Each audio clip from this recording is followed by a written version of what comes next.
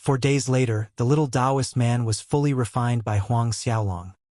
His consciousness was slowly eroded away by the heaven and earth origin reverting array. After the divine grade little Taoist man's consciousness was erased, Huang Xiaolong swallowed the pellet into his body, sat down and started to run the Azura tactics, refining its medicinal properties. The energy within a divine grade spirit pellet was comparable to the spiritual energy fish. The instant it entered his body, the medicinal energy surged like angry waves through his 4 limbs and the rest of his body. Huang Xiaolong's Qi and Dantian absorbed the medicine energy in a frenzied manner. A faint herb fragrance wafted out from Huang Xiaolong's body, spreading to the surroundings. Half a month passed. Huang Xiaolong opened his eyes as he ended his cultivation session. He had fully refined the little Taoist man after half a month's time. Now, not only had he stabilized his recent breakthrough to Xiantian 10th order, his cultivation improved as well, closer to peak early Xiantian 10th order. Immersing his perception internally to check his condition, he noted that his meridians expanded once again and became tougher. Even the true essence in his Dantian was denser. Huang Xiaolong once again ran the Azura tactics, attracting the surrounding spiritual energy, swirling speedily towards him. At this speed, perhaps not even a Saint Realm expert's speed of absorbing spiritual energy can contend with my own, Huang Xiaolong thought to himself. A short moment later, Huang Xiaolong stood up, his attention on the remaining 3 jade bottles on the drawer. The first jade bottle he checked contained a divine grade spirit pellet. What about the others? He could barely hold his excitement in. Walking over, he opened all 3 jade bottles, and indeed all 3 jade bottles contained divine grade spirit pellets. The second bottle Huang Xiaolong opened contained a divine grade spirit pellet that had taken the form of a winged tiger. The third pellet was a golden flood dragon, and the fourth bottle held a purple fox. The strength of these 3, a winged tiger, a golden flood dragon, and a purple fox, were much weaker compared to the little Taoist man earlier. Thus, not wasting any more time, Huang Xiaolong refined and swallowed them one by one. While Huang Xiaolong was busy refining the divine grade spirit pellets, inside a manor on the south side of the city of myriad gods, an extremely ugly expression hung on Zhao Chen's face. It had been almost half a year. Huang Xiaolong, that useless punk, was still hiding inside the city. Are you sure Huang Xiaolong, that punk, has been inside that yard all this time? Zhao Chen's asked gloomily. The silver-haired man, Steward Feng, stepped forward, answering humbly. Our people are watching the yard 24 hours a day. Huang Xiaolong has never stepped out of the courtyard. Only his several followers come out occasionally. Even so, they only came out to buy some daily necessities. None of them exited the city. A light glinted in Zhao Chen's eyes. But the silver-haired Steward Feng spoke cautiously. Young lord, this subordinate has a question. I'm wondering if it is appropriate to ask? Zhao Chen took a quick glance at Steward Feng, saying, You're wondering why I'm acting against Huang Xiaolong when there is no feud between us? Steward Feng was surprised having his thoughts seen through. But he nodded. Yes, this slave's heart has doubts. Moreover, Huang Xiaolong is just a nameless junior. With young lord's identity, there is no need to act in person. In fact, just like what Steward Feng said, with Zhao Chen's background, he needn't take this matter into his own hands. As long as he spoke the words, there would be many people willing to be of service. Zhao Chen said, I have my reason to handle this matter personally. Don't ask what you shouldn't ask. You will know in the future. Yes, young lord. This slave spoke too much. Steward Feng acknowledged respectfully, but after hesitation, he ventured again. However, if Huang Xiaolong continues to hole himself in city of myriad gods, the look in Zhao Chen's eyes sharpened. There are 3 months remaining until the opening day of the Ghost City. 2 more months. If that Huang Xiaolong still doesn't show up, then I can only take him away forcefully. Ghost City, one of 6 main cities during the ancient era.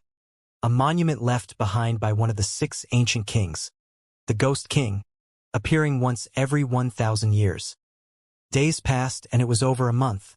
In the secret dwelling beneath the cold spring lake, Huang Xiaolong succeeded in refining the last of 3 divine grade spirit pellets, bolstering his cultivation to Mid-Xiantian 10th order. Mid-Xiantian 10th order. Huang Xiaolong stood up and initiated his battle qi. A simple breath gathered the airflow into a spiral, turning into a howling wind dragon that roared endlessly, rotating above the space for a long time before dissipating. This was Huang Xiaolong's current level of strength. Every breath he drew in and out contained the force of a dragon. Then Huang Xiaolong stepped out from the strawgrass hut to an open space close by and started practicing the Azura tactics, displaying the moves one after another from the very beginning. Whirls of fierce winds rotated above the space, followed by a lightning-filled sky as buds of strange flowers bloomed in the air. Then glaring red eyeballs appeared out of nowhere, releasing terrifying light beams. A short while later, Huang Xiaolong stopped, but it took longer for the fierce winds, powerful lightning, and scarlet-red eyeballs to dissipate. Displaying the Azura sword skill from the first move after breaking into Xiantian 10th Order, Huang Xiaolong found his comprehension of them deepens. I wonder what's inside the rest of the grass huts? Huang Xiaolong focused again on the present. His eyes strayed to the remaining grass huts. With a flicker, he entered a random third grass hut. Inside, other than a long halberd, there was nothing else. The long halberd was entirely a metallic dark gold. On its body were inscribed numerous mythical beasts of ancient times, each looking vividly alive.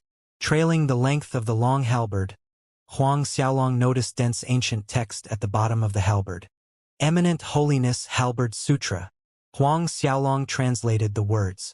According to what was written, as long as he refined the Eminent Holiness halberd, he would be able to inherit the full sutra heritage. This Eminent Holiness Halberd Sutra was left behind by the owner of this space, Supreme Eminent Holiness. This Halberd Sutra was his strongest battle skill. By refining this Eminent Holiness halberd, one can actually gain the Eminent Holiness Halberd Sutra. This is an unexpected harvest. Huang Xiaolong's eyes lit up.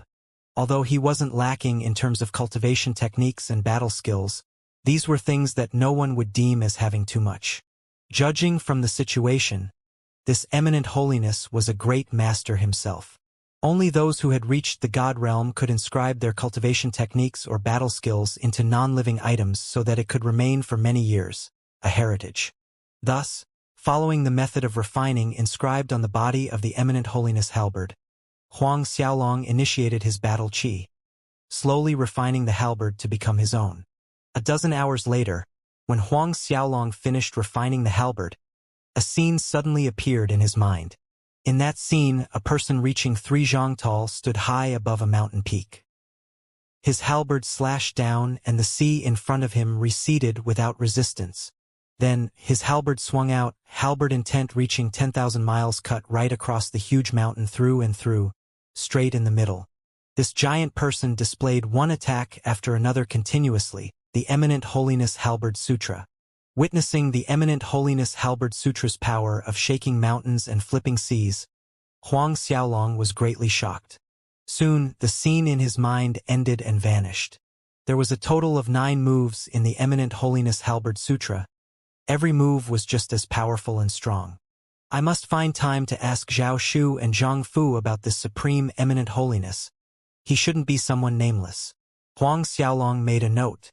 Looking at the long halberd with a thought, it shrunk smaller and smaller in size. In the end, it submerged into Huang Xiaolong's right arm.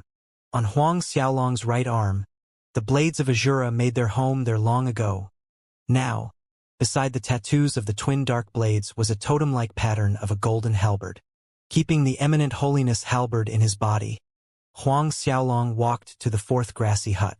Inside the 4th grass hut, paintings of beautiful women were hung on the walls and there was nothing else apart from these paintings.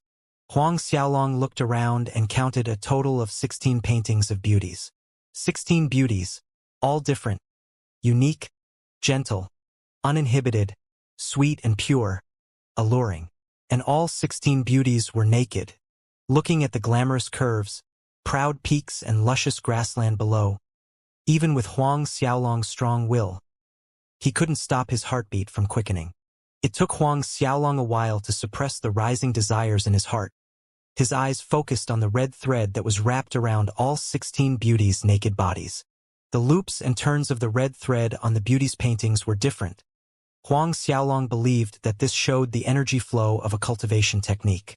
Huang Xiaolong turned towards the first painting, noticing a line of words on the left bottom corner, written in minuscule ancient text.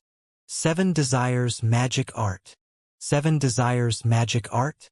Didn't the eminent holiness cultivate in the eminent holiness technique? Huang Xiaolong was surprised to find the 7 Desires Magic Art. In his view, this 7 Desires Magic Art must have been a cultivation technique practiced by some evil lord during the ancient times, and coincidentally, it fell into eminent holiness' hand.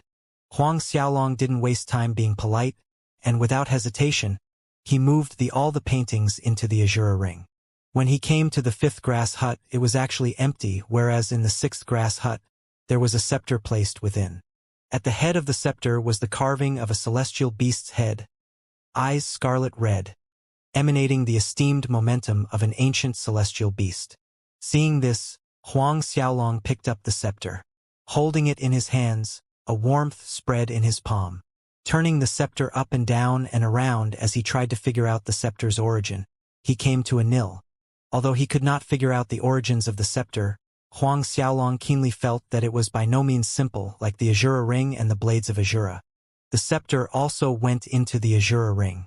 Coming out from the 6th grass hut, Huang Xiaolong swept clean all the herbs and elixirs in the space, moving everything into the Azura ring.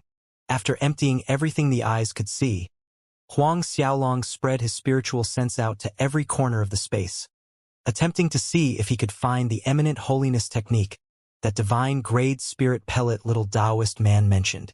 He didn't need this eminent holiness technique, but he could give it to his family to cultivate. However, despite carefully searching every inch, Huang Xiaolong was sorely disappointed. He didn't find any clues about where the cultivation technique could be, if it truly existed. In the end, Huang Xiaolong left the space, leaving the cold spring using the godly MT Shumi. In the last few months, with the spiritual energy fish and azure cold wind absorbed by Huang Xiaolong, the frigid coldness at the bottom of the rift had greatly reduced compared to when he first arrived. At this rate, all the cold air would completely disperse from the rift within a year's time. In that moment, Huang Xiaolong no longer dallied. Recalling the godly MT Shumi back to his body, he flew up, heading straight to the rift edge. Previously, Huang Xiaolong used more than 10 hours to reach the rift bottom from above. But now, on his way back, his speed had doubled. At amazing speed, Huang Xiaolong got closer to the edge of the rift. At the same time, on the edge of the rift, 2 figures sat in a meditative pose. They were none other than the very same people who were attracted over by the dragon's roar and stayed to guard the possibility of a treasure being born, the master and disciple, Fenggong and Dai Li. But several months passed, and the so-called treasure they had been looking forward to did not appear. Fenggong stared down at the bottomless rift. These months of waiting had worn his patience thin. Was his judgment wrong?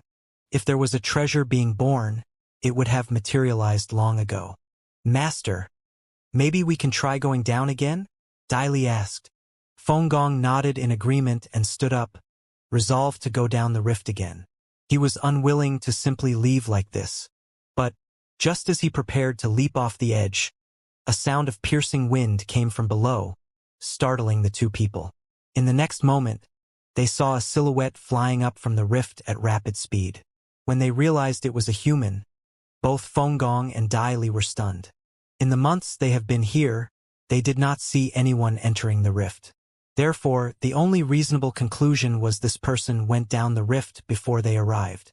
This person actually managed to withstand the azure cold wind, staying there for several months. Could it be that this person wasn't afraid of the extreme cold wind at the bottom of the rift? While both of them were immersed in doubt and shock, Huang Xiaolong's body shot past the rift edge, landing softly on the ground with a turn. Feeling the warm sunlight on his skin, Huang Xiaolong breathed in deeply. So refreshing. After about 7 to 8 months, he finally returned to the surface. Felt like a full lifetime passed. Then Huang Xiaolong looked over at Fenggong and Dai Li. Seeing Huang Xiaolong looking at them, the master and disciple both recovered from their shock, and Fenggong was secretly relieved when he saw the young man's cultivation was only at Mid-Shantian 10th order. Master, the treasure at the bottom of the rift, Perhaps this person might know. Dai Li inched closer to Feng Gong, whispering in his ear. Feng Gong nodded. He has the very same thought. Young man, I have some questions for you. If you answer them truthfully, I can let you go. However, one false word and this rift will be your burial place. Feng Gong pointed at the rift behind him, declaring in a condescending tone. He was a peak Xianxia expert, half a step into the Saint Realm, a status that was indescribably close to an actual Saint Realm expert. Killing a mid-Xianxian 10th Order warrior was quite easy.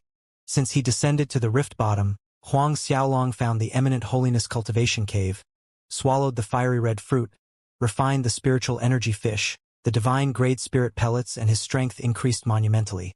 Thus he was in a good mood. Hearing Feng Gong's words didn't anger him in the slightest. Secretly smiling in his heart, he looked at Feng Gong. What do you want to know? How long did you stay below? Feng Gong questioned. Huang Xiaolong pondered, did a quick calculation of the time and answered, roughly 7 months. 7 months. Feng Gong and his disciple exchanged a glance. Both were inwardly astonished. Counting the time they've spent here, it was close to 4 months. Yet the black-haired young man in front of them was actually here 3 months ahead of them, descending down to the rift bottom? You have a treasure that could block the extreme cold element? Feng Gong's eyes were burning with greed as they stared fixedly at Huang Xiaolong. Huang Xiaolong exposed a faint smile, watching these two people's expressions. Correct. Feng Gong's silhouette flickered the instant he heard the answer. Both hands formed into claws. He arrived in front of Huang Xiaolong in a flash, clutching Huang Xiaolong's shoulders, his eyes sharp like the tip of swords as he demanded, Speak! What is it? Hand it over. Otherwise, Huang Xiaolong remained indifferent, allowing the man's claws to clutch his shoulders. A dazzling light glimmered from his palm as a small golden mountain appeared in the center of his palm. Abundant Buddhism energy immediately surged out like tidal waves, exuding a mesmerizing golden halo. It was none other than godly Mtshumi. Feng Gong was awed. Fire danced feverishly in his eyes. This is? Although he failed to recognize the magical item, he could tell the little golden mountain was extraordinary. Huang Xiaolong laughed. Have you heard of heavenly treasures? Heavenly treasures? Feng Gong and Dai Li exclaimed aloud at the same time. You meant to say that this is a heavenly treasure? Feng Gong fixed a deadly stare on the godly Mtshumi in Huang Xiaolong's palm, his breath getting heavier. Of course he had heard of heavenly treasures. Every heavenly treasure contained mysterious power and force. Feng Gong's hands were trembling. One hand moved, reaching out towards the godly Mtshumi in Huang Xiaolong's palm. Watching calmly as Feng Gong's fingers were about to touch the godly Mtshumi, Huang Xiaolong flipped his palm in a minuscule movement, causing Feng Gong's fingers to fall on empty air. Feng Gong, who was overjoyed thinking that a heavenly treasure was about to become his possession, was left dumbfounded for a second. Just when he was about to act, to kill Huang Xiaolong and grab the heavenly treasure, Huang Xiaolong spoke. Didn't you want to ask about the treasures at the bottom of the rift? Aren't you curious what treasures I took from there? Feng Gong halted his actions, stunned. At this moment, a powerful force surged forth from Huang Xiaolong's body, repelling Feng Gong's body, sending him staggering back more than 10 meters. You! Feng Gong glowered angrily at Huang Xiaolong. At the same time, he was greatly shocked inside. Before Feng Gong could say another word, another burst of bright light flashed in Huang Xiaolong's palm. When the bright light faded, it revealed the stem of a 7-colored aura mushroom in Huang Xiaolong's palm, glowing in a resplendent light. 7 colors spirit mushroom. Both Feng Gong and Dai Li exclaimed in unison. Feng Gong's eyes shone with naked greed. The 7 colors spirit mushroom was a top-grade elixir for people cultivating battle chi. A stem of 7 colors spirit mushroom over 1,000 years old was already rare. Above 10,000 years was considered a treasure, priceless. With his keen eyesight, one look was all it took for Feng Gong to estimate the 7 colors spirit mushroom's age at about 30 to 40,000 years. A 30 to 40,000 years 7 colors spirit mushroom. Feng Gong's breathing grew heavier. In that brief moment, another dazzling light flashed in Huang Xiaolong's hand. This time, a small plant with 9 purple-colored leaves materialized next to the mushroom, exuding a noble, dignified purple halo. 9 leaves purple grass. Fengong's eyes were bright scarlet as if blood was about to drip from them. 9 leaves purple grass. A legendary sacred healing medicine. Swallowing 9 leaves purple grass exceeding 1,000 years could heal one's injuries regardless how grave in just a few months' time, if it was above 100,000 years, even if the meridians and veins were broken and the qi shattered. Taking a 10,000 years 9 leaves purple grass could fully heal the damage. This 9 leaves purple grass should be the same as the 7-color spirit mushroom, around 30 to 40,000 years. A 30,000 years 9 leaves purple grass. However, Huang Xiaolong seemed to be in the mood to toy with Fengong another flash and another and another. Fervid yang fruit. Human-shaped purple blood ginseng. Jasper green lotus. One after another legendary elixir materialized continuously. Fengong was so excited that he started to cry out nonsensically, body shaking as if he was suffering from epilepsy. His disciple was even more embarrassing. Dai Li wet his robe from overexcitement. Staring at the series of legendary elixirs, Fengong's attention was distracted, forgetting about the matter of the heavenly treasure. Huang Xiaolong randomly selected a dozen strains of elixirs from the several hundred that he had. When Huang Xiaolong felt that it was stimulating enough, he finally stopped. Chuckling softly as he watched both Fengong and Dai Li's expressions, he said, "At the bottom of the rift, not only did I find these elixirs, I also found for divine grade spirit pellets. Divine grade spirit pellets. For at that, Fengong and Dai Li both trembled visibly. Moreover, all 4 were high-grade divine spirit pellets." Huang Xiaolong added in all seriousness. "High-grade divine spirit pellet. Their legs grew weak at the knees. But I ate and refined all of them." Huang Xiaolong continued. "What?" The 2 people that were swaying with excitement stiffened as if they were struck by lightning, nearly stumbled to the ground. You took all refined?" The redness in Fengong's eyes deepened as he stared at Huang Xiaolong, as if he can't wait to swallow Huang Xiaolong whole into his stomach. His heart bled thinking of the 4 divine grade spirit pellet. High-grade divine spirit pellet, 4 of them. He had been stuck at peak Xianxia 10th order for more over 200 years, unable to break through. If he had those 4 divine spirit pellets, the chances of him breaking through to the Saint Realm would drastically increase to 9/10. How could you swallow all of them?" Fengong glared at Huang Xiaolong with anger and hate, roaring at Huang Xiaolong overdriven by his emotions, as if those 4 high-grade divine spirit pellets belonged to him. Huang Xiaolong shouldn't have dared to refine them. They were meant for him. Huang Xiaolong suppressed his blooming smile. "Why can't I swallow them? I found those 4 divine grade spirit pellets." Fengong was jolted back to the present.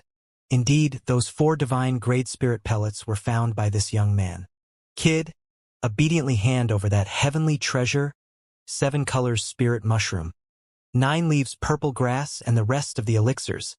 Regaining his composure, Fengong stopped shaking and commanded Huang Xiaolong, "For that heavenly treasure and these elixirs' sake, I will allow you to leave." Although Fengong felt strange with Huang Xiaolong's behavior, so easily revealing the heavenly treasure and those priceless herbs, he still wasn't too concerned over this point. Merely a mid-Xianxia 10th order. Not to mention a mid-Xianxia 10th order, even a late Xianxia 10th order warrior couldn't take more than 100 moves from him. At this point, Dai Li approached Fengong from the back, rubbing his hands with glee and a smug grin. "Master, those elixirs can I?" Fengong looked at his own disciple and nodded. "Don't worry. You'll have your share. Later, that human-shaped purple blood ginseng can be given to you." Dai Li shuddered with joy, repeatedly thanking Fengong. "Thank you, Master. Thank you, Master." Fengong waved his hand nonchalantly and Dai Li respectfully retreated to the side. Fengong turned his attention back on Huang Xiaolong. In an unhurried tone he questioned, "Kid, have you thought it over? Will you choose to hand over the heavenly treasure and elixirs to me and leave in one piece or be buried at the bottom of this rift? I advise you not to harbor any hope of lucky escape. I've already achieved a peak late Xianxian cultivation more than 200 years ago, and now I'm already a half-step into the Saint realm. Before me, there's no way you can flee. Flee? Huang Xiaolong secretly shook his head, looking at the other side with amused interest. Half-saint? The heavenly treasure and elixirs are in my hand. Come over and take them from me if you can. Just as well, Huang Xiaolong wanted to gauge the extent of his current strength. A half-saint was the best candidate. If it was some average peak late Xiantian 10th order, Huang Xiaolong really wouldn't have wasted the time. Fenggong was stumped at Huang Xiaolong's words. Then a sneer crept up on his face. Kid, since you wish for death, then don't blame me. As his voice fell, Fenggong's fist punched out towards Huang Xiaolong. Let me open your eyes to the power of a half-saint. The strength of a half-saint is not something a measly mid-Xiantian 10th order like you can contemplate. A giant fist imprint shot out, piercing through the air while emitting a purple flame, raising turbulent winds. Before the fist imprint got close to Huang Xiaolong, the stones and boulders on the ground already shattered from the force, pulverized. At this moment, Huang Xiaolong lifted his hand, striking a punch straight against Fenggong's fist. Fenggong sneered derisively, watching Huang Xiaolong's action. Naive recklessness. A measly mid-Xiantian 10th order wanted to block his half-saint attack in a frontal collision? He could already see the scene where Huang Xiaolong was blasted into mincemeat by his punch. At this point, Huang Xiaolong's and Fenggong's fists finally collided, resulting in a booming explosion. Dust and sand flew into the air as horrifying shock waves surged mostly in Fenggong's direction. Fenggong's face tightened. His hand quickly struck at the surging shock waves, successfully dispersing the terrifying energy rolling towards him. Despite that, he was forced to retreat back awkwardly for quite a distance. The surroundings suddenly fell into a deathly silence. Dai Li had imagined his master easily dealing with the black-haired young man and him, seeing himself refining the human-shaped purple blood ginseng, watching his master being forced back again and again, his mouth rounded to the size of a chicken egg, whereas Fenggong no longer moved as he stood there. The wind howled sharply. It was a beat later that Fenggong was jolted to his senses, looking at Huang Xiaolong. Impossible! How could a trifling mid-Xiantian 10th order block his half-saint fist force? How could he be the one pushed back? He refused to believe. Suddenly, Fenggong bellowed sharply. A purplish-black energy flow surged from his body as a six-horned devil scorpion emerged behind him, and he soul transformed immediately. Black and purple streaks covered Fenggong's face, making him look ferocious and terrifying. Devil scorpion in the sky! Fenggong leaped into the air, both hands shaped into claws, launching an attack on Huang Xiaolong, akin to a giant devil scorpion. Seeing this, Huang Xiaolong dared not underestimate the opponent, swiftly transforming into the Azura physique. The wings of demon extended from his back and his silhouette disappeared in a blur as he initiated his battle chi. Also shaping his hands into claws, Huang Xiaolong confronted the enemy with a similar attack. Instantly the area was filled with surging devilish air, condensing into many howling Wraithsasura demon claws' first move. Laments of thousands of demons. Upon breaking through to Xiantian 10th order, Huang Xiaolong's Azura demon claw could form a solid entity, materializing 50 to 60 wraiths at one go. The momentum was 100 times more whelming than before his pre-rift adventure. Listening to the wraiths howling, Fenggong felt an icy coldness creep up his heart. However, at this point, his Devil Scorpion Claw and Huang Xiaolong Azura Demon Claw collided. The rebound force felt like a tsunami, forcing Fenggong to stagger backward. Seizing this opportunity, Huang Xiaolong sent another palm in Fenggong's direction. The power of the palm overlapped and multiplied, sending golden halos that spread out continuously, looming over the earth. God-binding palm. Fenggong was shocked watching the golden halos coming out from Huang Xiaolong's palm. Almost simultaneously, he felt the airflow around him being vacuumed away, while his limbs and body were shackled by numerous invisible chains. Apprehension rose rapidly in Fenggong's heart. He pushed his battle chi with a frenzy, wanting to free himself from these invisible shackles. But what made him frantic was that the more he struggled, the tighter these chains seemed to bind him. Sensing Huang Xiaolong getting closer, he was afraid, frantic, and angry. Boundless qi explosion. Feng Gong's eyes turned red. His battle qi suddenly resonated and a series of explosions rang in the air. Just when Huang Xiaolong was about to strike again, Feng Gong finally succeeded in escaping the binds, quickly raising both his arms to block Huang Xiaolong's palms. Once again, Feng Gong was repelled back in embarrassment. His face turned a shade whiter. By the time he stopped, he had retreated several hundred meters, panting heavily. He looked at Huang Xiaolong with shock and intense terror. Just now, what was that battle skill? If it wasn't for him using a desperate method, forcefully executing the boundless qi explosion, perhaps by now, he would already be.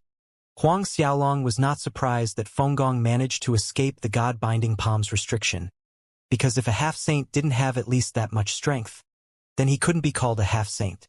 However, when Huang Xiaolong prepared to continue attacking, Feng Gong shouted anxiously, "Stop!"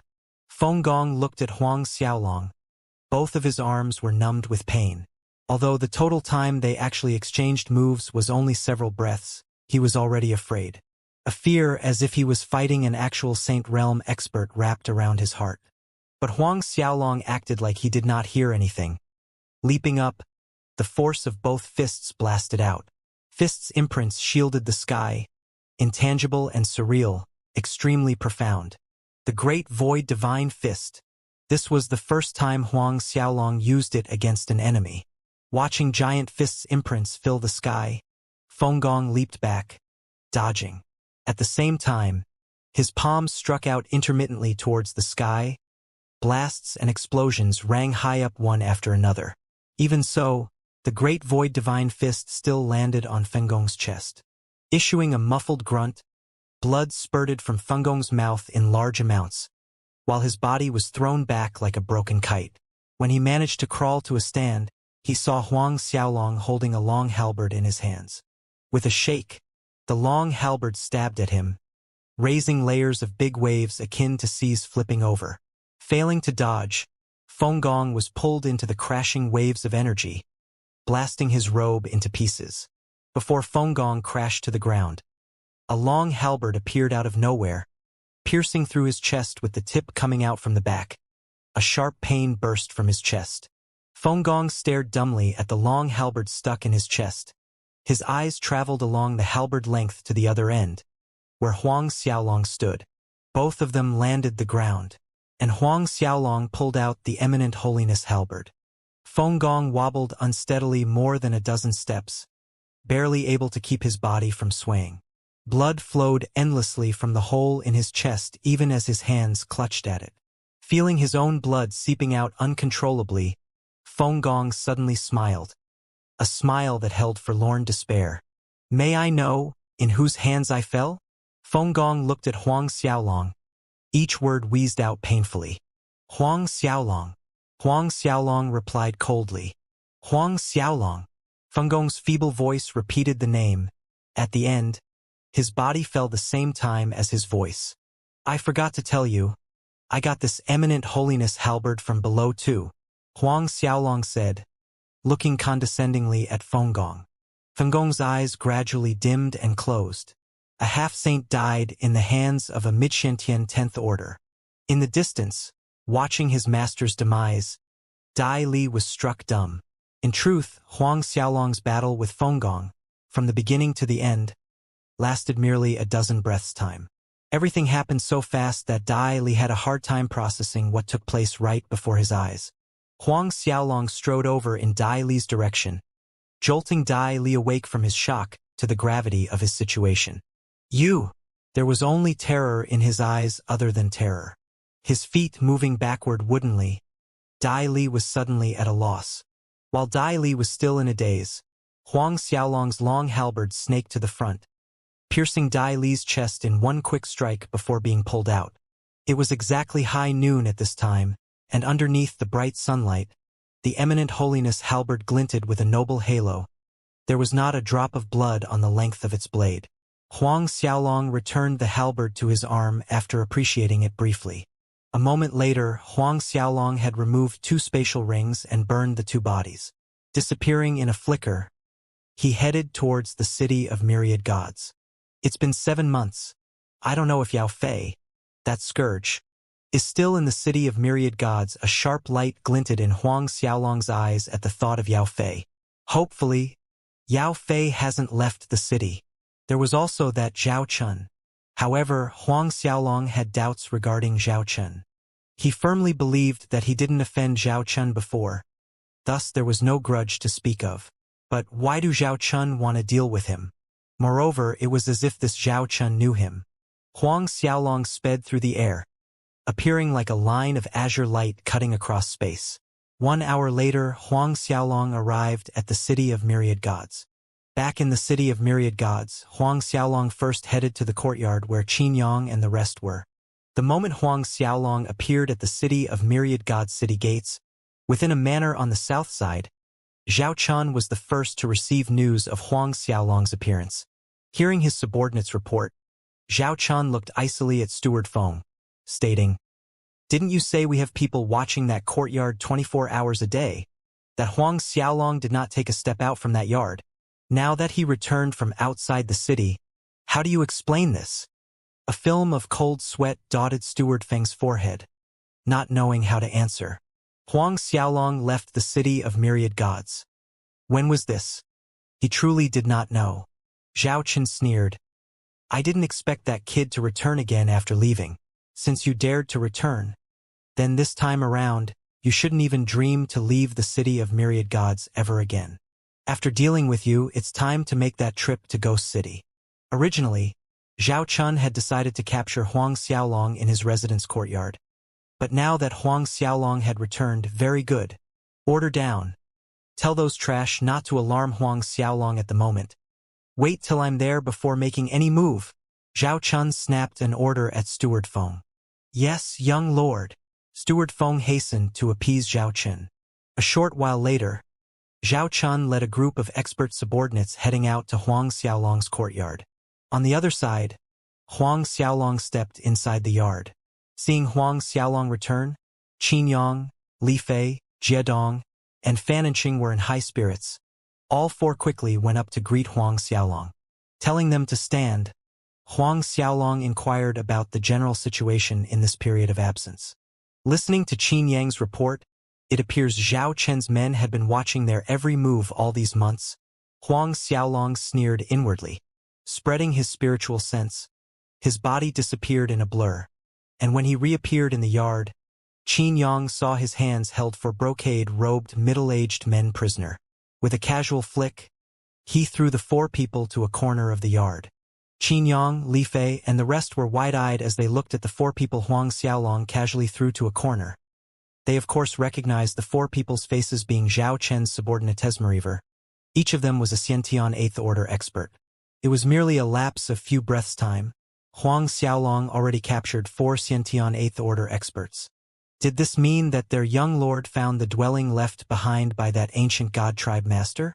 Apart from that, they couldn't think of any other reason for Huang Xiaolong's strength advancing so much in a short 7 months.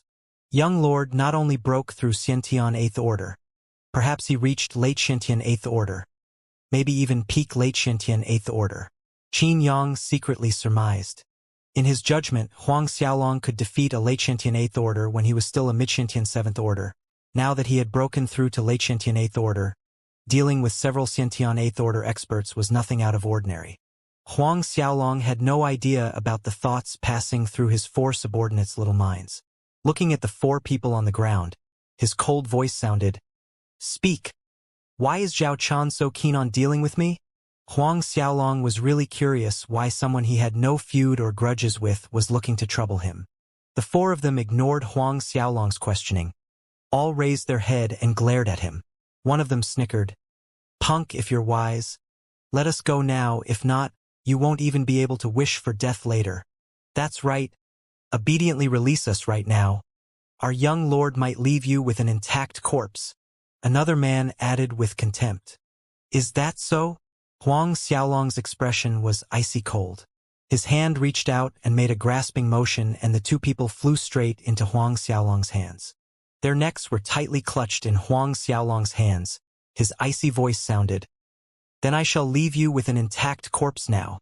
Finished saying that, Huang Xiaolong exerted pressure in his fingers, instantly breaking their necks. When the two bodies fell to the ground, their eyes were bulging out in disbelief. Huang Xiaolong actually dared to kill them. The remaining two people stared in fear at the bodies of their comrades.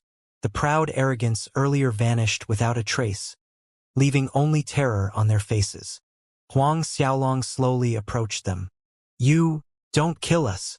Both men retreated in panic. "Speak. Why must Zhao Chun come after me?" Huang Xiaolong's eyes were sharp and cold. "We don't know, truly, we really don't know. Steward Feng only ordered us to watch your movements. As for why young lord wants to deal with you, we really don't know." Both men blabbed out everything for a slim hope of survival. "Since it's like that, there's no use in keeping you two alive," Huang Xiaolong commented, without another word. His fist punched through the air. The great void divine fist landed squarely on the two men's chest, blasting a hole in their chests. Qin Yang, Li Fei, Jiedong, and Fan Enqing jumped, seeing Huang Xiaolong kill all four people without any hesitation. After all, these four were Zhao Chen's men. "Young lord, isn't it better if we leave this city of myriads gods now?" Qin Yang stepped forward and inquired cautiously. Zhao Chun would not let this matter of killing his subordinate go. "Leave." Huang Xiaolong turned towards the distant sky. "I'm afraid we won't make it now." Just when Qin Yang and the rest were puzzled by Huang Xiaolong's answer, several black dots appeared on the horizon, moving at amazing speed in their direction. "Zhao Chun." Qin Yang and the other three paled. Huang Xiaolong watched as the several dots representing Zhao Chun and his people grew bigger and closer. He sneered, thinking this Zhao Chen's actions are real fast. It seems he was informed the moment he passed through the city gates. Huang Xiaolong stood on the same spot, not showing any expression, waiting for Zhao Chun to arrive. Moments later, Zhao Chun and his subordinates finally landed in the courtyard where Huang Xiaolong was. Zhao Chun landed in the middle of the yard, and his eyes scanned the surroundings. As he did so, he saw the four bodies of his subordinates and his face sank gloomily. Facing Huang Xiaolong, his voice was sullen. "You dared to kill them!" Like the saying went, "Look at the master before you hit the dog." Moreover, he even killed them. He knew Huang Xiaolong was aware that these four were his men.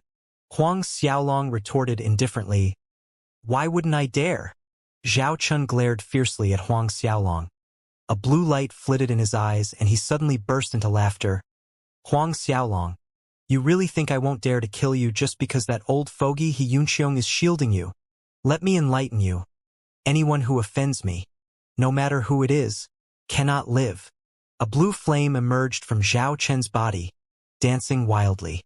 Blue flames licked the air, raising the surrounding temperature 10 times higher, as if the entire courtyard fell into boiling magma.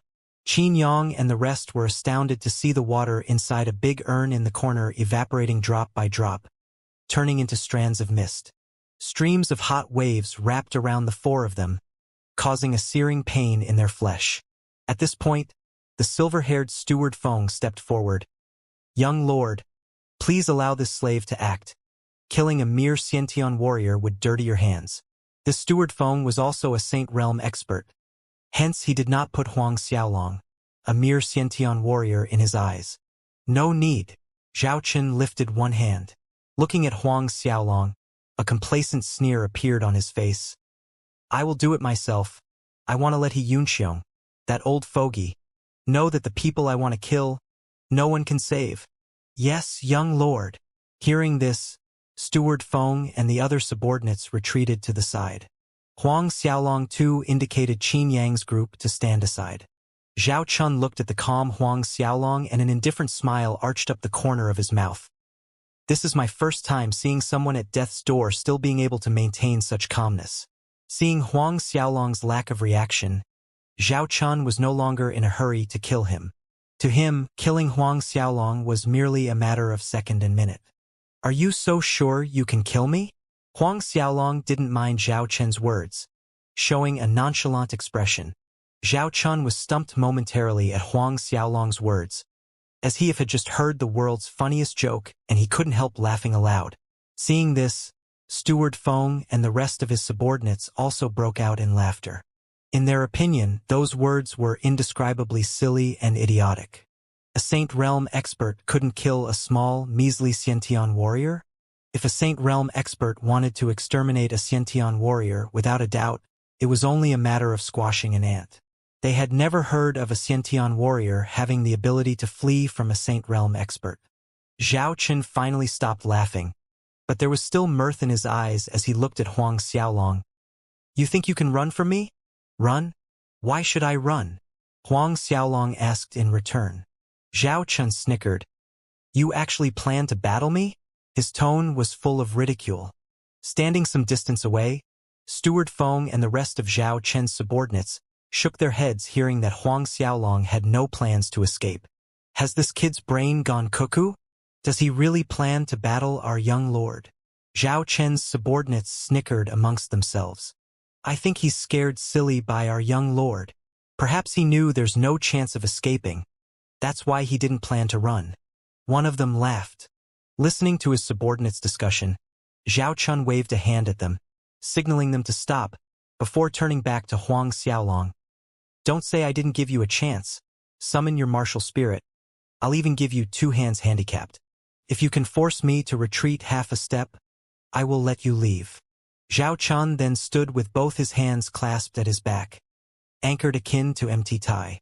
Judging from his stance, he planned to stand there and let Huang Xiaolong attack unhindered. Really? Huang Xiaolong remained stoic. Suddenly, a strong burst of evil energy surged around him as streams of fiendish Azura Qi spread in the yard like tidal waves. A powerful atmosphere soared to the sky from Huang Xiaolong's body. Steward Feng and his group saw a pool of terrifying fiendish energy gathering above Huang Xiaolong's head, condensing into a demonic cloud. This greatly shocked everyone present. Only when a person's evil qi accumulated to a certain degree could it condense out a demonic cloud. The requirements were so strict that even some Saint Realm evil cultivators failed to reach this extent. What kind of battle qi does this Huang Xiaolong cultivate? Even Zhao Chun was slightly taken aback.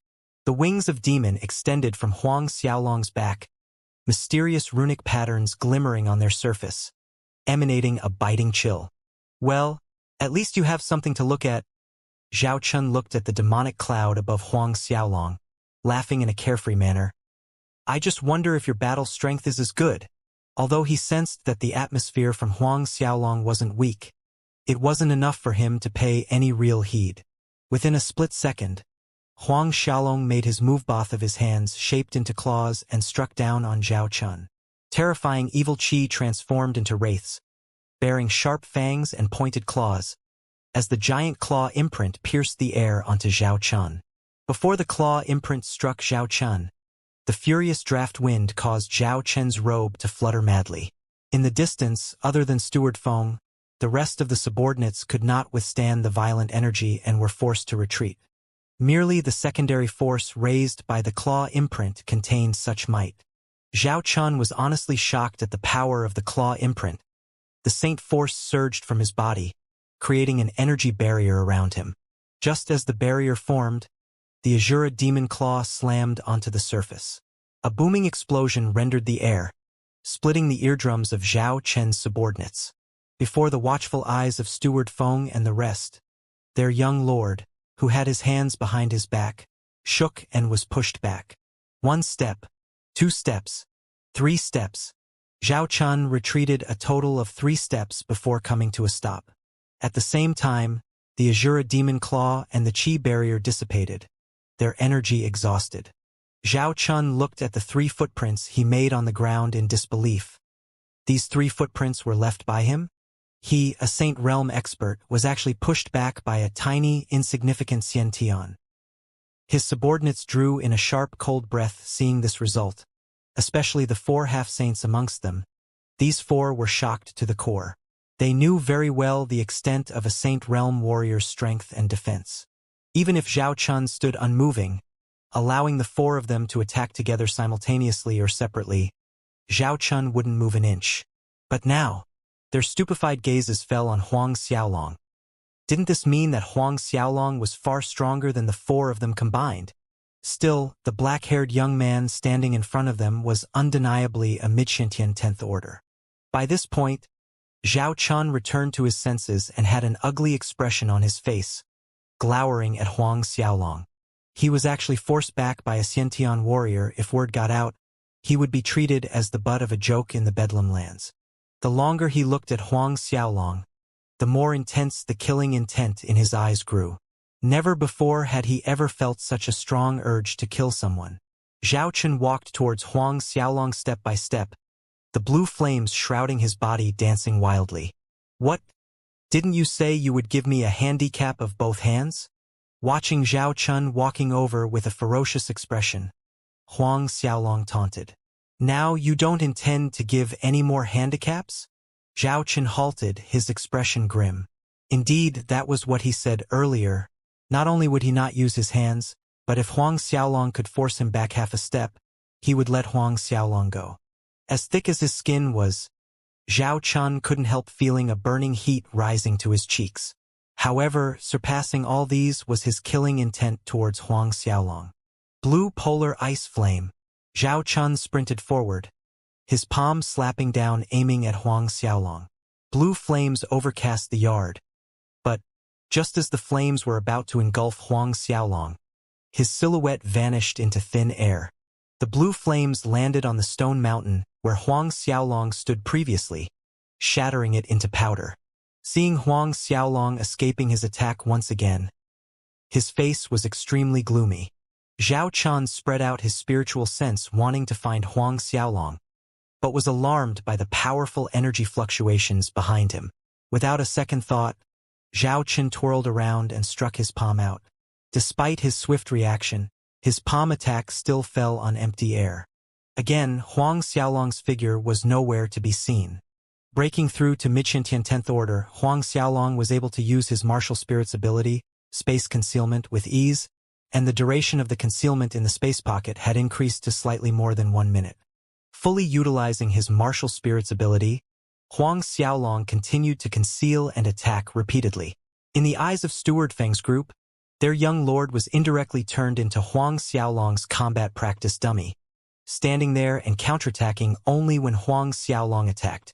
Combining both of Huang Xiaolong's main martial spirit's abilities, space concealment and phantom shadow, his speed reached an unimaginable level, akin to a daylight phantom. Only Steward Feng, who was a Saint Realm, managed to capture the blurry images left behind, whereas the several half-saints only saw an illusory flash of black light. Those late Shintian 10th orders had it even worse, for they could see nothing at all. Zhao Chun stood still. He was furious. He didn't expect that a careless moment of underestimating Huang Xiaolong would lead to him suffering several hits. Blue sea devouring the heavens, Zhao Chun bellowed. The blue flames shrouding Zhao Chun transformed into a sea of blue fire, blocking the sky, expanding over the entire area of the courtyard. Everything in its path was incinerated to ashes, including the stone walls and chairs in the compound. Steward Feng, Qin Yang, and the rest swiftly retreated until they were outside the courtyard's perimeter. Under the pressure of this sea of blue fire, Huang Xiaolong was forced to reveal himself. Star-burst fist. Seeing that he successfully forced Huang Xiaolong to appear, Zhao Chun launched a decisive attack, punching towards Huang Xiaolong. The blue flames were bright like a shooting star in the night sky. Arching over the air, the flames arrived in front of Huang Xiaolong and exploded instantly, releasing a terrifying destructive power that spiraled in his direction. Huang Xiaolong shot out an earthen Buddha palm, and visions of Buddha statues filled the yard in an aureate glow, colliding against the power of destruction. Even so, the large collision impact sent Huang Xiaolong reeling backward, flying in the air for a dozen meters. When he stabilized himself, Zhao Chun's attack was already incoming. With no time to think, Huang Xiaolong reacted, punching out with his fist. Giant fist imprints overcast the sky, intangible yet real the next moment, mysterious and profound. The great void divine fist. Zhao Chun, who was in the midst of attacking Huang Xiaolong, was stunned by the surreal giant fist imprints overcasting the sky, A thought struck his mind at lightning speed. This seems like the rumored legendary Great Void Divine World's Great Void Divine Fist. The blue flames emitted from Zhao Chen's body transformed into blue flowers, blossoming in the air. From afar, it was a mesmerizing view. The Great Void Divine Fist imprints crashed into the many blossoms of blue flame flowers. One by one, the flowers were destroyed, blasted into smithereens. Yet once again they blossomed, filling the sky. Sparks and flames flew in every direction. Zhao Chen stood in midair, fixing a deadly stare at Huang Xiaolong. The move you made just now, was it the Great Void Divine Fist? The Great Void Divine Fist. That was a top-grade battle skill from the Great Void Divine World. As Sin City's young lord, Zhao Chen lacked neither cultivation techniques nor battle skills. However, he did not possess something of the same grade as the mythical Great Void Divine Fist. Huang Xiaolong didn't expect Zhao Chen to recognize the Great Void Divine Fist, but he did not conceal it. Correct. There was nothing to conceal after all. Hand over the Great Void Divine Fist technique. I can make a concession, letting you die more comfortably. Zhao Chen's eyes were burning with desire. The Great Void Divine Fist.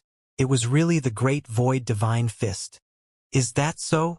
Huang Xiaolong sneered sarcastically. In a split second, a vertical slit appeared on Huang Xiaolong's forehead. The eye of hell opened, shooting out two crimson red light beams. Zhao Chen suddenly felt something impacting his mind, causing him to go blank. The blades of Azura appeared in Huang Xiaolong's hands and quickly swung out.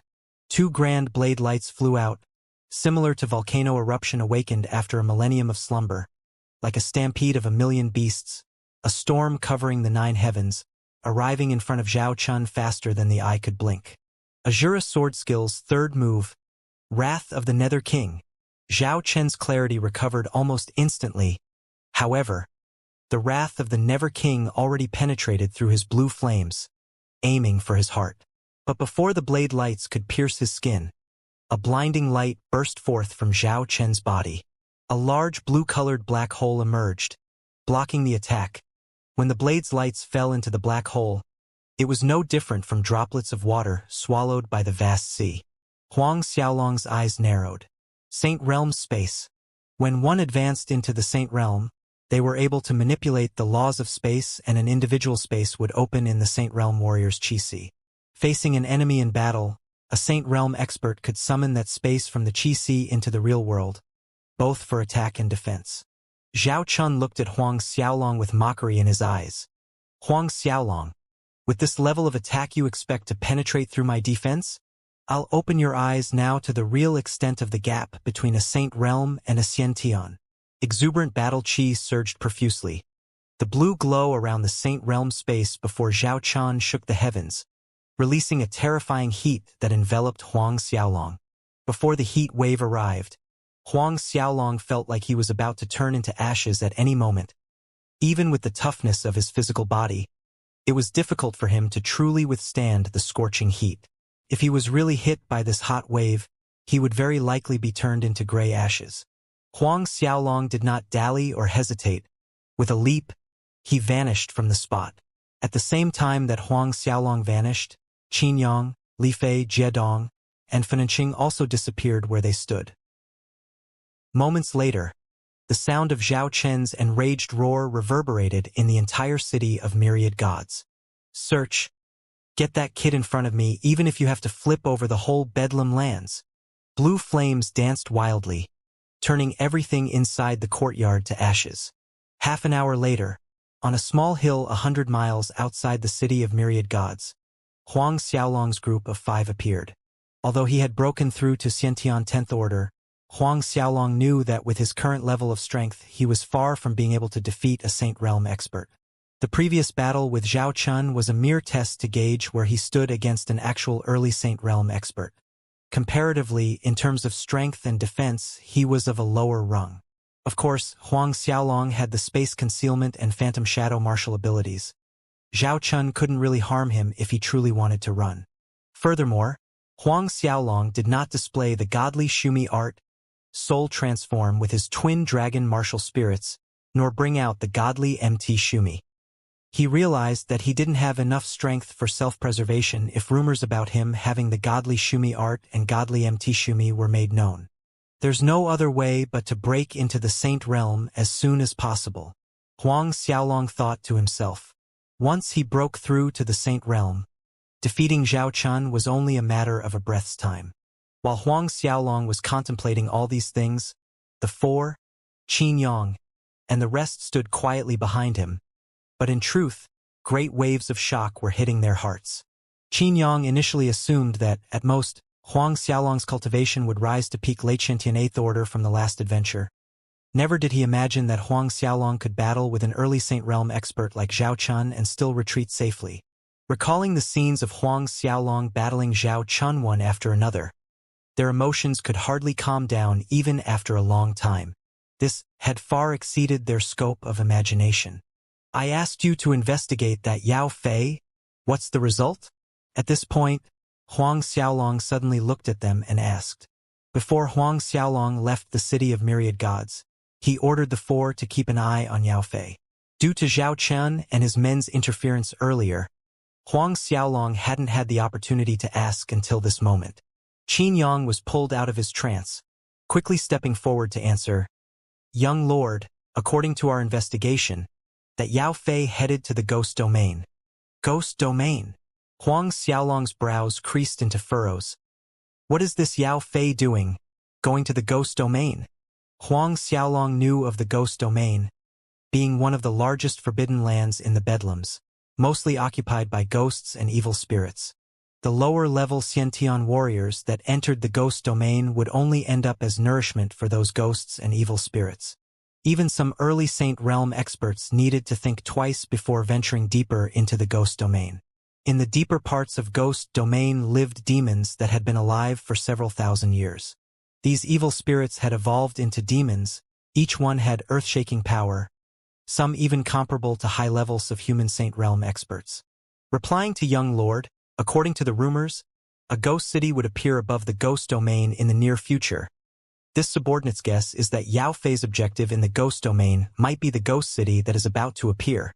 Li Fei stepped up, reporting the information. Ghost City. Huang Xiaolong was slightly baffled. He had heard of the Ghost Domain, but not about a ghost city. The Ghost City is a time-old city left behind by one of the 6 ancient kings, named after the Ghost King himself, appearing only once every 1,000 years. Inside, the Ghost City is rumored to store many rare treasures, from cultivation techniques, top battle skills, spirit pellets and elixirs, even magical weapons, armors, and the like crafted by divine-level craftsmen during the ancient era. Every time the Ghost City appears, warriors from all over the Bedlam lands would rush to seize this opportunity. Qin Yang explained. Huang Xiaolong's eyes flickered with anticipation. This came as a surprise for him. He didn't expect that something like the Ghost City was left behind by the Ghost King. During the ancient era, 6 ancient kings ruled the earth, each one of them a tyrannical hegemony that covered one direction. Amongst the 6 ancient kings, the Ghost King was considered the most mysterious of all and the most impalpable, commanding a ghost army of billions. His own body was part human, part ghost, and part god. Interesting. Huang Xiaolong merely uttered a single word. Originally, he planned to return to Black Demon City and start his move of conquering the Blood River City as well as the surrounding cities. However, since he coincidentally chanced upon the appearance of the Ghost City, he should definitely take a look. All of you return to Blood River City first. I'll make a trip to the Ghost Domain. We'll attack the 5 Poison Cult when I return. Huang Xiaolong commanded solemnly. The 4 of them dared not disobey Huang Xiaolong's order. Each answered with the utmost respect. With a step, Huang Xiaolong's silhouette disappeared in front of them in a blur. Say, do you think the young lord is a heaven god's reincarnation? Sending Huang Xiaolong away with her gaze, Li Fei suddenly spoke. There was an old legend in the martial spirit world that every 10,000 years, a human reincarnation of a heaven god would appear. Qin Yang and the other 3 exchanged a look. Let us go, Qin Yang said after a while. Hence, the group of 4 flew off in the direction of Blood River City. The ghost domain was located in the northern parts of the Bedlam lands. Departing from the city of myriad gods to the ghost domain, the distance wasn't that far. 2 weeks later, Huang Xiaolong arrived at the border of the ghost domain. Gazing into the ghost domain's land, visible greenish mists permeated the air, fleeting, and laced between the green mists were gray and black energies. A peculiar death aura washed over him. Huang Xiaolong quickly initiated his battle qi, forming a protective barrier around himself. Piercing through the thick death aura in front of him, he went inside the layers of green mist. Inside this ghost domain, there wasn't a ray of sunlight. As far as the eye could see, every direction was covered in a twilight darkness. Huang Xiaolong continued to make his way deeper into the domain, and occasionally, strange shrieks and noises entered his ears. Gua-gua! Gua-gua! In a dead tree up ahead, several black crows flapped their wings and flew away. 1 hour later, Huang Xiaolong landed at the edge of a green lake. The color of the water was extremely green, so much that it made an eerie feeling creep up one's spine. On the lake's surface, bubbles would float up from its depth, popping and releasing devil qi into the air. Although there was no sun in the ghost domain, there was a blood-red moon hanging in the sky. Beneath its sanguine moonlight, the lake's surface reflected a blood-red glow. At the edge of the lake, a plant that was neither too big nor too small grew, bearing 3 fruits. The stalk of the plant was black as ink, yet the fruit it bore was an opulent gold, emanating an exotic fragrance. I didn't expect to find a detoxification fruit here. A sparkle shone in Huang Xiaolong's eyes and he lifted his foot, stepping towards the plant. The detoxification fruit could resolve 100 kinds of poison. It was an extremely rare spirit fruit. However, an entirely greenish-black evil creature emerged from the lake, jaws opened wide, revealing sharp pointed teeth. It pounced on Huang Xiaolong like a brutal predator. Even before its jaw got close, a revolting rotten smell polluted Huang Xiaolong's surroundings. Watching the creature coming at him, a light flickered in Huang Xiaolong's hand and the blades of Azura slashed out numerous blade lights, disappearing under the sanguine moonlight. A strange-sounding miserable scream rang out in the lake. Starting from its mouth, the evil creature was split into countless pieces, falling back into the lake, splashing water all over. This evil creature was a common existence in the ghost domain called a devil sprite. To an average Xiantian warrior, it might be slightly troublesome, but to Huang Xiaolong it was not a problem at all.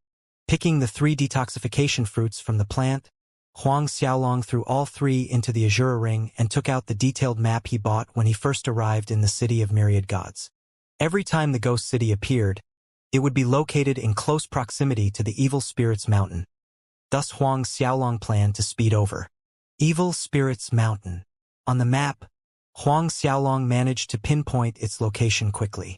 Calculating roughly, to reach the Evil Spirits Mountain from his current spot would only take 3 to 4 days at his speed, whereas there were still 7 to 8 days until Ghost City appear.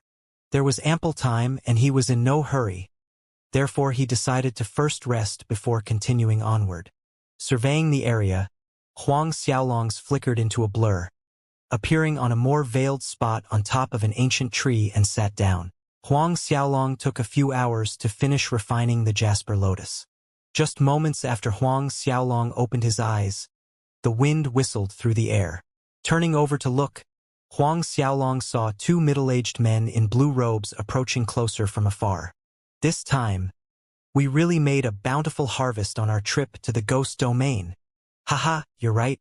Once we brothers refine this earth dragon egg, our chances of breaking through to the Saint Realm would increase to 9/10. Their voices carried by the wind reached Huang Xiaolong's ears. Earth dragon egg. Judging from these 2 men's conversation, it seems they got their hands on an earth dragon egg. The dragon race had become extinct long ago. Huang Xiaolong didn't expect that a dragon egg could have survived up to now. A dragon egg contained pure dragon essence, and this pure dragon essence was not something the spiritual energy fish Huang Xiaolong refined could compare with. If Huang Xiaolong's heart raced wildly, immediately standing up. With a leap, he was already blocking in front of the 2 men. Who? Chun Naiming and Du Xinjie were startled at the sudden appearance of the young man in front of them, quickly gathering battle chi, preparing for battle. Hand over the Earth Dragon Egg. Huang Xiaolong did not waste time blabbing nonsense, directly stating his purpose. Chun Naiming and Du Xinjie's eyes narrowed. Observing longer, both of them noticed that Huang Xiaolong was merely a mid-Shintian 10th order. Both instantly relaxed, breathing out in relief. Your mother, I thought, who could it be? But it's merely a small mid-Shintian 10th order.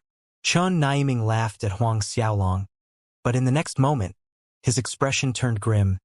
Brat, what did you say just now? A small mid-Shintian 10th order actually dared to rob 2 half-saints? Du Xinjie snickered sinisterly.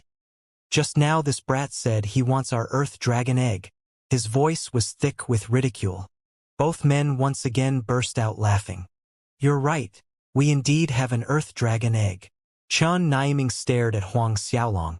Sneering, he said, Brat, are you sure you are strong enough to take it from us? Why talk so much nonsense with this brat? Kill him and be done with it. Du Xinjie said. No rush. We're idle anyways. We could spend some time to play with this little brat. Chun Naiming said to Huang Xiaolong. Little brat, if you kneel down obediently, eat up that pile of beast dung, and make an oath to serve us brothers, I might be in a good enough mood to spare your life. Perhaps, I might even be generous enough to give you some Earth Dragon eggshells. A finger pointed at a large of black dung not far away, not knowing what kind of evil beast or creature it came from. An extremely large pile, reaching to an adult's waist. Du Xinjie laughed heartily. I'm only afraid the Earth Dragon eggshell is too hard for you and you can't digest it. An Earth Dragon's eggshell was harder than a 10,000-year cold iron. Imagining the scene where the brat in front of him gnawed miserably on a piece of Earth Dragon eggshell, Du Xinjie couldn't help laughing. However, as he laughed merrily, a blurry shadow shot out, and Huang Xiaolong arrived in front of him in an instant. Du Xinjie was startled. A cold light reflected in his pupils, and the next thing he knew was the icy pain coming from his neck. Du Xinjie touched his neck, feeling the warm blood seeping through his fingers. You! He stared at Huang Xiaolong wide-eyed in disbelief. The gaze in Huang Xiaolong's eyes was phlegmatic. His palm landed a strike on Du Xinjie's chest at lightning speed, sending him crashing to the ground a few meters away, falling exactly on that waist-high pile of unknown dung. His legs twitched in the air a few times before losing all actions. Huang Xiaolong shifted his attention on Chun Naiming. It's your turn now. Only at this moment did Chun Naiming recover from his shock after watching Du Xinjie being attacked. He was unable to hide the shock and trepidation in his eyes. Little brother, no. Senior. Chun Naiming blurted out in a stuttering voice. However, he merely managed these few feeble words before Huang Xiaolong's fist connected, burying him in the same waist-high pile of dung. Huang Xiaolong looked icily at the two bodies.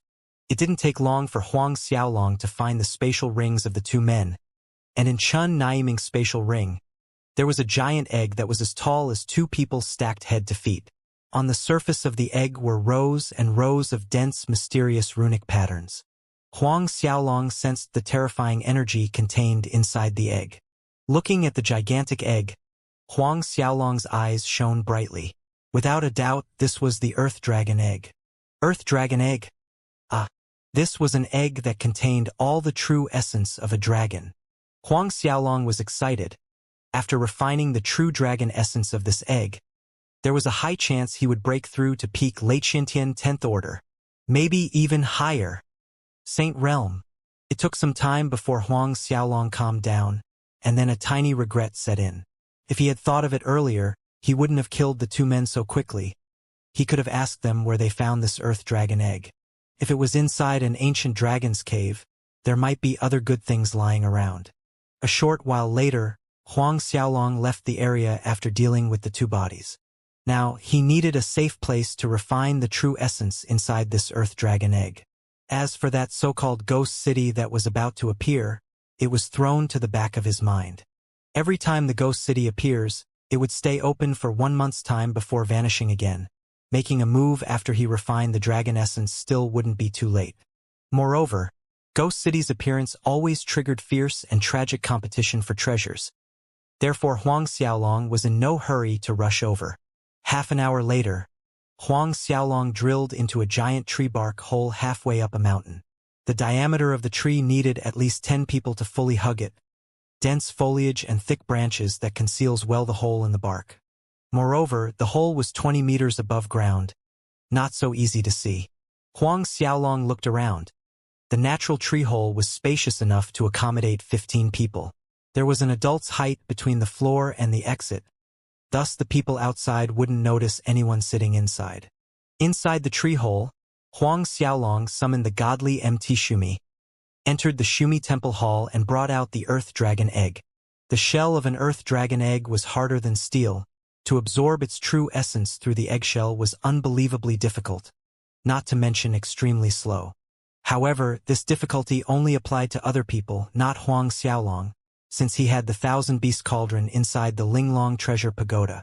Summoning the Linglong treasure pagoda, Huang Xiaolong infused battle chi into the 1,000-beast cauldron and activated the 1,000-demon engulfing destruction array to suck the dragon egg inside. He then activated the heaven and earth origin reverting array. The light around the earth dragon egg pulsated ever more brightly. 10 minutes passed.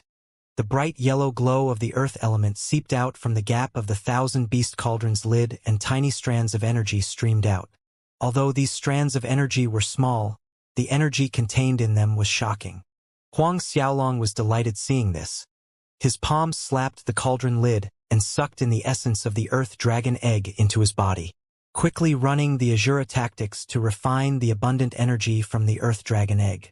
The instant the dragon essence entered his body, Huang Xiaolong felt every part of his meridians, Qi and Dantian being filled with vigorous surging energy, prompting Huang Xiaolong to increase his refining speed even more.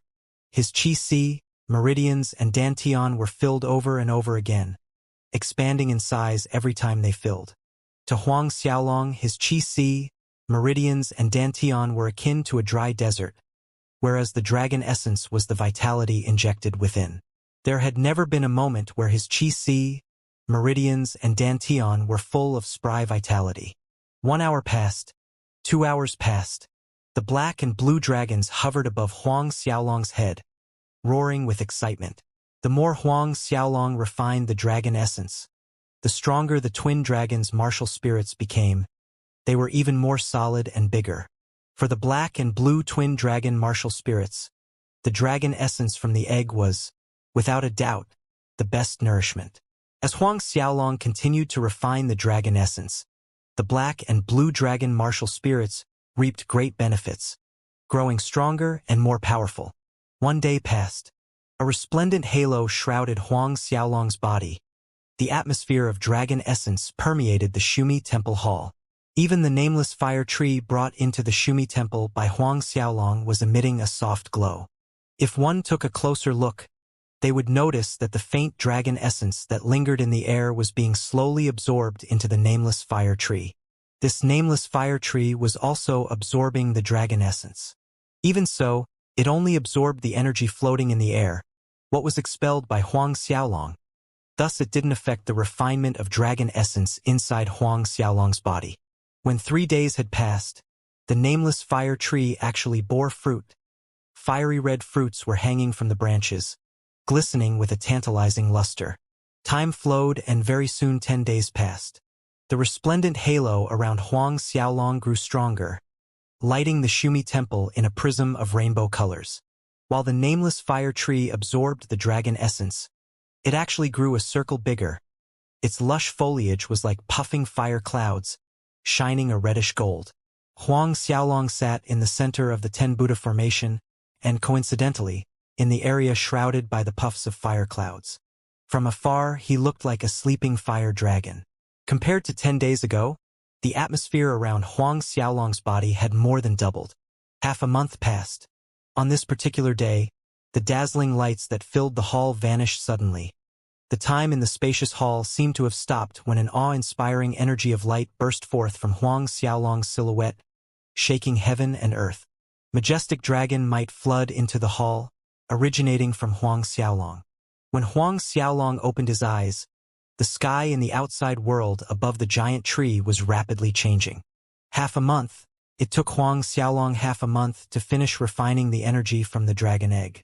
The amount of dragon essence inside the egg was meant for the hatching of a real dragon, so in short, Huang Xiaolong refined a dragon.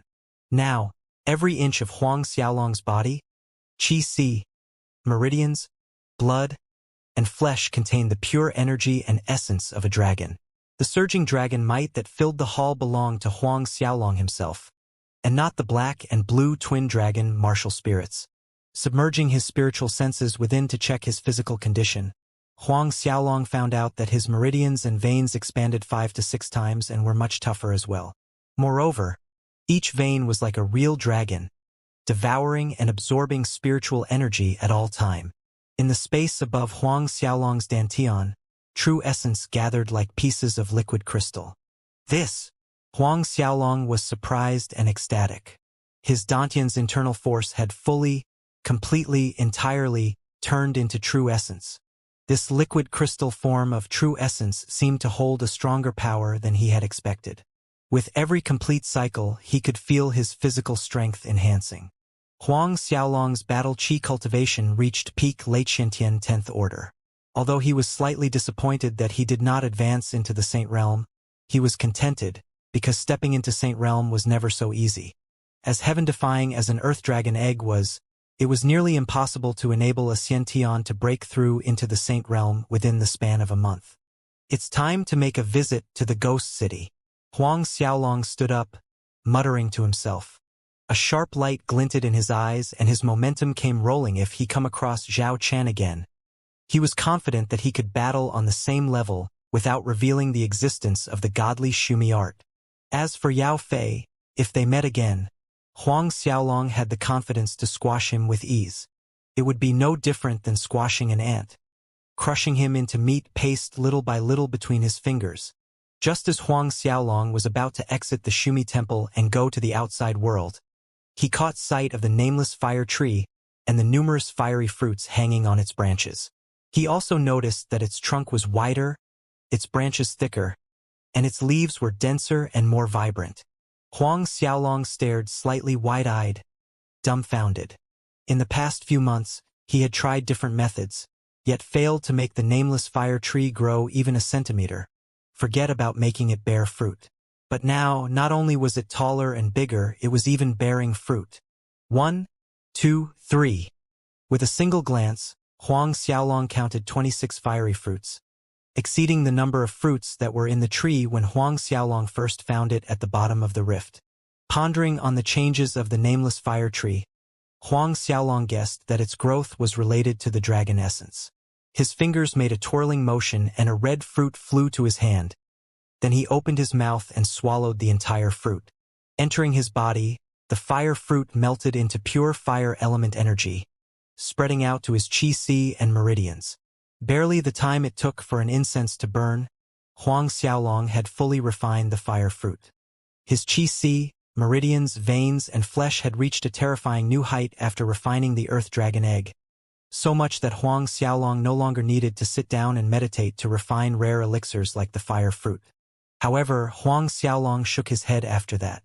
If he was still a Xiantian 9th Order warrior, this new evolved version of the fire fruit might have been able to enhance his cultivation, but now its benefits were negligible. Hence, Huang Xiaolong left the rest of the red fruits where they were, keeping them for his family for when he would see them later. With a flicker, Huang Xiaolong exited the Shumi temple, went out of the tree hole and, determining his position, he made his way towards the Ghost City. Refining the Earth Dragon egg delayed him for half a month, and by now the Ghost City had already appeared for 8 days. Huang Xiaolong's silhouette was like a phantom under the moonlight as he sped up to the destination unobstructed, taking a 1-day and night's journey before he reached the Evil Spirits Mountain. Evil Spirits Mountain was, in fact, an extended mountain range covering an unknown land area, further than the eye could see. The Ghost City was one of Bedlam's forbidden lands, but Evil Spirits Mountain was one of the biggest nefarious locations. Although Evil Spirits Mountain wasn't considered a deep region of the ghost domain, it gathered a large number of evil spirits, demons, and devils that went on a rampage, It was a place where ghost and demonic aura pierced sky high. However, when Huang Xiaolong reached the evil spirit's mountain, what awed him wasn't the heavy ghost and demonic aura, but the unparalleled giant of a city hovering above the evil spirit's mountain. A real crimson-red city that stretched for tens of thousands of miles and seemed to be just as tall. The city walls were above 100 zhang, made from an unknown ore. The entire time, blood flowed endlessly from the top of the city walls. This blood was a blackish red, emanating a sense of horror, even standing a few miles in the distance. Huang Xiaolong detected an unpleasant pungent stench, akin to the foul smell of thousands of millennium-old corpses, whose stench was never gone. The airspace above the city loomed in total darkness, obscuring the moonlight in this part of the ghost domain. Looking closer, Huang Xiaolong noticed that the cloud of darkness that floated over the city consisted of evil spirits, devils, and half-ghost, half-devil entities. An orchestra of high-pitched shrieks and howls echoed from above the city, agonizing one's eardrums. Staring at the grand floating city, the amazement Huang Xiaolong felt was hard to describe. While he was still observing the city, a piercing shriek rang abruptly, and a large ghost-like creature separated from the dark cloud above, flying straight at Huang Xiaolong. Jolted back to the present, Huang Xiaolong didn't spare a glance at the creature. His palm turned and slammed at it, causing its mass to explode in the air.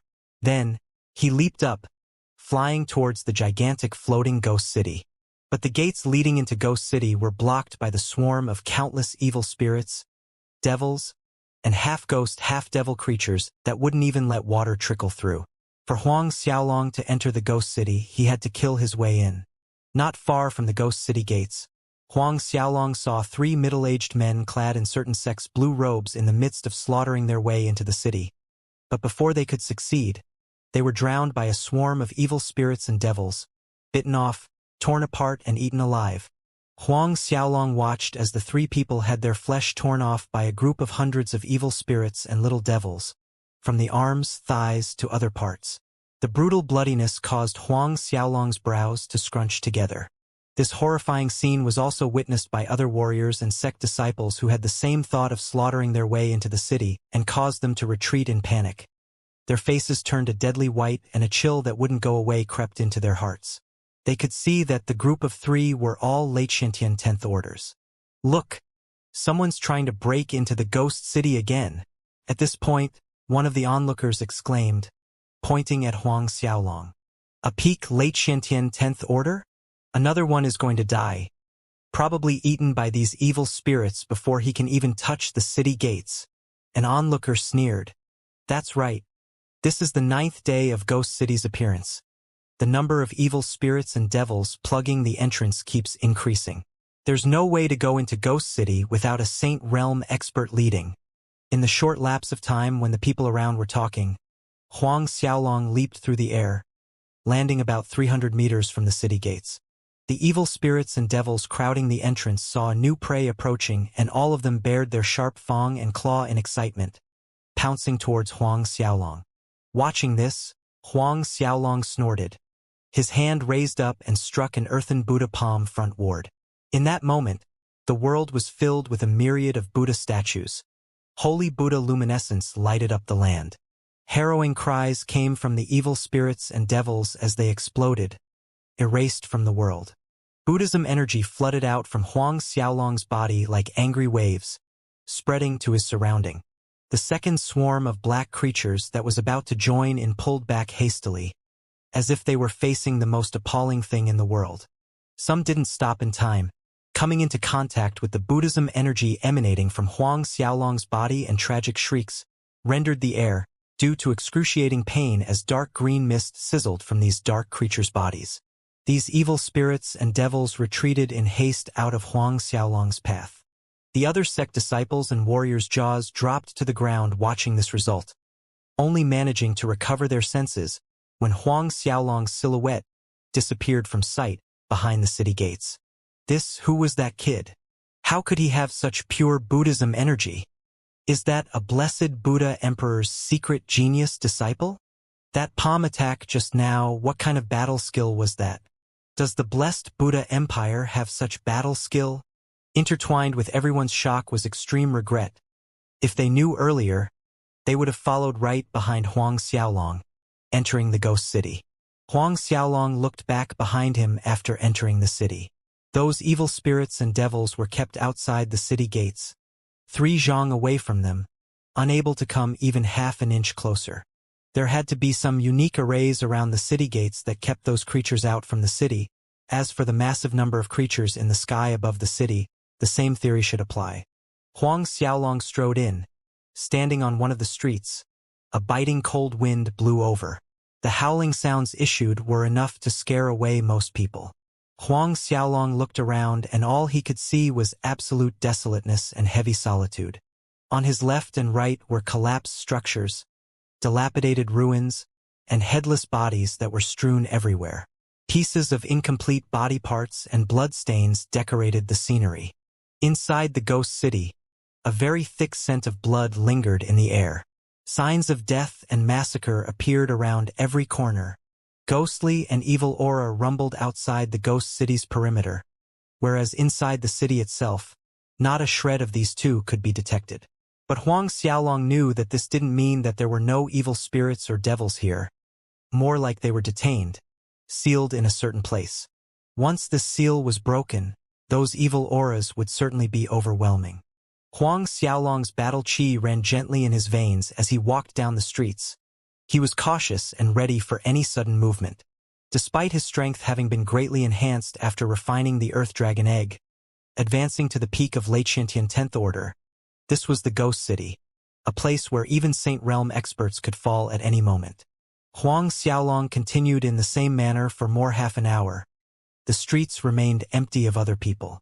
Other than the death aura in the air, the only thing that accompanied Huang Xiaolong was the howling wind. The severed limbs, headless corpses, and mutilated bodies were most likely the result of battles amongst disciples of different sects that had entered the Ghost City 7 to 8 days ago. Their bodies had yet to rot. Huang Xiaolong spread out his spiritual sense around him and continued moving forward with care and caution. It was at this time that a faint scream was heard from the front.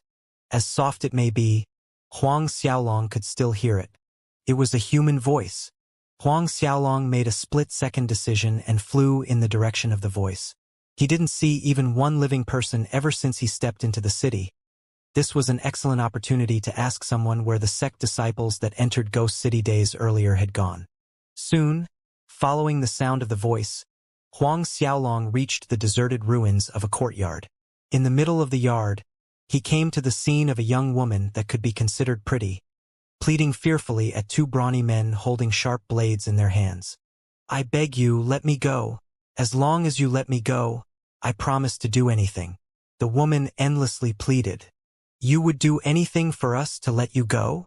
The man in green robe gave a nasty chuckle. "It's not impossible to let you go. This master's lower part hasn't enjoyed some pleasure for a long time. Make this master's lower part happy, and I can consider letting you go." He pointed to the crotch of his pants where a tent rose. His comrade broke out in boisterous laughter. The woman stubbornly shook her head, trying to restrain her sobs to a minimum. The green-robed man strode towards the woman, his hand brutally grabbing the clothing on her chest and tearing it off, exposing her jade-white breasts. Shivering in the wind, it was a scene that would arouse desire and lust. Watching the scene in front of him, the brawny green-robed man swallowed loudly with lust. He took another large stride forward, wanting to grab the woman's thigh, but a sharp light glinted in front of his eyes. Both of his hands paused in midair. His eyes were wide with shock even as he tumbled to the ground in the next second. Huang Xiaolong appeared in the ruined yard, in front of the 3 people. The other man was jarred seeing his comrade's corpse. His fearful eyes darted towards Huang Xiaolong's face. The woman awakened, quickly tidying her clothing before approaching Huang Xiaolong's side with an embarrassed expression. "Many thanks for young noble's helping hand." However, just as her sentence ended, a sharp blade appeared in her hand, stabbing down on Huang Xiaolong's back. If Huang Xiaolong's spine was severed, as powerful as Huang Xiaolong was, he would be gravely injured, even paralyzed on the spot. The weak and pitiful look completely vanished from her face. replaced with vicious cruelty and bloodlust. Her sadistic laughter rang in Huang Xiaolong's ears. "Little kid, you only have yourself to blame for being nosy, but don't worry, I'll leave your corpse in one piece." The sharp blade fell right into Huang Xiaolong's spine bone. At this moment, the other man broke out in manic laughter as he pierced his sword into Huang Xiaolong's chest, vicious words spewing from his mouth. "Punk, it didn't cross your mind that we're actually a group. 17 disciples from different sect died under our hands before this, and you're the 18th. These 3 people were actually a group. The 3 people in cahoots put on a show, all to lure sect disciples like Huang Xiaolong over, killing them when they weren't on guard, and pilfering their treasures." Huang Xiaolong glanced at the 2 faces. A sneer appeared on his face. "Is that so?" Both of them noticed that Huang Xiaolong was calm instead of wailing in pain, and were alarmed. 2 pairs of eyes separately darted towards his spine and chest wounds, only to realize that their so-called sharp blade and sword stopped right on the young man's skin surface, not even making a cut through Huang Xiaolong's skin. The man and woman were dumbstruck. How could this be? The first word that crossed their minds was impossible. Huang Xiaolong had a faint mocking smile on his face looking at their wonderful expressions. He practiced the golden linglong body that came from the Linglong treasure pagoda, and throughout his years of cultivations, he had lost count of the number of spirit fruits and elixirs he had swallowed. Even before he refined the Earth Dragon Egg's essence, his physical body's defense and toughness were comparable to an early Saint Realm expert's. Average blades and swords had no way of hurting him, as they couldn't even break the surface of his skin. Intense battle chi surged out from Huang Xiaolong's body, repelling the 2 people. Their sharp weapons were bounced to the air and broke into a dozen pieces, scattering on the ground. Huang Xiaolong reached out. The suction force pulled the man back, with his throat in Huang Xiaolong's palm. An icy cold voice sounded. 18th? The man's face turned purple as he struggled to say something, but Huang Xiaolong's hand exerted a slight pressure, instantly crushing the man's throat and flung him to the side without another glance. Then he turned around and faced the woman. Paralyzed by fear, the woman hastened to beg, "Young noble, have mercy, have mercy. Ah, it was them. They forced me to do this." Her fingers pointed frantically at the 2 men's corpses. "Speak. Where did all the sect disciples that entered the ghost city go?" Huang Xiaolong questioned coldly. They headed towards the Ghost King Palace." The woman quickly answered. "Ghost King Palace?" Huang Xiaolong frowned. Right, all of them went to the Ghost King Palace. It's at the north side of the city. The Ghost King Palace was the Ghost King's residence in the past. I heard there are a lot of valuable treasures inside, cultivation techniques, battle skills, even Ghost King pellets refined by the Ghost King himself." The woman quickly listed all the good things to Huang Xiaolong. Huang Xiaolong then asked the woman what she knew about the Ghost King Palace, and everything was answered honestly. "Young noble, can you?" After answering the last of Huang Xiaolong's question, the woman inquired carefully, eyes seeking mercy. Huang Xiaolong was indifferent.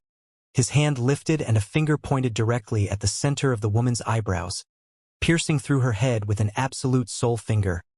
"I can leave you an intact corpse." The woman fell, her eyes widened in shock, laying on the ground with her milky white breasts exposed to the sky. "Ghost King Palace." Huang Xiaolong muttered to himself and flew up towards the said direction of the Ghost King Palace. No wonder he didn't see anyone on the streets. Each and every one of them had rushed to the Ghost King Palace. If so, then Zhao Chun and Yao Fei would surely be at the Ghost King Palace as well. Huang Xiaolong rushed all the way. His silhouette was only a blur in the ghost city's airspace. Half a day later, he arrived at the said location. Standing in midair, Huang Xiaolong looked before him, where the palace structures waved up and down in the horizon line in a complex pattern. The area was so big that it was hard to estimate, and above the palace, the ghost and devil auras were thick enough to condense into ghost and devil clouds. This was the Ghost King Palace, the place where the Ghost King cultivated in the past. Huang Xiaolong paused for a moment in midair before landing on one of the palace's many roofs. Here, in the Ghost King Palace, Huang Xiaolong found that his spiritual sense was being limited. At most, his spiritual sense could only extend 100 meters, but the Ghost King Palace area was too enormous. A mere 100 meters radius of spiritual sense was basically redundant. A thought struck his mind and a vertical slit opened on his forehead, the Eye of Hell. Sure enough, the Eye of Hell could see farther and clearer than his spiritual sense in this ghostly place. Even through several layers of walls, Huang Xiaolong was able to see what was happening behind them without obstruction. Still, it was limited to only 1,000 meter in radius. 1,000 meter radius. Huang Xiaolong shook his head. In truth, 1,000 meters wasn't that much of a difference. He leaped down from the roof, landing on the ground below. Staying on the roof was too obvious a target. Just as his feet touched the ground, powerful energy fluctuations came from the direction in front of him. Judging from the level of energy fluctuations, the two people fighting were, without a doubt, half-saint experts. Furthermore, their strength was slightly higher than the old man he battled on the Broken Tiger Rift. Huang Xiaolong leaped forward, heading towards the source. It didn't take him long to arrive at the scene. The two people fighting were two young-looking men. One was clad in a red robe, while his opponent in a purple robe. On the red-robed man's chest, there was a pattern of a two-headed mythical beast, something that Huang Xiaolong had seen before.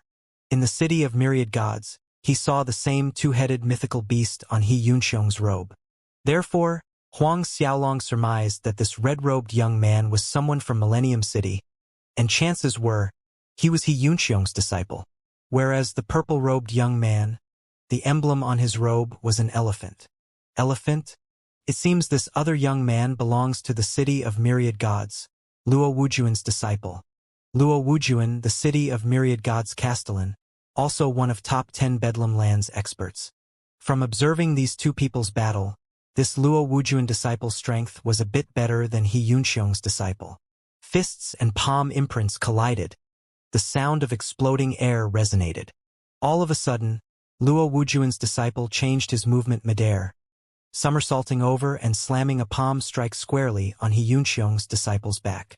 Pooh! Sun Haoran coughed out a mouthful of blood, plummeting to the ground. Succeeding in injuring Sun Haoran, Wu Zhang landed on the ground, staring at Sun Haoran's miserable condition. A malicious sneer crept up his face.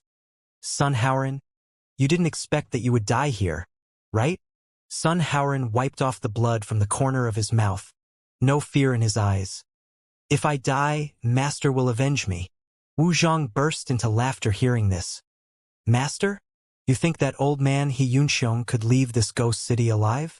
Let me tell you, the ghost city's appearance this time, your master, as well as your 9 apprentice brothers and sisters, can only dream of leaving here alive. You! Sun Haoran paled. What did you say? What did I say? Wu Zhang snickered. Wait till you see He Yunxiong in hell. You can ask him yourself. Wu Zhang moved again, both palms aiming at Sun Haoran's torso. Sun Haoran dodged swiftly, but Wu Zhang's palm dogged him like a shadow, closer and closer. Just when Wu Zhang's palm's attack was about to strike, a dazzling aureate light filled the sky. Overtowering Buddha statues leaped out from the ground below. Startled, Wu Zhang hastily changed the direction of his attack with a turn of his wrist at the sudden attacker. A booming blast resounded. The large rebound force repelled Wu Zhang back again and again until he was pushed more than several hundred meters back. Wu Zhang was greatly shocked. His bewildered eyes searched the surrounding to discover that a black-haired young man had appeared in front of Sun Haoran. Ignoring Wu Zhang's shock, Huang Xiaolong turned back to look at Sun Haoran. Are you all right? Sun Haoran was looking at Huang Xiaolong's back, dumbfounded. Huang Xiaolong's voice pulled him back to the presence, and Sun Haoran shook his head. I'm all right, thank you. Huang Xiaolong considered for a moment and took out a stalk of white Ganoderma from the Azura ring. Its fragrance immediately wafted in the air, lighting up the gloomy dark gray sky as if it was day. This is white Ganoderma. Both Wu Zhang and Sun Haoran exclaimed in amazement, eyes staring fixedly at the white fungus in Huang Xiaolong's hand. Almost a translucent crystal with a white-colored emulsion moving on the inside. This was one of the many elixirs Huang Xiaolong found at the bottom of Broken Tiger Rift. 100-year-old Ganoderma was common, but 1,000-year-old and above was rare. A stem of a 10,000-year-old Ganoderma was considered extinct, not to mention the king of Ganoderma, the white Ganoderma. This king of Ganoderma, other than enhancing cultivation, it was a holy elixir for healing injuries.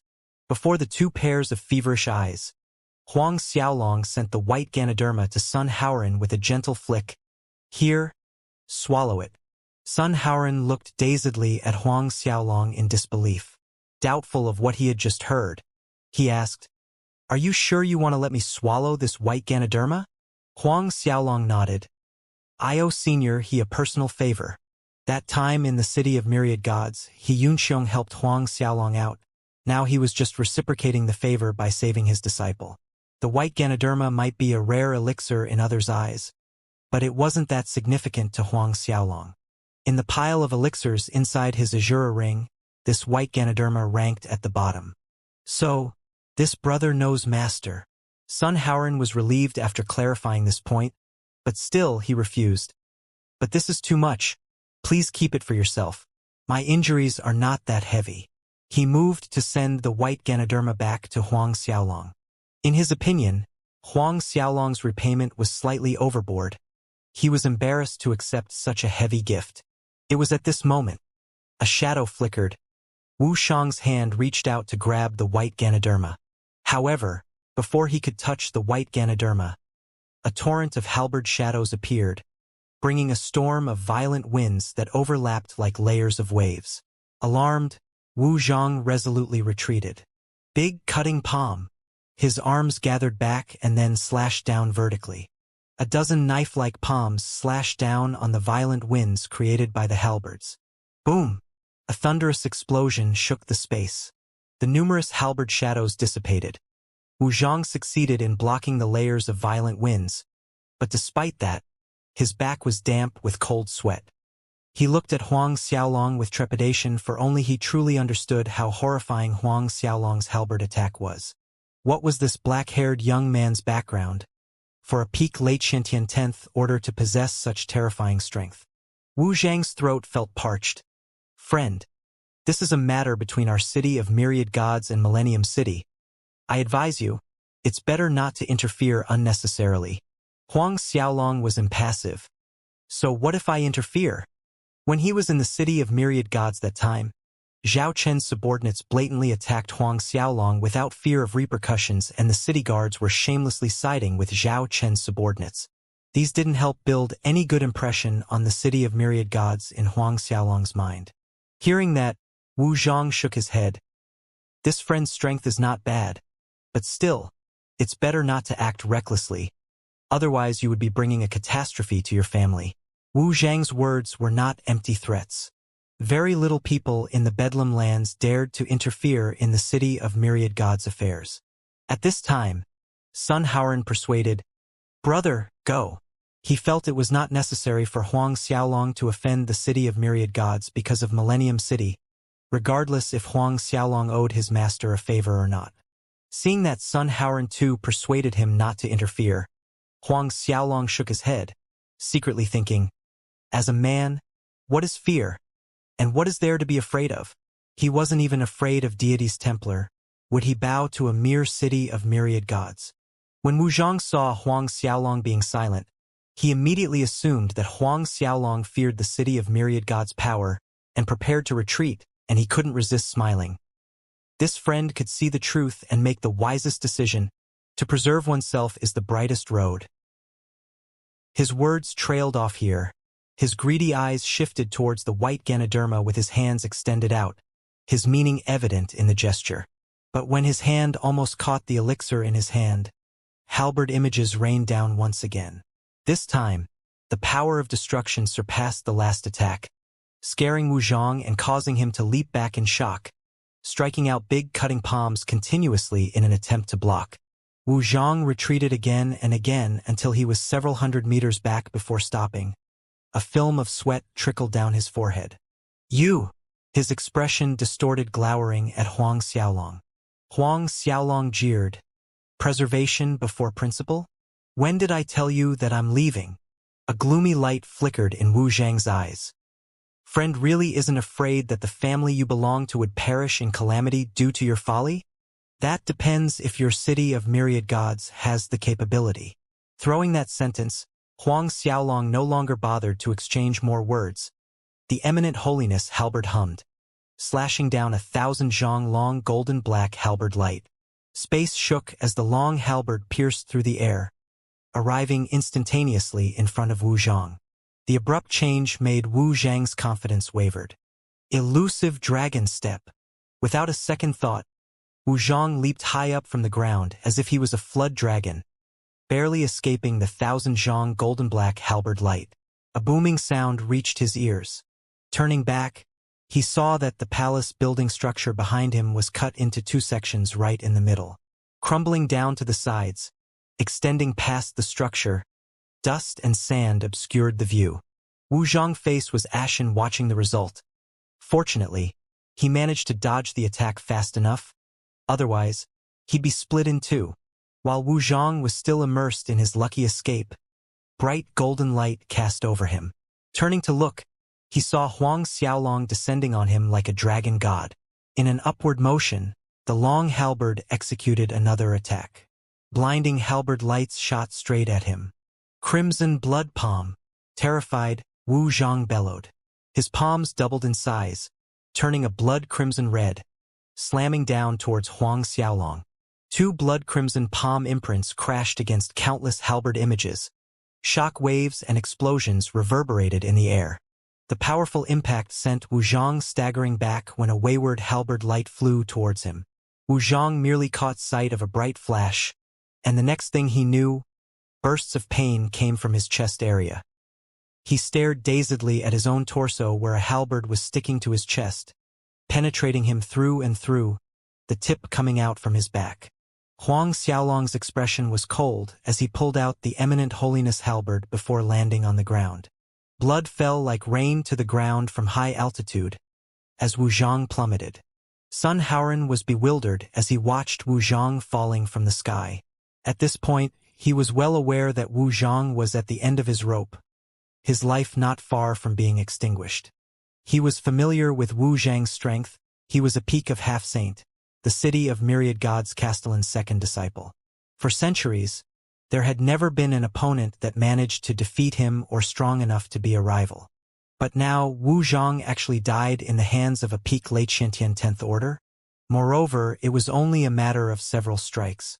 From the beginning until the end, Wu Zhang never had a chance to resist. While these thoughts ran past Sun Haoran's mind, on the other side, Wu Zhang struggled to get up slowly. Eyes filled with venomous viciousness, he glared at Huang Xiaolong. His hoarse voice sounded, "You will regret this." "I'm not one to regret things." Huang Xiaolong's cold gaze directed at Wu Zhang. Wu Zhang looked at Sun Haoran and back at Huang Xiaolong again. A laugh sounded from his throat, a little helpless, a little lonely. "Worry not. Both of you will come down to accompany me soon enough." His body swayed, tumbling to the ground as he uttered his last word, no longer moving. Huang Xiaolong let the eminent holiness halberd return to his arm. Approaching Wu Zhang's corpse, he found his spatial ring and took it. His spiritual sense swept inside and detected many spirit pellets and elixirs. In a deeper corner of the space, Huang Xiaolong found 2 pieces of grade 1 spirit stones. The spirit pellets were mostly of grade 8 and grade 9. If this was before, Huang Xiaolong would have been delighted. However, these grades of items couldn't enter his eyes now. As for elixirs, in Huang Xiaolong's azure ring were elixirs over 30,000 years old. Still, having beats not having any time, thus Huang Xiaolong threw the spatial ring into his azure ring. Looking at Wu Zhang's corpse, with a wave of his hand, a lump of true essence fire fell on the corpse, incinerating the body before one could blink. In the end, only a pile of gray ashes remained. Witnessing the terror of that spark of flame, Sun Haoran swallowed nervously. Once again, his knowledge of things was challenged. He had never seen or heard of this before. What kind of flame condensed out of battle chi could contain such power? The physical body of a half-saint was undoubtedly strong, so strong that it couldn't be burned by an average battle chi flame. not even the hairs on the skin surface of a half-saint's body. Thus one should forget about incinerating the whole body. Huang Xiaolong turned around and walked towards Sun Haoran. Only then did Sun Haoran wake up from his daze, stuttering a little. Many thanks for B-brother's help. This saving grace, I, Haoran, will remember in my heart. Facing Huang Xiaolong again, there was reverence in his eyes. Even he failed to notice the subtle changes in his demeanor. Sun Haoran's words made Huang Xiaolong smile. Shaking his head, he said, "No need. I've already said that I'm just repaying Senior his favor. Now, swallow this white Ganoderma. I'll help you heal your injuries." Yes, Sun Haoran accepted, not daring to refuse. Thus, Sun Haoran swallowed the white Ganoderma, whereas Huang Xiaolong ran his battle chi. Both palms pressed against Sun Haoran's back, aiding Sun Haoran in refining the medicinal benefits of the elixir. With Huang Xiaolong's help, 3 hours later, Sun Haoran had fully absorbed the medicine. Many thanks, brother. Sun Haoran once again cupped his hands in thanks towards Huang Xiaolong. After refining the white Ganoderma, he found out that not only had all his injuries healed, even the hidden injuries of old wounds disappeared, and his battle chi was more vigorous than before. Don't mention it. Huang Xiaolong asked, "Do you know where Senior he is at this time?" Sun Haoran shook his head. "I was separated from Master and the other apprentice brothers. I don't know where Master or my brothers could be. But, judging from what Wu Zhang said before, that Luo Wujuan is planning something detrimental to Master. Master must be in a dangerous situation now." Sun Haoran became anxious. "Let's leave this place first," Huang Xiaolong suggested. Sun Haoran nodded in agreement. With that, both flew off, leaving the scene. This time, when the ghost city appeared, did both Senior He and Luo Wujuan come here? While flying, Huang Xiaolong asked. Yes. Other than my master and Luo Wujuan, Senior Yang Yi from Imperial Saber City and Ghost Bear Senior Wang Kuan are also here. Sun Haoran added, because there is a rumor saying that this time, the sutra that Senior Ghost King cultivated would appear in the Ghost City. Saber Emperor Yang Yi, Ghost Bear Wang Kuan. Huang Xiaolong was astounded. For of the 10 Bedlam lands, top 10 experts were present. Couldn't be guaranteed that none of the remaining 6 did not come either. It was only that Sun Haoran didn't know. Is this Ghost King Sutra that powerful? Huang Xiaolong asked. The Ghost King Sutra actually attracted 4 of Bedlam land's top experts here. Experts of He Yunxiong's level definitely didn't lack top-grade cultivation techniques. Sun Haoran nodded solemnly. The Ghost King Sutra is indeed powerful. The sutra is divided into 10 stages, and according to legends, as long as one cultivates until the 9th stage, they would be invincible and have unimaginably long lifespans, to the point of immortality. Invincible, to the point of immortality. Hearing Sun Haoran's excessive praise of the Ghost King Sutra, Huang Xiaolong couldn't help smiling inwardly. That year when he got the Azura Tactics, his master Ren Wuquang also wrote on the first page of the manual Azura Tactics, invincible throughout. Through many years of cultivation, Huang Xiaolong understood one thing: the cultivation technique wasn't the most important aspect, but the person themselves. Then, do you know what stage the Ghost King managed to reach in his lifetime? Huang Xiaolong asked. Sun Haoran explained. It was said that year Senior Ghost King reached the 7th stage of the Ghost King Sutra. Although it was only the 7th stage amongst the 6 kings, Senior Ghost King's strength was ranked 2nd. Even the 3rd-ranked Senior Herculean King was once defeated by the Ghost King. If Senior Ghost King reached the 8th stage, perhaps even Senior Saint King wouldn't have been his opponent. Saint King, the number 1 master of the ancient era. Huang Xiaolong was secretly shocked. He didn't expect the so-called Ghost King Sutra to be so amazing. Merely at the 7th stage, the Ghost King secured the 2nd position amongst the 6 famous kings during that time. Have you heard about an eminent holiness during that time?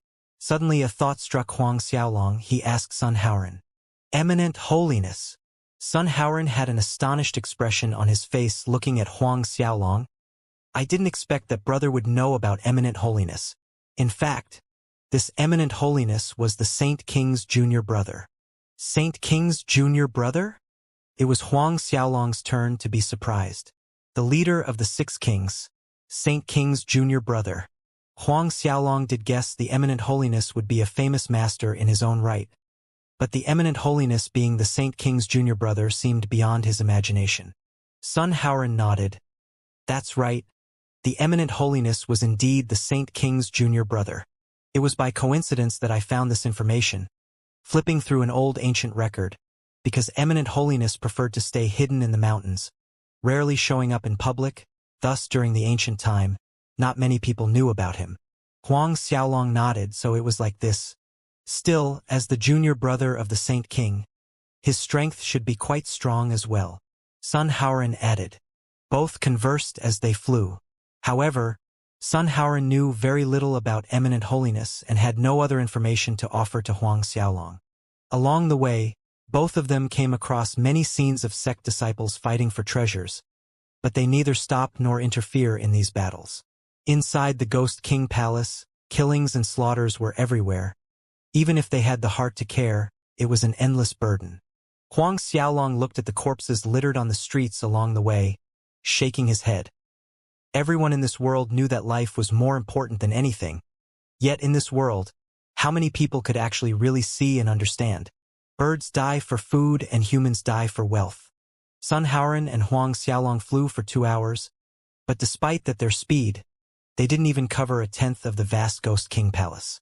At one point, Sun Haoran stopped, taking out a piece of map from his sleeves. Checking the aged yellow map, a finger pointed to a spot on the map. In front should be the Ghost Temple, one of the places the Ghost King used as a cultivation place. Brother Huang, should we go and take a look there? Huang Xiaolong nodded in agreement. Good. After all, he wasn't familiar with this Ghost King Palace, and since that Ghost Temple was one of the places where the Ghost King cultivated in the past, there was bound to be something valuable inside. Seeing that Huang Xiaolong agreed, Sun Haoran flew up, leading the way to the Ghost God Temple. No more than 10 minutes later, from afar, both of them could see the outline of the Ghost Temple. Above the temple, dense ghost aura condensed into pillows of ghost clouds. From afar, one could hear the shrill cries coming from these ghost clouds, penetrating the soul. When the two of them got closer to Ghost Temple, they heard echoes of battle and loud, angry voices. It seems there were some people who arrived at Ghost Temple before them. This is Third Senior Brother's voice. When Sun Haoran heard one of the voices, his face tightened. Third Senior Brother's in danger. He rushed towards the scene with Huang Xiaolong. Arriving on the fighting scene seconds later, they saw a red-robed, middle-aged man with a light goatee besieged by 2 middle-aged men clad in blue robes. On the chest of the red-robed man, there was a similar 2-headed mythical beast pattern just like Sun Haoran's, identifying him to be Sun Haoran's third senior brother. Other than the 3 people fighting not far away, there was a pair of young man and woman watching the battle. From the looks of things, they were on the same side as the 2 middle-aged men in blue robes. Snow Dragon City's people. Sun Haoran's expression grew grim the instant he saw the 2 middle-aged men and the pair of young disciples. Snow Dragon City. Huang Xiaolong blanked.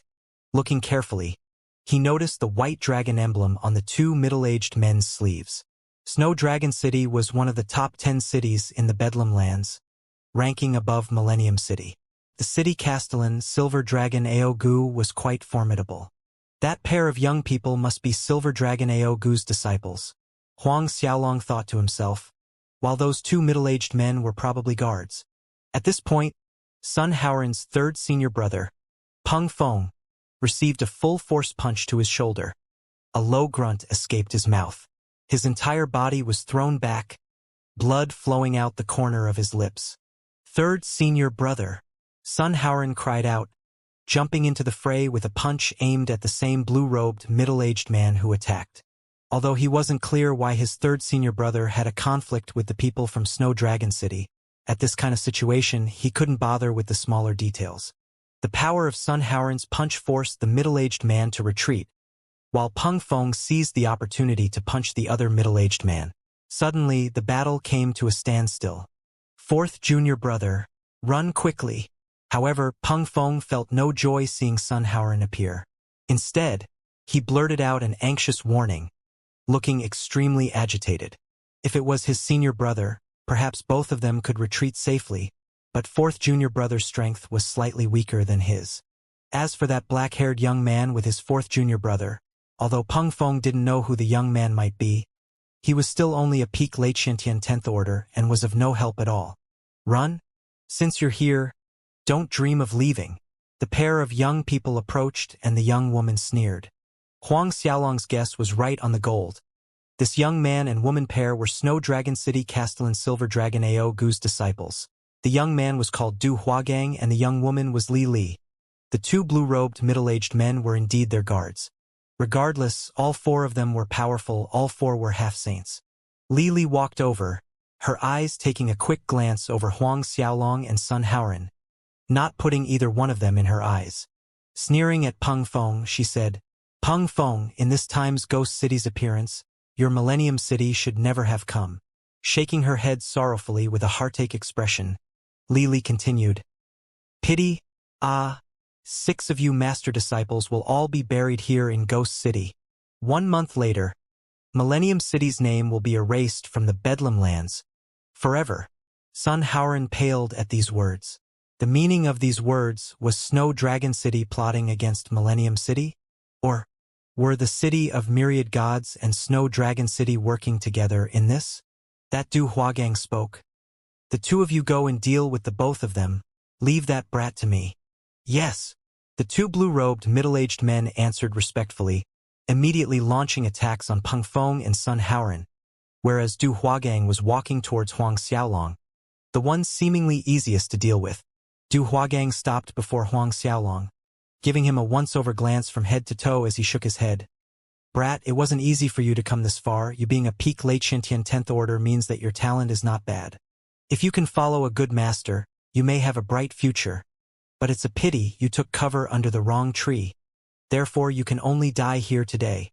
Because Huang Xiaolong arrived with Sun Haoran, standing slightly behind Sun Haoran, Du Huaguang naturally presumed that Huang Xiaolong was tied to Millennium City, serving as Sun Haoran's subordinate.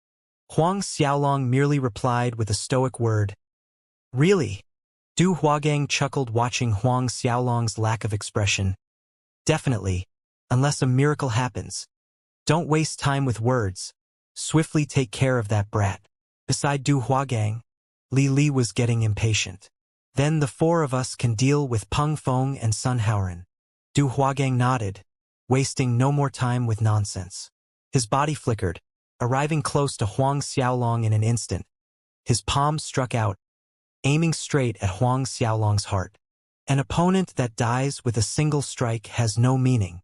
Resolving Huang Xiaolong so easily, Du Huagang shook his head with disdain. But then again, he wasn't surprised. With his strength, it would need a miracle for a measly peak late Shintian 10th order to dodge his attack. However, in the next moment he noticed something wasn't right, because it felt as if his hand struck against an ancient cold iron. A weak, tingling pain came from his palm. Du Huagang raised his head to see Huang Xiaolong facing him with the same indifferent expression. Unmoving, standing on the same spot. Before he could recover, a surge of energy that made his heart quiver burst from Huang Xiaolong's body. Du Huagang hastened to jump back, but he was still a step too late. The shadow of a halberd pierced through the air and penetrated cleanly through one of his shoulders, leaving a pillar of blood in its trail. A pained, muffled grunt escaped Du Huagang's throat as he retreated to Li Li's side, staring at Huang Xiaolong with anger and wariness. Luckily, he dodged in time just now, or else it wouldn't be his shoulder that was pierced, it would be his heart instead. Hearing a pained grunt originating from Du Huagang, Li Li, who was immersed in watching the battle on the other side with Peng Feng and Sun Haoran, inevitably looked over.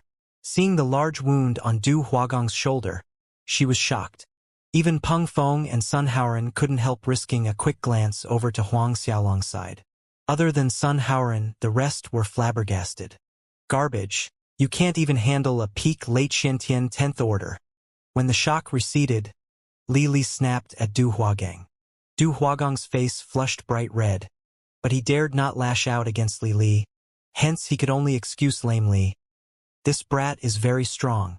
Li Li snorted coldly, turning to Huang Xiaolong. "Brat, Looks like we've underestimated you earlier. Unexpectedly, you have some skill. In her opinion, although Du Huagang was injured due to carelessness, being able to injure him was still considered quite good. I'll give you a chance as long as you cooperate with us.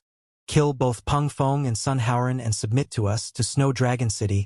I will recommend you to my master. If your talent is really good, who's to say that my master won't receive you as a disciple as well? Li Li said, the superiority in her voice evident. She conceitedly believed this bait was tempting enough. In the Bedlam lands, how many talented geniuses would break their heads fighting for a chance to be received as a disciple under her master, the Silver Dragon Aogu? But those people failed to catch a glimpse of him, not to mention meeting him. Some of these geniuses even knelt in front of Blood Dragon Mansion for 10 days and 10 nights, kowtowing continuously, but it was all in vain, for they still didn't get a chance. Now that she offered to introduce him to her master, this was like a dream come true to many people. Change my allegiance to Snow Dragon City? Huang Xiaolong repeated. It seems the other side really took him as Sun Haoren's subordinate. Li Li nodded with a smug smile. Correct. Then she added another sentence. This kind of opportunity comes only once. I hope you can consider it carefully. Huang Xiaolong shook his head inwardly. This kind of opportunity comes only once? To recommend him to Silver Dragon Aogu? So, have you thought about it carefully? Seeing Huang Xiaolong remain silent for some time, Li Li asked. How about this? I'll also give you an opportunity to consider carefully. Huang Xiaolong turned the tables instead.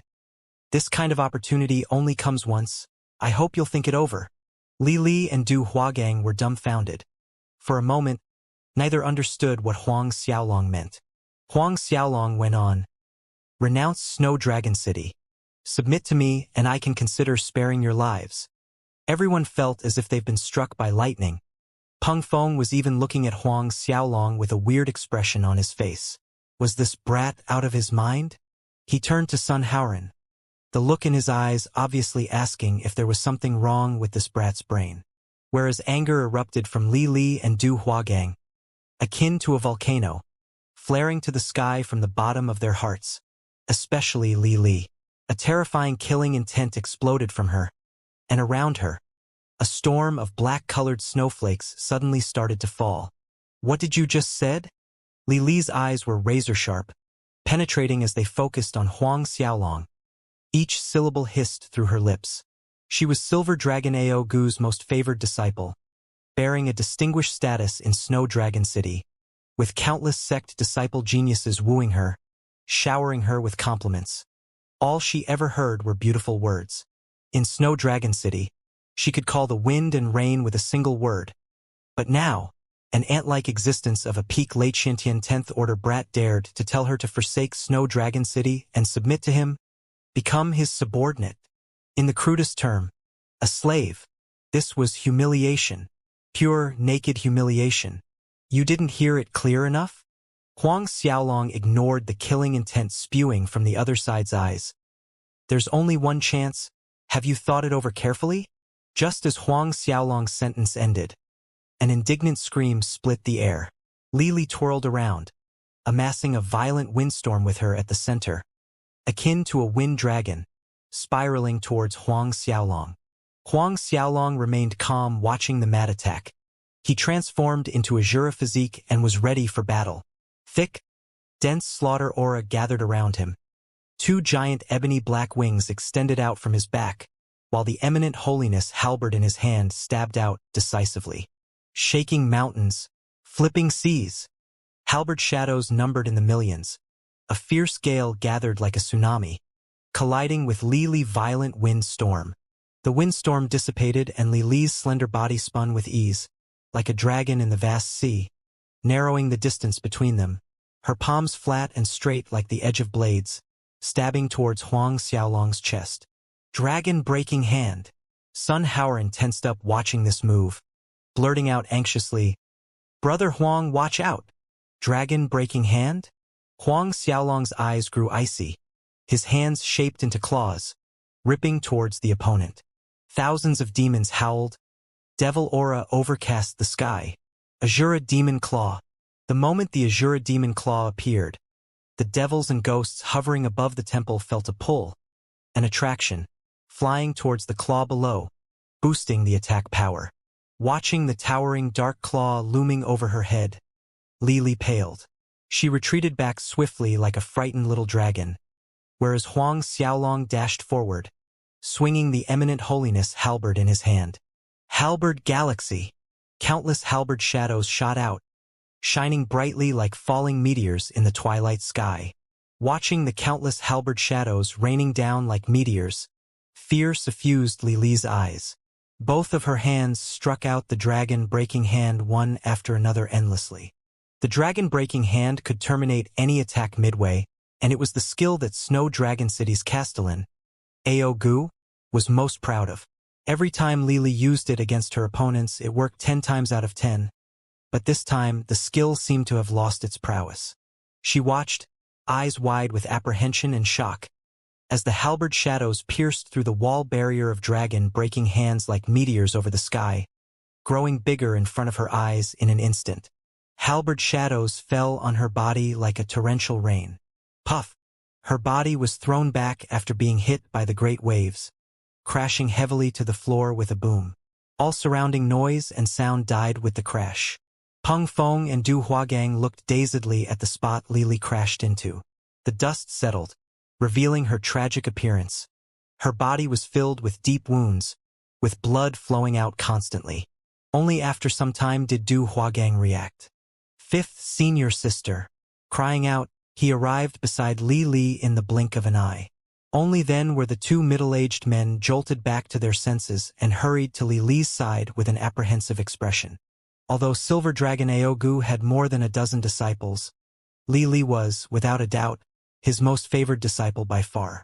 If anything happened to Li, then, imagining the horrifying scene when their master Silver Dragon Aogu found out about what happened here, the two blue-robed middle-aged men shivered involuntarily as a chill spread over their hearts.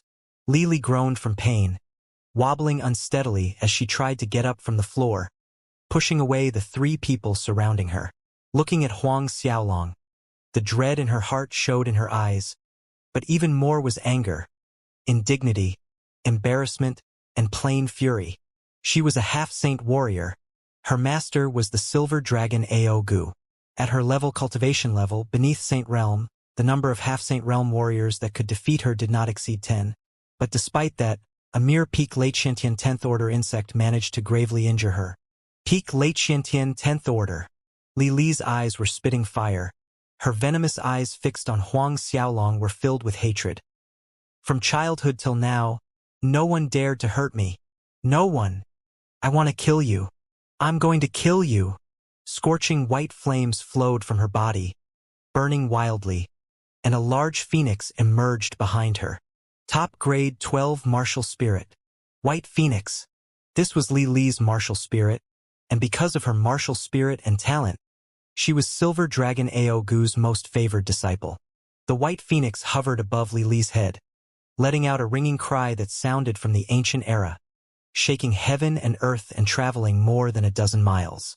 White flames surged around Li, emanating a powerful atmosphere and coercive pressure with her as the center, spreading in 4 directions.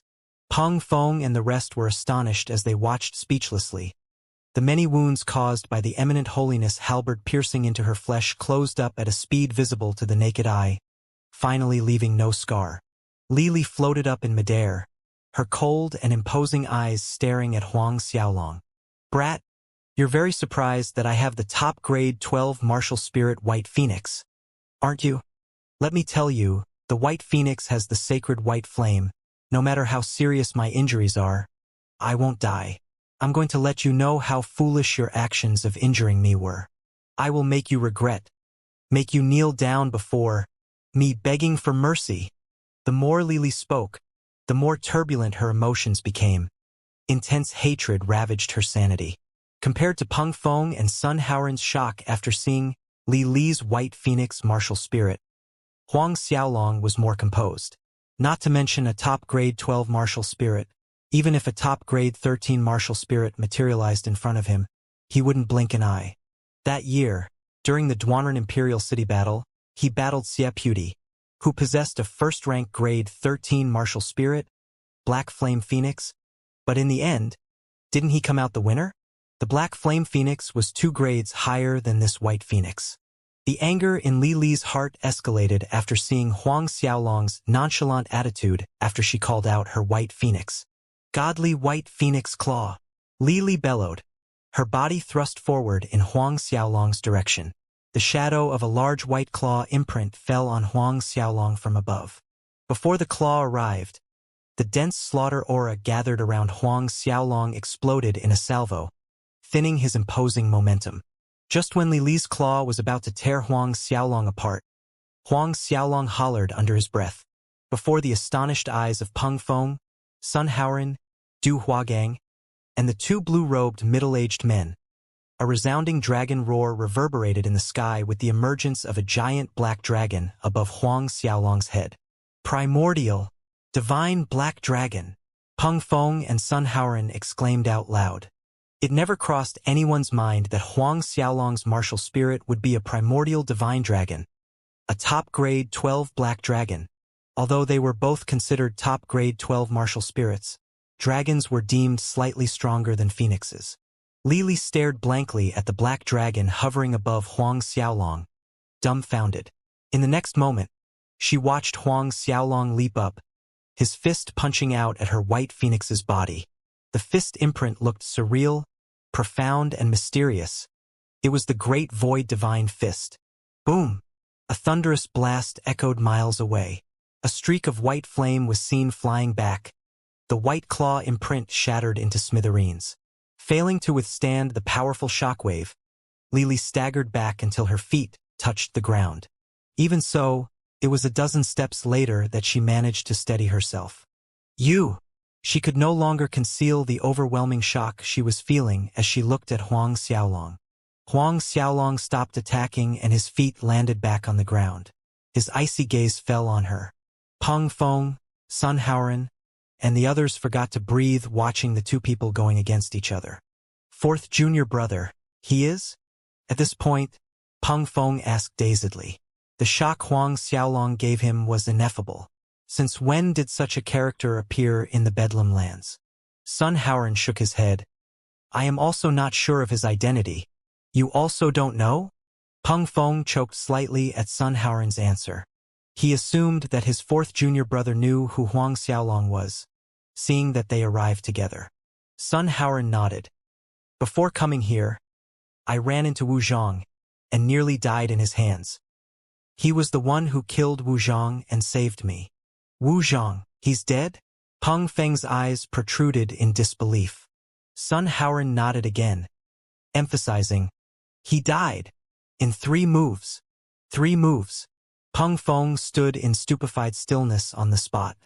Suddenly, they heard a holler from the other side. The white flames shrouding Li Li soared to the sky in a spiral. At the same time, a glittering white armor covered her body, where a lifelike totem of a white phoenix appeared.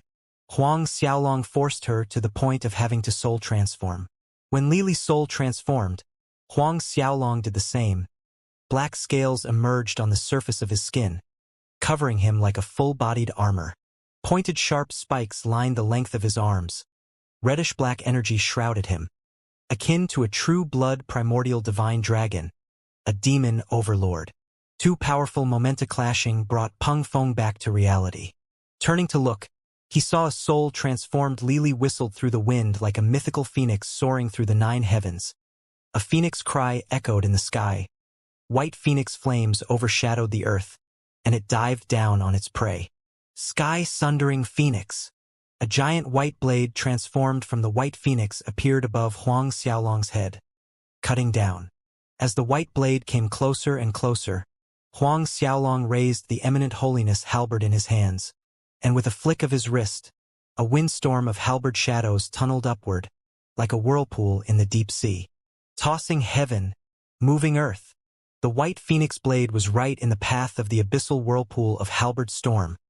Metallic sounds of clashes rang endlessly and pieces of blades and halberds dissipated.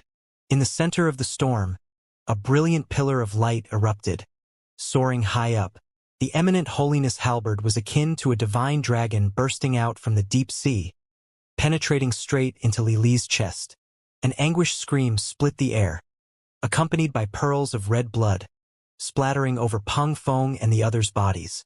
Li Li was thrown far away in the distance, slamming into a stone pillar. The stone pillar cracked and crumbled into gravel, rolling to the floor, burying Li Li underneath. Fifth senior sister. Du Huagong's face was ashen at the result. In a flicker, he appeared above the palace building. With a sweep of his palm, he blew the stone and gravel off Li Li, scooping her up, after which he landed on the side. The two blue-robed, middle-aged guards also rushed over to Li Li's side. When they saw up close the magnitude of the halberd wound on her chest, all three drew in a sharp, cold breath. It was a penetrative wound. Through and through, blood flowed out unceasingly. What horrified them even more was that at the edges of her wound, plumes of black flame corroded her flesh, and even the sacred white phoenix flame was ineffective against them, thus failing to heal Li Li's injury. This, Du Huaguang and the two men found it hard to believe what they were seeing. A silhouette tore towards them, swinging a long halberd and creating another terrifying storm of halberd shadows. The three people looked over and saw Huang Xiaolong thrusting his halberd at them. Neither Du Huagang nor the two men dared to confront the dangerous-looking halberd head-on. In their moment of hesitation, the halberd had already pierced through Li Li's throat. Being helped to get up by Du Huagang and the middle-aged men, Li Li's eyes lowered, staring at the long halberd stuck to her throat. Her mouth opened with difficulty. You dared to kill me? She never imagined that one day she would die in the hands of a Xiantian ant. Better yet, she had never imagined her death. Because of Silver Dragon Ao Gu's existence, there were only so many people in the Bedlam lands who dared to kill her. So what if I killed you? Huang Xiaolong retorted without any changes to his expression. I've said already, there is only one chance. His hand then pulled out the eminent holiness halberd, sidestepping some distance away. Blood spewed out at high velocity. The white phoenix sacred flame gradually dimmed. Li Li desperately clutched at Du Huagong's arm in her last moments, struggling with much effort to breathe out her last words intermittently. Tell Master. Say I cannot take care of him anymore. Tell him to kill this person. 1,000,000 pieces. Du Huagang nodded fervently as tears rolled down his face.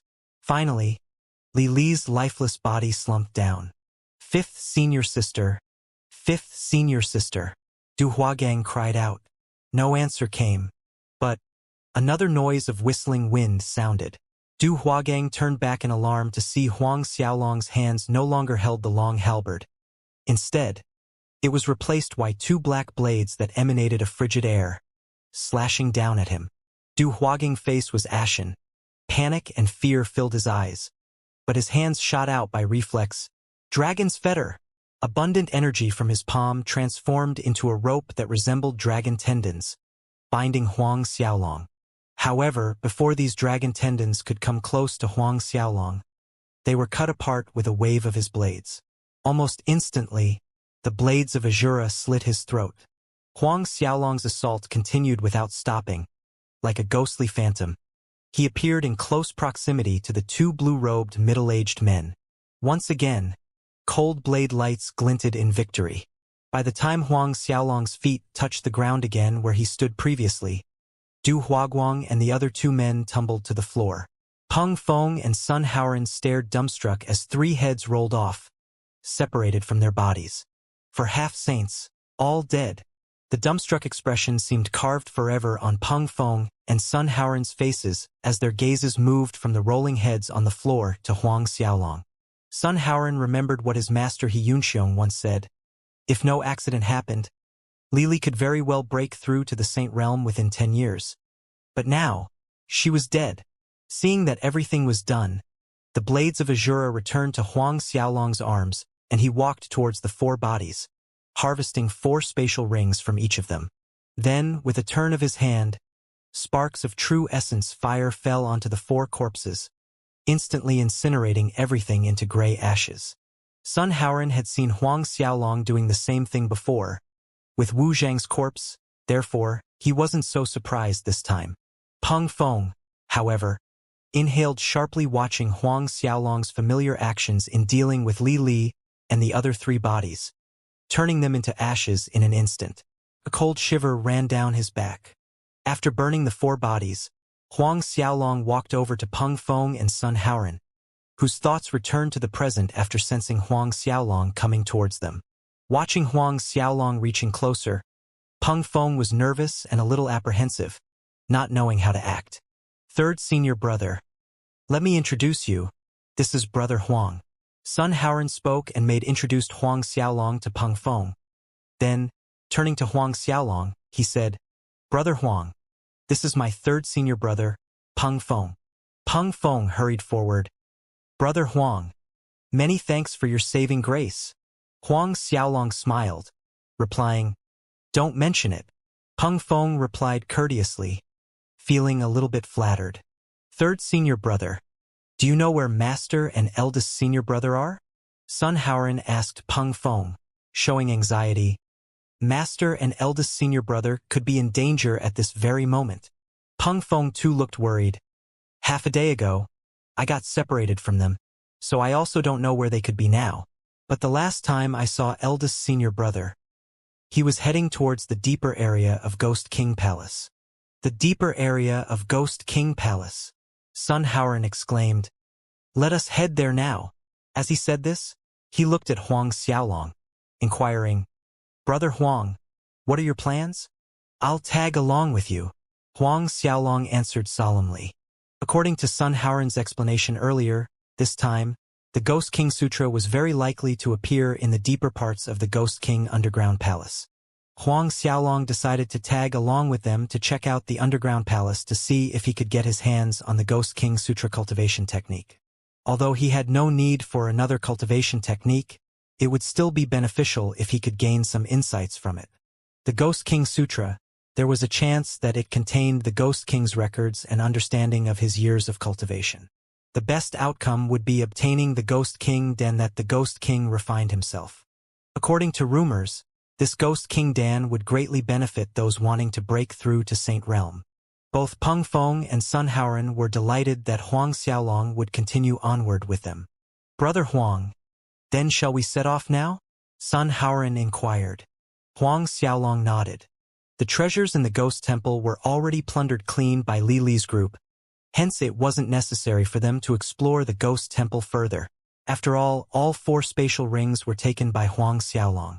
The three of them flew in one direction, heading deeper into the Ghost King Palace. As they got closer to the center of the Ghost King Palace, ghost and devil auras became heavier that at a certain point, these auras morphed into different strange-shaped fogs, enveloping the sky above the Ghost King Palace. From afar, it looked no different from a ghost mountain or a devil mountain. One day later, the three of them arrived at the entrance leading down to the underground palace. The underground entrance exceeded a dozen zhang in height and in width, leading into a nothing but endless darkness. Huang Xiaolong was 100 meters from the entrance, yet it was close enough for him to feel the terror of ghost and devil auras blowing out from the underground palace, to the extent that it made Huang Xiaolong uneasy. He frowned. This was the first time feeling such strong unease ever since he arrived in this world. Brother Huang, shall we go in now? Sun Haoran spoke. Huang Xiaolong nodded since he was already here, then he should relax and go with the flow. He was even more unwilling to give up at this point. With the godly MT Shumi in his possession, nothing could go terribly wrong. The three of them flew through the entrance, and in the blink of an eye, their silhouettes were swallowed by the darkness of the underground palace, obscured by the billowing ghost and devil auras. Brother Huang, this underground palace's structure is extremely complex, filled with traps and bands, not to mention countless ghosts and devils. Everyone should be extra careful and cautious moving forward. Peng Feng reminded. Huang Xiaolong nodded. However, just as Peng Feng said so, the space around them rippled with echoes of unworldly things. The sudden shrill howls coming from all four directions startled Huang Xiaolong, and without any indication, the scenery in front of him changed. The original corridor disappeared, whereas Peng Feng and Sun Haoran's figures were nowhere to be seen. What is this? What is happening? Huang Xiaolong opened the eye of hell on his forehead, scanning the area. Ghost aura rolled endlessly from the void. Evil spirits hissed and bared their fangs at the fresh prey. Huang Xiaolong shot out an earthen Buddha palm without hesitation. Myriad Buddha statues emerged from the ground. Aureate Buddha luminescence brightened the world. Where the holy light shone, the ghost aura evaporated and the evil spirits were purified.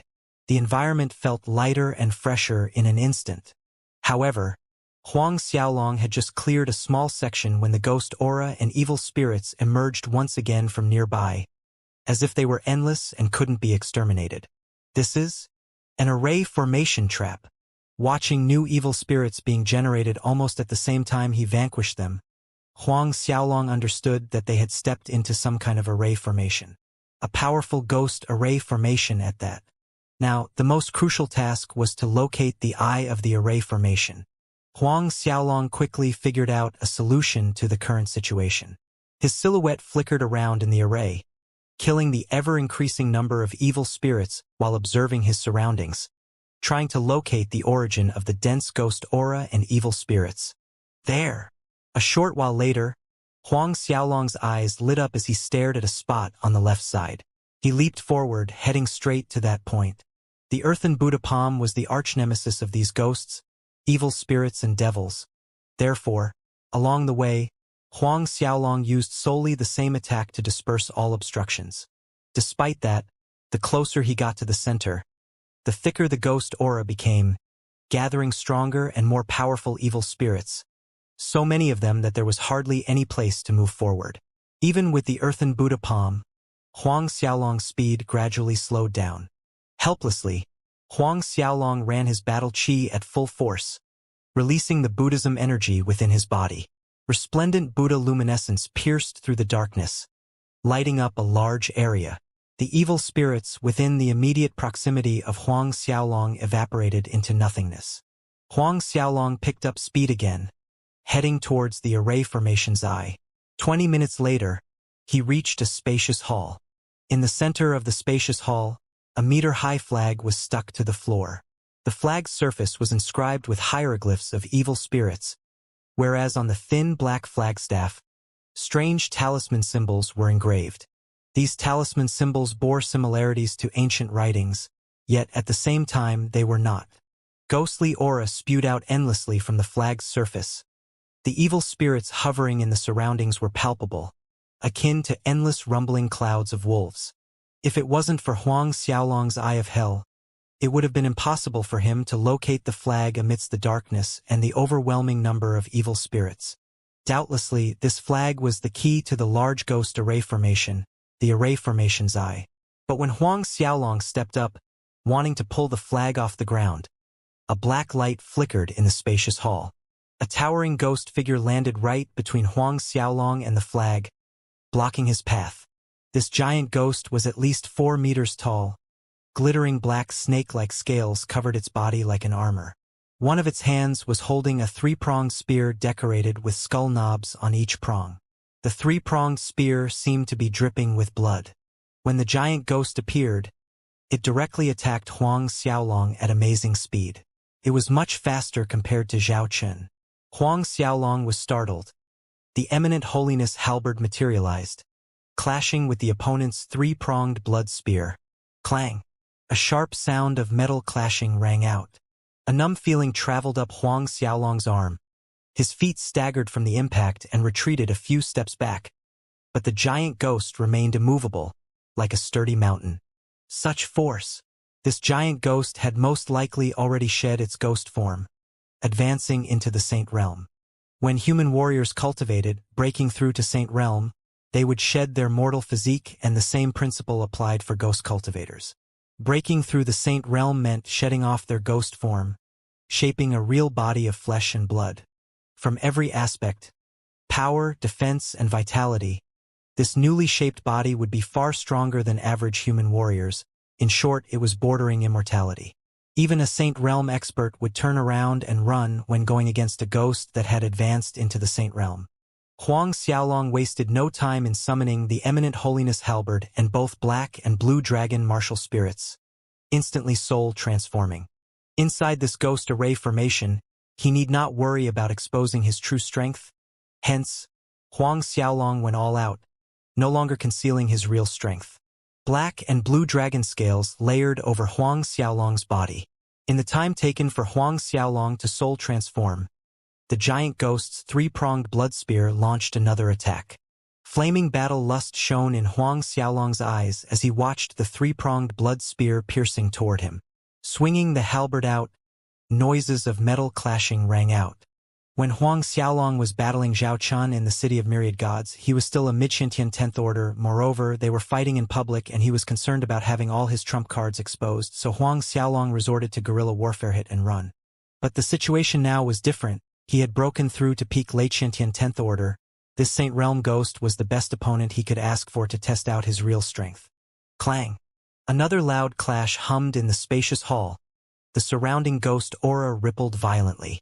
The strong impact forced the giant ghost to stagger back more than a dozen meters, whereas Huang Xiaolong remained still this round, his feet firmly planted on the same ground. In the earlier exchange, without soul transforming with the twin dragon martial spirits and activating the Azura physique, Huang Xiaolong fell slightly underwind strength-wise against the giant ghost. After the soul transformation, however, Huang Xiaolong's battle prowess did not merely increase by level. If someone were here to witness Huang Xiaolong actually forcing back a ghost that had broken into the Saint Realm, they probably wouldn't know what to think. After repelling the giant ghost, Huang Xiaolong leaped up, the Eminent Holiness halberd in his hand swinging out. Countless halberd shadows shot out like falling meteors in the night sky. Halberd Galaxy! It was too late to dodge. All the halberd attacks struck the giant ghost's body. Under extreme pain, it let out a hoarse cry. Its body slammed into one of the pillars at the far end of the hall, shaking the entire structure. Landing a crucial strike on the giant ghost, Huang Xiaolong wasn't feeling thrilled at all. A ghost that had successfully entered the Saint Realm would hardly be defeated that easily. Sure enough, barely a breath's time later, the giant ghost swung his legs and flipped its body back up to a stand, roaring angrily. Its eyes turned crimson red, seemingly resonating with the three-pronged blood spear in its hand, glowing a bright, eerie red. It once again rushed to attack Huang Xiaolong. Huang Xiaolong was shocked seeing that his full-force halberd galaxy attack merely left light injuries on its body. Wasn't a Saint Realm Ghost's defense a little too scary to be able to reach this level? Fortunately, a Saint Realm Ghost, unlike a human Saint Realm warrior, couldn't form a Saint Realm space in their chi-si. Otherwise, it would be strenuous for Huang Xiaolong to deal with this giant ghost. Seeing the giant ghost's attack inching closer, Huang Xiaolong thrust the halberd in his hands, and with a twist of the long handle, an energy vortex spiraled out in midair, tossing heaven, flipping earth. Entangled by the energy vortex, the giant ghost stumbled and Huang Xiaolong seized the opportunity. The Eminent Holiness halberd snaked through the vortex center straight into the giant ghost's chest. A distressed howl came from the giant ghost. Its body was thrown out of the entanglement of the energy vortex. Black blood flowed from its chest, dripping onto the hall's floor, and muffled sounds came from where the blood dropped, emitting green fumes. However, after being stabbed by Huang Xiaolong's halberd, that giant ghost once again flipped up, launching another attack at him. Huang Xiaolong frowned. This couldn't go on endlessly. He had to find this giant ghost's soul to be able to resolve it once and for all. The physical body of a ghost that broke through the Saint Realm was basically immortal. Only by destroying the soul within would it really die. Ghost creatures' souls were no different than a human's. It was the fundamental block of their existence. But to find the location the soul inside its body was easier said than done. For the place where a ghost hid its soul was different. Some concealed their souls in the head, some hid their souls deep in the heart, some around the thigh, some even in the armpit. Huang Xiaolong swung the Eminent Holiness halberd time and again as he tried to think of a method to locate the giant ghost's soul. Eye of hell! Suddenly the thought struck Huang Xiaolong's mind like lightning. That's right, the normal method hardly had any possibility of success in finding the soul's location. but maybe the Eye of Hell could. Immediately, Huang Xiaolong opened the Eye of Hell on his forehead, and a red glow enveloped the giant ghost's body. What delighted Huang Xiaolong was that the Eye of Hell indeed worked. Under the red glow, he could see past the layer of snake scales armor to its core. Right behind its ear, with the Eye of Hell's assistance, he clearly saw its soul, that was hidden behind the left ear. It was the size of an eyeball, flickering in a shiny black light. This was the ghost creature's soul. Huang Xiaolong leaped into the air, the long halberd cleaving down on the giant ghost's left ear. The giant ghost hastily shifted the three-pronged blood spear to defend, but Huang Xiaolong executed the space concealment ability, vanishing from view as he hid inside the space pocket. Moving swiftly behind it, he stabbed the eminent holiness halberd forward. Z. The halberd accurately pierced its soul hidden behind the left ear. The woeful scream it issued sounded like cold iron thrown into boiling water. The three-pronged spear stabbed frenetically towards Huang Xiaolong at its back. Huang Xiaolong jumped back rapidly. "Hu human, I will kill you." The giant ghost spat the words in human language. Howling in rage, its momentum rose to another level. Ghost aura surged around it, condensing into ghostly creatures that wound around the giant ghost. Ghost cultivators were able to speak the human language after advancing into the Saint Realm. Despite that, what shocked Huang Xiaolong was that this giant ghost wasn't dead even though the eminent holiness halberd pierced right through its soul. Huang Xiaolong watched as the numerous ghostly creatures made out of ghost aura shaped into an enormous jaw, looming over him. A potent suction force wrapped around Huang Xiaolong, causing him to lose his footing, nearly flying into the giant mouth without resistance. Huang Xiaolong quickly executed space concealment to escape being swallowed whole, reappearing above the giant ghost's head. Bursting with sacred golden light, his palm slammed down on top of the giant ghost's head with an earthen Buddha palm. A thunderous boom shook the air. The earthen Buddha palm struck accurately at the top of the giant ghost's head. The ghost wailed miserably. The ghost aura surrounding its body rippled, thinning out. Although the earthen Buddha palm did not land on the giant ghost's soul, it contained abundant Buddhism energy, the bane of all negative Yin creatures. The Buddhism energy force traveled down from the head, affecting its ghost soul. Landing a successful attack, Huang Xiaolong twirled to the side. While the giant ghost was wailing in pain, Huang Xiaolong struck another palm at the crown of its head, once again impacting its ghost soul. The giant ghost was thrown forward and crashed into a stone pillar in the spacious hall. The large jaw shaped from thick ghost aura shattered and dissipated. Black blood spewed uncontrollably from the giant ghost's mouth. It didn't take long for the giant ghost to get back up. It stared fixedly at Huang Xiaolong. Its scarlet rage-filled eyes finally dimmed slightly, mixed with slight apprehension. Its giant silhouette flickered rapidly to the side, wanting to flee. Catching its intent, Huang Xiaolong pursued, executing Phantom Shadow, blocking right in front of the giant ghost. The blades of Azura appeared in his hands, glinting with a cold, sharp light. Tempest of Hell. Howling twisters that sounded as if they came from depths of hell encircled the giant ghost immediately. Countless wind blades cut across the giant ghost's flesh. Fire sparks shone as noises of hard metal objects clashing rang out and drops of black blood splattered everywhere. The giant ghost's body was marred by numerous cuts from the wind blades. The layer of protective snake scales was cracked in many places, with black blood seeping to the surface from underneath. The tempest of hell dissipated, revealing the giant ghost's badly mutilated body. During the tempest of hell's attack, sharp wind blades struck its ghost soul as well, multiple times. Its weakened, injured body fell back to the hall center. Don't kill me. I'm willing to become your ghost slave." The giant ghost wobbled unsteadily as it struggled to a stand, despair, and horror evident in its eyes, displaying its submissive intent to Huang Xiaolong. Huang Xiaolong was shocked that the giant ghost was still alive at this point, considering the numbers of all-out attacks he made. Truly, a ghost creature that had broken through the Saint Realm was truly terrifying. To think that it was still alive after everything it experienced. "Become my ghost slave?" Huang Xiaolong looked at the giant ghost before him, tempted, wondering if his ancient puppetry art and soul mandate could be used to reign in a saint realm ghost creature. His spiritual force enhanced greatly when he broke through to peak Xianxia 10th order. He knew there won't be any problem to brand soul marks into a half-saint expert, but Huang Xiaolong wasn't so confident that it would work against a saint realm. As if it saw through Huang Xiaolong's concerns, the giant ghost spoke. I have a blood pact method that would allow you to take me in as your ghost servant. Blood pact.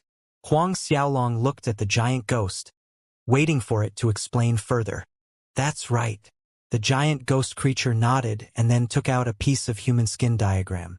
This blood pact mandate is something I found in Lord Ghost King's Cultivation cave. After practicing this mandate, not only can one refine ghostly creatures' souls to enhance one's cultivation, it also allows the person to receive ghost creatures as slaves. Blood pact mandate. Left behind by the Ghost King. Refine ghost creatures' souls to enhance one's own strength. Huang Xiaolong was astonished. A suction force came from his left hand and the piece of human skin diagram flew to his palm. Holding it, Huang Xiaolong studied it carefully. Of course Huang Xiaolong wouldn't take the words of this giant ghost for granted. Therefore he had to ensure that this blood pact mandate was foolproof safe before deciding whether to practice it. Finally, after going through the human skin thrice, Huang Xiaolong determined that what the giant ghost said was not false. Indeed, after practicing this blood pact mandate, he could refine ghost creatures to enhance his own strength. Moreover, he could control and have ghost creatures submit to him. However, there was one detrimental factor in cultivating this mandate skill. If his soul wasn't strong enough, he would easily suffer a backlash from the evil spirits and turn into a part human part ghost existence as a result. Huang Xiaolong had been practicing the soul mandate and the ancient puppetry art. Compared to most human warriors, his soul was very strong. Therefore, this little downside was negligible to him. Looking at the diagram in his hand, Huang Xiaolong was inwardly pleased. With this blood pact mandate, inside this Ghost King palace he would be like a fish returning to the sea.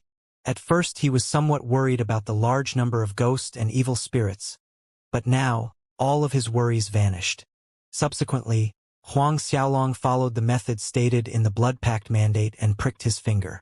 Using 9 drops of blood, his hands moved quickly, drawing a 9-palace diagram that shrunk and submerged into the giant ghost soul through the center of its eyebrows. Huang Xiaolong's blood slowly fused with its ghost soul, and a short while later, Huang Xiaolong felt a vague telepathic connection with the giant ghost. A Saint Realm giant ghost was subdued.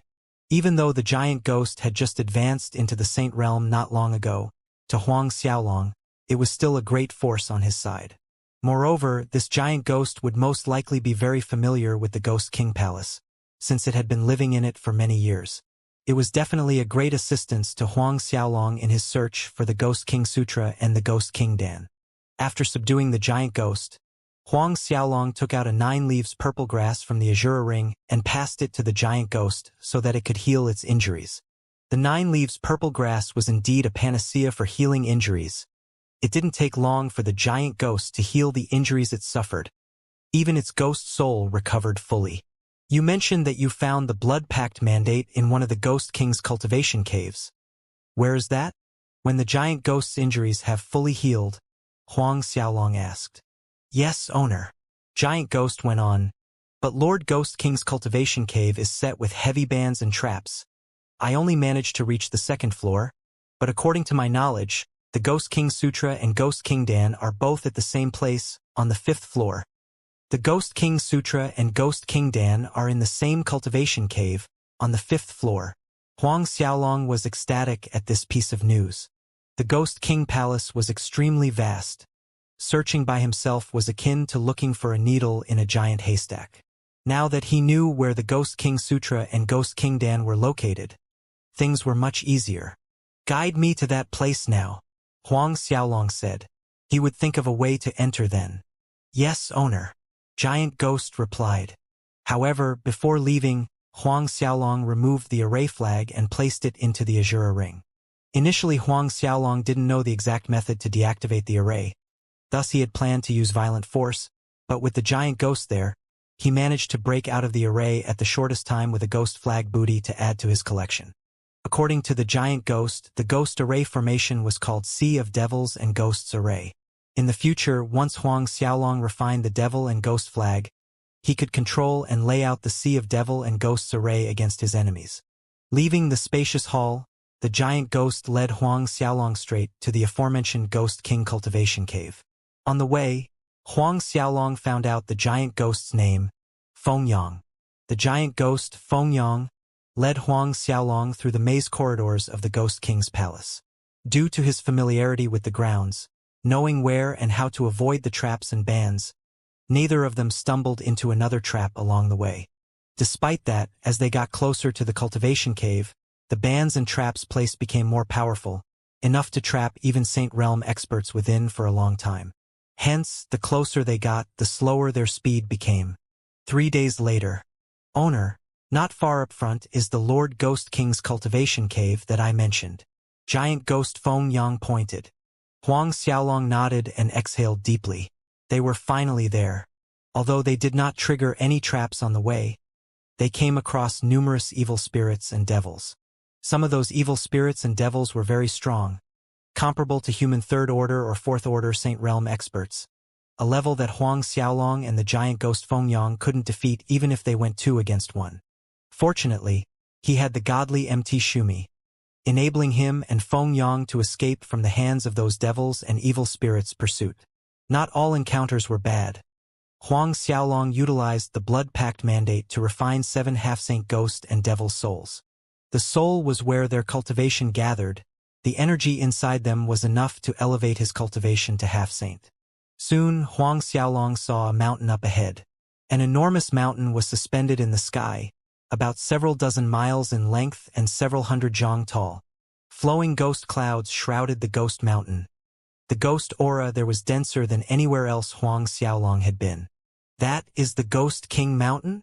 Huang Xiaolong stared in awe at the enormous mountain floating midair, asking Fengyang. An underground structure of the Ghost King Palace actually had such an enormous mountain floating in midair. The scene was awe-inspiring. That's correct, owner. This is the Ghost King Mountain. Lord Ghost King's cultivation cave is located at the top of the mountain. Giant Ghost Fengyang explained respectfully. Huang Xiaolong nodded. Let's go. His foot tapping the floor, he flew towards the Ghost King Mountain with Fengyang following closely from behind. But before Huang Xiaolong reached the Ghost King Mountain, from afar, he detected a group of people gathered on the square. A quick glance over calculated at least 50 to 60 people. Huang Xiaolong's heart sank. He didn't expect there would be such a large number of people arriving earlier than him. But on a second thought, Huang Xiaolong found it acceptable for others to arrive before him. He was delayed 8 days to refine the dragon essence from the earth dragon egg. Suddenly, a cold light gleamed in Huang Xiaolong's eyes as Zhao Chun. Amidst the group of 50 to 60 people, Zhao Chun was among them. He might have his back towards Huang Xiaolong, but Huang Xiaolong recognized that silhouette with a glance. Beside Zhao Chun was none other than that silver-haired old man, Steward Feng, and 7 others Sin City's experts. Grouping on the square, the different groups of experts were discussing the methods of entering the Ghost King Mountain. Detecting the noise of breaking wind, everyone was surprised, turning to look curiously. Zhao Chun turned his head, spotting Huang Xiaolong that was flying over. Their gazes collided. Zhao Chun was stunned at first, but very quickly delight took over. Killing intent flashed in his eyes. In their last encounter in the City of Myriad Gods, Huang Xiaolong managed to escape from his hands. This was the greatest humiliation in his entire life. These days, he had been keeping an eye out for Huang Xiaolong. Yet it was as if Huang Xiaolong vanished into thin air, for there were no clues at all as to where he might be. He didn't expect that not only Huang Xiaolong came to Ghost City, he entered the Ghost King Palace and even reached up to this point. Detecting the killing intent in Zhao Chen's eyes, Huang Xiaolong sneered sardonically. Under many pairs of watchful eyes, Huang Xiaolong and the giant ghost Fengyang landed on the square. Because Fengyang was covered from head to toe in a black brocade robe, hiding his physical body and leaving only his eyes and mouth, as well as converging all of his ghost aura as per Huang Xiaolong's instructions. No one doubted this big giant of a man to be anything other than human. Landing on the square, Huang Xiaolong took another quick look at the people present. Other than the city of myriad gods' forces, there were Snow Dragon City, Imperial Saber City, and Green Ghost City's disciples. Out of top 10 of Bedlam Land's forces, 4 of them were in front of Huang Xiaolong. However, the disciples of Millennium City were nowhere to be seen. A few days prior, after Huang Xiaolong broke out from the ghost array, he was separated from Peng Feng and Sun Haoran. After not seeing them here, Huang Xiaolong was wondering if they were still alive or dead. The quick glance around gave Huang Xiaolong an idea about the strength of the forces gathered there. Early-level Saint Realm, 4 in total. Most of them were like Zhao Chen early First Order Saint Realm. This result made Huang Xiaolong feel slightly at ease. Whereas disciples from Snow Dragon City, Imperial Saber City, and Green Ghost City also breathed in relief seeing that Huang Xiaolong was only a peak late Shintian 10th Order. Hee. Huang Xiaolong, you didn't expect to run into me here, did you? Zhao Chun snickered sarcastically, leading Steward Feng and his subordinates over. In the blink of an eye, Steward Feng and the other guards had Huang Xiaolong and giant ghost Feng Yang encircled in the middle, closing all possible escape routes. The rest of the people there noticed that Huang Xiaolong and Zhao Chen knew each other, and furthermore had a grudge. Everyone stood on the sides, waiting in anticipation for a good show. Huang Xiaolong? Which sect does this fool come from? He's so stupid to offend Zhao Chen. Snow Dragon City's Li Qiuping said with feelings of schadenfreude.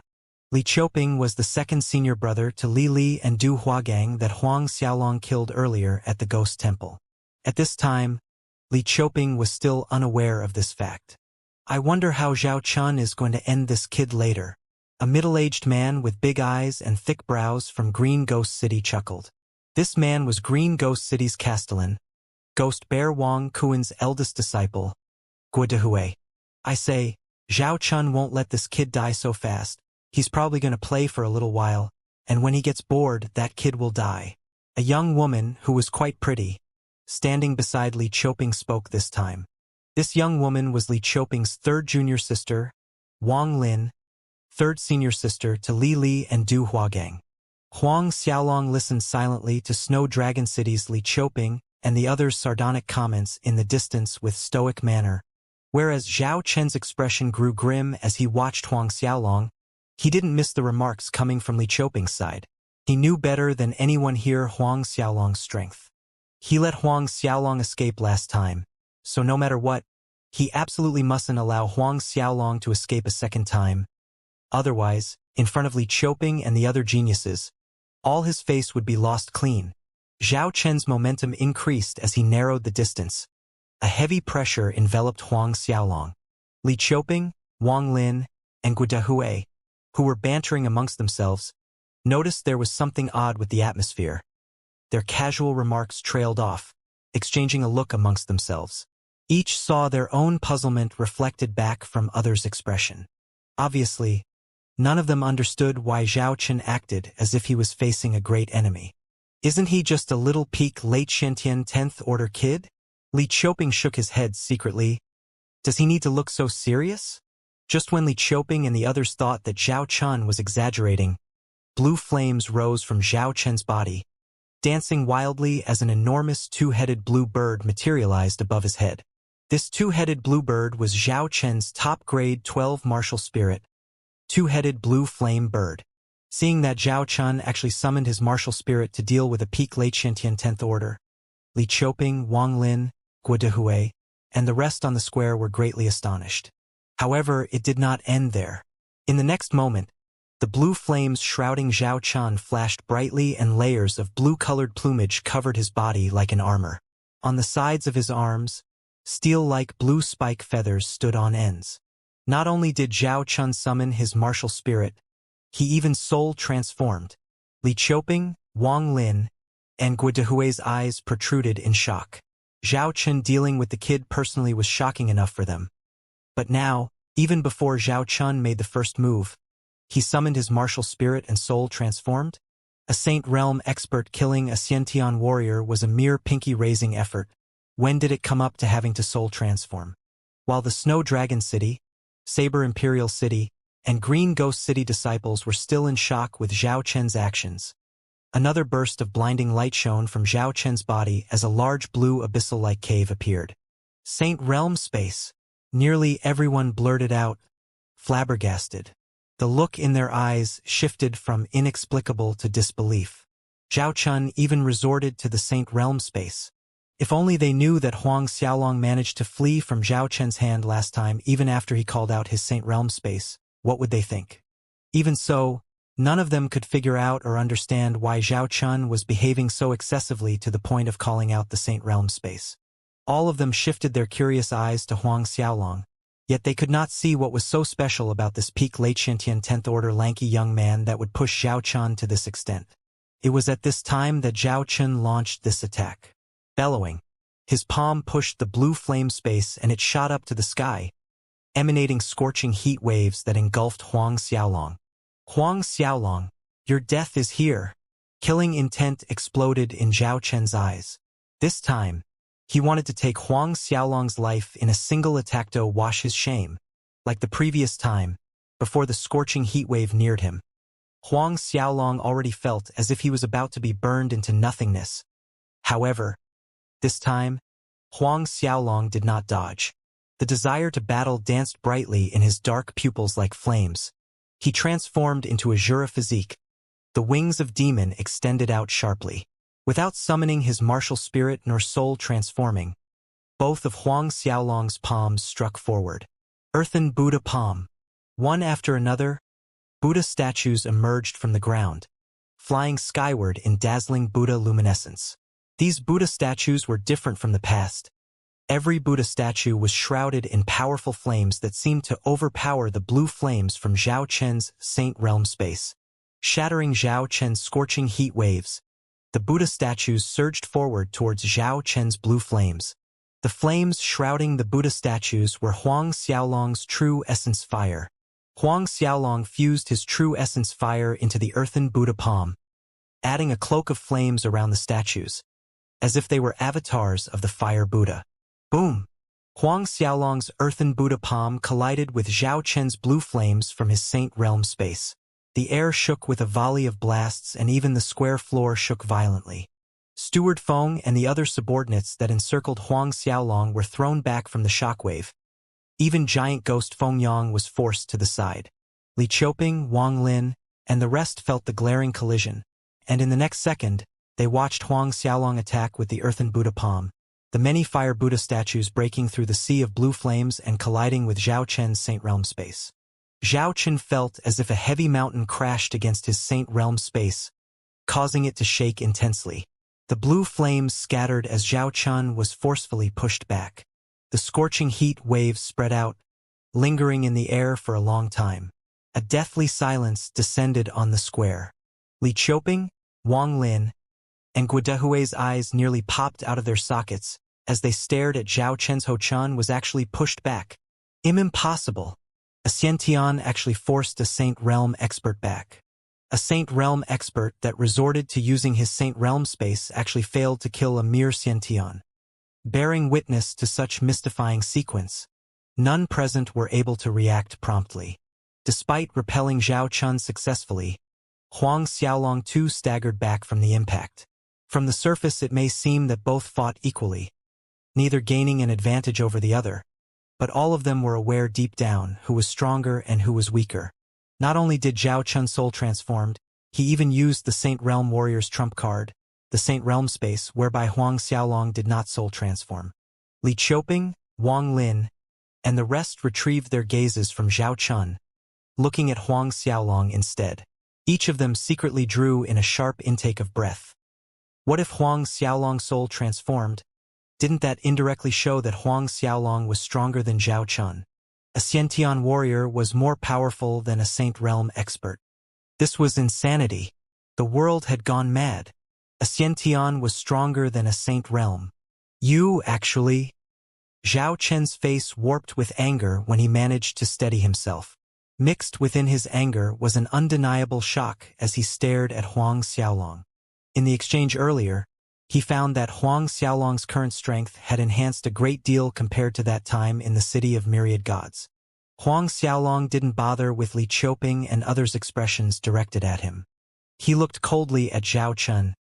Zhao Chun, in the City of Myriad Gods you claimed that you will enlighten me on the gap between a Xiantian and a Saint Realm? Is this the gap you were referring to? Li Qiuping and the rest were once again shocked by the message that Huang Xiaolong revealed. From Huang Xiaolong's words, it indicated that both he and Zhao Chun battled before in the City of Myriad Gods. They wondered what the outcome of that battle was. Then, they remembered a rumor that had been going around in recent days. Many people had been saying that some reckless Saint Realm expert offended Zhao Chun in the City of Myriad Gods some days ago. Then Zhao Chun and that Saint Realm expert battled it out in the city and that person was defeated by Zhao Chun and fled in embarrassment. Could it be? It must be. The person who fought with Zhao Chun in the City of Myriad Gods must be this black-haired young man. Not some reckless Saint Realm expert, but a peak late Xiantian 10th Order. But then again, Li Qiuping, Wang Lin, and Guo Dehui had no idea that at that time Huang Xiaolong was still a mid-Xiantian 10th Order. Zhao Chun detected the ridicule in Huang Xiaolong's words. A red flush crept up from his neck to his face. Zhao Chun hollered in anger. His silhouette flickered into a blur, punching out at Huang Xiaolong. Star burst fist. Blue flames burst like a burning meteor, exploding in front of Huang Xiaolong. Huang Xiaolong snickered as he watched this. His palms smoothly struck forward, sending circles of golden rings expanding out. God-binding palm, before the astounded gazes of Li Qiuping and the rest of the people around. The exploding blue flames trajectory froze midair several zhang away from Huang Xiaolong. Huang Xiaolong seized the time gap. He leaped up and two majestic dragon roars rendered heaven and earth, as one black and one blue primordial divine dragons emerged, winding around Huang Xiaolong's body. Huang Xiaolong bore the atmosphere of an ancient primordial divine dragon with dragon's might surging from his body, piercing the 9 heavens. Li Qiuping and the rest watched with jaws agape the scene before them, especially the dazzling black and blue dragons winding around Huang Xiaolong. Twin dragons martial spirit? There is something like a blue dragon martial spirit in this heaven and earth? Everyone was stunned out of their spirit stones. While everyone was still in shock, coruscating lights of black and blue flickered. Huang Xiaolong's soul transformed in an instant with the twin dragon's martial spirit. Gleaming black and blue dragon scales covered Huang Xiaolong's body. Sharp nasty bone spikes lined the length of his arms. Huang Xiaolong disappeared in a blur. Both hands formed into fists, pummeling in Zhao Chen's direction. Intangible fist imprints filled the air, blocking the sky, mysterious and profound. Great void divine fist. Zhao Chen's face tightened, countering with his 2 fists in a frontal collision. When Zhao Chen's fist struck out, multiple large fist imprints of blue fire rotated forward at rapid speed, like a ball, piercing through space. A few keen ears caught Zhao Chen's exclamation. Li Qiuping, Wang Lin, and the others stared unblinkingly at Huang Xiaolong's attack. Great Void Divine Fist. The legendary Great Void Divine Fist. In that split second, Huang Xiaolong's Great Void Divine Fist and Zhao Chen's rotating blue flame fist slammed into each other in midair, causing a thunderous chain of explosions, raining fire sparks over the square. A stalwart rebound force drove Zhao Chun to stagger back more than once. Huang Xiaolong sidestepped, reappearing with the eminent holiness halberd in his hands. A single swing brought forth fierce twisters that expanded like waves, layers upon layers, tossing mountains, flipping seas. Zhao Chun was perturbed, striking out a starburst fist, and at the same time he utilized the Saint Realm space to block the attack. The earth quaked as if it was about to shift places with heaven. Huang Xiaolong somersaulted in midair. The long halberd in his hands continued to spin akin to a dragon leaping out from the sea, thrusting straight at Zhao Chun. The eminent holiness halberd executed attack after attack at rapid speed. It was so fast that even Li Qiuping and the rest could barely follow his speed. Zhao Chun was constantly knocked down and pushed back in the battle. Huang Xiaolong's attacks continued to rain down like a torrent, and Li Qiuping saw that Zhao Chun could only defend, barely having a chance to counterattack. Zhao Chun too realized how awkward and disadvantaged he looked, and an ugly expression hung on his face. A Saint Realm expert actually took a beating from a Xiantian without even having the power to resist in the slightest. Moreover, if it wasn't for his Saint Realm space's existence blocking Huang Xiaolong's attacks, he would have already been defeated. Enduring more than a dozen rapid attacks from Huang Xiaolong, Zhao Chun was exasperated, being forced into a corner. Absolute control! Zhao Chun hollered as he was retreating. Surging battle chi wrapped around his palms, aimed at Huang Xiaolong. Huang Xiaolong felt as if every trace of energy in the surroundings disappeared, as if everything was enveloped by a vacuum. The mountains around the perimeter emanated heavy pressure that locked him in the air, making him unable to move. This was a Saint Realm expert's absolute control over space. Stepping into Saint Realm territory meant having a certain understanding towards the law of space, allowing them to manipulate and control space within a limited area. The only downside was that it consumed a large amount of spiritual force and battle chi to perform, so unless it was absolutely necessary, most Saint Realm experts would not use this method. Zhao Chun looked fiercely grim seeing Huang Xiaolong shackled in the air. A long sword materialized in his grip. A long sword with the length of an average adult. Its body was a crimson red. Inscribed on its blade was the diagram of a fire dragon. "Go die!" Zhao Chun roared with fury. The fire dragon longsword cut through space straight at Huang Xiaolong. Just as the longsword's tip was about to pierce into Huang Xiaolong's heart, a glaring light burst out from Huang Xiaolong's body, accompanied by a terrifying energy. With a minuscule shake, the space law that shackled Huang Xiaolong in place loosened. Huang Xiaolong disappeared from the spot, but Zhao Chen's fire dragon longsword managed to leave a line of red blood across his ribs. Zhao Chun was dumbstruck, shocked to the core. Huang Xiaolong broke free from his space law absolute control manipulation. While he was still caught in shock, two sharp blade lights flew toward Zhao Chun, and he dodged at the last moment in a panic. Z. Sharp noises sounded as the blade lights grazed the edges of his robe. Pain spread from Zhao Chen's waist to every part of his body. Zhao Chen jumped back a great distance before standing still. His left hand touched the wound on his waist. Fresh blood painted his palm red. Two bone-deep cuts ran across his back. Feeling the extent of his injuries, Zhao Chun was startled. He even forgot the pain for a moment. How many years has it been? He had forgotten what pain felt like. In the distance, Li Qiuping, Wang Lin, Guo, and the crowd could hardly believe staring at the two gruesome, bone-deep slash wounds on Zhao Chun. Young Lord! Steward Feng and the rest of the guards finally reacted. They all rushed to Zhao Chen's side at the fastest speed, rattled and ashen-faced. After a small scene of chaos, Steward Feng and some of the guards took out several golden, thumb-sized pellets from their spatial rings, giving them to Zhao Chun to swallow, and from another jade bottle, Steward Feng poured out a crystalline emerald liquid, smearing it over Zhao Chen's wounds. Zhao Chun waved his hand at them, stating, "I'm fine." The throbbing pain on his waist actually helped him become clear-headed. Huang Xiaolong stood some paces away and did not attack when Zhao Chen's subordinates healed him. Yet his eyes were like glacial ice. Fine? Perhaps in Zhao Chen's eyes, these were nothing but flesh wounds. But very soon he would taste the enigmatic torturous pain of having the Azura Qi corrode his flesh. And indeed, as Huang Xiaolong thought, moments later Zhao Chun lost all the color from his face all of a sudden. Black fumes weaved around the wound on his waist, issuing hair-raising shrieks. Steward Feng and others who noticed the abrupt change were alarmed. "Young Lord, are you all right?" Steward Feng approached, inquiring with a face full of concern. Zhao Chun raised his head, his vicious eyes glowering at Huang Xiaolong in the distance. Killing intent surged in his eyes as he spat the words, "Kill them! Kill!" Steward Feng and the guards immediately called out their martial spirits and soul transformed, pouncing on Huang Xiaolong and giant ghost Feng Yang like hungry wolves. On Zhao Chen's side, other than Steward Feng, there was one other Saint Realm expert.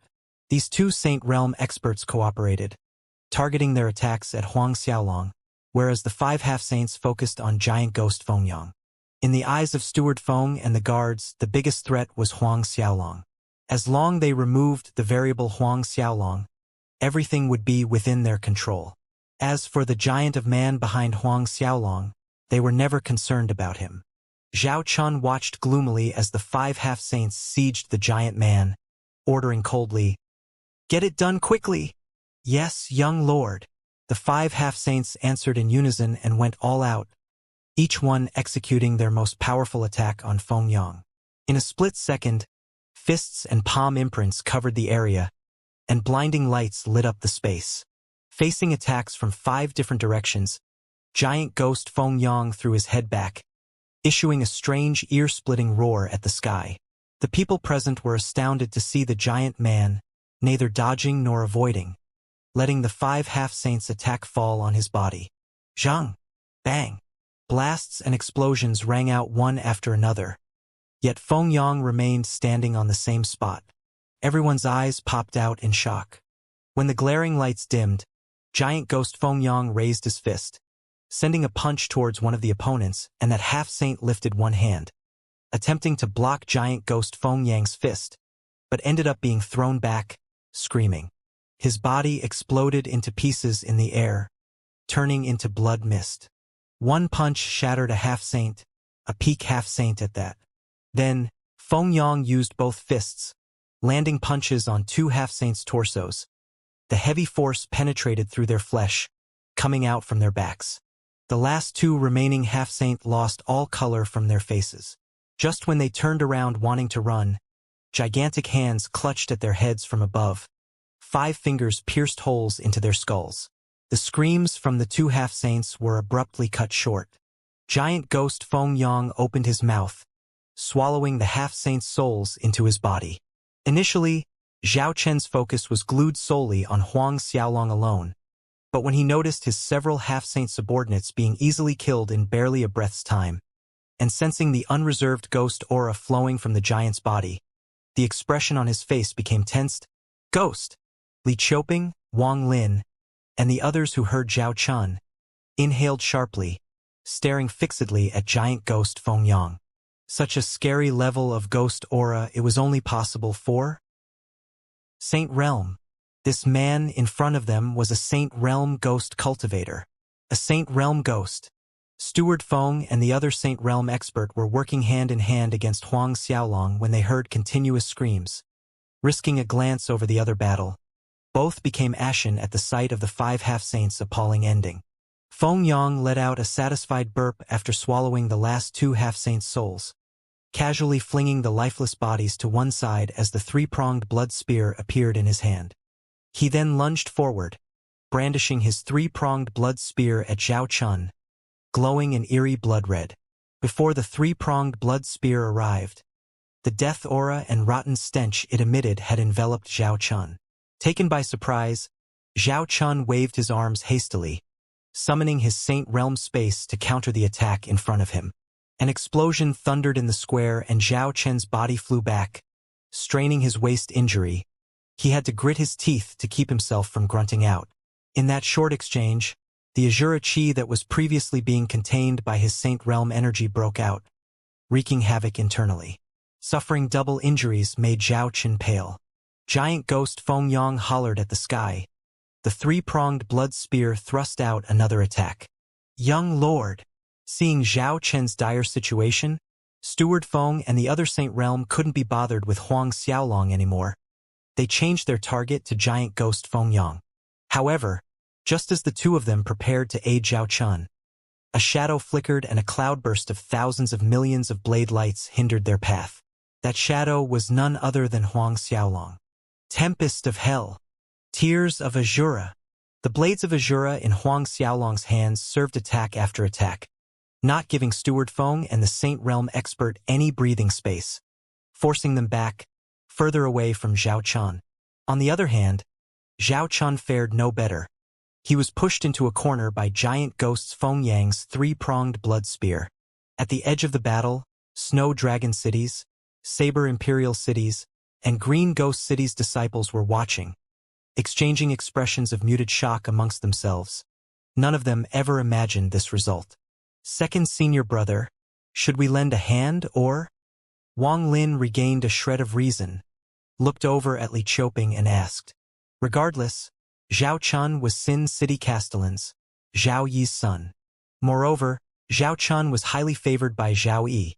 If he ever came to know that while Zhao Chun was in trouble, their Snow Dragon City disciples and others stood by, spectating as Zhao Chun was killed on the side, Zhao Yi's wrath would burn over to Snow Dragon City, as well as the others.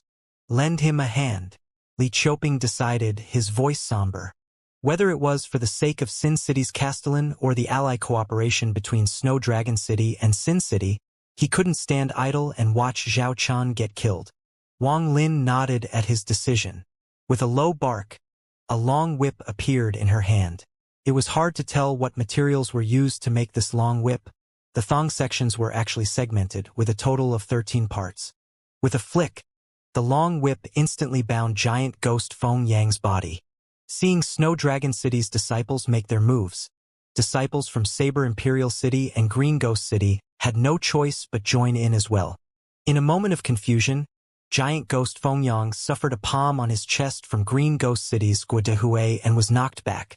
Thick green smoke rose into the air. Go!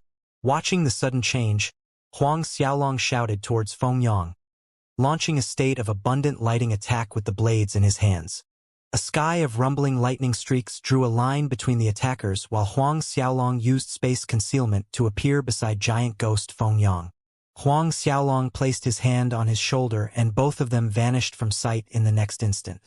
Zhao Chun was laboriously suppressing the Azura Qi in his body when he saw Huang Xiaolong and the giant man vanish right in front of his eyes. Roaring in anger, he hollered, "Search! Absolutely dig that little ghost out for me." But when he saw Li Qiuping and the others in action, his anger spread to them. "What are you all still standing here for? Go f***ing search!" Li Qiuping's brows furrowed with discontent with Zhao Chen's attitude, shouting at them as if they were his subordinates. He sneered in retort. "Zhao Chun, we're not your slaves." Zhao Chun was indignant. Come on, all of us here are brothers, don't fight because of a small Xiantian. He can run away from the monk, but can't flee the temple. He definitely won't be able to run out of the Bedlam lands. When we manage to corner him later, Brother Zhao Chun can deal with him however you like." Guodehui played the mediator, smiling amiably. Only then did Zhao Chen's face look slightly better. That kid probably ran into the Ghost King's cultivation cave. A disciple from Saber Imperial City spoke. "Let us hurry in too, in case that kid gets the first dip. Looting the Ghost King Sutra and Ghost King Dan." Ghost King Sutra and Ghost King Dan? Zhao Chun snickered with contempt. Are these treasure items things that he could lay his hands in just because he wants to? Not saying more, Zhao Chun took out a talisman and initiated the array formation inscribed within, summoning Sin City's experts. After advancing into the Saint Realm, one would possess the ability to manipulate space. Certain array formations or talisman, such as these, could be used to summon comrades and relay messages. Moments later, Zhao Chun and the rest too made their move into the Ghost King's cultivation cave.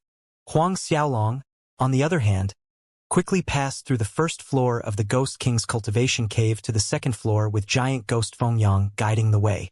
The first floor was a vast field of snow, whereas the second floor was an endless range of mountains. A bright sun that never seemed to set hung high up above the mountain peaks, a picture of calm and peace. But giant ghost Feng Yang faced Huang Xiaolong with a dignified expression. "Owner, the mountains on this second floor are rigged with powerful array formations, to the extent that bumping carelessly into a single leaf or a branch could trigger their activation. We must fly across this long mountain range in one go, cautiously. Fly over this mountain range without stopping at all?" Huang Xiaolong was stunned. Then he breathed out in relief. This matter may be difficult to others, but not to him, because he had the godly MT Shumi. Borrowing the power of the 10 Buddha formation, he could fly using the godly MT Shumi all the way until they reached the third floor entrance. Other than this, what else do I need to pay attention to? Huang Xiaolong asked. Seeing that Huang Xiaolong didn't seem to place importance on his previous reminder, he couldn't resist emphasizing the matter once more. Owner, the arrays around this mountains are very strong. Accidentally triggering any of them, even a Saint Realm expert could fall on the spot. Huang Xiaolong waved his hand. You don't need to worry about this. Feng Yang could only stop and change the topic from Huang Xiaolong's demeanor. Other than that, on this second floor space lives a kind of ghost creature, called Blood Dagger Ghost.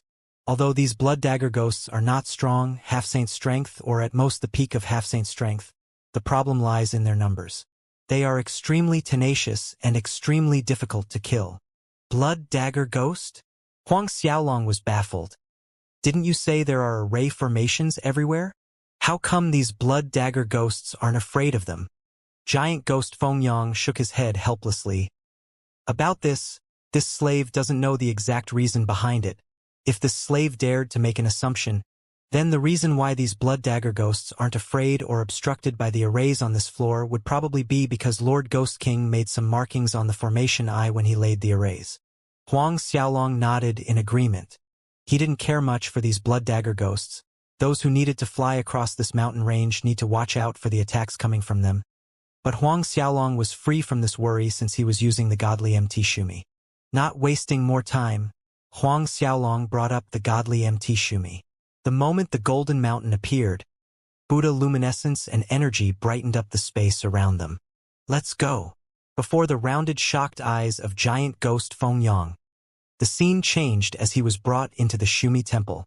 Huang Xiaolong then initiated the 10 Buddha formation and the godly MT Shumi shot forward in a golden streak, disappearing from view.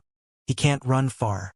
Inside the Shumi temple, giant ghost Feng Yang stared dumbly at the 10 Buddha formation at the center, bubbling with vigorous Buddhism energy, unable to come out from his bewilderment for a long time. Owner, this is? He stammered. Huang Xiaolong glanced at giant ghost Feng Yang. This is the godly MT Shumi. What? This, the godly MT Shumi? Giant ghost Feng Yang exclaimed in a loud voice. Huang Xiaolong nodded in affirmation. It was neither strange nor surprising for giant ghost Feng Yang, as a Saint Realm ghost cultivator, to know about godly MT Shumi. Moreover, godly MT Shumi was a treasure from the Buddha world, an anathema for ean creatures such as ghosts. If it weren't for Huang Xiaolong diverting the Buddhism energy away from Feng Yang, he would have been purified into nothingness the moment he appeared in the Shumi temple. Ignoring the dumbfounded look on giant ghost Feng Yang's face, Huang Xiaolong concentrated on driving the godly MT Shumi, speeding forward past the mountains below. Through godly MT Shumi, Huang Xiaolong was able to view the outside mountains. There were indeed many creatures that were entirely blood-red moving around, physically similar to apes. These ghost creatures had a mouthful of sharp teeth, long arms with black strands of energy coming out from their eyes. On the top of their heads was a dagger-like spike, glinting with a sharp light. This is the Blood Dagger Ghost? Huang Xiaolong asked. Giant ghost Feng Yang was pulled out of his daze, answering, Yes, owner. These are Blood Dagger Ghosts. Because Huang Xiaolong had the godly MT Shumi shrunk to the size of a dust particle, the Blood Dagger Ghosts loitering below did not sense its presence. Huang Xiaolong punched out a great void divine fist in the Shumi temple. The attack transferred out from godly MT Shumi's space to the outside world, striking a Blood Dagger Ghost that strayed somewhat far away down below. A loud boom resounded, and before that Blood Dagger Ghost could issue a scream, it exploded into a cloud of blood mist. Huang Xiaolong opened his mouth and sucked in its ghost soul, running the blood pact mandate to refine the ghost soul. After slightly more an hour, Huang Xiaolong successfully refined the Blood Dagger Ghost soul. He subsequently reaped more Blood Dagger Ghosts using the same method. Since he was cautious enough to select those Blood Dagger Ghosts that strayed off from the group, the matter did not alert the Blood Dagger Ghosts into frenzy madness. Huang Xiaolong pushed the godly MT Shumi to fly forward. In the past, many strong experts too passed the first and second floors. Most of the treasures on the first and second floors had been plundered clean a long time ago, so Huang Xiaolong did not stop at all.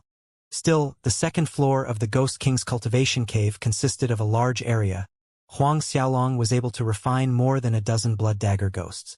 They took a whole day of flying before they arrived at the entrance to the 3rd floor. There were some obvious differences between the entrance to the 2nd floor and the entrance to the 3rd floor. The entrance to the 2nd floor was as high as an adult, 2 meters in width, and had a glow that rippled like waves with strong resistance against foreign objects. The entrance to the 3rd floor was much more spacious, several zhang tall, and the width of several li, overgrown with black vines. These black vines wound around the entrance layers over layers, sliding over each other, issuing shrill wails. In all, they looked like oversized crawling black maggots, with hair-raising level of disgustingness. What is this? Huang Xiaolong frowned, looking at the black vines. Owner, this is something from Ghost World called Ghost Maggot. Giant Ghost Fengyang explained, a strong fear reflected in his eyes. Not only do these maggots suck human blood, they could even suck a person's battle chi, including 3rd-order Saint Realm experts. If one got entangled by ghost maggots, in less than a dozen breaths' time, they would be turned into a dry corpse. Huang Xiaolong drew in a mouthful of cold breath. A 3rd-order Saint Realm expert turned into a dry corpse in less than a dozen breaths' time. These ghost maggots were a little too terrifying. On the other hand, if these ghost maggots were something from the ghost world, how did the Ghost King manage to culture them in his backyard garden? Furthermore, these ghost maggots are very resilient. A new vine could grow within seconds after being chopped off. It is almost impossible to kill. Regardless if a high-level Saint Realm expert was here, they won't die unless their main root is destroyed. Giant Ghost Fengyang added. Huang Xiaolong nodded. Still, there were probably millions of these vines. To search and destroy the main root among this mass was difficult. It seems like the reason Giant Ghost Fengyang failed to proceed to the 3rd floor was mainly due to these ghost maggots guarding the entrance. Huang Xiaolong carefully guided the godly MT Shumi to fly toward the entrance, approaching with care. In general, being inside the godly MT Shumi, 2nd and 3rd order Saint Realm experts would not be able to detect Huang Xiaolong's presence, but still, it didn't guarantee that it would show the same result on the ghost maggots. After all, they originated from the ghost world. And voila! Just as the godly MT Shumi got close to the entrance, the crawling vines suddenly issued an ear-splitting shriek. Vines shot out to wrap around the godly MT Shumi. More and more vines circled tightly around the godly MT Shumi. There were no gaps for air to pass through. It was like a ball of vines, wholly swallowing the godly MT Shumi. Huang Xiaolong was startled by the speed of things. He hastily pushed the 10 Buddha formation and Buddhism energy gushed down from the void. Sacred Orient rays pierced through the vines. Since godly MT Shumi was a treasure from the Buddha world and the ghost maggot was a living organism from the ghost world, the godly MT Shumi should be able to restrain it. Like Huang Xiaolong envisioned, the tight black vine ball was akin to darkness meeting light, disintegrating in an instant after coming in contact with the Buddha luminescence. Fengyang watched the black vines that were illuminated by the golden light slowly wither and fall. But in the next moment, the fallen vines were once again replaced by lively new ones. Watching the result, Huang Xiaolong was delighted. He did not expect the Buddhism energy to have such a large damaging effect. Although the withered and fallen vines were quickly replaced by new ones, this result was more enough for Huang Xiaolong. He made a full effort to push the 10 Buddha formation inside the Shumi temple. Buddhism energy gushed out, bursting out from the godly MT Shumi in all 4 directions, and it managed to speed away quickly through the 3rd floor's entrance. All the ghost maggot vines dried up and withered after being illuminated by the Buddhism energy. Seizing this small window of time, the godly MT Shumi entered the 3rd floor with Huang Xiaolong and giant ghost Fengyang inside. Entering the 3rd floor, angry shrieks rang out behind them. Huang Xiaolong breathed out in relief as he scanned the 3rd floor's environment. The 3rd floor's space was another endless stretch of snowy land. Low bushes of white-colored grass and plants, snowflakes falling from the high above. Other than snow, there were only the snow-covered bushes and nothing else. Huang Xiaolong looked inquiringly at Fengyang. Giant Ghost Fengyang said, "Owner, this slave has never been this 3rd floor before this. Therefore, I am not very clear. However, this slave remembered a ghost domain senior mentioned that the third floor was 10 times more dangerous than the second floor. Beware of snow. Beware of snow? Huang Xiaolong observed the area carefully and noticed that the falling snow on this third floor was different from normal snow. The snow here seemed more translucent, white, and lighter. Despite that, other than these 3 points, Huang Xiaolong did not find other clues. A short while later, Huang Xiaolong continued to fly forward using the godly MT Shumi, entering the snow territory. The falling snow stuck on the surface of godly MT Shumi, accumulating more and more. Gradually, a chilling air penetrated into the Shumi temple from the surface. A shiver ran down Huang Xiaolong's spine, feeling as if the blood running in his body was frozen solid. Inside the Shumi temple, Huang Xiaolong was dumbstruck. This falling snow was so tyrannical. Even more so, it was 100 times worse compared to the extreme cold wind at the bottom of the Broken Tiger Rift. Huang Xiaolong felt his blood slowing down, and giant ghost Feng Yang's situation even was more drastic. A thin layer of ice formed over him, wrapping the giant ghost inside. The protective fog of ghost aura shrouding him turned bleak. Huang Xiaolong swiftly infused more energy into the 10 Buddha formation. Buddha luminescence poured out, filling every corner.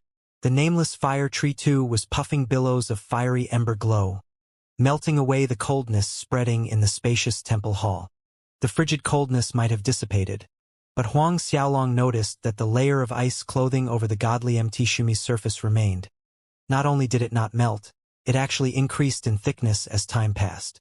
As snow continued to accumulate over the godly MT Shumi's surface, it became heavier and heavier, decreasing in flying height, scaring Huang Xiaolong enough to go all out in pushing the 10 Buddha formation. Only then did he manage to stop the godly MT Shumi from its gradually descent.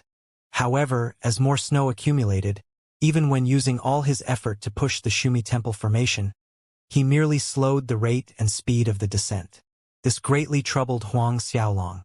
If the godly MT Shumi was so heavy that it landed below, unable to fly, with the snow and ice encroaching every inch of godly MT Shumi and chaining it to the ground, at that time Huang Xiaolong would really be trapped in the snow land. Gritting his teeth, Huang Xiaolong made the godly MT Shumi turn back, all the way back until the edge of the third floor entrance, leaving the area of falling snow. Finally, the godly MT Shumi stopped falling in altitude. Still, it did not console Huang Xiaolong in the least, his robe dampened by cold sweat. Close call. If they didn't turn back when they did, they absolutely would have fallen to the ground and be buried by the falling snow.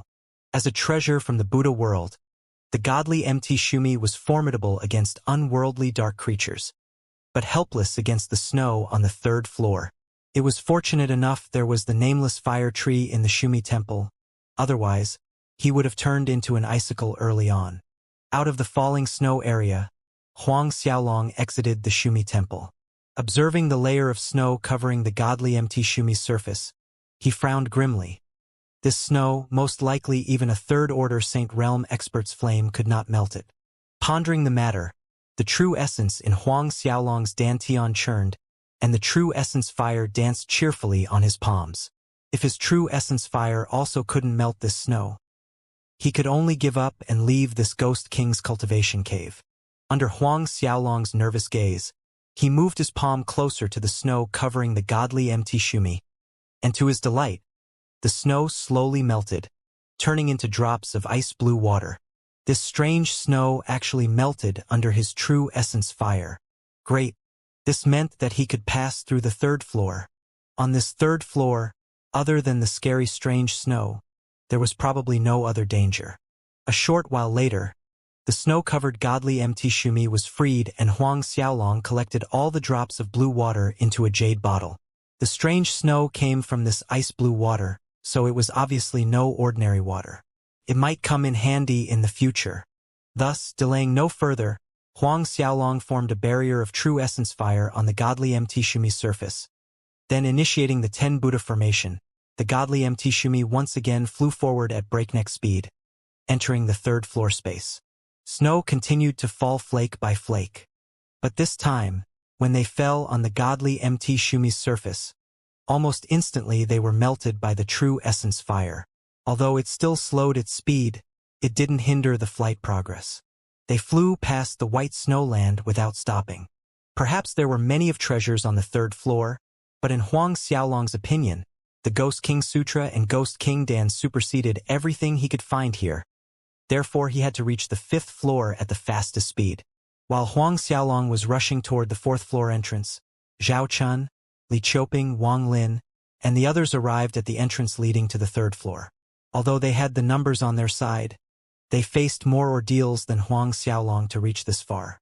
Zhao Chen's group battled the ghost maggots' horrifying black vines over 6 hours before they seized the chance, sprinting past the entrance and arriving on the third floor. But even so, a number of disciples from Sin City, Snow Dragon City, Saber Imperial City, and Green Ghost City were turned into fertilizer for the ghost maggots. Everyone's appearance was lamentable after reaching the third floor. "These ghost maggots are really scary," Li Qiuping exclaimed in apprehension as he looked back, shrieks echoing in his ears. The rest with him looked pale, assenting in silence. If it weren't due to their early preparation, chances were that everyone here would have died there at the third floor entrance. "That little pup Huang Xiaolong, where has he ran to?" Zhao Chun barked moodily. "The way I see it, he probably died under the vines of that ghost maggot." Standing behind Zhao Chun, Steward Feng spoke. "Regardless whether that Huang Xiaolong is killed by the ghost maggot or not, we must rush to the fifth floor as soon as possible." Wang Lin added, "There are only 10 more days before the ghost city disappears." Everyone had a solemn expression on their faces, being reminded of this fact. They had to leave before the ghost city was closed. Failing to leave meant they would be trapped inside until the ghost city's next reappearance. And the next time would be 1,000 years later. "Fine. Now, everyone swallow a fire spirit bead to resist that soul snow, so we can quickly ascend to the fourth floor." Guo Dehui took out a reddish bead as he said that, swallowing it down. Instantly, a clear blue flame shrouded his body. Zhao Chun and the rest followed his actions, swallowed the same fire spirit bead and stepped onto the snowy ground.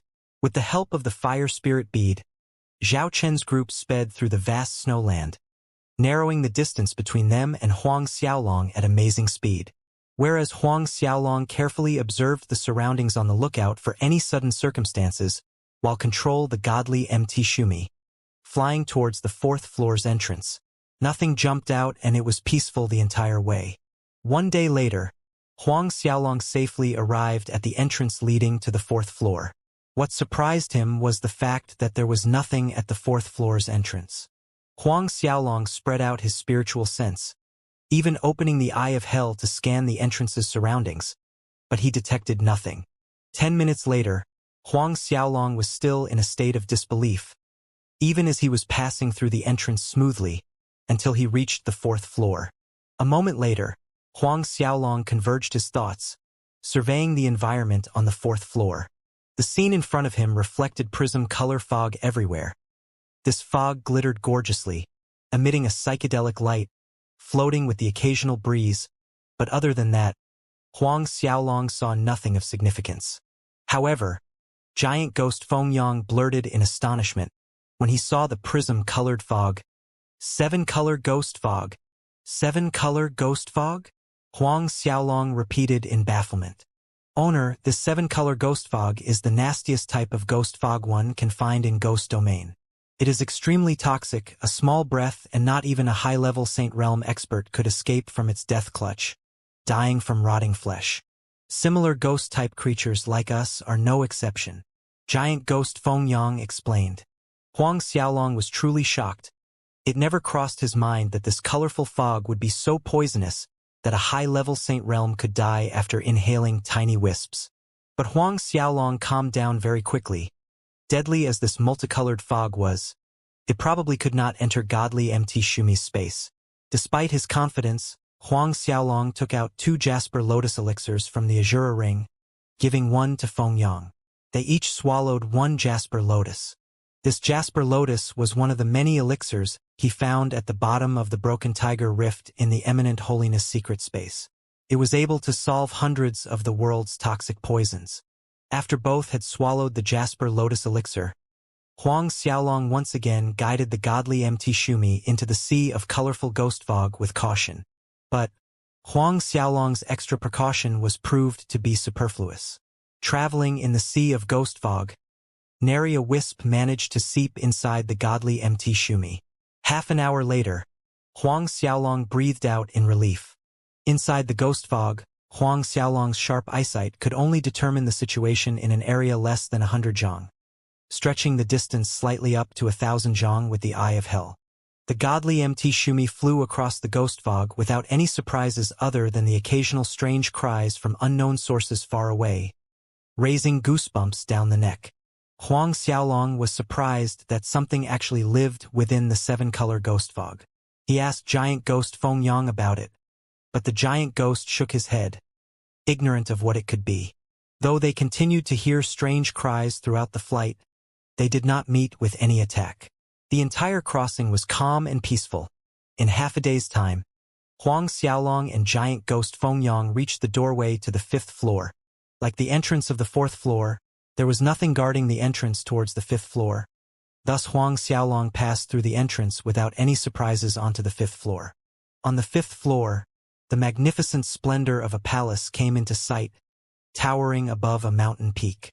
A massive palace on a towering mountain. A contradiction to the darkness Huang Xiaolong had seen on the way here. The 5th floor was like a celestial wonderland. On the mountain peak, the refreshing scent of elixirs wafted out. From Ganoderma, herb elixirs, and spiritual trees shrouded in mesmerizing halos. Huang Xiaolong even suspected he arrived at the wrong place for a second. Staring at the grandiose palace, Huang Xiaolong reigned in the excitement bubbling in his heart. Together with giant ghost Feng Yang, both of them exited the godly MT Shumi, flying straight for the palace. Soon, Huang Xiaolong stood on the same peak as the palace. Powerful spiritual energy surged from the surrounding elixirs and Ganoderma, enveloping Huang Xiaolong and giant ghost Feng Yang, as if they dove into an ocean of spiritual energy. Feeling this, Huang Xiaolong was overjoyed. These elixirs on this peak were no worse compared to the ones he found at the bottom of Broken Tiger Rift. Some of these elixirs were even more precious and rare. Golden Sky Infant Fruit, Jade Gold Pearl Flower, 9 Nodes Grass. Not missing a beat, with a gentle wave of both hands, all the nearby elixirs flew towards Huang Xiaolong and into the Azura Ring. In less than the time it took to sip tea, all elixirs on the entire mountain peak were cleaned out by him. Not even the corner of a root was left behind for Zhao Chen's group. After collecting the precious elixirs, Huang Xiaolong and giant ghost Feng Yang stood in front of the palace gates. The gates were 10 zhang tall, 5 zhang wide, and were opened. The surroundings were quiet. Huang Xiaolong spread out his spiritual sense and opened the Eye of Hell at the same time, confirming that the gates were not rigged or placed with any curse. A moment later he stepped in together with giant ghost Feng Yang. One step into the palace grounds, both Huang Xiaolong and giant ghost Feng Yang felt a whelming pressure envelop them. Before this momentum, Feng Yang's knees went soft, falling into a kneeling position. Huang Xiaolong too nearly fell to his knees, but the twin primordial divine dragons flew out from his body. An ancient dragon atmosphere, seemingly in slumber, awakened, surging out from Huang Xiaolong's body, indirectly helping him withstand the pressure. Even so, Huang Xiaolong felt the oppressive pressure linger. Looking around, Huang Xiaolong saw a stalwart statue not too far up front. From its appearance, Huang Xiaolong couldn't tell what material the statue was made from, but it was extremely lifelike. The statue was of a robust middle-aged man with a short beard, thick brows, and a generous-sized mouth. Knots of unknown origin, resembling tiny black pythons, flowed from the man's head like hair, and the man's feet were standing atop 2 dragon heads. 2 devil dragons with scarlet red eyes. The horrifying, oppressive atmosphere he felt earlier came from this statue. A statue actually exuded this much oppression. Lord Ghost King. Hearing Feng Yang's shaky voice, he turned over to look, noticing the fear, worship, excitement, and trepidation in his eyes as he looked fixedly at the statue. Ghost King. This extremely lifelike statue really was a statue of the Ghost King. Huang Xiaolong drew a deep breath looking at the Ghost King's statue, the shock in his heart undisguisable. Although he could hardly imagine the era when Ghost Kings' prestige soared heaven high, deterring many other experts and ruling billions of powerful ghosts and devils, Huang Xiaolong felt the Ghost King's majestic might exuding from the statue. Even the devil dragons were mounts under his feet.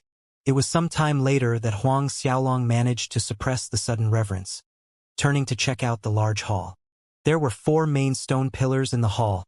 The top side of these pillars was decorated with carvings depicting evil spirits, while at the center of the ceiling was a pool of Holy Spirit clouds. The aura of a devil mixed with Holy Spirit filled the large hall, half darkness and evil, half light and holiness. It gave off a weird feeling. There was nothing else in the large hall but the 4 stone pillars. Huang Xiaolong looked carefully several times. Finding nothing, he frowned.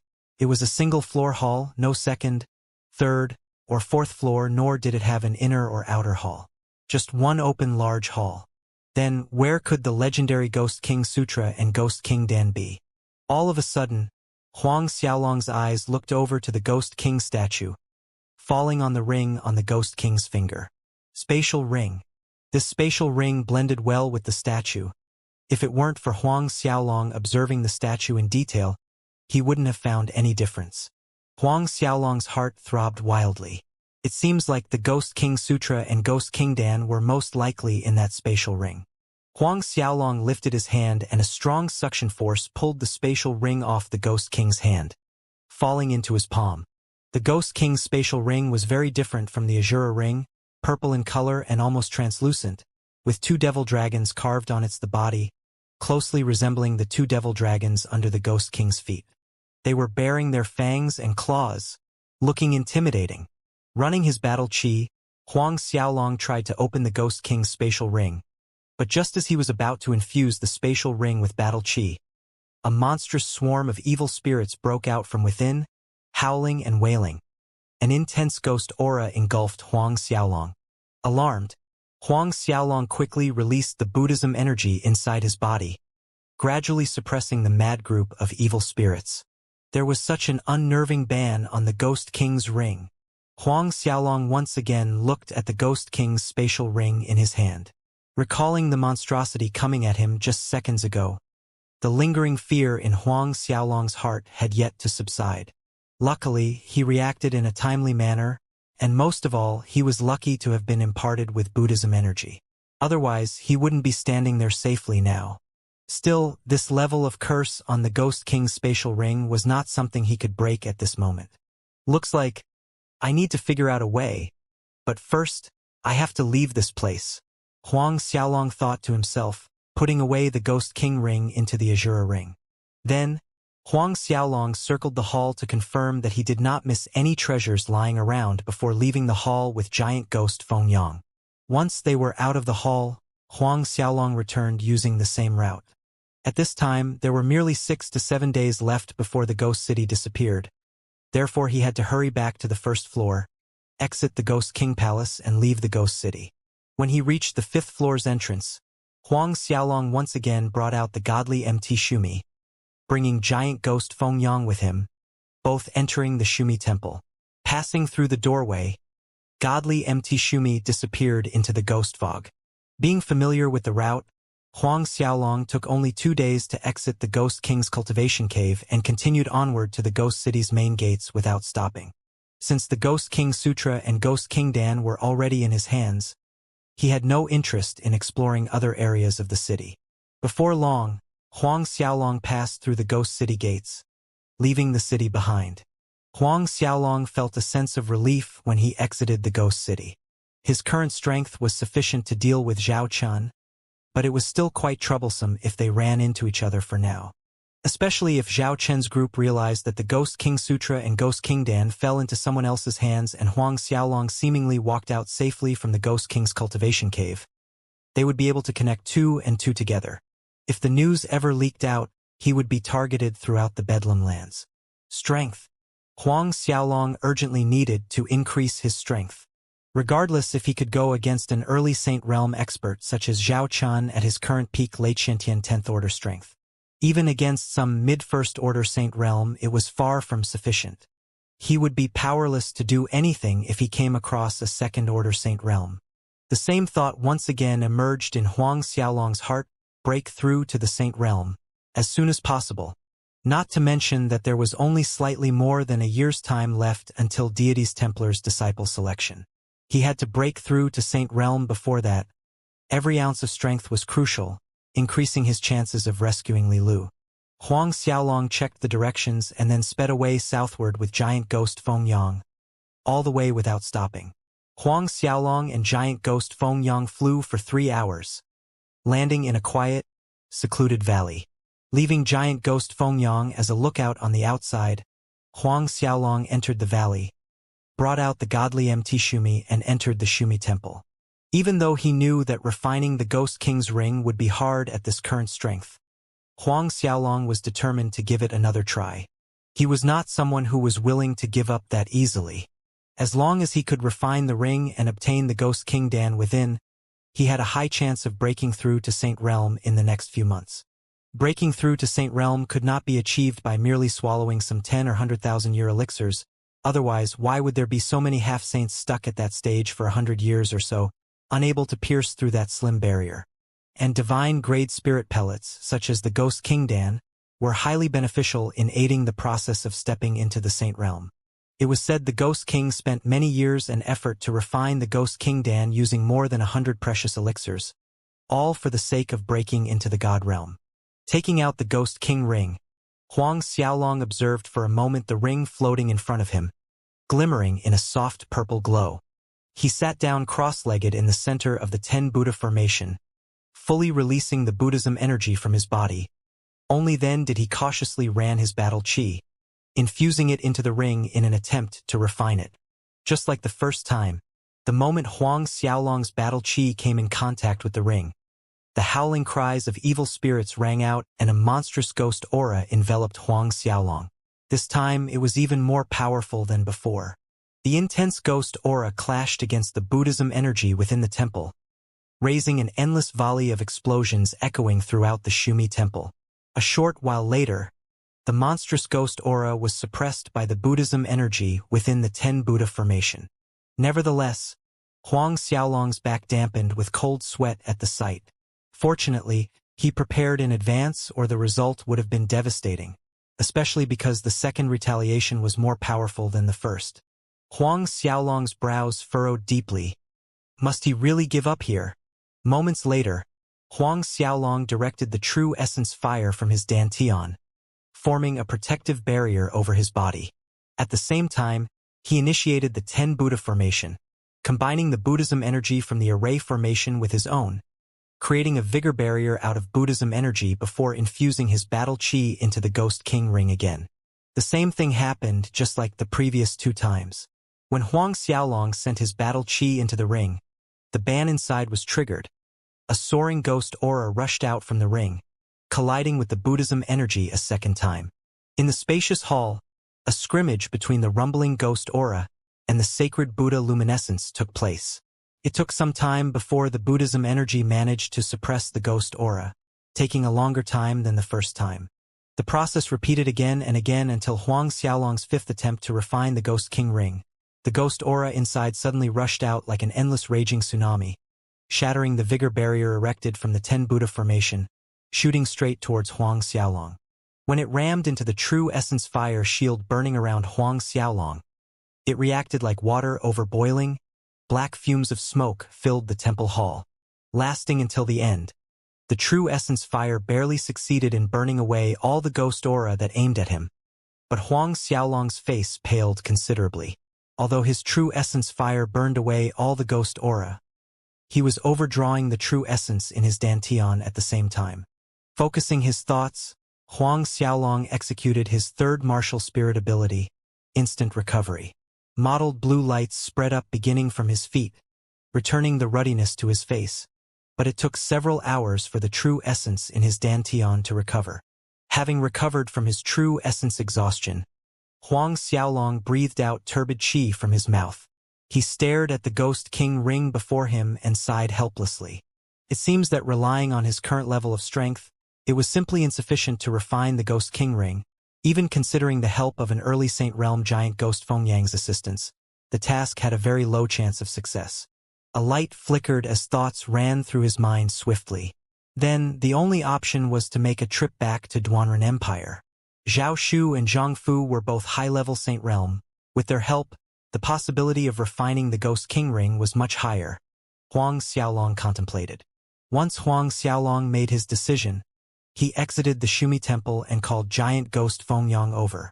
Both of them left the valley, speeding at breakneck speed towards the Duanren Empire. As for Black Demon City, Huang Xiaolong wouldn't be returning for the time being.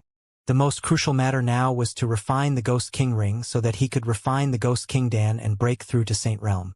Speeding up all the way, Huang Xiaolong and giant Ghost Fengyang were out of the Ghost Domain territory in 3 days' time. They came across many other ghost creatures, but all were killed by Huang Xiaolong and Fengyang. Their ghost souls were refined by Huang Xiaolong using the Blood Pact mandate. Hence, by the time Huang Xiaolong left the Ghost Domain, his strength further enhanced significantly, approaching half-saint. 10 days later, Huang Xiaolong and Fengyang reached Duanren Empire's border. Seeing that the sky was already dark, he decided to rest for the night in the small town up ahead before traveling again. Not far from here is the Luotong Kingdom. The thought crossed Huang Xiaolong's mind when he arrived at this small town called Thousand Spring, close to Duanren Empire's territory. Luotong Kingdom. I wonder how Lu Kai is doing now. It has been 5 years, that guy should have probably advanced to Hotian 8th Order. A smile appeared on Huang Xiaolong's face at the thought of Lu Kai. That little guy most likely ascended the throne by now. He couldn't resist chuckling imagining Lu Kai's expression as he sat on the royal throne of the Luotong Kingdom. The Luotong Kingdom held many of Huang Xiaolong's memories of this life. Although the Huang clan manor no longer existed in Huang Xiaolong's heart, the Luotong Kingdom had always been his starting place, a hometown so to speak. The best memories of his childhood were spent there. At this time, deep inside the Luotong Kingdom Palace, in an underground dungeon, sounds of whip cracking against the flesh resounded. Hee, Lu Kai. I didn't expect you to be so stubborn judging from your tender appearance. A cold, sinister voice spoke. Tui, there will be a day when I chop you old dog into pieces and feed you to the pigs. An angry roar echoed in through the dungeon, and this was none other than Lu Kai's voice. Inside the dungeon, Lu Kai's appearance was disheveled. His white robe stained with blood. Both his arms and legs were chained to a thick iron column. Standing in front of Lu Kai was an old man in a gray robe. The gray-robed old man looked appreciatively at the blood-caked wounds on Lu Kai's body. A smile crept up his face, blossoming into laughter, yet it looked twisted. Punk, you've got a mouth on you. Want to chop me into pieces and feed me to the pigs? Relying on your current circumstances. The old man's voice was full of mocking ridicule. Lu Kai's eyes were filled with red veins as he glowered ferociously at the other side. His tones spine-chilling cold. Old dog He Hui, you'd be wise and kill me now. The gray-robed old man, He Hui, snickered, very satisfied with himself. Don't worry, we'll be displaying you tomorrow in the square outside the palace doors, and publicly behead you. This will be your final night alive. Take the time to appreciate the night sky. The old man He Hui looked over the tiny frame that served as a window, chuckling. It's a beautiful night.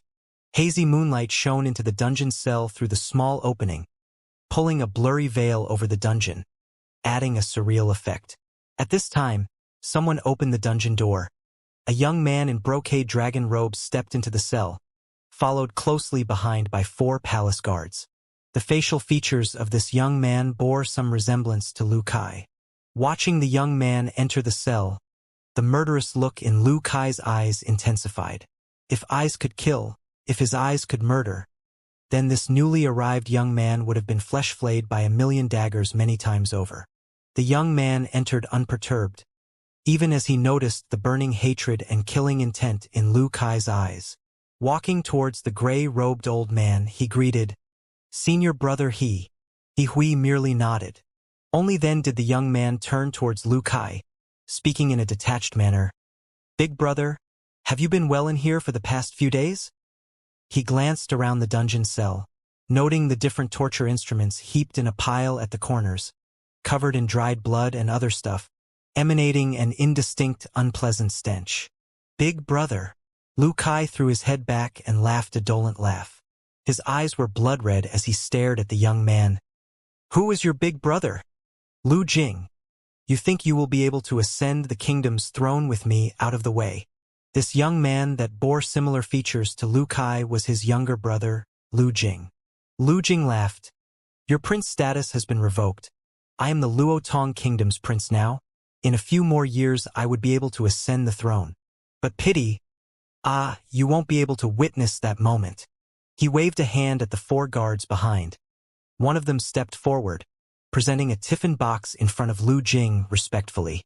Lu Jing opened the tiffin box, revealing several small dishes inside, colorful, fragrant, and looking delicious.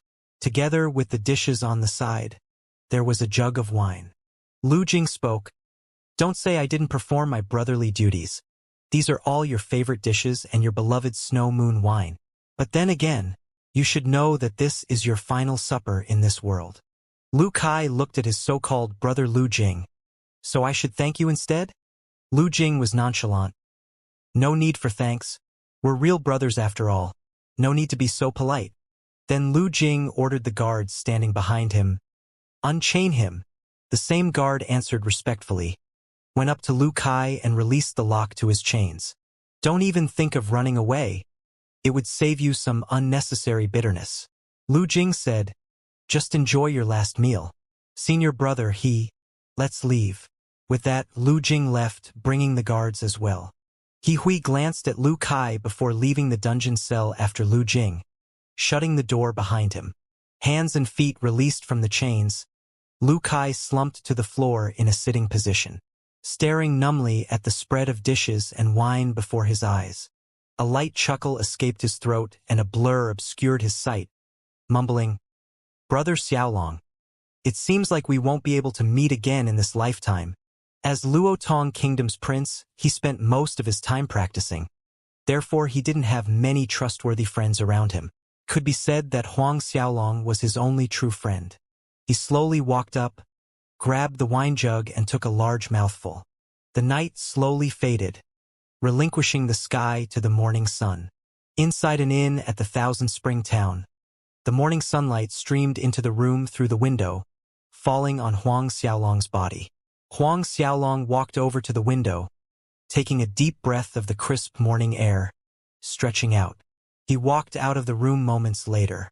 Giant Ghost Fengyang was already waiting outside Huang Xiaolong's room, saluting when he saw Huang Xiaolong coming out of the room. "Let's go," Huang Xiaolong said.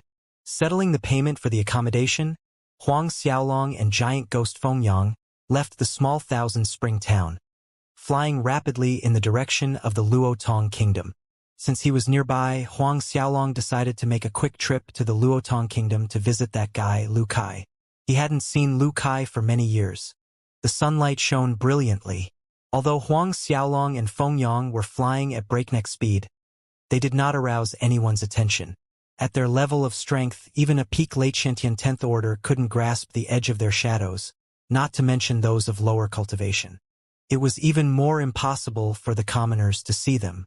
In a small kingdom such as Luotong, disregarding mid-level Xiantian warriors, even early-level Xiantian warriors were hard to find. Huang Xiaolong and Giant Ghost Fengyang flew all the way, passing through the borders to reach the edge of Luotong Kingdom land.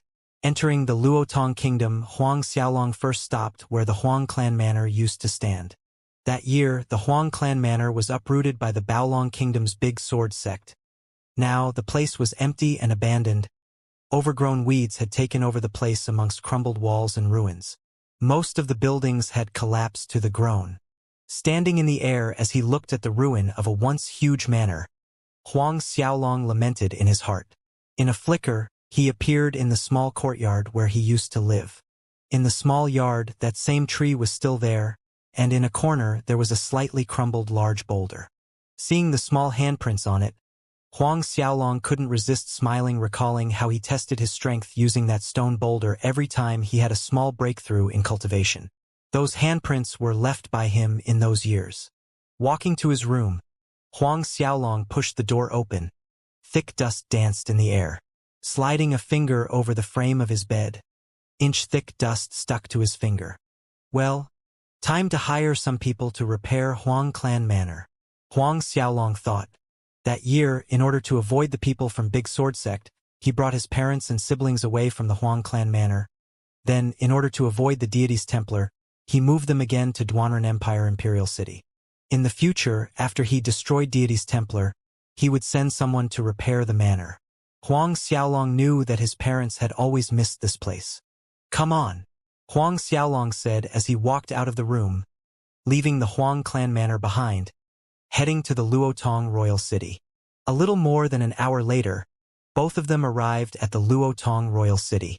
In the past, Huang Xiaolong needed several months to reach Luotong Royal City from the Huang Clan Manor.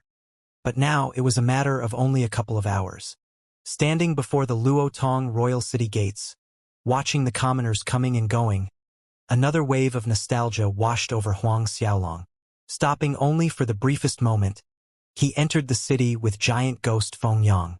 However, giant ghost Feng Yang's 4-meter stature, even with his ghost aura well hidden, still terrified the common subjects in the royal city. Everyone scurried away or to the sides, giving way to Huang Xiaolong and giant ghost Feng Yang. Huang Xiaolong did not mind the commotion, walking without a goal along the streets, when he suddenly stopped. Not far from him was the delicious restaurant. The taste of delicious restaurants' snow moon wine was not bad. Hence, leading giant ghost Feng Yang, Huang Xiaolong walked into the restaurant. Huang Xiaolong and giant ghost Feng Yang climbed up to the first floor upon entering the restaurant, but he didn't expect to run into the restaurant's boss just as he stepped on the second floor. Seeing Huang Xiaolong, the boss's eyes widened to the size of fists. He was so excited that there were tremors in his voice. You're young noble Huang? Although it had been many years since Huang Xiaolong left the Luotong Royal City, and just as many years since he visited the delicious restaurant, the boss still recognized Huang Xiaolong in one glance. He might forget others, but not Huang Xiaolong. Huang Xiaolong was someone that represented the Luotong Kingdom in the Duanren Empire's Imperial City battle. The legendary figure that won the first place? How could he forget? That year, Huang Xiaolong won the Duanren Imperial City battle's first place. When the news was sent back to the Luotong Kingdom, celebrations were held throughout the kingdom. King Lu Zhe held a 3-day celebration feast when he announced the glorious achievement. Moreover, the boss was well aware that Huang Xiaolong was someone that even the sole marshal of Luotong Kingdom, Marshal Hao Yin, was respectful to. Watching the restaurant boss's expression, Huang Xiaolong smiled and nodded slightly. He didn't expect the boss to remember him after so many years. Seeing Huang Xiaolong admitted his identity, the boss grew more enthusiastic, nearly performing a full kneel and kowtow to salute Huang Xiaolong. Huang Xiaolong easily stopped the boss's action, extending his left hand out, indicating him to stand up while his eyes looked at him and then the surroundings meaningfully. Watching Huang Xiaolong's actions, the restaurant boss instantly understood that Huang Xiaolong didn't want others to know of his presence. Only then did he hurry to a stand, but even so, his demeanor was of utmost respect. The angle of his waist probably exceeded 90 degrees.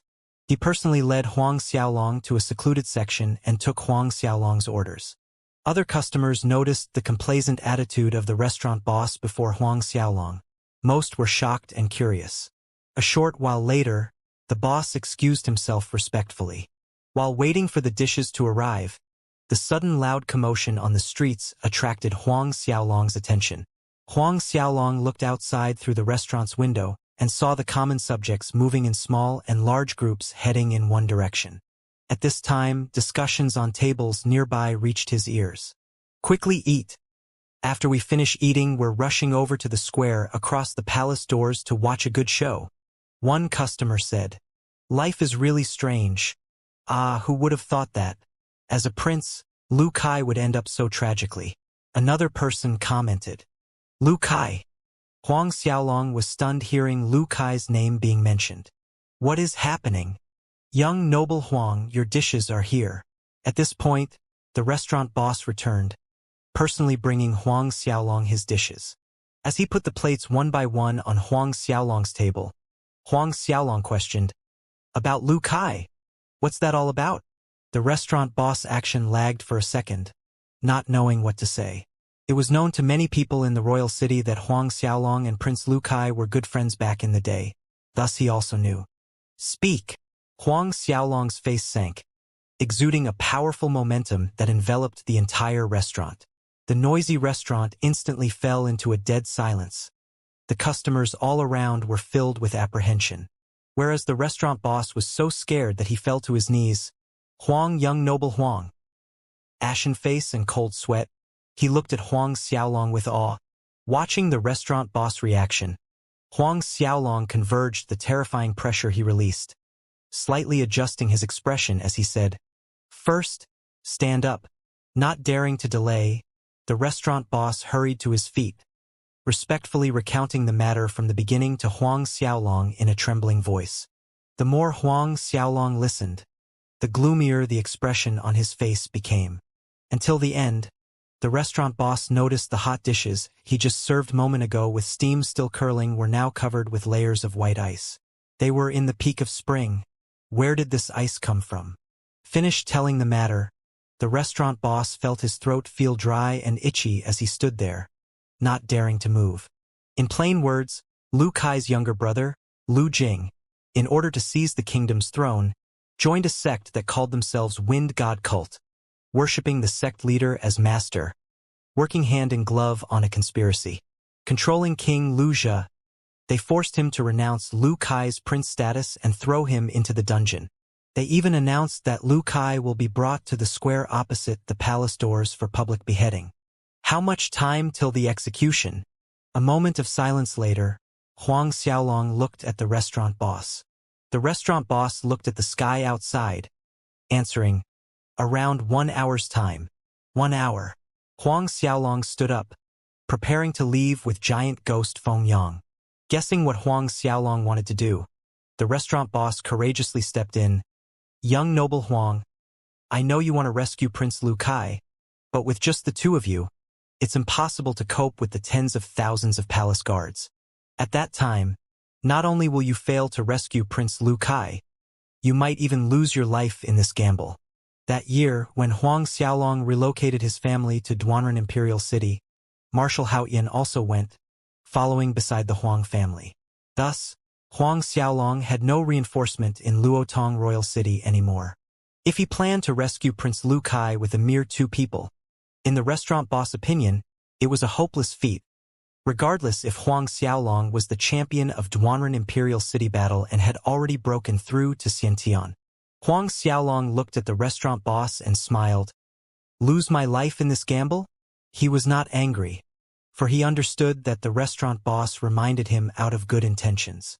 Seeing that Huang Xiaolong was still nonchalant about the matter, he grew solemn, emphasizing, "Yes, I know that young noble Huang has broken through the Xiantian realm, but other than the numerous palace guards, I've heard that the person responsible for guarding Prince Lu Kai was a peak late Xiantian Second Order expert."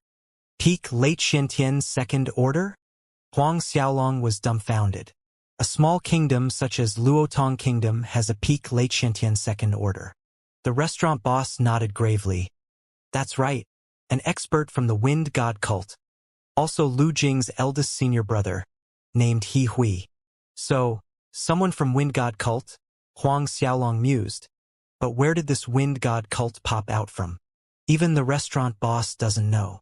No matter what hole they came out from, it was fated that the Wind God Cult would be destroyed. Keep the dishes warm.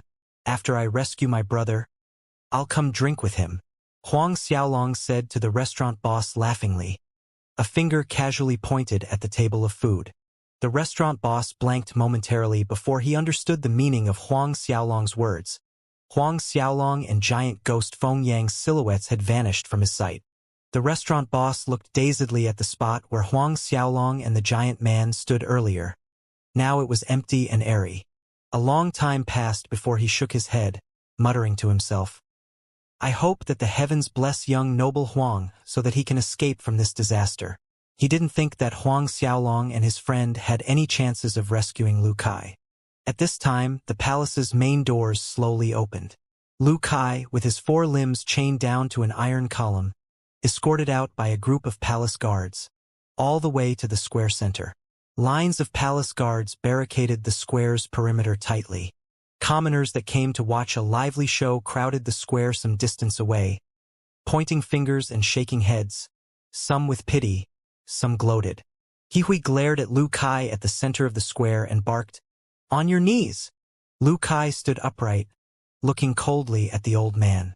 Watching Lu Kai's stubbornness, Hihui snickered instead, lifting his foot and kicking the back of Lu Kai's knees as swift as lightning. Lu Kai's knees bent and he fell to his knees. "Do you think you're still Luo Tong Kingdom's prince?" Hihui mocked. "Now, you're nothing but a death row prisoner waiting to be beheaded." "Merely a prisoner." Lu Kai raised his head, eyes tinted with bloodlust watching Hihui. Seeing this, Hihui struck across Lu Kai's face without any misgiving, leaving a raw 5-finger print on Lu Kai's cheek. His head fell to the side, blood filling his mouth. From afar, the commoners became agitated and angered. Lu Jing frowned slightly as he stood on the erected stage, saying, "Senior brother it's good enough." After all, Lu Kai was his brother. "Big brother, speak. Do you have any last words?" Lu Jing looked at Lu Kai, kneeling at the center of the square, asking in a condescending manner. Lu Kai looked up. A tiny depreciating smile lifted the corner of his mouth as he stared fixedly at his younger brother. "Don't kill my mother. Although they were brothers, they were born of different mothers." Lu Jing shook his head. "Change your request." His meaning was very clear. Once Lu Kai was dead, his mother must also die. All possibilities must be uprooted. Tears fell from Lu Kai's eyes without warning. "Junior brother, it's about time." Hihui added, "Master ordered that there must not be any mishap." The last sentence contained a hint of reminder. Lu Jing was displeased. In the end, he did not say anything. He merely nodded. Hihui walked up, raising his voice. "Prepare for execution." The executioner, who was ready at the side, approached Lu Kai, but before he came close to Lu Kai, his body froze for a moment and tumbled to the ground abruptly. The sudden turn of events struck everyone dumb. "What is happening?" Lu Jing jumped from his seat. Hihui scanned the surrounding crowd, snorting disdainfully. "Someone wants to snatch people from the execution?" He leaped into the air, landing beside the dead executioner. Yet what puzzled him was that he couldn't find the cause of death. There were no wounds at all on the executioner's body. The noisy crowd quieted down all of a sudden.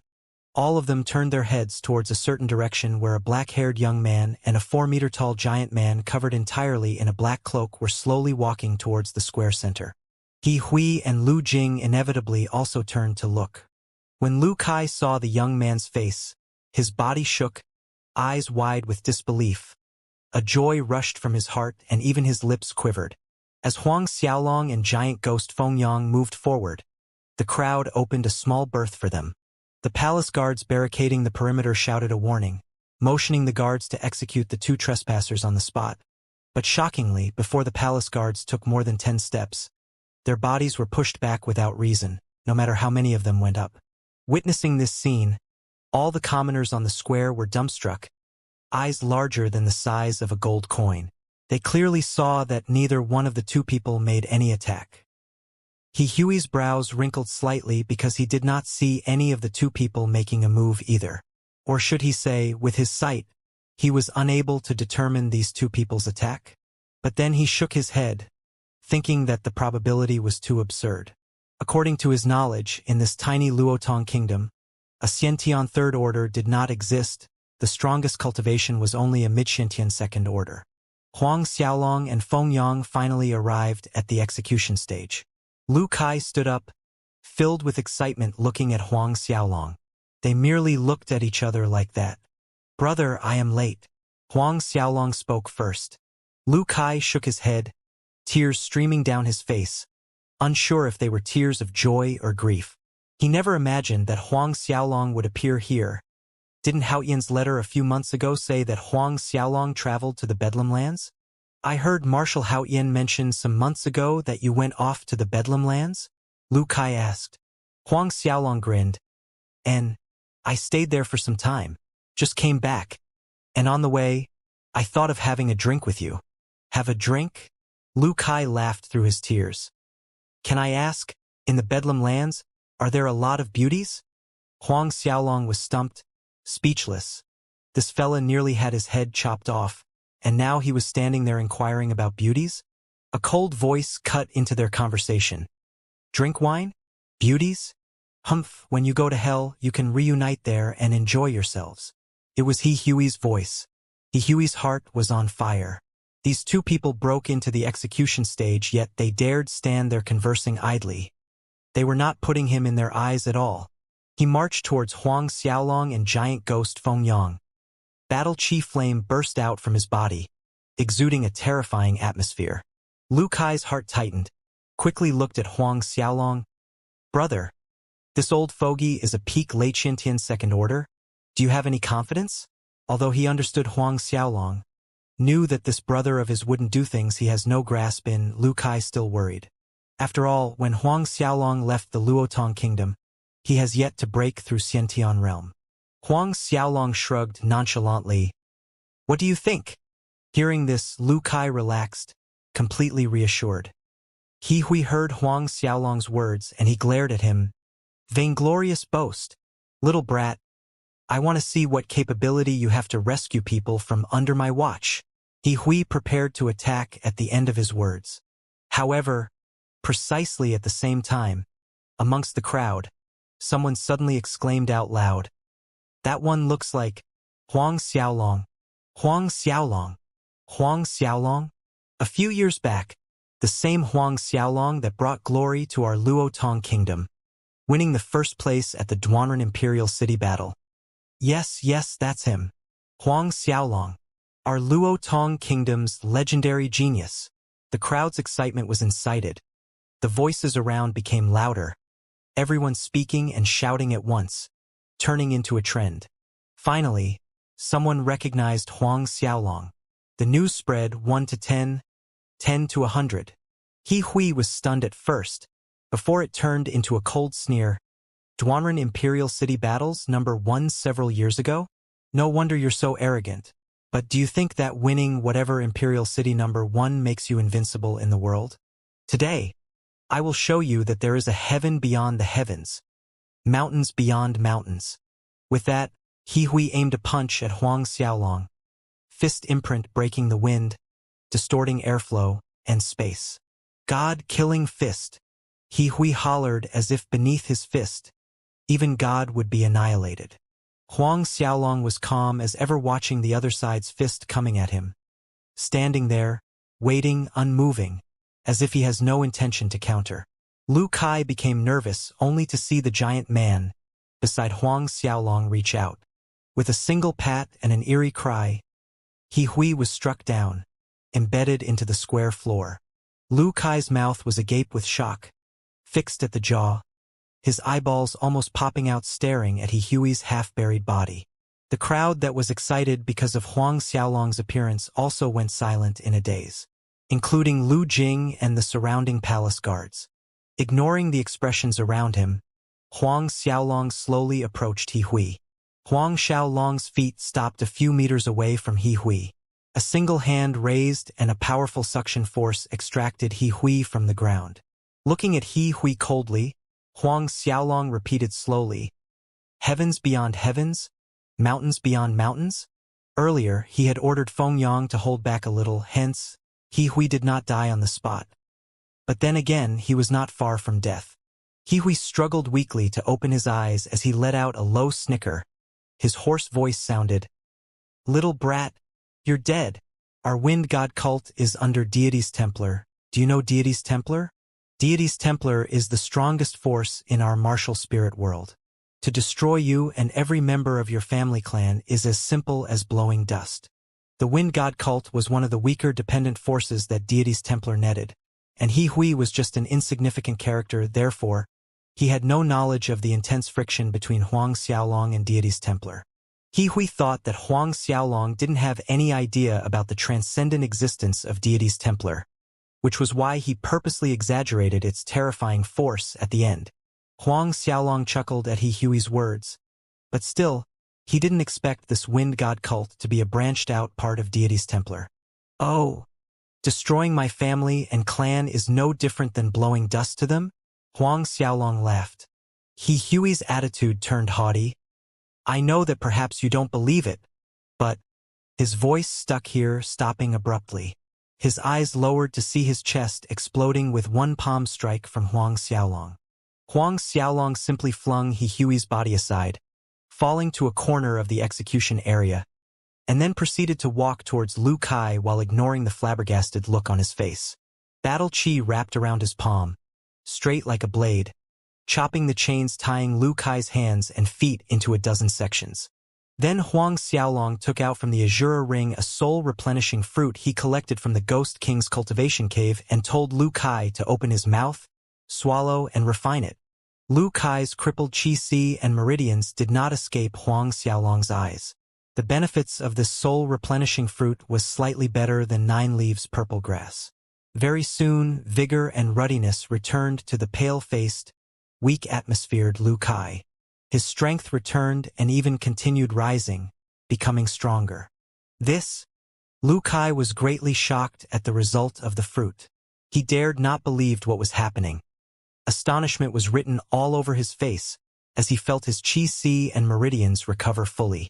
Not only that, the battle Qi coursing in his Qi and meridians was stronger, more powerful. Just moments ago, he broke through consecutively all the way to Midhotian 8th Order. Lu Kai's eyes sparkled with excitement staring at Huang Xiaolong, but just as he wanted to ask, Huang Xiaolong stopped him. Shaking his head with a smile, "We'll talk about this later. Solve the matter at hand first," he said, pointing a finger at Lu Jing on the side. Lu Kai nodded. Then he looked over at Lu Jing. Seeing Lu Kai looking at him, fear and terror flickered in his eyes. When he was about to flee from the scene, Lu Kai leaped out, blocking the path right in front of Lu Jing. "Kill! I order you to kill him. Kill them all!" Lu Jing shouted in panic at the palace guards around him. At his order, the guard beside Lu Jing waved his sword and attacked Lu Kai. However, before that palace guard could attack, giant ghost Fengyang opened his mouth and sucked in. Before Lu Jing's terrified eyes, all the palace guards around him turned into dry, mummified corpses. The rest of the palace guards that prepared to attack halted sharply in their actions watching this result, inhaling cold breaths as they stared at the giant man beside Huang Xiaolong warily. Although Lu Kai too was shocked inside, he recovered fairly quickly, concentrating on his younger brother, Lu Jing. Lu Kai punched out without another word, striking Lu Jing's chest. Lu Jing's body inverted with scream, falling to the square floor from the stage. Lu Kai leaped down and once again approached Lu Jing. The rows of palace guards around the square stood by and watched. None of them dared to step up to stop Lu Kai. "Big brother, don't kill me." Lu Jing climbed up from the ground, keeping his eyes on the approaching Lu Kai. He was terrorized, frantically waving his hands at Lu Kai. "I know I was wrong. I beg you, don't kill me." Lu Kai's face was cold and grim. "Don't kill you?" His left palm straightened and chopped down decisively. Lu Jing grasped at his throat, mouth opened like a fish out of water, red in the face. The entire time, fear never left his widened eyes, mixed with despair and anger. One of his hand flailed around, clawing for Lu Kai, but Lu Jing tumbled to the ground after taking 2 steps. His body twitched once and forever remained still henceforth. Lu Kai glanced coldly at his body. The surrounding palace guards, as well as the commoners in the distance, fell into silence watching Lu Jing's corpse. Moments later, Huang Xiaolong stood beside Lu Kai. "How are you?" Lu Kai shook his head, breathing out heavily as if all his burden could leave him that way. "I am fine." Huang Xiaolong smiled. "I have some food and drinks readied at the delicious restaurant. Shall we go for a drink?" Lu Kai was stunned for a moment before revealing a grin. Is there snow moon wine? Huang Xiaolong nodded firmly. There is snow moon wine. There's food and wine, of course I have to go. Lu Kai laughed. Moments later, all the palace guards present in the square watched as Huang Xiaolong and Lu Kai left in leisure steps. No one dared to object or stop them. It didn't take long for the three of them to reach the delicious restaurant. When the delicious restaurant's boss saw Huang Xiaolong return, along with Lu Kai beside him, he reacted like a wooden chicken standing on the spot, dumbstruck for a very long time before he remembered to kneel down, greeting Lu Kai.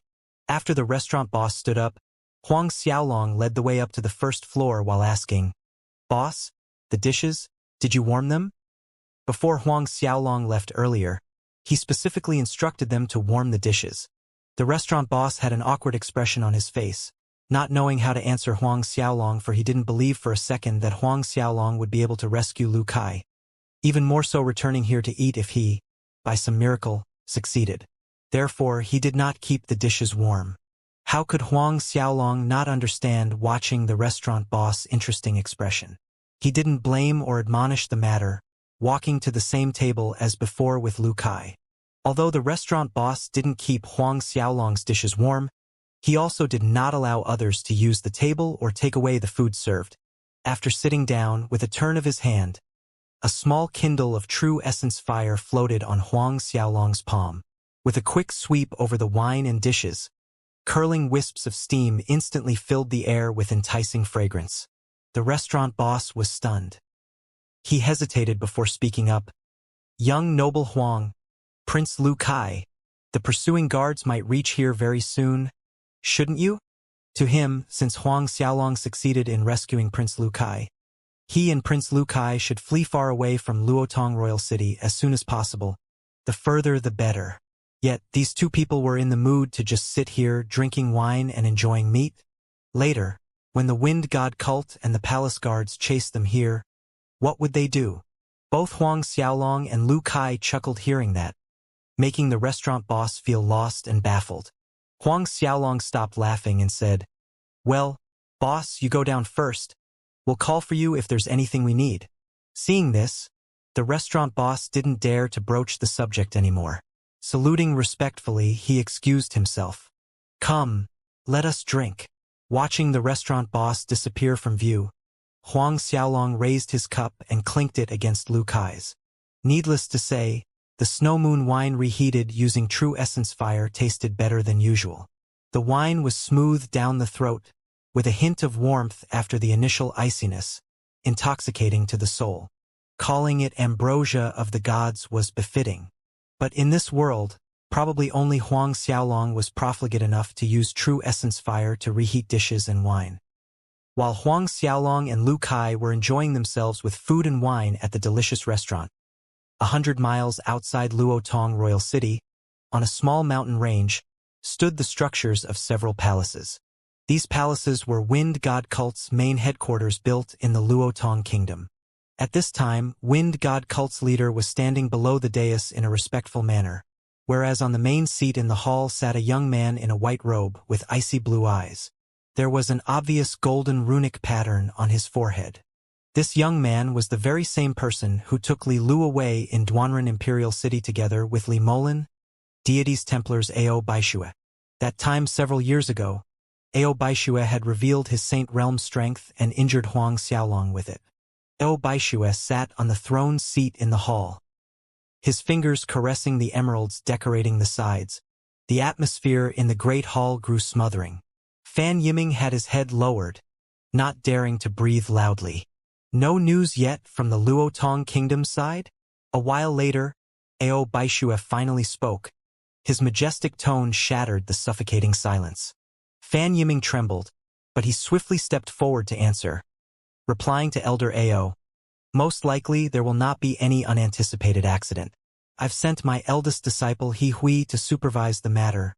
By this time, that Lu Kai should have been beheaded. With Lu Kai's death and with Lu Jing ascending the throne, we can smoothly control the Luotong Kingdom." Ao Baishue condescendingly glanced at Fan Yiming from above the throne seat, deriding in soft-spoken words. "I hope it is as you said. Serve well, and Deity's Templar will reward you justly. Joy flooded Fan Yiming's face, and he knelt down in a kowtow. This lowly one thanks Elder Ao. It was at this time, from outside the great hall, a wind god cult elder rushed into the hall in a flustered manner. Ao Baishua's brows wrinkled with dissatisfaction. What is it? That elder fell to his knees and reported with a shaky voice. Reporting to Elder Ao, leader, Luo. There's a mishap on the Luo Tong Kingdom's side. Mishap? Mishap could only refer to Lu Kai's death. Unless? What happened? Fan Yiming demanded anxiously. Someone rescued Lu Kai and... The elder hesitated. And what? Fan Yiming snapped. And elder, he is dead. That elder dared not conceal the truth. What? Fan Yiming didn't look good. He was very confident in his eldest disciple He Hui's strength. A peak late Xiantian second order. To his knowledge, no Xiantian third order expert existed in the Luo Tong Kingdom. Yet his disciple was killed. What about Lu Jing? Fan Yiming pressed. Lu Jing was also killed. That wind god cult elder reported the truth with all honesty. However, his answer made Fan Yiming's face murkier than muddy water. Ao Baishue remained seated on the hall throne and wasn't angered even after listening to the wind god cult elder's report. Instead, Ao Baishue laughed softly. Interesting. There are actually people who dare to oppose my deity's Templar? Interesting. Although Ao Baishue looked calm on the surface, Fan Yiming instantly knelt down on his knees, kowtowing repeatedly. Elder Ao, this subordinate is incompetent, deserving 1,000 deaths. Enough, stand up, Ao Baishue said. Fan Yiming and the elder gave their thanks before daring to stand up. How many people took part in rescuing Lu Kai? Ao Baishue questioned that wind cult elder. The wind god cult elder hastened to answer. It was 2 people. One was a young man, the other a 4-meter-tall giant. It seems that young man is called Huang Xiaolong, and that giant man is probably his bodyguard. What? Huang Xiaolong? Ao Baishue showed surprise on his face. You are very sure that he is called Huang Xiaolong? That is correct, Elder Ao. When that young man was rescuing Lu Kai, the commoner crowd gathered around the square recognized him, claiming that the young man was Luo Tong Kingdom's greatest genius talent, participated in the Duanren Imperial City Battle, and won the first place that year. The elder answered respectfully. Hearing the elder's explanation, Ao Baishue was absolutely sure that it was none other than Huang Xiaolong, making him burst out in laughter in delight. He stood up as he laughed. Huang Xiaolong, ah, Huang Xiaolong, truly, enemies meet on a narrow road. I truly did not expect that you will appear here. Amongst the ranks of Deity's Templar, Huang Xiaolong was labeled a sinner. Anyone who went against Deity's Templar would be listed as sinners, and in the Deity's Templar sinners list, Huang Xiaolong might not rank first, but he was definitely within top 10. If he could capture Huang Xiaolong and bring him back to Deity's Templar, he would be greatly rewarded. Of course, the reward would be the same if he brought back Huang Xiaolong's corpse. Elder Ao, that Huang Xiaolong is? Fan Yiming approached, venturing with caution. Ao Baishue smiled. Just a stinky boor of a young man. There's some small grudge with him from a few years ago. At that time he was only an early Xiantian. Regardless of his current strength, he is a designated sinner wanted by Deity's Templar. Fan Yiming quickly said, so it's like that. No matter how much of a genius talent that Huang Xiaolong could be, at most he's only a mid-level Xiantian. Probably yet to break through the mid-level Xiantian. In front of Elder Ao, he won't be able to escape even if you put wings on him. Peeing himself the instant he sees Elder Ao appear. This brown-nosing put Ao Baishue in an extremely good mood. Did you find out in which direction that Huang Xiaolong fled to? Ao Baishue then asked the elder. Replying to Elder Ao, that Huang Xiaolong did not run after rescuing Lu Kai. They went to a place called Delicious Restaurant within the Luo Tong Royal City. They are drinking wine. The elder replied with due respect. Even now, both of them are still there.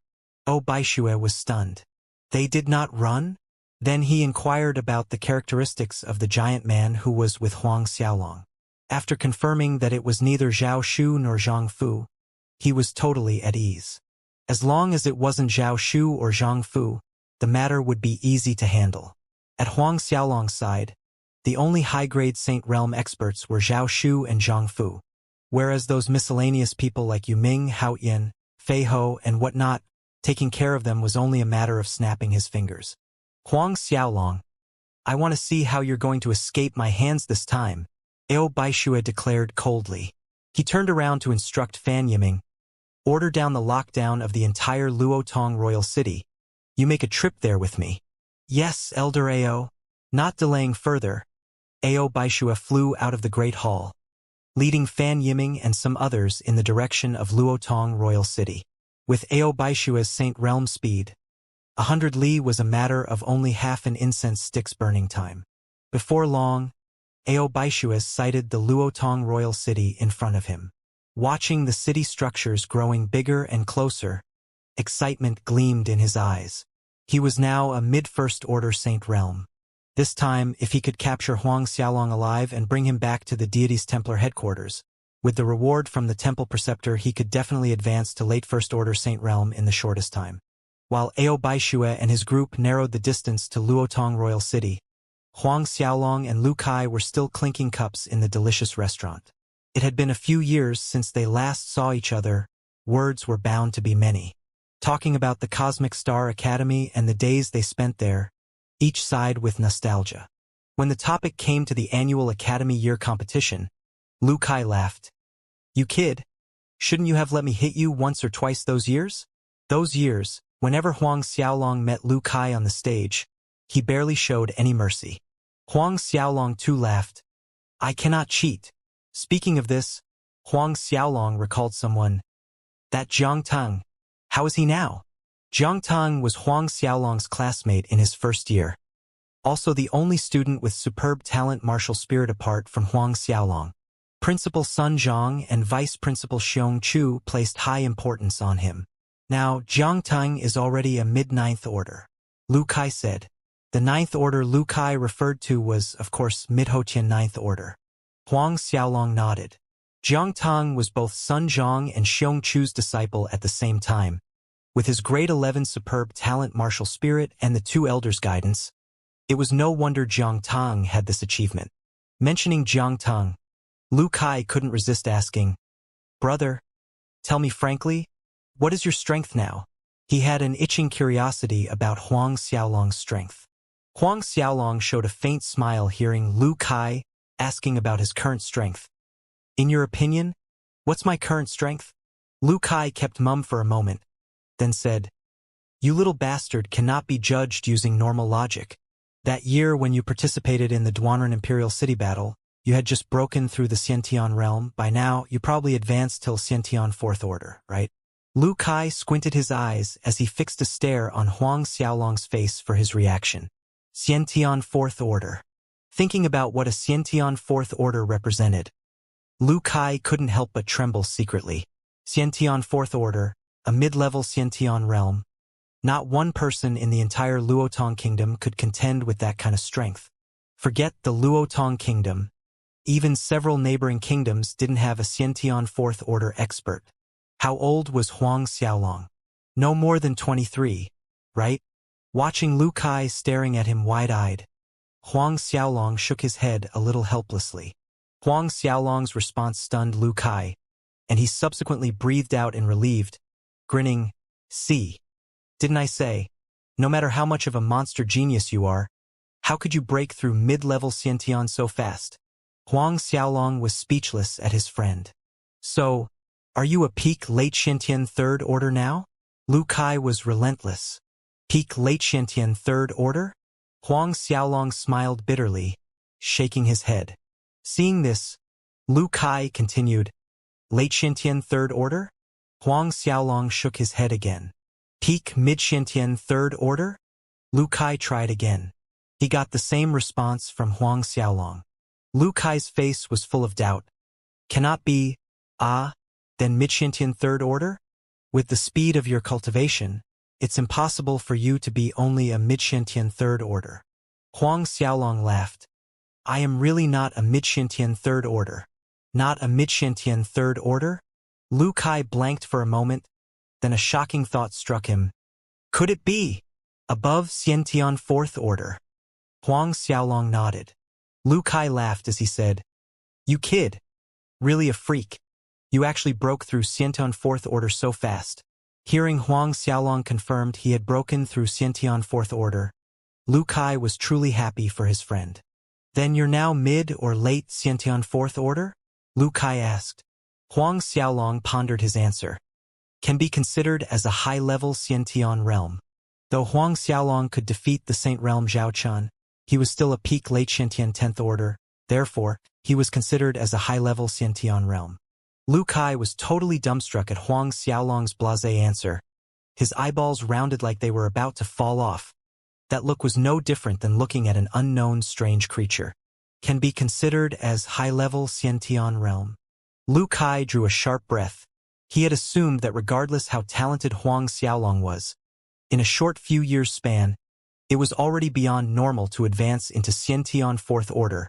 But now, peak late Xiantian Sixth Order? Lu Kai tried. Lu Kai thought that Huang Xiaolong's can be considered as meant that he hadn't stepped into Xiantian Seventh Order, but infinitely close to breaking through to Xiantian Seventh Order. Huang Xiaolong smiled a little at Lu Kai's guess. No longer admit or deny. Let's take it that he was peak late Xiantian Sixth Order. At this point, the restaurant boss hastened to their table with an anxious expression. In front of Huang Xiaolong and Lu Kai, he spoke urgently. Young noble Huang, Prince Lu Kai, quickly run. Just now, Prime Minister Wu Feng ordered to have the city on lockdown. All the city guards are rushing over here. Huang Xiaolong nodded. Talking with Lu Kai, Huang Xiaolong already found out that Wu Feng and most of the Luotong Kingdom ministers supported Lu Jing. That Wu Feng too had taken liege under the Wind God cult, which was why Huang Xiaolong was calm. Raising his cup, he emptied the wine inside. Watching Huang Xiaolong and Lu Kai's unhurried response, the restaurant boss urged them, Young noble Huang, Prince Lu Kai, leave quickly. Otherwise it will be too late. I heard that Wind God cult's leader and a group of Wind God cult's experts are rushing over. They're probably right outside the city gates.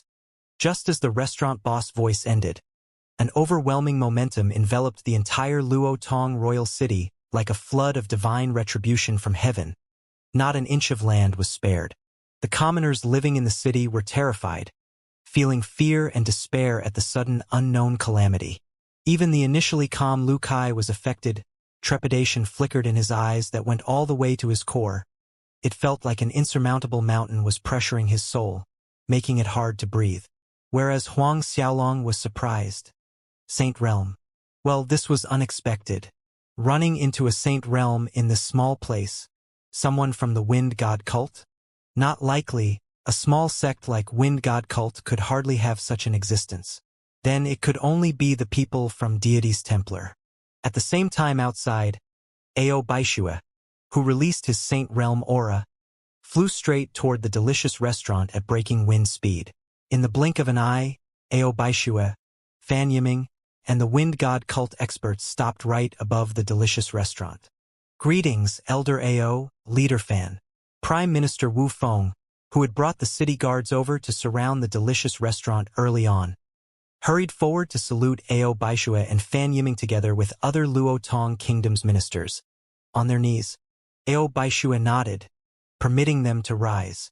Spreading his spiritual sense, he instantly locked onto Huang Xiaolong's group of three. Huang Xiaolong, Lu Kai, you're surrounded from all angles. Quickly roll out here and kneel before our Elder Ao. Leader Fan Yiming took a step forward, barking out loudly. All around was silence. Seconds later, the restaurant door opened. Huang Xiaolong walked out with Lu Kai and giant ghost Feng Yang. Huang Xiaolong's gaze collided with Ao Baishua in midair. An invisible storm swept out. Fan Yiming sneered coldly when he saw Huang Xiaolong appear. You are Huang Xiaolong? Brat. Before our Elder Ao. Why aren't you getting on your knees? Begging for mercy. I am sure you're already aware that our Elder Ao is a Saint Realm expert. Killing you is child's play. Huang Xiaolong merely glanced at Ao Baishua. Really? But Lu Kai was ashen at the sight of Ao Baishua. a Saint Realm expert. This young man was actually a Saint Realm expert. Saint Realm expert. A high above legendary existence. Getting over his shock, Lu Kai turned towards Huang Xiaolong. Brother, I have dragged you down. I am sorry. In his view, as freakishly talented as Huang Xiaolong was to reach peak late Shantian 6th Order at his age, he still wasn't a Saint Realm expert's opponent. In front of a Saint Realm expert, whether one was a peak late Shantian 6th Order or a Xiantian 1st Order, the result was the same, one-move kill. Huang Xiaolong gave Lu Kai a reassured look, saying, "Don't worry. Don't worry." Ao Baishua laughed. Huang Xiaolong, Zhao Shu and Zhang Fu are both in Duanren Imperial City now. Do you think they can make it here to save you from Duanren Imperial City? Huang Xiaolong faced Ao Baishua indifferently. Do you think you can still injure me like you did that year? That year, Ao Baishua intentionally injured Huang Xiaolong in front of Li Lu. This score Huang Xiaolong had never forgotten. Ao Baishua laughed even louder at Huang Xiaolong's words, eyes judging Huang Xiaolong up and down. You're trying to say that with your current strength you can contend with me? With me, a peak mid-first order Saint Realm Master. His tone was thick with ridicule. Experts from Wind God Cult joined Ao Baishua in his mocking laughter. The Luo Tong Kingdom's Prime Minister Wu Feng and the other ministers followed, laughing aloud. Huang Xiaolong, you're at a dead end. Stop putting on an act. Wu Feng mocked Huang Xiaolong. Too bad that old fogey Hao Yin is not here. If not, he could witness your death with his own eyes. Wu Feng, as Luo Tong Kingdom's Prime Minister, was the pillar of the governing side, and had many contradictions with Hao Yin, who was the only marshal. Of course, the grudge he had with Huang Xiaolong wasn't small either. Huang Xiaolong remained the same. Is that so? At the moment, Huang Xiaolong was in no hurry to kill jumping clowns such as Wu Feng. The important thing now was to resolve Ao Baishua first. Huang Xiaolong looked at Ao Baishua. Don't say I didn't give a chance. Call out your Saint Realm space. Ao Baishua was startled. The sounds of laughter from Fan Yiming's group died down halfway. When they finally understood that Huang Xiaolong meant what he said, weird expression hung on their faces looking at Huang Xiaolong. What did you say? Ao Baishua said doubtfully. Just now? You say you want to give me a chance so that I can call out my Saint Realm space? Did he hear correctly just now? Huang Xiaolong generously affirmed. You did not hear wrongly. Ao Baishua finally ascertained Huang Xiaolong really did say that he will give him, Ao Baishua, a chance just now for him to use his Saint Realm space. His lips parted in boisterous laughter, even more unscrupulous than before. A frenzy laughter tinted with madness to the point of forgetting himself. At the end, anger crept into Ao Baishua's laugh. This was the anger of someone who was used to being high above challenged by someone equivalent to an ant in his eyes. This time around, Fan Yiming, Wu Feng, and the others dared not join in the laughter. The terrible anger in Ao Baishua's voice did not go unnoticed by them. Ao Baishua stared coldly at Huang Xiaolong. Originally, I planned to capture you alive and bring you back to Deity's Templar, where the temple preceptor can judge your sins and punishment, allowing you to live a few more days. But now, I want you to die, terribly, miserably. But Huang Xiaolong made the first move instead. Before the last word was spoken out from Ao Baishua's lips, Huang Xiaolong had traveled the short distance between them. A punch of Great Void Divine Fist shot out at full force, straight at Ao Baishua's chest. Sensing that Huang Xiaolong's strength wasn't as weak and negligible as he had assumed, Ao Baishua's face tightened. However, Huang Xiaolong's Great Void Divine Fist struck his chest. A zealous force passed through Ao Baishua's chest. The agonizing pain made him scream unwittingly as his entire body inverted, flying back and crashing into the shops on the other side of the street. The row of shops on the opposite side of the street crumbled, burying Ao Baishua underneath. Dust clouds were blown up into the air. Any noise in the surroundings died in an instant, except for the wind, which seemingly grew violent. Fan Yiming and the rest could almost swear they could hear the wind howling in their ears. Everyone present looked blankly at the opposite side of the street, where Ao Baishua was buried under crumbled buildings. Between the gravel and wood gaps, Ao Baishua's arse stuck out prominently. Apart from his arse, they managed to make out his left leg. The rest of his body was obscured from sight. Standing behind Huang Xiaolong, Lu Kai, who was dead worried earlier, was now staring with mouth agape, as large as his mouth could stretch, at Huang Xiaolong. Didn't this kid just tell him that he could only be considered a high-level Xiantian? Someone that can be considered a high-level Xiantian actually sent a Saint Realm expert flying off with a single punch. That was a Saint Realm expert, a legendary existence. Every breath Lu Kai took felt insufficient. Huang Xiaolong stepped into Xiantian the year he participated in the Dueran Imperial City battle. How many years had that been? He could already send a Saint Realm expert flying. Counting this year, Huang Xiaolong was only 23 years old. This? Lu Kai failed to describe the shock, astonishment, and everything else he was feeling at this moment. The freak, super monster. This was the best Lu Kai could do, describing Huang Xiaolong. Huang Xiaolong did not pay attention to the shocked people around him, but merely looked at Ao Baishue. After all, he had said that he would give him a chance. At this point, Ao Baishue, under the building debris, moved. A horrifying aura burst out from his body.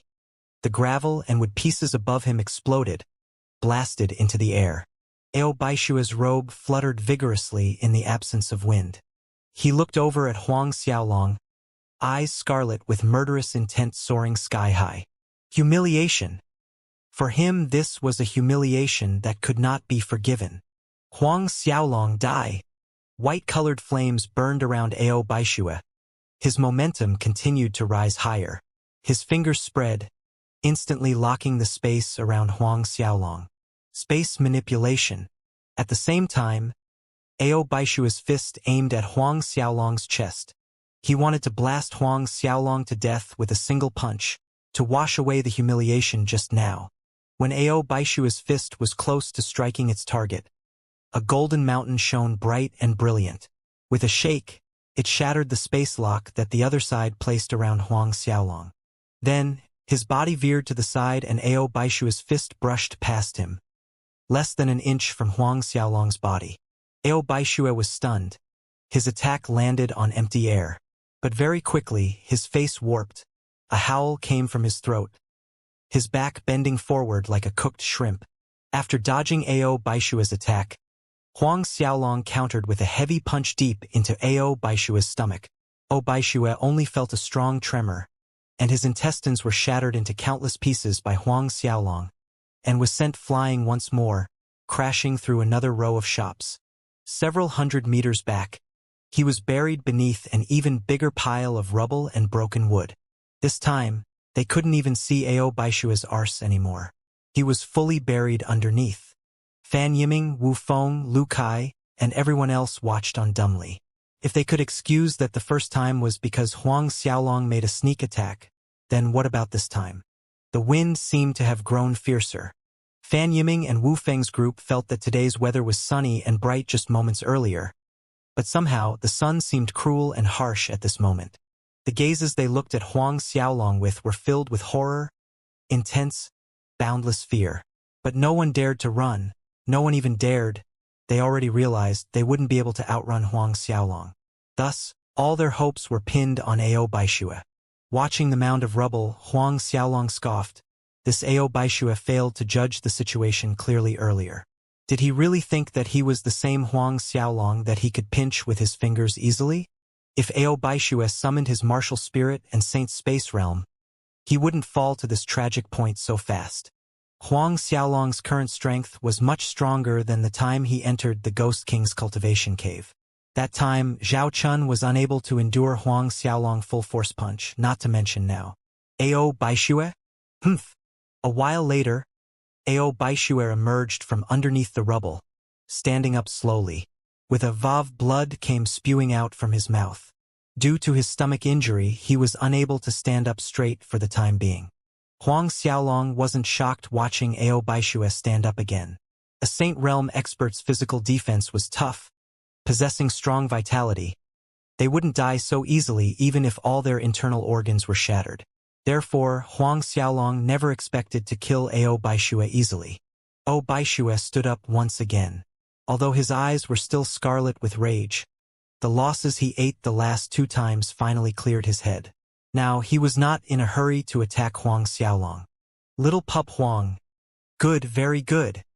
Intense hatred and killing intent spilled over Ao Baishua's eyes. Truly unexpected. A mere few short years, and you actually grew to this extent. In a short few years' time, Huang Xiaolong's strength actually rose to this level. This created a palpable fear in him. At the same time, it firmly cemented his determination to kill Huang Xiaolong. If not, in 100 years' time, Deity's Templar would probably be destroyed under Huang Xiaolong's hand. Huang Xiaolong flashed a disdainful smile as he looked at Ao Baishue. A few years passed. It seems like your strength stagnated, without any improvement. I am sorely disappointed. Ao Baishue's expression turned ugly at Huang Xiaolong's taunting words. Although it was known that it was generally difficult for a Saint Realm expert to enhance their strength and breakthrough, a decade, several decades even were a normal time span. However, Huang Xiaolong's words stabbed deeply into Ao Baishue's heart, sharper than swords or knives. He glowered icily at Huang Xiaolong. I admit that you're very strong now, but do you think you can really oppose a Saint Realm expert as you are right now, a peak late Xianxian 10th Order? By this point, Ao Baishue had determined that Huang Xiaolong had yet to break through into Saint Realm.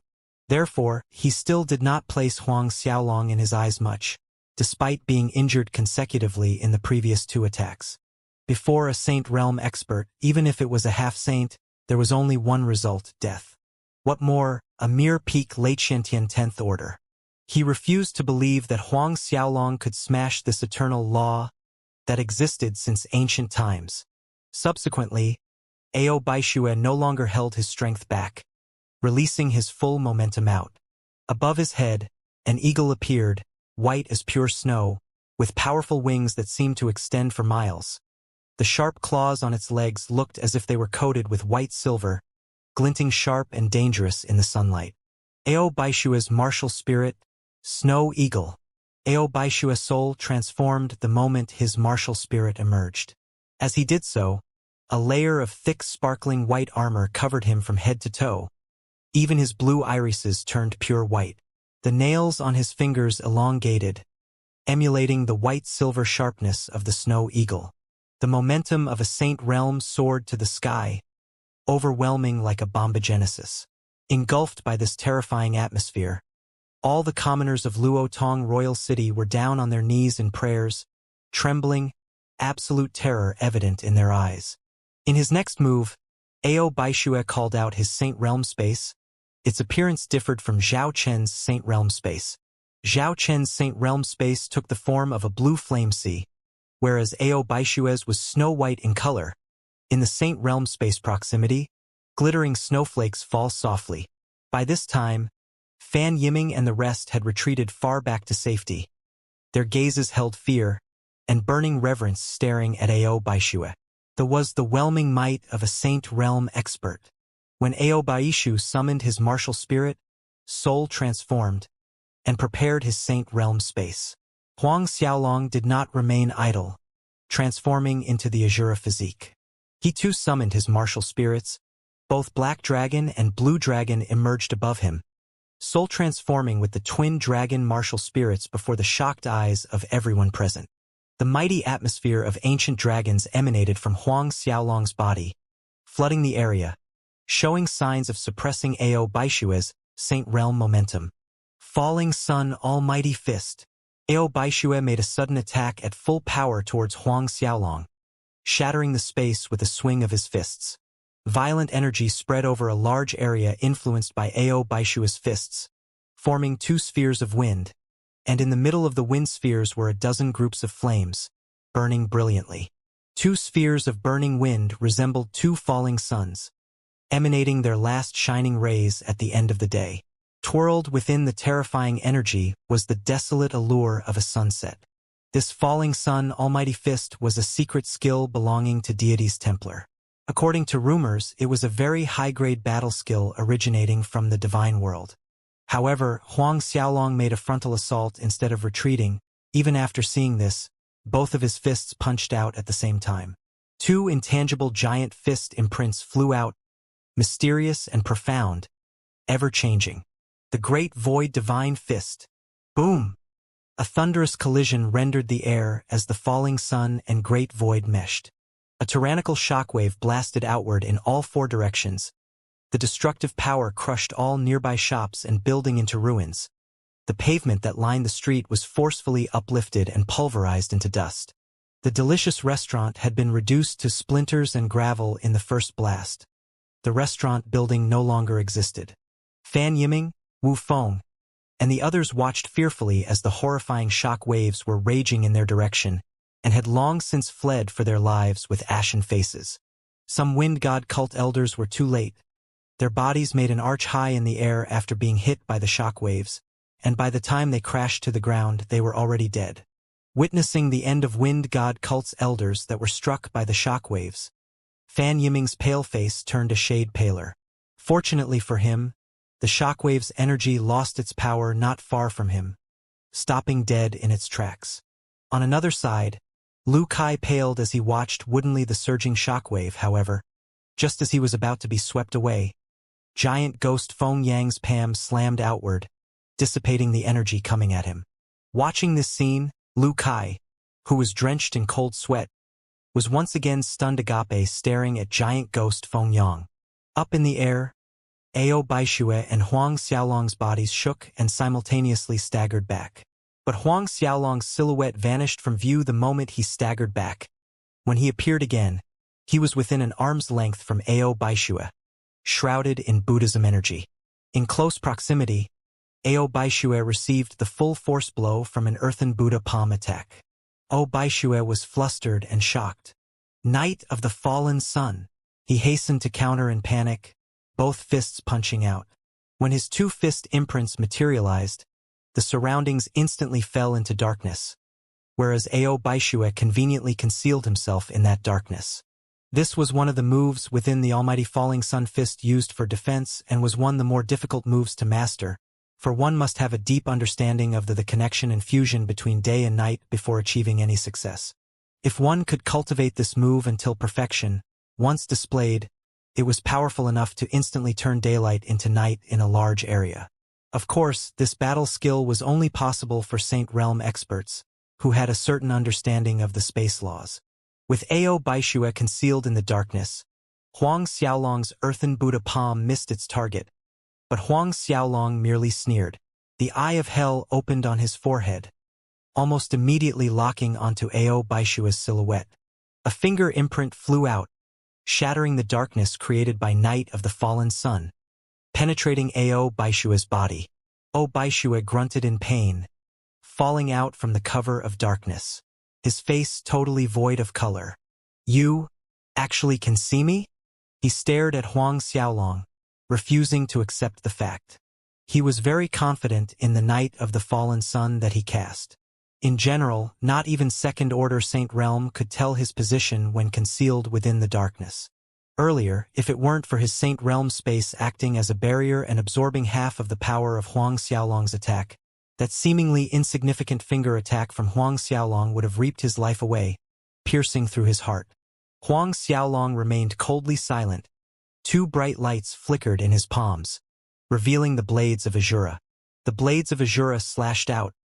Myriad blade lights turned into links of chains numbering in the thousands, encaging the space around Ao Baixue. Unable to dodge and having no place to retreat, unnerved, Ao Baixue hollered, "Scorn of the falling snow!" White-colored flames flared high up.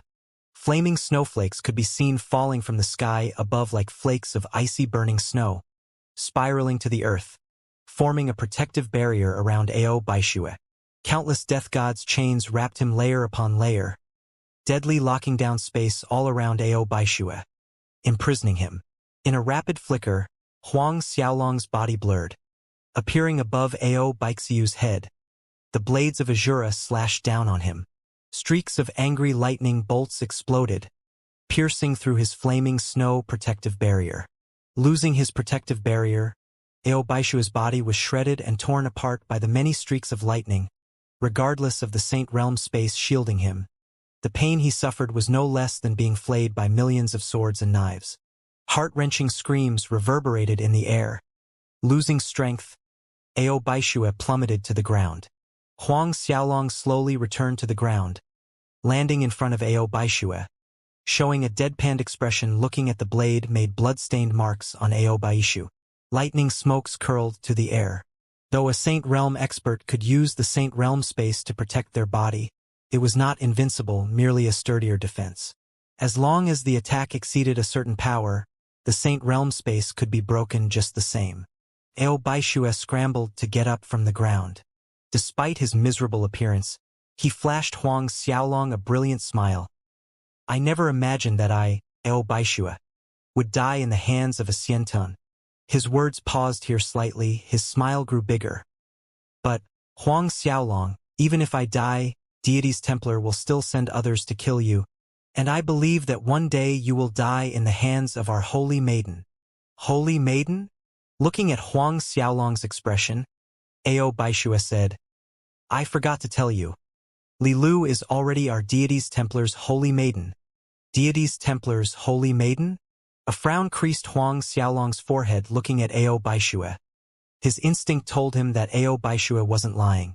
Li Lu actually became the Holy Maiden of Deity's Templar. What was this about? Huang Xiaolong quivered with an ominous feeling inside.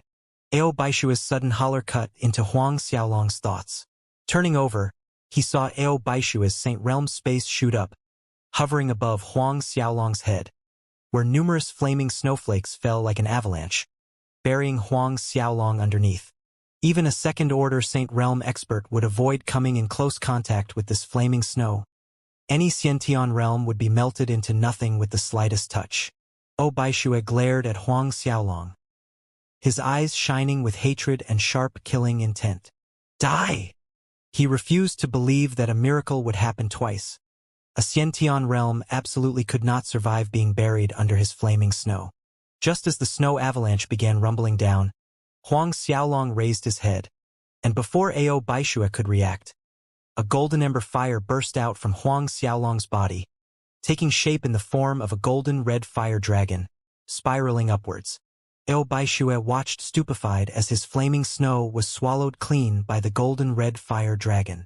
The golden-red fire dragon continued upward, colliding with the snow-white Saint Space Realm. Z! A sonorous boom resounded. The Saint Realm space shook, emitting wisps of smoke plumes endlessly as its size shrank. Ao Baishue lost all color from his face, hardly disguising the obvious shock in his eyes. His Saint Realm space was actually being burned? What the fuck is this fire? Huang Xiaolong ignored the horror in Ao Baishue's eyes, fully pushing the true fire essence in his dantian and making it burn more vigorously. The golden-red fire dragon, shaped from the true essence fire, wound itself tightly around Ao Baishue's Saint Realm space, eating it away. A Saint Realm space's defense was extremely sturdy. After all, it was formed from a Saint Realm expert's understanding of the space law. Under usual circumstances, even the flames formed by a high-level Saint Realm expert could not hack away other Saint Realm experts' Saint Realm space, but Huang Xiaolong's true essence fire could. Ao Baishue attempted to recall his Saint Realm space back into his body, but Huang Xiaolong's palm struck out. A golden palm imprint distorted the space. Ao Baishue actually found that he couldn't move at all. He was greatly shocked. In the next moment, however, warm liquid rushed up his throat. He was spurting blood from his mouth. Ao Baishue quickly looked up, only to discover that his Saint Realm space was gone, burned away to nothingness by Huang Xiaolong's fire dragon. Bottomless despair intertwined with terror in Ao Baishue's eyes. To a Saint Realm warrior, their Saint Realm space was equivalent to a second life. If their Saint Realm space was destroyed, the dire consequences were much worse than a Xiantian Realm warrior having their chi-si destroyed.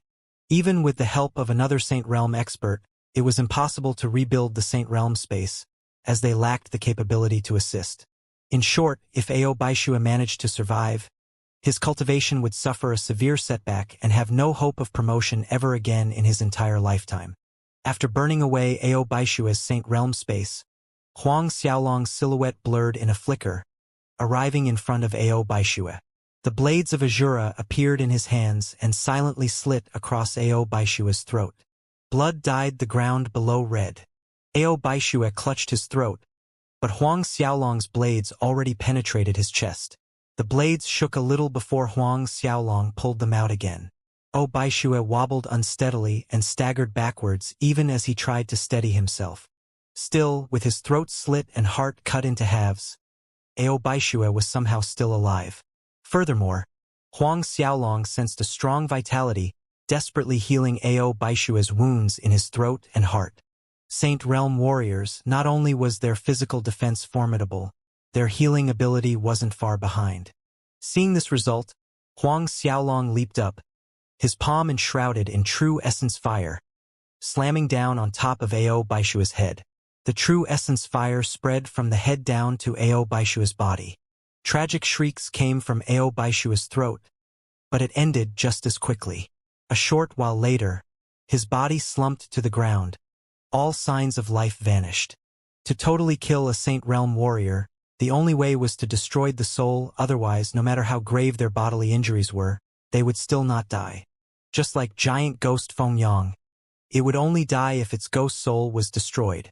But then again, a Saint Realm warrior's soul was quite formidable too. Luckily, Huang Xiaolong had the true essence fire, otherwise he wouldn't have been able to kill Ao Baishue. Huang Xiaolong looked at Ao Baishue's corpse, and after a small thought, he moved the corpse into the Azura ring. In fact, he wanted to test if it could be refined by the Thousand Beast Cauldron inside the Linglong Treasure Pagoda. And if it can be refined, it would surely be very beneficial, Huang Xiaolong secretly thought. Divine grade spirit pellets were refined from many rare spirit elixirs. In the martial spirit world, someone who used Saint Realm warriors as an ingredient for refining pellets had yet to appear. Then, Huang Xiaolong turned around, facing Fan Yiming's group of Wind God cult, as well as Wu Feng's group of ministers. Fan Yiming, Wu Feng, and the rest quivered when they noticed Huang Xiaolong looking at them.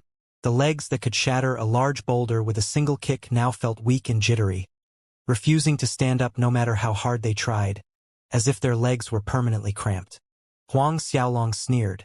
With a single step, he was already in front of Fan Yiming. Fan Yiming, Wu Feng, and the rest were so scared seeing the distant Huang Xiaolong suddenly appear right in front of them that their knees gave out with a snap, kneeling on both legs. Say minus Senior Huang. The Wind God cult's leader, Fan Yiming, stammered. The expression on his face was as if he had seen a ghost. Wu Feng's head was so low that he was practically kissing the ground. He was tongue-tied, his mouth opened and closed but no words came out. The Luotong Kingdom ministers that followed him didn't know what to say either. Listening to the Wind God cult's leader, Fan Yiming, calling him Senior, Huang Xiaolong smiled brilliantly at him. What's the matter? Fan Yiming blanked at Huang Xiaolong's beaming smile. Millions of words were all stuck in his throat. After a brief moment of blankness, he hurried forward, crawling on his hands and knees until he reached Huang Xiaolong's feet. Senior Huang, I beg you, spare us. We were only against Prince Lu Kai because Deity's Templar threatened us. Is that so? Huang Xiaolong cut short Fan Yiming's words. Lifting a finger, Fan Yiming's forehead was pierced with a finger-sized hole. Blood spurted to the ground. Fan Yiming tumbled down without another word. Wind God cult's elders all turned deathly pale. Huang Xiaolong was smiling 1 second and killed their Wind God cult leader the next. Some even had dark wet patches on the ground underneath them. Detecting the distasteful smell, Huang Xiaolong frowned. His finger stabbed the void. In that instant, several Wind God cult elders' heads were pierced through and through. Without another word, Huang Xiaolong killed all the present Wind God cult elders. Finally, Huang Xiaolong turned to Wu Feng. By this time, Wu Feng was already terrified out of his mind. Losing interest, Huang Xiaolong resolved Wu Feng swiftly. Initially, he had planned to play around a little, but since Wu Feng had already lost his mind, then forget it. The group of Luotong Kingdom's ministers, however, Huang Xiaolong was too lazy to be bothered with them, so he pushed them over to Lu Kai, letting him handle them. When Huang Xiaolong once again stood in front of him, Lu Kai looked at Huang Xiaolong for a very long time with complex emotions, before finally uttering such a sentence. Your mother, you super monstrous freak. This is too much of a blow to me. Truly. The strength Huang Xiaolong had shown earlier was too big of blow towards Lu Kai's fragile heart. Huang Xiaolong merely chuckled at his words. After the battle, Huang Xiaolong and Lu Kai were no longer in the mood to talk about old days. Looking at the ruined shops and streets due to his battle with Ao Baishue, especially the destroyed delicious restaurant, Huang Xiaolong waved his hands and a shower of gold coins rained down, falling right in front of the delicious restaurant boss. Looking at the pile of gold coins the size of a small hill, the restaurant boss was stunned. Then he trembled with excitement, both hands shaking visibly. From afar, he kowtowed endlessly in gratitude toward Huang Xiaolong. Watching this, Lu Kai laughed at Huang Xiaolong. Damn, you kids shouldn't be such a spendthrift even if you're rich. Even though Huang Xiaolong wanted to compensate the restaurant boss, that small hill pile of gold coins was enough for 10 delicious restaurants. Huang Xiaolong smiled and retorted, I've always been this spendthrift. To Huang Xiaolong, gold coins were just figures. Merely the number of gold coins he had gotten from the spatial rings of the Xiantian realm warriors he killed throughout this journey was enough to pave all the streets in the Luotong royal city. Especially the 2 spatial rings belonging to the Blood Dragon cities Li Li and Du Huagang that Huang Xiaolong killed in the Ghost City. The amount of gold coins inside their spatial rings was piled mountain high and several miles long. In the end, Huang Xiaolong stayed one night in the Luotong royal city.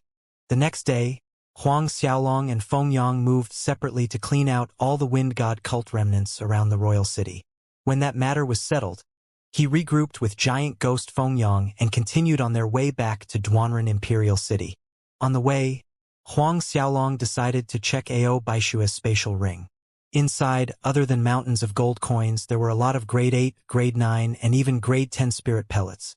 There were even 3 heaven-grade spirit pellets, but none were of divine grade. What came as a pleasant surprise to Huang Xiaolong were the 60-plus grade 1 spirit stones that he found amongst the items. Although Huang Xiaolong's battle chi had enhanced significantly in the recent months, the consumption still too large to enable the godly Mt. Shumi to fly, as well as initiate the 1,000 Beast Cauldron inside the Linglong Treasure Pagoda. With those grade 1 spirit stones, he would have an easier time. 60-plus pieces weren't much, but it was sufficient for a period of time. After leaving the Luotong Kingdom, Huang Xiaolong traveled at a moderate pace, while practicing the godly Shumi art, Azura tactics, and other techniques while attempting to use the 1,000 Beast Cauldron to refine Ao Baishua's corpse. Of course, Huang Xiaolong did not relax his practice of the ancient puppetry art and soul mandate. After battling with Saint Realm experts like Zhao Chun and Ao Baishue, Huang Xiaolong realized ever more the crucial importance of a strong soul. After one broke through to the Saint Realm, as long as the soul was not destroyed, one would be immortal, so to speak. Therefore, Huang Xiaolong made every effort to continuously enhance his spirit and soul. Amidst all these, what baffled Huang Xiaolong was that the 1,000 Beast Cauldron was unable to refine Ao Baishua's body. There were no changes to Ao Baishua's corpse in the last few days except for one thing. It became translucent, resembling crystal, and Huang Xiaolong actually felt that Ao Baishua's physical body was stronger than it was before. This? Huang Xiaolong was astonished when he found out. Did this mean that the 1,000 Beast Cauldron could also be used to temper one's physique? In the past, Huang Xiaolong had only used the 1,000 Beast Cauldron to refine pellets. It had never crossed his mind that the cauldron could be used to temper his body. Sensing the change in Ao Baishua's corpse, Huang Xiaolong appeared inside the Linglong Treasure Pagoda in a flicker, dived into the 1,000 Beast Cauldron, and used a grade 1 spirit stone as energy source to activate the heaven and earth origin reverting array inside the cauldron. One day later, when Huang Xiaolong emerged from the 1,000 Beast Cauldron, he confirmed that his flesh was much stronger. From his meridians to his qi and internal organs, every part of him was strengthened. This discovery came as a pleasant surprise to Huang Xiaolong. Although he didn't manage to refine Ao Baishua's corpse, he accidentally discovered a new function of the 1,000 Beast Cauldron. If he continued to use the 1,000 Beast Cauldron to temper his body, his flesh, defense, and strength could be enhanced continuously, becoming more powerful. Although a strong soul and spirit were at the top of Huang Xiaolong's list before breaking into the Saint Realm, the body was equally important. Cultivating as he made his way towards the Duanren Imperial City, It merely took Huang Xiaolong 7 days to reach his destination.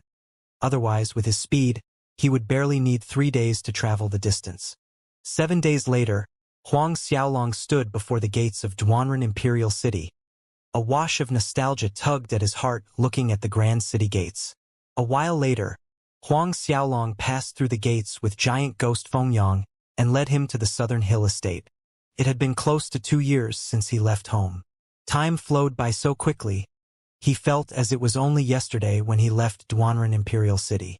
But when Huang Xiaolong walked along the Imperial City streets, he noticed that it was livelier than usual. People filling every street, carts and carriages looked like a 100-mile-long dragon. Crowds made their way in groups after groups towards the north side of the Imperial City. Huang Xiaolong became curious. This brother, what is happening? Why are there so many people moving towards the north side? He called out to a passerby young man and inquired. The young man scrutinized Huang Xiaolong up and down with a strange expression on his face. Don't you know? Today is the last day of this year's Imperial City Battle. Imperial City Battle? Huang Xiaolong was slightly stunned. Then he shook his head as a faint smile emerged on his face. I wonder how Xie Puti, that guy, is doing. The young man that was stopped by Huang Xiaolong to ask questions noticed that Huang Xiaolong stood there daydreaming. So he went off in a huff, ignoring Huang Xiaolong after throwing a word at Huang Xiaolong. Idiot! Idiot? Huang Xiaolong smiled bitterly. This was his first time being labeled as an idiot. Alas, Huang Xiaolong left the place, heading straight to the southern hill estate.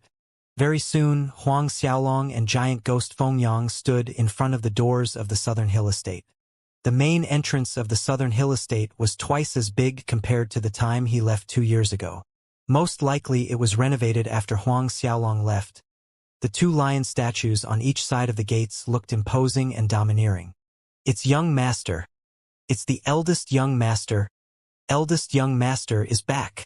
At this point, the guard stationed in front of the southern hill estate recognized Huang Xiaolong and started announcing happily at the top of his lungs. The instant the guard's voice rang out, the whole southern hill estate boiled up with excitement. A flurry of footsteps sounded from afar. Huang Peng and Su Yan were seen rushing haphazardly towards the main door. Right behind them were Huang Shaohai, Zhao Shu, Zhang Fu, and a group of loyal guards. Huang Xiaolong watched the overjoyed expression on his parents' face as they rushed out as fast as they could, and inexplicably, his eyes moistened. It's Longer. Really, Longer is back. Su Yan beamed the moment she spotted Huang Xiaolong, rushing to be the first one to arrive at the door before anyone else, pulling Huang Xiaolong into a hug. Longer, you're finally back, she sobbed. Huang Xiaolong's sight was slightly hazy. He nodded ardently. It was a long time before Su Yan was willing to let go of Huang Xiaolong. Father! Huang Xiaolong turned to his father at the side.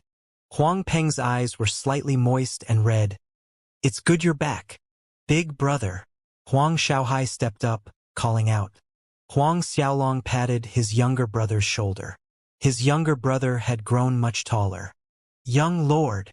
When all the family members finished their greetings, Zhao Shu and Zhang Fu stepped forward, saluting Huang Xiaolong respectfully. Watching everyone present, his parents, younger brother, Zhao Shu, Zhang Fu, and the rest, a warm feeling flowed into his heart.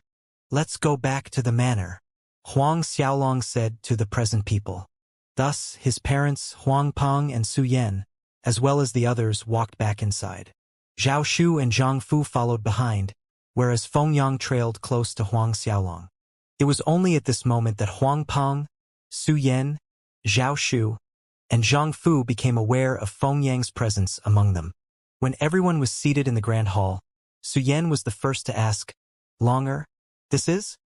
Looking at the giant man, standing behind Huang Xiaolong, Fengyang's 4-meter-tall stature roused their curiosity. Huang Xiaolong smiled at them, explaining simply, This is a ghost I took in from the Bedlam lands. Ghost! Everyone was aghast hearing that. Huang Xiaolong nodded, emphasizing, A Saint Realm ghost. Saint Realm ghost. Another wave of shock. Huang Xiaolong taking in a ghost entity was shocking enough for them, It would never have crossed their mind that this ghost could be a Saint Realm cultivator. What a Saint Realm expert represent? Everyone present was well aware.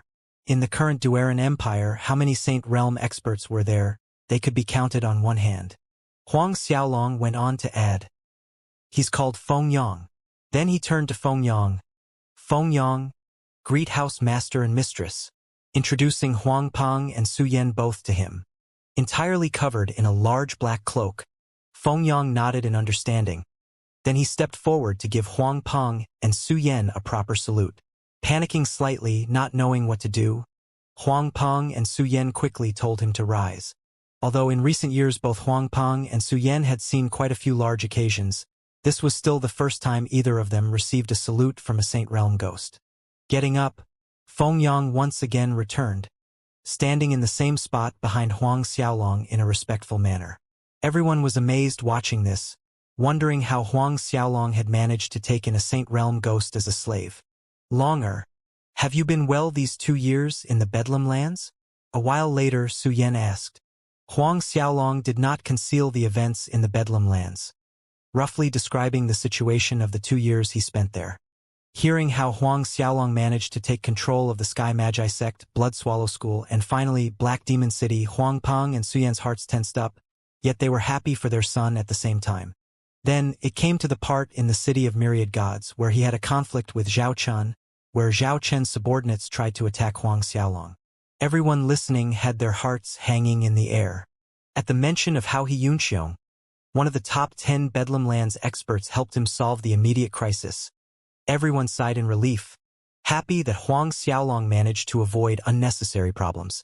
Another burst of joy spread over the small group at Huang Xiaolong's adventures down the Broken Tiger Rift, listening to how he refined the spiritual energy fish, swallowing the nameless fire fruit, and divine grade spirit pellets, greatly enhancing his strength.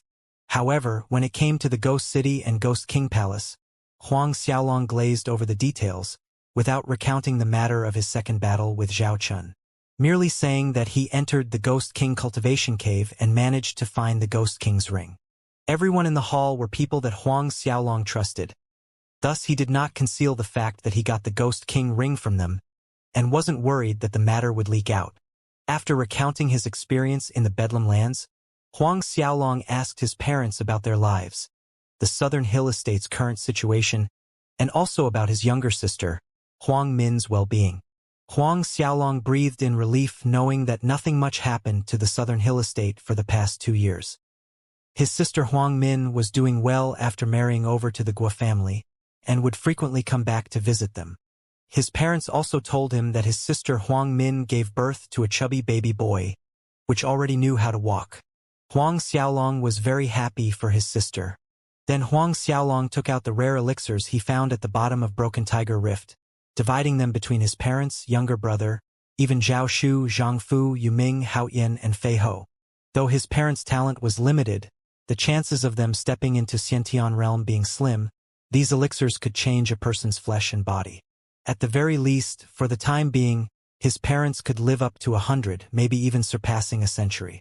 Moreover, Huang Xiaolong believed that within 100 years' time he could break through to God realm. As long as his parents were still alive at that time, he would have a way to let his parents break through to Xiantian realm. Soon, everyone dispersed from the grand hall and Huang Xiaolong returned to his own yard.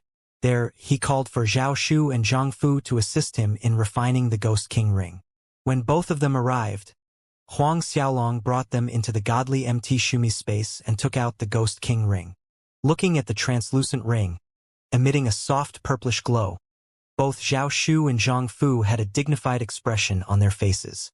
With their high-level Saint Realm strength, both could tell with a glance that the ban on this Ghost King ring was not simple. "Let's begin," Huang Xiaolong said while running the battle chi in his chi si, at the same time, directing the true essence fire inside his dantian. Seeing this, Zhao Shu and Zhang Fu both pushed their battle chi with every effort. Each placed a palm against Huang Xiaolong's back, transferring the battle chi from their bodies into Huang Xiaolong. Instantly, Huang Xiaolong's brocade robe fluttered, rising at the hems as he crazily channeled battle chi and true essence fire into the Ghost King ring. The Ghost King ring shook and a purple light beam shot skyward. At the same time, the cries and howls of thousands of evil spirits sounded in the trio's ears, echoing throughout the entire temple hall. If they weren't inside the godly MT Shumi at this time, perhaps they would be alarming all the experts in the vicinity of the Duanren Imperial City. Following the deafening cries of thousands of evil spirits, a surging powerful energy seemed to be breaking out from within the Ghost King ring. Sensing this, Zhao Shu and Zhang Fu's expressions became heavy, fully focusing on transferring battle qi into Huang Xiaolong's body, not daring to risk the slightest negligence. Huang Xiaolong too wore a grim face, borrowing Zhao Shu and Zhang Fu's battle qi to suppress the unknown power from breaking out. However, as time passed, this scary powerful energy became stronger and more violent, showing signs of overpowering the three people's combined suppression. So much that Huang Xiaolong was forced to summon the twin dragon martial spirits and soul transforming. Behind him Zhao Shu and Zhang Fu followed, summoning their martial spirits and soul transformed. Their battle qi was enhanced after the soul transformation, successfully containing the potential outbreak. Seconds later, humming noises came from the Ghost King ring. Huang Xiaolong was ecstatic hearing it. It meant the first ban placed on the ring was broken. Zhao Shu and Zhang Fu also had joyous expressions on their faces. Riding on the first success, the three of them soldiered on, breaking the second, third, and the fourth ban on the ring. But the further down they went, the harder it was to break the next ban. By the time they successfully broke the sixth ban, 3 long hours had passed. Huang Xiaolong noticed that the 2 evil dragons carving on the Ghost King ring had turned bright red as if it was dipped in blood. Not only that, their eyes were glowing red, giving an extremely eerie feeling. 10 hours passed. When Huang Xiaolong broke the 10th ban, the 2 evil dragons on the Ghost King ring transformed into ethereal entities, flying away from the ring. Before Huang Xiaolong, Zhao Shu, and Zhang Fu understood what was happening. The 2 evil dragons disappeared between Huang Xiaolong's eyebrows, entering his body. Huang Xiaolong stiffened. His eyes turned glowing red like the evil dragons in an instant. An overwhelming power took over Huang Xiaolong's consciousness in the blink of an eye while destroying every part of his meridians. Pain, so painful. Huang Xiaolong couldn't endure anymore. His head threw back roaring in pain. Sovereign! Zhao Shu and Zhang Fu were aghast at the sudden turn of event. Just as they came close to Huang Xiaolong, the terrifying energy possessing Huang Xiaolong's body released a bout of energy, sending them flying back, spurting blood from their mouths. Zhao Shu and Zhang Fu were dumbfounded. That shocking power just now. God Realm? It was the power of a God Realm master. Both of them were high-level Saint Realm warriors, and not the average 10th Order Saint Realm either. Yet facing against the surge of power, both Zhao Shu and Zhang Fu could not even summon the courage to resist. The only explanation for this was a God Realm master's power. By this point, every inch of Huang Xiaolong's skin looked like it was doused in red blood. From his eyes to his neck, down to both arms, red fiendish patterns snaked underneath the surface of his skin, looking extremely grim and horrifying. The entire time, the agonizing pain continued to attack Huang Xiaolong internally. Huang Xiaolong clutched at his head, his hoarse voice howling in pain. Watching this, Zhao Shu and Zhang Fu exchanged a glance. Both leaped toward Huang Xiaolong, wanting to pull his arms away from his head, and at the same time, attempting to suppress the terrifying energy wreaking havoc in Huang Xiaolong's body. But when they came in contact with Huang Xiaolong's arm, they were once again flung away by the overwhelming power inside Huang Xiaolong's body. This time, both were repelled much farther, slamming into the walls of the Shumi temple. It took some effort for Zhao Shu and Zhang Fu to get back on their feet. All of a sudden, Huang Xiaolong's anguished howls stopped. Watching Huang Xiaolong, Zhao Shu and Zhang Fu saw a red flame spread over him, wrapping Huang Xiaolong's body like a layer of protection. When this red flame emerged, Huang Xiaolong's meridians and flesh, that were damaged by the invading power, started to heal. As the red flame burned, a layer of thick callus membrane formed on the surface of Huang Xiaolong's skin. Similar to a phoenix's nirvana, reborn from the ashes, Huang Xiaolong's body started to exude a throbbing vitality.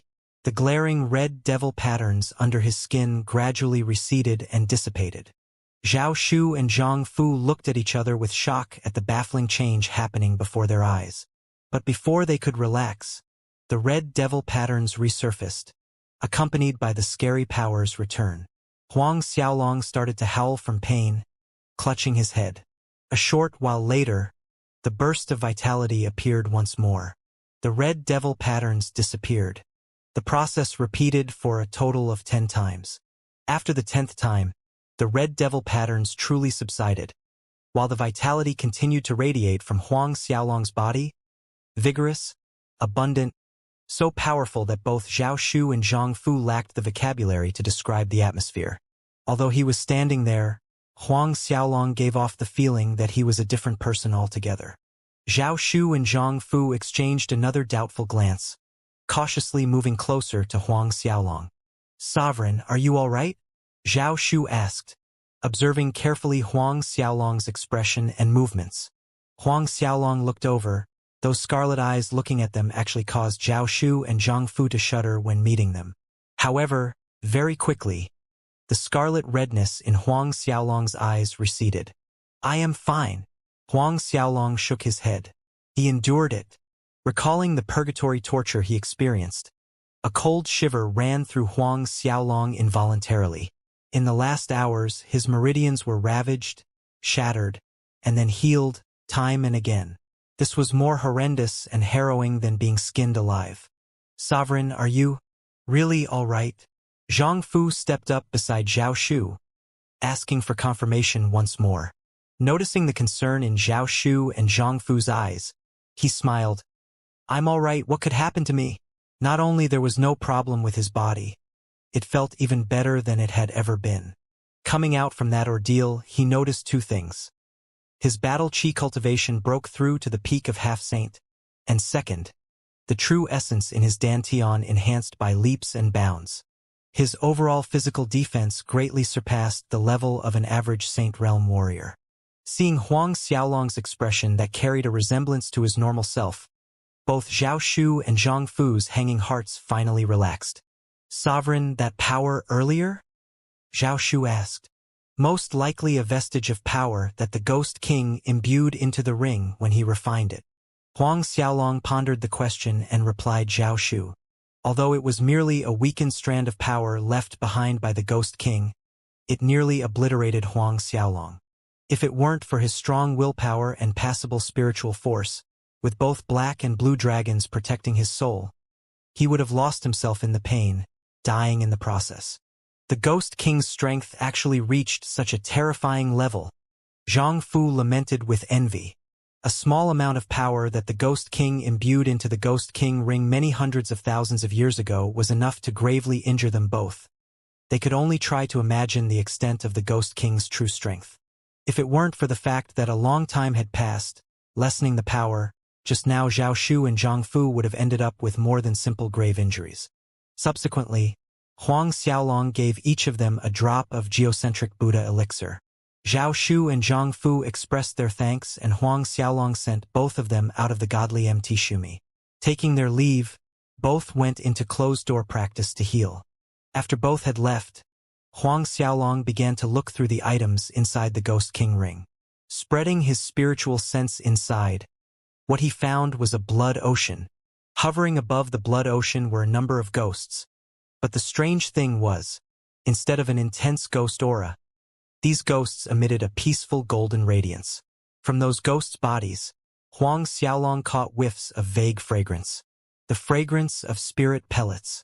Huang Xiaolong instantly understood. Those large ghosts hovering above the blood ocean were all Ghost King Dawn. The Ghost King Dawn that had taken shape. Furthermore, each Ghost King Dan manifestation had reached the Saint Realm in Cultivation. Although none reached mid or high level, they were still stronger compared to giant Ghost Fengyang, averaging at late First Order Saint Realm. Excited, Huang Xiaolong took one of the Ghost King Dan manifestations out from the blood ocean. The instant the ghost was out of the spatial ring, detecting Huang Xiaolong's presence, it lunged toward him without hesitation. Huang Xiaolong sneered, With a simple wave of his palm, he sent the ghost flying back. If Huang Xiaolong was still a peak late Xiantian 10th order, he would have needed to exert a little more effort to subjugate this Saint Realm ghost, but now it was effortless. Huang Xiaolong caught up with the ghost in a flicker. An earthen Buddha palm struck accurately on the ghost's body. His body flew out in a different direction. Without any suspense, a short while later, the ghost surrendered. Its body shrunk in size until it was a thumb-sized round pellet. The pellet was claret red in color, with a lustrous gloss over the surface, projecting a vague shadow from within, the shadow of the ghost earlier. Not wasting any time, Huang Xiaolong sat cross-legged within the Ten Buddha formation as he swallowed the pellet. Abundant surging energy filled Huang Xiaolong like great waves, spreading throughout his limbs and body. Huang Xiaolong concentrated all his effort into refining and absorbing the energy from the Ghost King Dan. As he progressed, his Qi-Si started to evolve. The liquid battle Qi in his Qi-Si began to condense like it was about to solidify, resembling diamond, reflecting soft sporadic glints of metallic golden. The three mandates above Huang Xiaolong's Qi-Si were also shining with the same golden glints. Strands of fiendish aura floated out from Huang Xiaolong's body, but they were quickly swallowed by the Ten Buddha formation. 2 days and 3 nights later, Huang Xiaolong opened his eyes. Finally, he had fully absorbed one Ghost King Dan. So it's like this, Huang Xiaolong exclaimed to himself. After refining a Ghost King Dan, Huang Xiaolong finally understood why this legendary Ghost King Dan was said to be capable of helping half-saints and peak half-saints in breaking through to Saint Realm. Breaking through to the Saint Realm was highly dependent on one's battle chi cultivation and would be hard to achieve, nearly impossible. At the same time, one must have certain space law comprehension, and this Ghost King Dan contained the Ghost King's enlightenment towards the space law. Refining and absorbing a Ghost King Dan would enable one to springboard on the Ghost King's space law comprehension, therefore greatly increasing one's chances of breaking into the Saint Realm. However, even though the Ghost King Dan contained the Ghost King's space law comprehension, it didn't mean that one could break through to Saint Realm just by swallowing 1 or 2 Ghost King Dan. Saint Realm territory was not that easy to enter. Huang Xiaolong swept a glance over the ghosts, floating above the blood ocean inside the Ghost King ring. A rough estimate gave Huang Xiaolong slightly over 400 Ghost King Dan. If Huang Xiaolong absorbed all of them, it would probably be enough to propel him into the Saint Realm. Thus, Huang Xiaolong wasn't anxious to start with them. Instead, he carefully scanned every nook and cranny within the Ghost King ring space. He found the Ghost King Dan, but what about the legendary Ghost King Sutra? What bewildered Huang Xiaolong was that his spiritual sense had explored up, down, and sideways around the space. Yet he didn't find any clue related to the secret cultivation skill. In the next moment, Huang Xiaolong's eyes caught sight of the blood ocean once again. What about the bottom of the blood ocean? When Huang Xiaolong's spiritual sense tried to explore the blood ocean, a dazzling light shot out and disintegrated Huang Xiaolong's spiritual sense. He had no way to check the bottom of the blood ocean. A tiny frown formed between Huang Xiaolong's brows. He resorted to the Eye of Hell. The eerie red glow shone on the ring and inside it, but it only managed to penetrate 10 zhang down from the surface of the ocean, unable to see further down. In the end, after many attempts, Huang Xiaolong could only give up for now.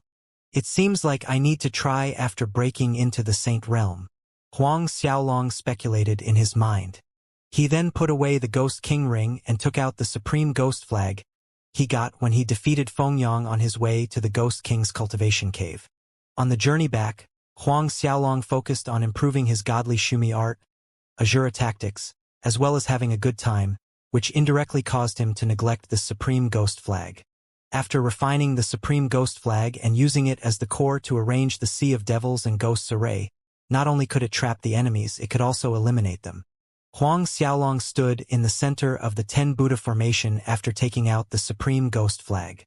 Slowly but surely, he erased the tool spirit inside the supreme ghost flag using the Buddhism energy from the formation. When that was done, he extracted a drop of blood from his heart, dripping it onto the supreme ghost flag.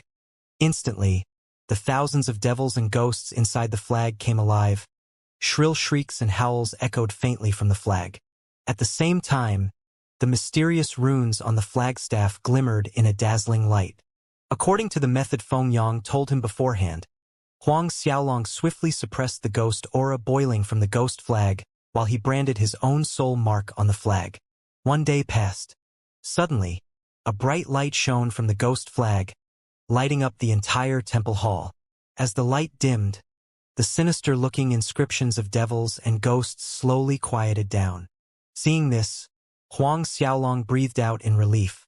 After a day's effort, he finally fully refined the supreme ghost flag. Fortunately, he had first erased the tool spirit inside with the 10 Buddha formation support. Otherwise, he might not be able to refine this supreme ghost flag even if he used 10 days to half a month's time. Despite that, his battle chi and the true essence in his dantian were largely consumed in the process.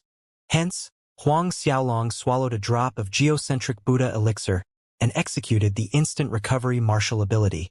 Shimmering blue lights sparkled around Huang Xiaolong's body. A few seconds later, his expended battle chi and true essence recovered. I wonder how powerful it is, Huang Xiaolong muttered curiously. Huang Xiaolong exited the Shumi temple. Arriving in his own little yard, he raised the supreme ghost flag in the air. The supreme ghost flag descended from midair, the bottom end of the flagstaff fixed to the center of the yard. Huang Xiaolong ran his battle chi and the wicked, sinister devils and ghost drawings on the flag began to move. The mysterious runic patterns on the flagstaff started to glimmer. In that instant, monstrous ghost aura broke out like a flash flood out from the ghost flag. Accompanying the ghost aura were evil spirits and devils, one after another. They appeared as if never-ending. Each of them actually had the strength of a peak half-saint ghost. At first, Huang Xiaolong was stunned, and then shock turned into delight. Though these devils and evil spirits only had the strength of half-saints, they triumphed in number. A first-order Saint Realm wandering or getting lost inside the array would lose their life, no doubt. Even if the enemy was a second-order Saint Realm warrior, the array would be able to contain them for some time. They would be unable to get out. Furthermore, this supreme ghost flag's power could be enhanced. The more experts the ghost flag swallowed, the stronger it could become. After testing the supreme ghost flag's power for an hour or so, Huang Xiaolong kept it away. Because Huang Xiaolong was careful to limit the area within his yard, the rumbling ghost aura did not alert anyone in the Southern Hill estate. Finished with what he wanted to do, Huang Xiaolong walked out of his yard toward the direction of the Grand Hall. But when he was passing by his younger brother Huang Xiaohai's yard, he heard sturdy blasts of punches hitting the air. His footsteps halted. With a direction change, Huang Xiaolong stood watching from the entrance of Huang Xiaohai's yard. Huang Xiaohai, with his upper body naked, revealing a firm muscular torso, was practicing a set of fist skill called Heart-Burrowing Fist, a mid-grade Earth rank battle skill. With Huang family's current reputation and strength, it was not difficult to have Earth rank battle skills. Hearing the sound of footsteps, Huang Xiaohai turned his head around, beaming when he saw Huang Xiaolong. Stopping his practice, he called out, "Big brother!" Huang Xiaolong nodded while smiling, walking into the yard. "I heard Dad and Mom say that you have a target of affection?" Huang Xiaolong asked. Hearing this question, Huang Xiaohai's face turned red, fidgeting awkwardly. "What's there to be shy about?" Huang Xiaolong laughed at his younger brother. Huang Xiaohai was already 20 this year. In martial spirit world, a young man would bring a bride home at the age of 18 or 19. "Come, let us brothers go out for a walk and drink some wine," Huang Xiaolong said. All these years, other than practice, all Huang Xiaolong did was to practice even more. He spent very little time accompanying his parents and even less time given to this younger brother of his. "Yes, big brother." Huang Xiaohai was very happy, sprinting off to put on clothes and stepped out of the Southern Hill estate. Huang Xiaolong did not call for any guards with them. They were just two brothers spending time together. All in all, the time spent by Huang Xiaohai in Duanren Imperial City was longer than Huang Xiaolong by far. All year round, Huang Xiaohai stayed in his yard, practicing. Therefore he wasn't familiar with the Imperial City outside the four walls of the Southern Hill estate. While walking, Huang Xiaolong asked about Huang Xiaohai's practice, the problems he had, clarifying them to Huang Xiaohai one by one. Even though Zhao Shu and Zhang Fu would occasionally guide Huang Xiaohai, certain aspects of their battle qi comprehension were limited compared to Huang Xiaolong. Listening to Huang Xiaolong's explanation, Huang Xiaohai gained a deeper level of comprehension related to battle qi and his own cultivation. The two brothers walked without direction as they talked, until an hour and a half later. Huang Xiaolong stopped in front of a restaurant called Happy Monarch House. From its outside appearance, this Happy Monarch House looked elegantly decorated. The lively atmosphere inside could be felt where they stood.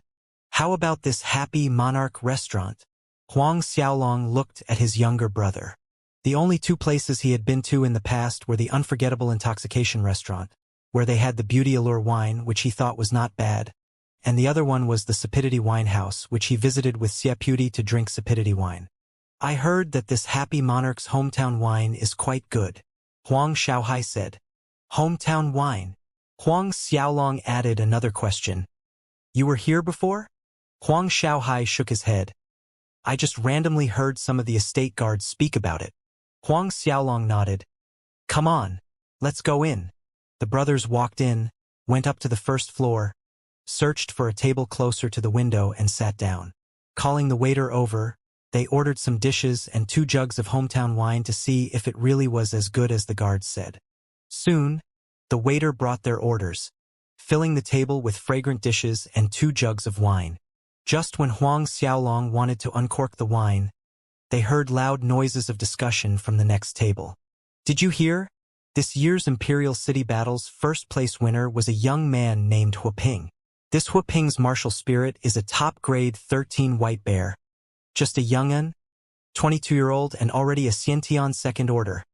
Some people say that this Huaping's talent exceeds that year's young noble divine dragon, Huang Xiaolong. Huang Xiaolong couldn't help smiling a little hearing the discussion on the next table and didn't mind it in the least. Huaping, top grade 13 martial spirit, white bear, 22 years old, late Xiantian second order strength. Indeed, his talent can be considered not bad, Huang Xiaolong thought to himself. Huang Xiaolong didn't mind the discussion on the next table, but hearing someone put a new guy, Huaping, on the same status as his big brother, even saying that the kid's talent was much better compared to his big brother, Huang Xiaohai was very much disgruntled in his heart. Fire exploded in Huang Xiaohai's eyes, but just as he was about to stand up, Huang Xiaolong pressed a hand on his younger brother's arm, shaking his head. Just a small thing. Leave it. Big brother. Huang Xiaohai was stunned, but the look from Huang Xiaolong's eyes made him return to his seat down. Huang Xiaolong opened one of the wine jugs, pouring out 2 bowls for them. Come. The brothers clinked their wine bowls and took a big mouthful, filling the mouth with the fragrance of wine. Huang Xiaolong nodded. Not bad. This hometown wine, although not as good as the sapidity wine, it did not lose out to the snow moon wine he had with Lu Kai in the Luotong kingdom. At this time, the voices from the next table sounded again. Say, what do you think young noble divine dragon's strength is now? Several years ago, when he participated in the Imperial City Battle, he had just broken through the Xiantian realm. In my opinion, he is at most a Xiantian 4th order. Xiantian 4th order? I think that's not possible. Talented as he might be, it's impossible to advance 1 order every year. My guess is that he is a Xiantian 3rd order. Who knows? Maybe he hasn't even reached late Xiantian 3rd order. Xiantian 3rd order? Huang Xiaolong nearly choked listening to these people's estimations, smiling helplessly, whereas Huang Xiaohai's brows furrowed deeper. These people's words grew more outrageous the more they talked. That year, Huang Xiaolong revealed his strength once, but the Huang family and Emperor Duanren had the news blocked. Thus common people, in general, had no idea of Huang Xiaolong's strength. Another wave of words floated over to their table. I heard that Huaping made a declaration yesterday, saying that he wants to pay a visit to the Southern Hill Estate to ask young noble divine dragon for guidance. Guidance meant asking for a battle. If that is true, I wonder who would come out on top. Huang Xiaohai couldn't hold his temper in anymore. Hearing that Huaping guy actually planned to go to that Southern Hill Estate to look for his big brother. A bunch of idiots, he scolded. The customers at that table looked over, hearing Huang Xiaohai's voice. Kid, What did you say just now? A shaggy-bearded, middle-aged man stood up from his seat and snapped at Huang Xiaohai. That expression was exactly one of an evil and vicious character. I said, "All of you are a bunch of idiots, didn't you hear?" Huang Xiaohai repeated coldly. That shaggy-bearded, middle-aged man erupted in rage. One hand unsheathed the big knife in his hand, barking, "Kid, you're courting death," and wanted to attack Huang Xiaohai. But at this time, a sudden ruckus swept across the restaurant first floor. It's Huaping, this year's Imperial City Battle first-place winner. Huaping. That shaggy-bearded man was surprised. He stopped and turned over to look, like everyone else.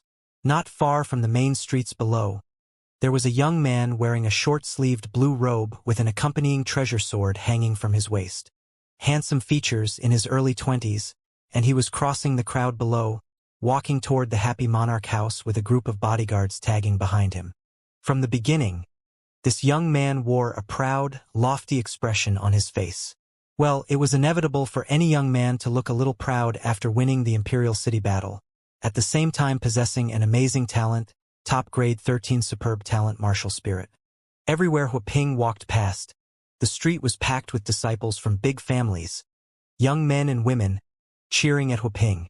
By this time, Huaping reached the restaurant's entrance, being welcomed personally by the restaurant owner with utmost respect before entering the premise.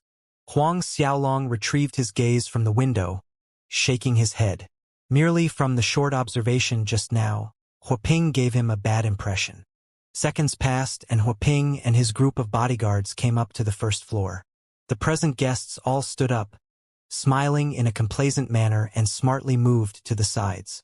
Watching the respectful demeanor around him, Huaping nodded with satisfaction. But when his sight fell on Huang Xiaolong and Huang Xiaohai, who remained sitting by the window, he frowned slightly. He turned toward the restaurant owner saying, "Boss, I want to reserve the entire first floor to celebrate with my subordinates here." Done saying that, he threw a bag of gold coins into the restaurant owner's hand. "Those who have already ordered, take it as my treat." Receiving the bag, the restaurant owner weighed it roughly in his palm, estimating about 500 to 600 gold coins inside. His face immediately bloomed. "Young noble Huaping, holding the celebration banquet in our Happy Monarch house is our honor. It's just that." His face looked a little ugly. As the proprietor, it wasn't proper for him to chase his customers away. Seeing this, Huaping looked around the first floor. "You have no objections, right?" Nearly all the first-floor customers smile amiably, nodding there were no objections. The restaurant owner secretly breathed in relief, however.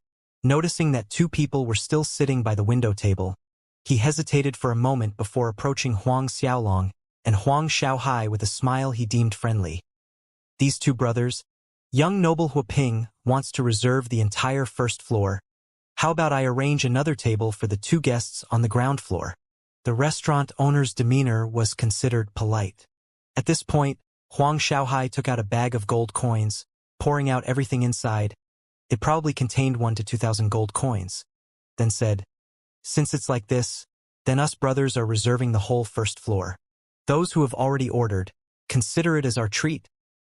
Pausing here, Huang Xiaohai looked at Huaping and sneered. "As for those that haven't ordered, forgive me, tell them to scram." Scram. Everyone was aware who those words were intended for, because only Huaping's group just came up and haven't made an order. The restaurant owner blanked, staring at the gold coins littered on the floor, and the customers that prepared to leave halted their steps. This kid dared to challenge young noble Huaping. What's his background? What background? I say, they don't even know how miserably they will die in a moment. The shaggy-bearded man who was discussing Huang Xiaolong and Huaping loudly earlier scoffed. The crowd was stirred, but the expression on Huaping's face was extremely ugly. He didn't expect that he would encounter such a thing after coming here to celebrate with his subordinates. "Young lord, these two brats are so lacking in tact. How about this subordinate go there and teach them how to behave?" One of the guards behind Huaping approached him, giving a suggestion. Huaping lifted his arm, stopping the guard beside him. Watching Huang Xiaolong and Huang Xiaohai, he snapped coldly, "Which family are you two from?" Have both of you thought about the consequences of doing this? Huang Xiaohai shrugged his soldiers nonchalantly. Consequences? Why don't you tell us then? What are the consequences of our actions? Huang Xiaolong sat watching in silence, thinking that his younger brother's temperament was quite like himself. Hearing that, Huaping's face darkened as if water was about to drip out.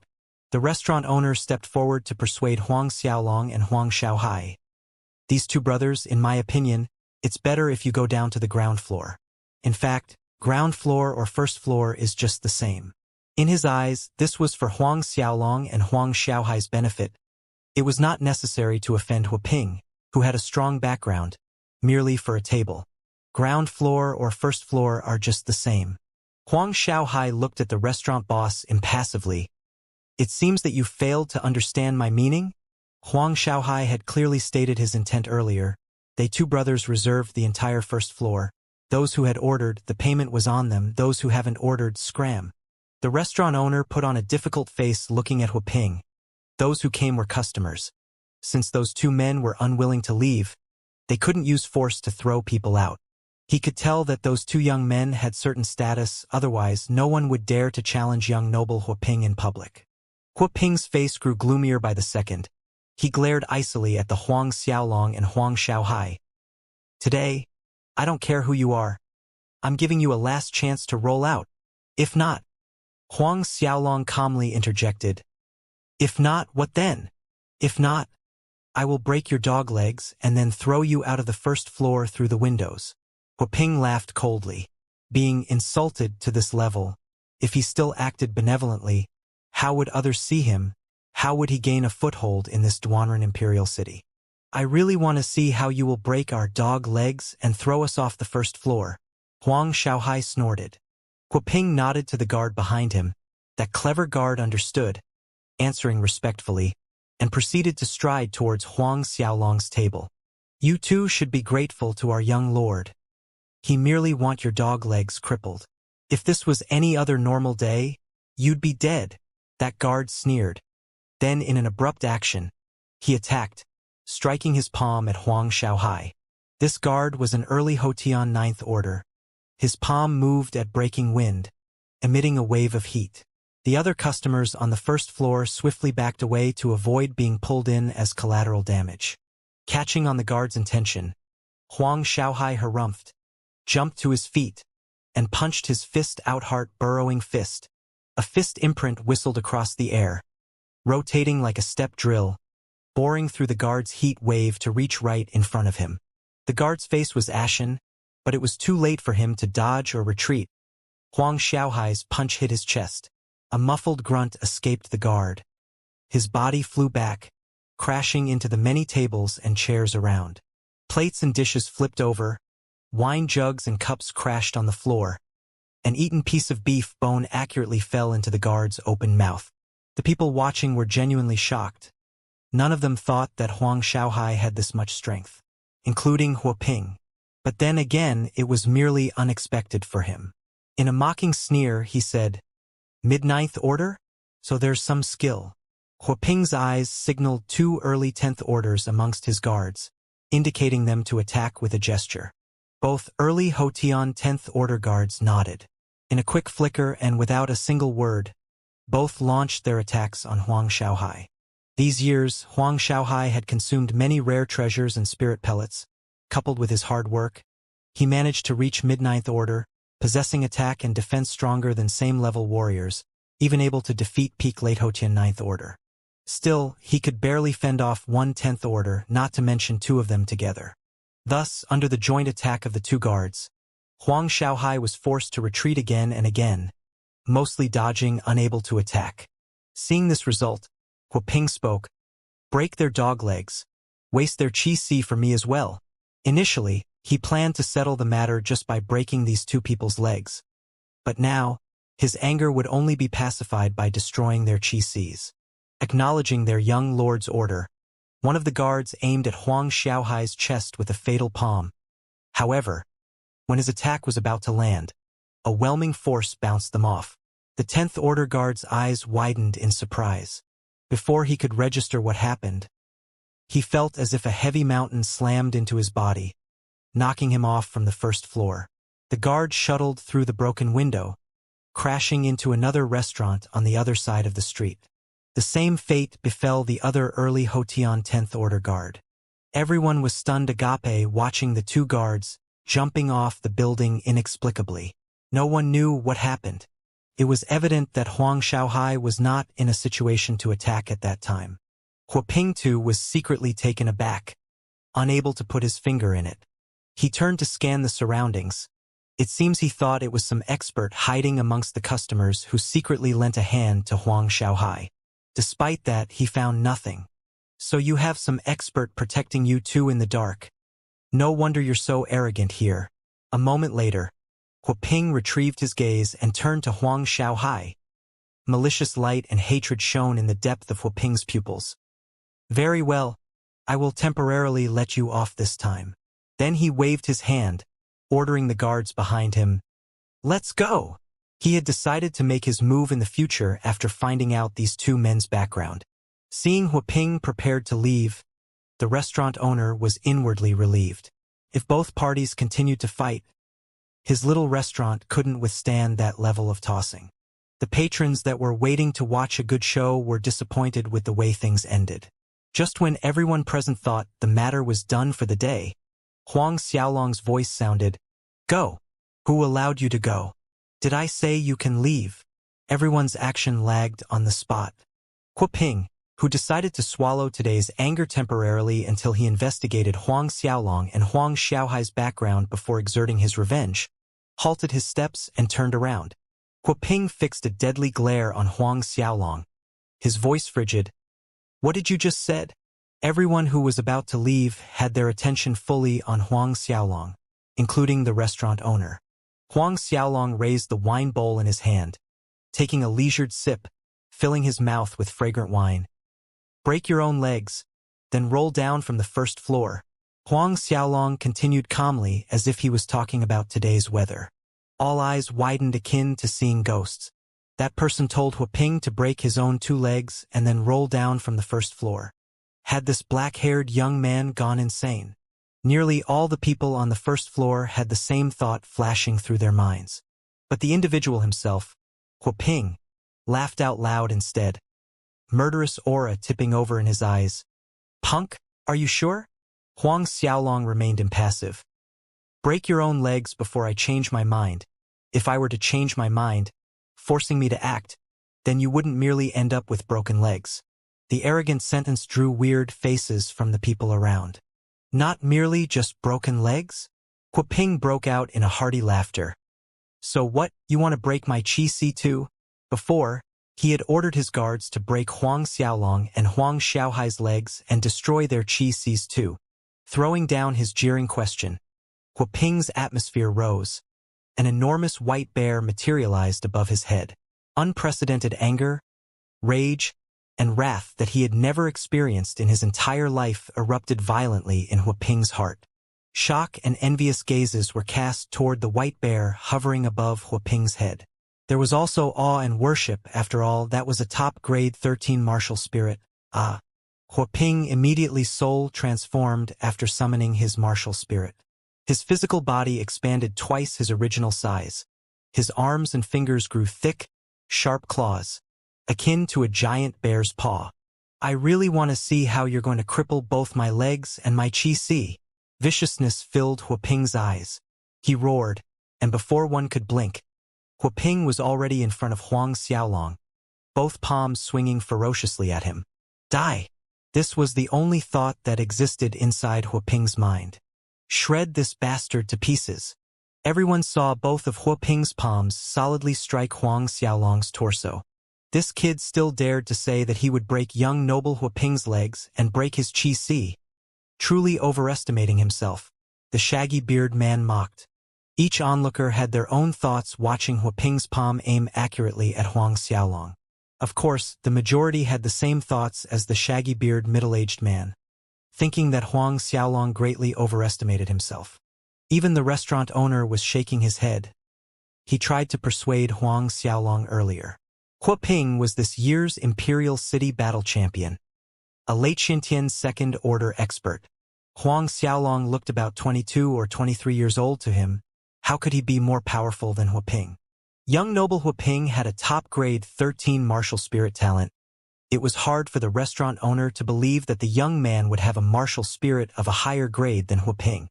Having better talent than Huaping, that meant having grade 14 martial spirit. He shook his head again. It was something impossible.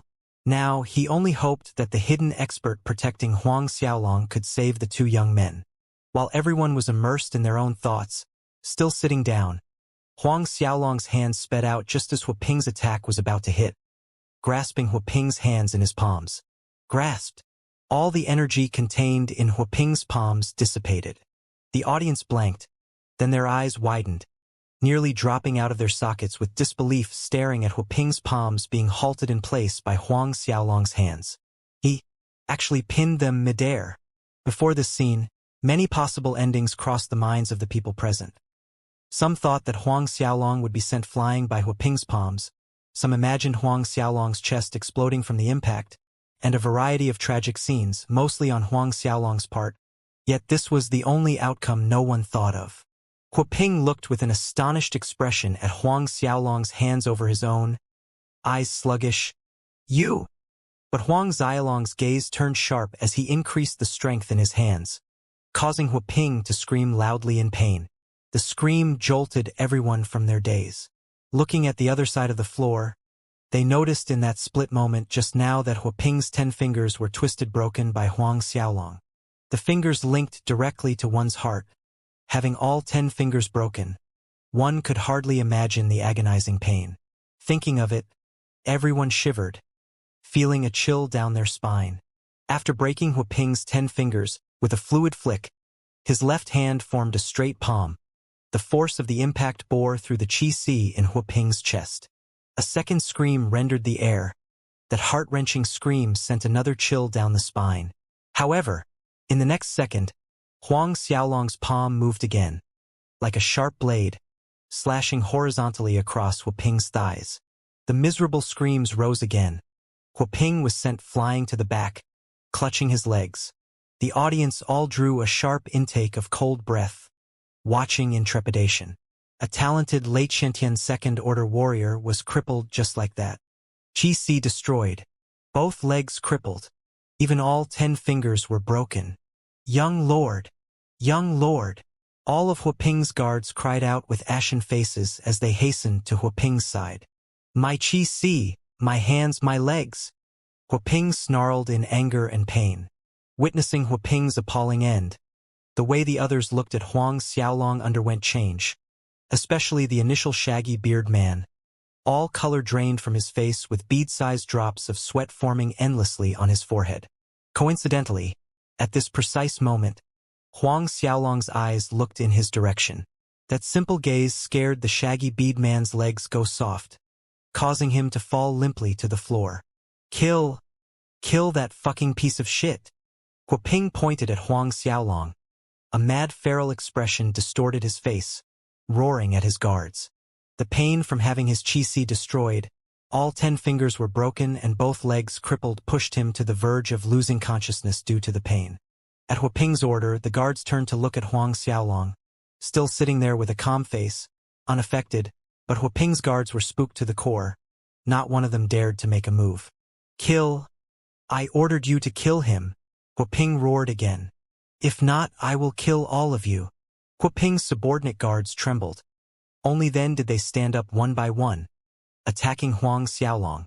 However, before they even got close to Huang Xiaolong, countless palm imprints emerged in midair, and in the next moment, all the guards were seen thrown out of the first floor, rolling down to the ground floor. Some landed across the street, some crashed into the shops opposite the restaurant. The shaggy beard man caught a glimpse of a guard flying past in front of him. The guard's legs were crippled like Huaping, and qi destroyed. His eyes searched another guard. The result was the same. A hair-raising chill crept up in everyone's hearts.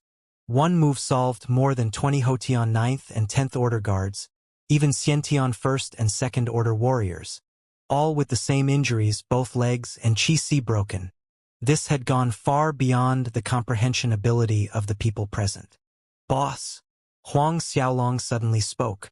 The restaurant owner nearly jumped out of his skin being called. Huang Xiaolong's voice maintained the same tone as ever. However, in the restaurant owner's ears, it sounded like it originated from hell. Still, he could not go when Huang Xiaolong called him. He slowly, cautiously, and fearfully inched his way towards Huang Xiaolong's table. Never in his life did he feel that a mere 10 meters distance was so far away. With much difficulty, he reached in front of Huang Xiaolong, a cordial smile plastered on his face, speaking in minuet tone. "I don't know what instructions Lord has for me?" Watching the restaurant owner's demeanor, Huang Xiaolong felt funny inside. With a casual wave, gold coins scattered to the floor. "Are these enough?" Huang Xiaolong asked. The restaurant boss went into shock for a second, looking at the floor full of gold coins, unable to react to what Huang Xiaolong said. "My big brother is asking, are these enough to compensate your restaurant's damages?" Huang Xiaohai elaborated. The restaurant boss was still a little dazed at first, but after coming to, he nodded profusely. Enough, no, it's too much, no, I mean it's just some tables and chairs. No need for so many gold coins. There's no need for Lord to compensate anything. Let's go," Huang Xiaolong said to his younger brother as he stood up. Whatever mood he had for drinking had evaporated. Seeing the two young men stand up, everyone else backed away, opening a path for Huang Xiaolong and Huang Xiaohai to pass. When Huang Xiaolong passed by Huaping tried to crawl away in fear, shrinking into a ball. "If you want to seek me for revenge, I'll be waiting for you at the Southern Hill Estate. Come at me anytime." Throwing the sentence at Huaping, Huang Xiaolong turned and walked down the stairs with Huang Xiaohai. Southern Hill Estate? Wasn't that? Could it be? Everyone's eyes followed the two silhouettes walking out of the restaurant with godawful shock and one possibility screaming in their minds. And when that shaggy beard man thought of this possibility, the whites of his eyes rolled back, nearly fainting. Earlier, he sat at the table next to Huang Xiaolong, claiming loudly that Huaping's talent was higher and better than Huang Xiaolong, even boldly stating that perhaps Huang Xiaolong hadn't even reached late Shantian Third Order. Just now, he even nearly attacked Huang Xiaolong's younger brother. Thinking of the various possibilities his ending might have been, his face became deathly pale. At the same time Huang Xiaolong and Huang Xiaohai returned to Southern Hill Estate, the news about Huaping's qi, 10 fingers, and both legs being broken by Huang Xiaolong exploded like a giant bomb in the Duanren Imperial City. The news traveled to every corner of the city like a shockwave, even reaching the nearby cities and kingdoms. In the main streets and small alleys of Duanren Imperial City, every table in every household, restaurant, and tea house were discussing the same topic. It was inevitable that the matter raised many curiosities about Huang Xiaolong's real strength. That Huang Xiaolong, perhaps he's already a Xiantian Sixth Order expert. In a certain corner of Duanren Imperial City, a certain family's disciple sighed. Xiantian Sixth Order? Impossible, right? At most, maybe a Xiantian Fifth Order. Another person couldn't help retorting. While some merely shook their heads listening to similar guesses of Huang Xiaolong has advanced to Xiantian Sixth Order, no one thought it was possible. Back in the Southern Hill Estate, Huang Xiaolong merely smiled hearing the rumors floating around and no longer bothered with it. He entered the Shumi Temple, took out a Ghost King Dan, swallowed it and started to refine it. 2 days later, he managed to fully absorb the Ghost King Dan. Subsequently, Huang Xiaolong continued, absorbing a total of 2 Ghost King Dan, trying to comprehend the Ghost King's space law enlightenment, helping him to touch the very edge of the space law. Between heaven and earth, space existed in everything, it was all present. Space was one of the fundamentals of all existences, a force that fosters life. Of course, other than gaining an understanding of the space law, Huang Xiaolong's battle qi cultivation also advanced by leaps and bounds. In the past, while Huang Xiaolong was still a peak late Shantian 10th Order, he believed that he was invincible below the Saint Realm. Now, however, his strength had multiplied by at least 10 times.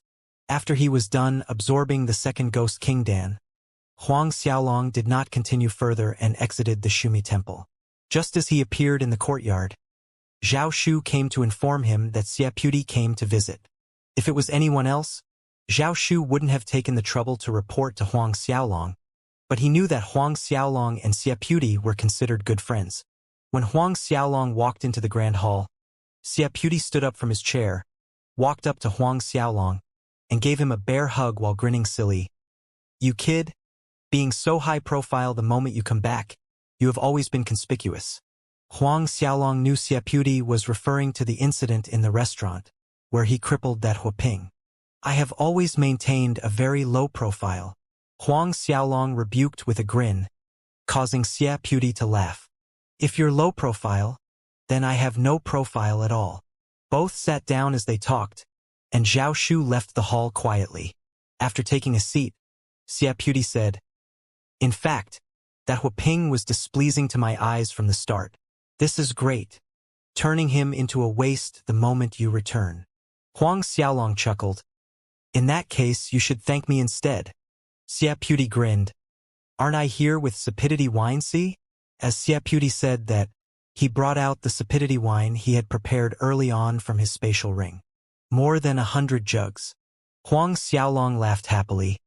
"I also have something good for you," Huang Xiaolong said, taking out a golden jujube from a Jura ring, a rare elixir he found in the Broken Tiger Rift.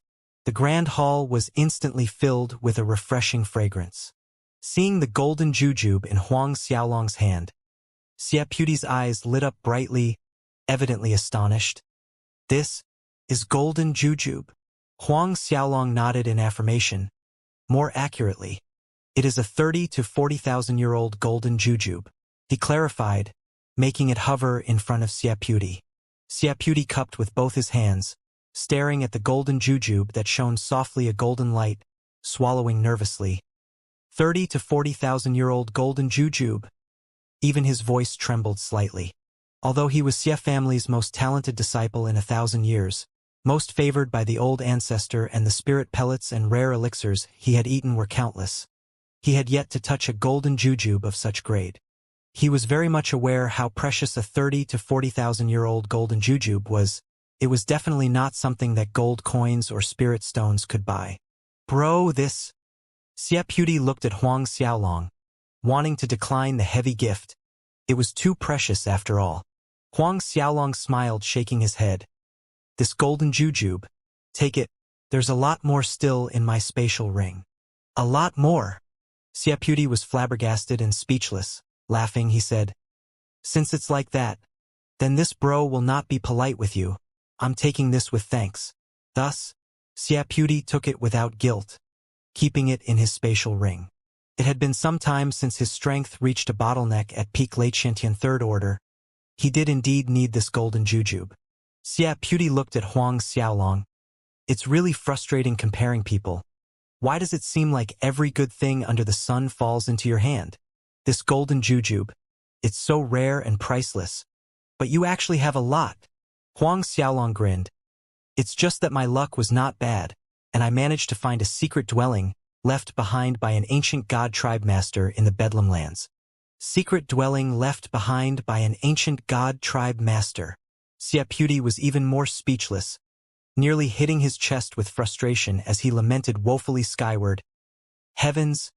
How come I don't have that kind of luck?" Huang Xiaolong laughed at Xia Puti's antics. "Enough. Let's drink." "Good. Let's drink," Xia Puti echoed. With that, the two talked as they drank. Wine cups clinked, savoring the sip of wine running down their throat. Xia Puti continued, "It's been some time since I've enjoyed myself drinking. When you weren't around, I could only drink alone. It was tasteless and dull." Huang Xiaolong laughed. "You should find yourself a woman." Xia Puti was several years older than Huang Xiaolong. Xia Puti shook his head. "Woman? Women are so long-winded. This way is better, free. Do you know what my biggest wish is at the moment?" "What is it?" Huang Xiaolong asked. "To defeat you one of these days," Xia Puti answered. Huang Xiaolong smiled. "Then your little wish has no hope of coming true." The gap between them was obvious, and as time went on, it would only grow bigger. Xia Puti smiled. albeit somewhat bitterly. He understood that Huang Xiaolong was merely speaking the truth. Everybody outside is trying to guess your real strength. Tell me frankly, have you really broken through Xiantian's seventh order? He stared fixedly at Huang Xiaolong, unblinkingly waiting for an answer. At the same time, his heart tightened nervously. Watching Xie Puti's expression, Huang Xiaolong teased, "What do you think?" Xie Puti was stumped. Then he admitted cheerfully, "It's hard to say, you're a little monster." His tone and manner resembled Lu Kai down to the facial expression. He looked at Huang Xiaolong, considering the question. He said, "According to my understanding of you, by the way you retorted, it seems you have advanced to Xiantian's seventh order." Huang Xiaolong nodded simply. "You will know when the times comes." The news about him killing deities Templars Ao Baishue in Luotong Kingdom should have reached this part of Duanren Empire some time ago. But seeing Xie Puti still didn't know, probably deities Templar blocked the news? Huang Xiaolong's admission raised an exaggerated reaction from Xie Puti. "Wow! I didn't expect you really broke through to Xiantian's seventh order. Looks like even if you give me a handicap of both hands and feet, you can still abuse me as you like. God! How old are you now?" The conversation continued, accompanied by wine. They talked about Huang Xiaolong's experiences in the Bedlam lands, talking about the recent changes in the Duanren Empire, talked about future, and their cultivation. From talking with Xie Puti, Huang Xiaolong found out that quite a number of deities Templars' forces had infiltrated into Duanren Empire's subordinate kingdoms, taking control over 100 kingdoms.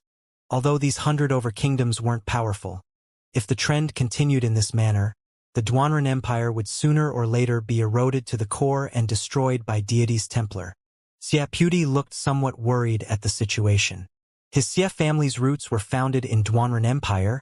If Duanren Empire fell, it would greatly impact the Xie family. Near the end, Xie Puti broached the subject of Huang Xiaolong crippling Huaping. That Huaping, you need to be careful of him. He is the fabled Scimitar sect patriarch's disciple.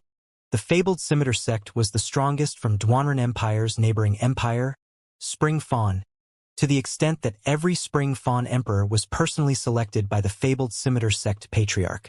One could imagine the amount of authority and power they held. Fabled Scimitar sect? Huang Xiaolong was surprised. He had heard the name before. Xie Puti continued, "Moreover, the current emperor of Spring Fawn Empire is that Huaping's paternal uncle." The Spring Fawn Empire's emperor is Huaping's paternal uncle? No wonder he is so arrogant. Huang Xiaolong snickered, not putting Huaping in his eyes. Even knowing that he was fabled Scimitar sect patriarch's disciple and Spring Fawn Emperor's nephew. But weren't the participants of Duanren Imperial City battle limited to the territorial kingdoms under the Duanren Empire? How did this Huaping get in? Seeing that Huang Xiaolong was puzzled, Xie Puti explained, "This Huaping enrolled into Immortal Academy 2 years ago. Hence he participated in the Imperial City battle as a student of Immortal Academy." Huang Xiaolong nodded. Immortal Academy was one of the more prestigious academies in Duanren Empire. Both talked and drank for more than a dozen hours. Xie Puti left when the sun was setting on the horizon. Xie Puti left, and the next morning, Emperor Duanren paid a visit to Southern Hill Estate along with his son, Duan Wuhan. In front of Huang Xiaolong, Emperor Duanren's mannerism was one of respect. This time, Emperor Duanren's visit was to bring news of deities Templars' infiltration into the kingdoms under the Duanren Empire's rule. 2 hours later, Emperor Duanren and Duan Wuhan left the Southern Hill Estate. Whereas his younger sister Huang Min wasn't within the Imperial City, and thus she was unable to make a trip to Southern Hill Estate temporarily. However, receiving the news of Huang Xiaolong's return, both she and Guotai rushed back almost immediately. At first, Huang Xiaolong wanted to migrate the Huang family to the Bedlam lands, but thought better of it at the moment. After all, the Bedlam lands was more chaotic than Duanren Empire, the forces at work more complicated and more dangerous. Furthermore, Huang Xiaolong and Emperor Duanren were allies, and of course there were the Xie and Guo families as well. Therefore, Huang Xiaolong had to curb deities Templar from rooting deeper into the Duanren Empire's forces. After arranging tasks to Zhao Shu and Zhang Fu, Huang Xiaolong brought up Chen Tianqi. It was Zhao Shu who answered. According to the news this subordinate received, Domain Chief Xianxia has arrived in Snow Wind Continent. Oh, he's here in Snow Wind Continent. Huang Xiaolong's eyes narrowed into slits. Yes, Sovereign. Zhang Fu stepped forward, affirming the news. Domain Chief Xianxia did not come alone. There are a dozen or more guards with him. This subordinate estimates that he would probably arrive at Duanren Imperial City in half a month's time. Huang Xiaolong nodded. Half a month? This was good. He had wanted to meet this Xianxia at least once. A short while later, Zhao Shu and Zhang Fu left and went about their tasks. Huang Xiaolong entered the Shumi Temple and swallowed a ghost king dan, beginning his closed-door practice. 2 days later, he finished refining the third ghost king dan, enhancing his space law comprehension as well as his battle chi reserve. From the third ghost king dan, Huang Xiaolong went on to the fourth, the fifth, and sixth. Huang Xiaolong kept on in the same manner up to the 10th ghost king dan. He was striving to break through the Saint Realm at the earliest. After absorbing the 10th ghost king dan, Huang Xiaolong exited the Shumi Temple and called Zhao Shu and Zhang Fu over, asking them about the latest news on Chen Tianqi. According to their previous conversation with Chen Tianqi's group Speed, they had probably arrived in the Imperial City, yet things had been calm and peaceful. Zhao Shu and Zhang Fu exchanged a look. Sovereign, according to this subordinate's investigation, Chen Tianqi headed to the Origin Forest instead of coming here after arriving in Snow Wind Continent. Zhao Shu said. They went to the Origin Forest? Huang Xiaolong was baffled. What is Chen Tianqi doing in the Origin Forest? The Origin Forest was one of the most dangerous places in Martial Spirit World. Legend has it that the human race of Martial Spirit World, the demonic beasts, and the millions of races all originated from the Origin Forest. The Origin Forest was one of the ancient forests existing in the Martial Spirit World. Even before the continents were separated into the 3 main continents, Snow Wind Continent, Starcloud Continent, and 10 Directions Continent, the Origin Forest was already in existence. Zhang Fu answered, that this subordinate also doesn't know. Huang Xiaolong grew somber. Investigate. For Chen Tianqi to head to Origin Forest with such a big group, there had to be a reason. Still, a tiny part of Huang Xiaolong was relieved knowing that Chen Tianqi was not in the Imperial City. He definitely preferred to have advanced into the Saint Realm before coming face to face with Chen Tianqi. As long as he broke through to Saint Realm with Zhao Shu, Zhang Fu, and the loyal group of elder support in the Azura's Gate, there was a good chance for Huang Xiaolong to come out on top against Chen Tianqi for the sovereign seat. Moments later, Zhao Shu and Zhang Fu were excused. But just as Zhao Shu and Zhang Fu left Huang Xiaolong's yard, his parents, Huang Peng and Su Yan, and his younger brother, Huang Xiaohai came over. A little later, Min'er and Guotai will bring Xiaofan here. Su Yan said happily. Guo Xiaofan was none other than Huang Min's son. Huang Xiaolong smiled widely when he heard that. Really? Then I should prepare a big gift for the little guy. Huang Xiaolong originally planned to return to his practice, so that he could seize every moment in order to break through to Saint Realm faster. But it seems that he needed to adjust his schedule. He wanted to see Huang Min and her son too. From what his mother said, Huang Min's son Xiaofan was very lovable. Around 1 hour later, Huang Min and Guotai appeared in the southern hill estate with little Guo Xiaofan. Seeing his chubby dumpling nephew Guo Xiaofan, speaking in his tender baby voice, Huang Xiaolong couldn't resist picking him and giving him a big kiss. Huang Xiaolong was very generous in gifts for his little nephew.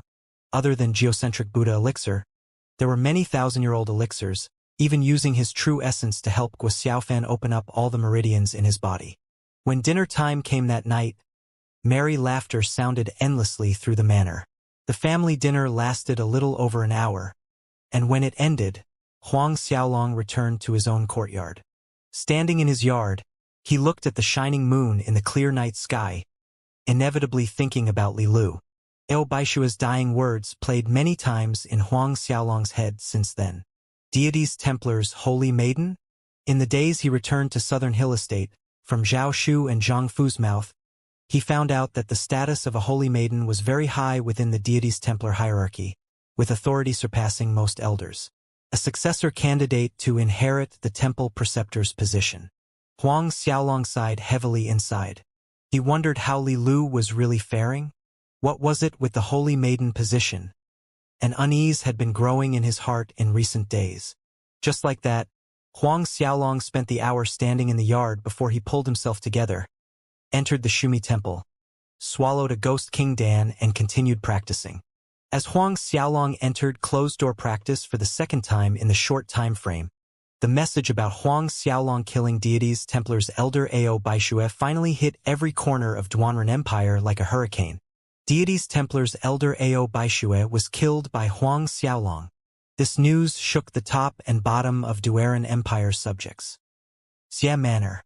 Xia Puti was cultivating a battle skill in his yard when one of his subordinates ran in flustered, reporting this news to him. When Xia Puti heard the news, he was stupefied on the spot. Huang Xiaolong killed deities Templars Elder Ao Baishue?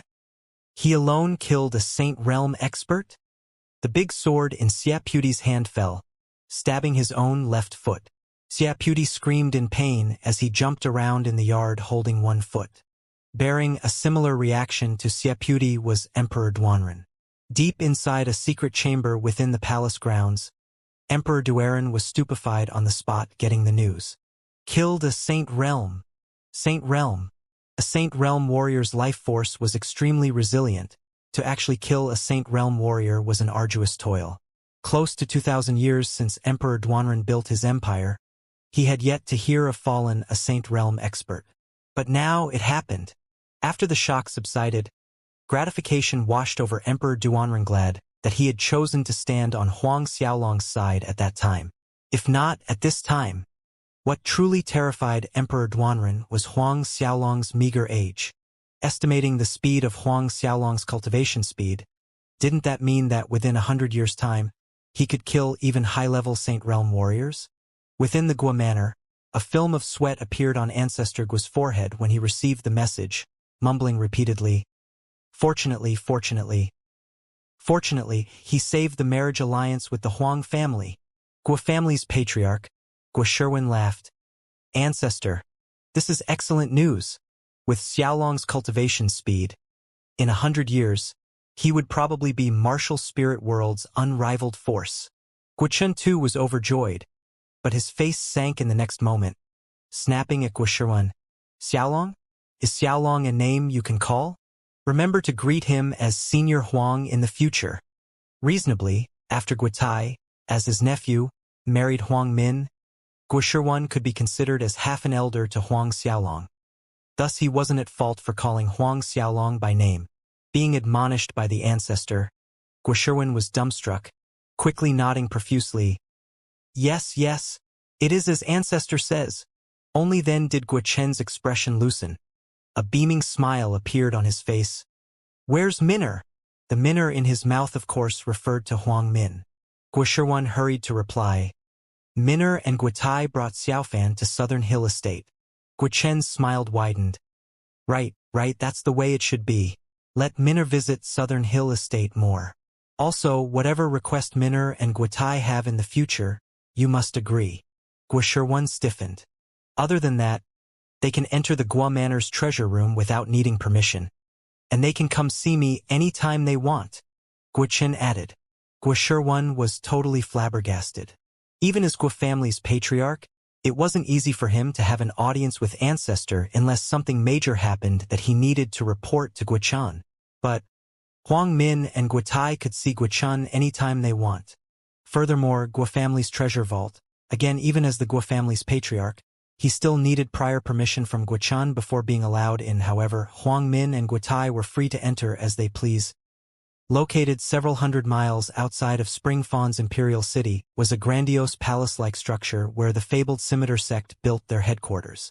In the main throne seat of the fabled Scimitar sect headquarters Great Hall sat a middle-aged man with striking red hair that exuded a fierce aura and thick brows like blades, the fabled Scimitar sect's sovereign, Jun Wuxin. At this time, a young man clad in a blue robe was standing respectfully in the Great Hall. This young man was none other than Huaping, who had his Qi destroyed by Huang Xiaolong. However, the atmosphere around his was far stronger than before. Seemingly his Qi mended, both legs, and all 10 fingers fully recovered. Master, this Huang Xiaolong destroyed my qi in public, broke my 10 fingers and both legs, showing that he doesn't put our fabled scimitar sect and Spring Fawn Empire in his eyes. This hatred, Master absolutely must avenge disciple.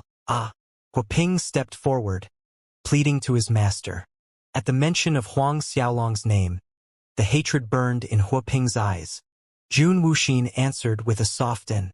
He went on, his voice sounding like the toll of a heavy bell. Don't worry. I already sent a group of Xiantian 10th orders there. As long as Huang Xiaolong leaves Southern Hill Estate without Zhao Shu or Zhang Fu's protection, he will surely die. At this time, Jun Wuxin and Huaping still didn't know about the matter of Huang Xiaolong killing Ao Baishue. Hearing his master say so, Huaping was ecstatic, quickly thanking his master. Thank you, master. Just as Huaping's words sounded, Jun Wuxin's eldest disciple Zhou was seen entering the Great Hall in a haste. After saluting to Jun Wuxin, he reported, Master, disciple has just received news, saying that not long ago Deity's Templar's elder Ao Baishue died in Huang Xiaolong's hands. What? Jun Wuxin was astonished. Huaping received an even greater blow, blurting out, Impossible, impossible. That Huang Xiaolong has just broken through Xiantian a few years ago. He's not even 23 yet. Not even 23 yet. Jun Wuxin too found it hard to believe, looking at his eldest disciple Zhou. Are you sure this message is true? True in more ways than one, Zhou confirmed. Not possible. How can that Huang Xiaolong break into Saint Realm in just a mere few years? Huaping screamed. Relying on pure talent cannot guarantee one can break through Saint Realm. There was also luck and fortune. Zhou clarified. Huang Xiaolong has not broken through to Saint Realm.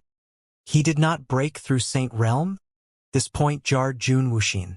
Huaping burst out laughing obnoxiously hearing this. Didn't I say it? How could he enter Saint Realm? That news must be fake. Obviously, Huaping misunderstood Zhou's meaning, which indirectly influenced Jun Wuxin. Jun Wuxin too relaxed slightly. Zhou went on, At the moment, Huang Xiaolong is still a peak late Xiantian 10th order. But, that Deity's Templar elder Ao Baishue indeed died in Huang Xiaolong's hands. What? Jun Wuxin jumped from his seat. The expression on his face turned ugly as he stared at his eldest disciple Zhou. You're saying that Huang Xiaolong killed a Saint Realm expert based on his peak late Xiantian 10th order strength? Zhou answered with a dignified expression, nodding, That's right, master. This was the most terrifying of all. In the record of martial spirit world's history, there had never been an incident where a Xiantian warrior could kill a Saint Realm expert. But now, Huang Xiaolong shattered this code set in stone since the ancient era. Huaping's eyes widened exaggeratedly. Master, in my opinion, junior brother's matter should end here. Zhou approached closer to Jun Wuxin, persuading cautiously. It was not wise to provoke this kind of person. Jun Wuxin hesitated a second before speaking. Pass my order. Recall the group that was sent out. Master? Huaping wanted to plead, but Jun Wuxin shook his head saying, Don't think too much. Even if we do not do anything, Deity's Templar will not leave him be. While these events were transpiring, Huang Xiaolong was inside the godly MT Shumi, swallowing a ghost King Dan and preparing to attack the Saint Realm barrier, not knowing that the news about him killing Ao Baishue caused a storm in every corner of martial spirit world. The passage of time flowed. 2 months passed in a blink. In the Shumi Temple, other than refining Ghost King Dawn, Huang Xiaolong absorbed geocentric Buddha elixir, practiced the godly Shumi art, the Azura tactics, and body metamorpho scripture. 2 months passed. Huang Xiaolong consumed close to 40 pieces of Ghost King Dan, deepening his comprehension of the space law. His battle chi cultivation also greatly increased in these 2 months of refining the Ghost King Dawn. Huang Xiaolong felt that he was ready to step into the Saint Realm at any time. Only a thin film barrier stood between him and the Saint Realm. As long as he pierced through this thin film barrier, he would be leaving the mundane realm behind, beginning his journey to supreme achievement. Saint Realm. His days were spent in the same routine in the Shumi Temple, practice and more practice. A little over a month came and went. Sitting cross-legged in the Ten Buddha formation, a golden halo enshrouded Huang Xiaolong's body, creating a spherical layer that resonated with the Buddhism energy within the Ten Buddha formation. A powerful energy surged restlessly from Huang Xiaolong's body, as if it could break out any second. The saint power accumulating in Huang Xiaolong grew stronger as time went by. Black and blue twin dragons swirled in the air above Huang Xiaolong. The dragon might emanating from his body grew stronger and more intense as time passed, and seemingly faint echoes of dragon roars could be heard. Simultaneously, in the upper part of Huang Xiaolong's qi, powerful energies, the sacred golden Buddha luminescence and the dark fiendish glow, rolled and fused, creating tears in space. Time ticked by, when all of a sudden, a crack appeared in the top section of Huang Xiaolong's qi. But it was a minuscule crack, very unstable, real 1 second and fading the next. 1 day passed. This tiny, minuscule crack gradually grew bigger, reaching the size of a thumb and growing more stable as well. The aureate glow of the Buddha luminescence and the archdemon's dark energy swirled, penetrating into the opening and blending as one with the growing fissure. 2 days went by. The fissure continued to enlarge, reaching the size of an adult's arm at the end of the 2 months' time. The aura emanating from Huang Xiaolong's body amplified. The contrasting Buddha luminescence and devil glow surged in a never-ending manner. The dragon might more than doubled. Its oppressive pressure was overwhelming. Another month passed. By now, the fissure in Huang Xiaolong's qi reached 1/2 meter wide and 1 zhang tall, emitting both devil aura and Buddha luminescence. Days passed. In the blink of an eye, 2 more months went by. The space rift was now 1 meter wide, surpassing 1 zhang in height. The surging devil aura and Buddha luminescence grew ever more compelling. The dragon roars echoing from Huang Xiaolong's body grew more frequent and clear. The saint power accumulating inside his body began filling the entire temple hall when Huang Xiaolong suddenly shook. The robe he was wearing was blasted into pieces as a ray of saint light shot out from his qi straight to the core of his soul. Enshrouded by the saint light, his soul trembled, undergoing a baptism and reshaping.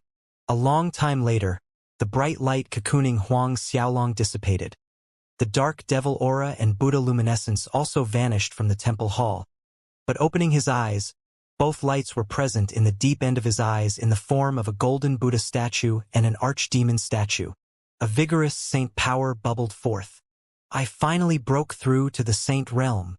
Huang Xiaolong stood up, unable to hide the mad delight he felt. A reverberating dragon roar rang from his mouth. The black and blue twin dragons followed, roaring endlessly. Saint realm, a realm that was considered as a genuine expert. Once one broke into the saint realm, their identity, position, and status would take a great leap. Furthermore, their lifespan would increase significantly, stretching past the limit of a millennium. Moreover, in the future, as Huang Xiaolong would continue to break through to higher realms, his lifespan would become longer proportionately, 2,000 years, 3,000 years, and more. It took a while for Huang Xiaolong to calm down enough to check the internal situation of his body. First of all, his qi. That rift above his qi was his saint realm space formed from his comprehension of the space law, and what surprised Huang Xiaolong was that his saint realm space differed from Zhao Chen's and Ao Baishue's, whose saint realm spaces were of singular color. His saint realm space was a fusion 2 colors, a gold and black. Multiple streams of gold and black lights glimmered around his saint realm space, Buddha luminescence and devil aura flickering in and out, sending Huang Xiaolong into a daze. He remembered Zhao Shu mention in the past that only one type of energy could exist within a Saint Realm warrior's Saint Realm space, but his Saint Realm space had 2. Did a mutation happen to his Saint Realm space like it did with his martial spirits? It seems I need to ask both Zhao Shu and Zhang Fu when I go out why it's like this. Huang Xiaolong muttered to himself and then moved on to check other changes in his body. Huang Xiaolong's internal organs and other parts looked as if they were soaked in the spring of life. Vivid vitality was effervescent from his meridians, veins, even his skin and hair. Moreover, Huang Xiaolong noticed that his flesh and muscles were tougher than ever before. Every cell contained terrifying power. At the very end, Huang Xiaolong scanned his soul. where one of the most significant transformations took place. In the past, his soul sea was merely a vast ocean, but now, 5 new mainlands metal, wood, water, fire, and earth appeared above his soul sea 5 elements mainland. From the 5 elements mainland, 5 elements aura resonated with each other, swirling, forming a protective barrier. Dauntless confidence rose from Huang Xiaolong's heart that if he were to battle Zhao Chun once more, just by the raw strength of his 2 arms, he was capable of tearing Zhao Chun into halves. This feeling was born out of the confidence in his own strength. Huang Xiaolong was very satisfied looking at his beautifully chiseled muscles that were close to perfection, yet did not lack in softness. Huang Xiaolong nodded with appreciation. After breaking into Saint Realm, his baggage below seemed to have increased a size bigger. A short while later, Huang Xiaolong took out a light azure robe from the azure ring and put it on. Just as he was about to do so, he caught sight of the nameless fire tree, which also grew a little bit taller. Huang Xiaolong was stunned.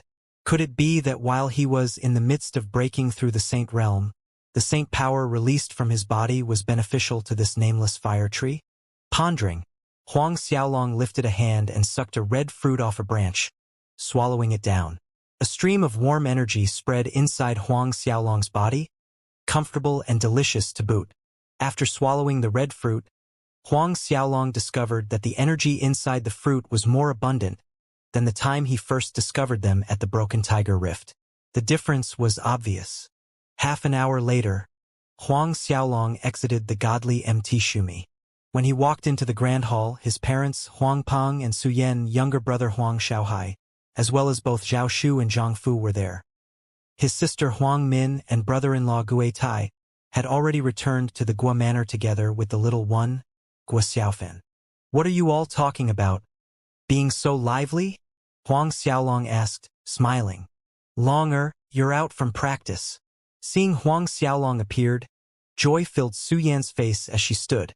So did everyone else. "Young lord." Both Zhao Shu and Zhang Fu stepped forward in their salute. Huang Xiaolong nodded, took a seat as among the chairs. "Longer, did you really kill that deity's Templar elder Ao Baishue?" Everyone was seated.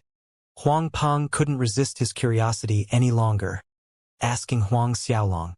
This matter had spread far and wide, not only in Dueran Empire, but nearly all the empires on the Snow Wind continent were discussing this subject.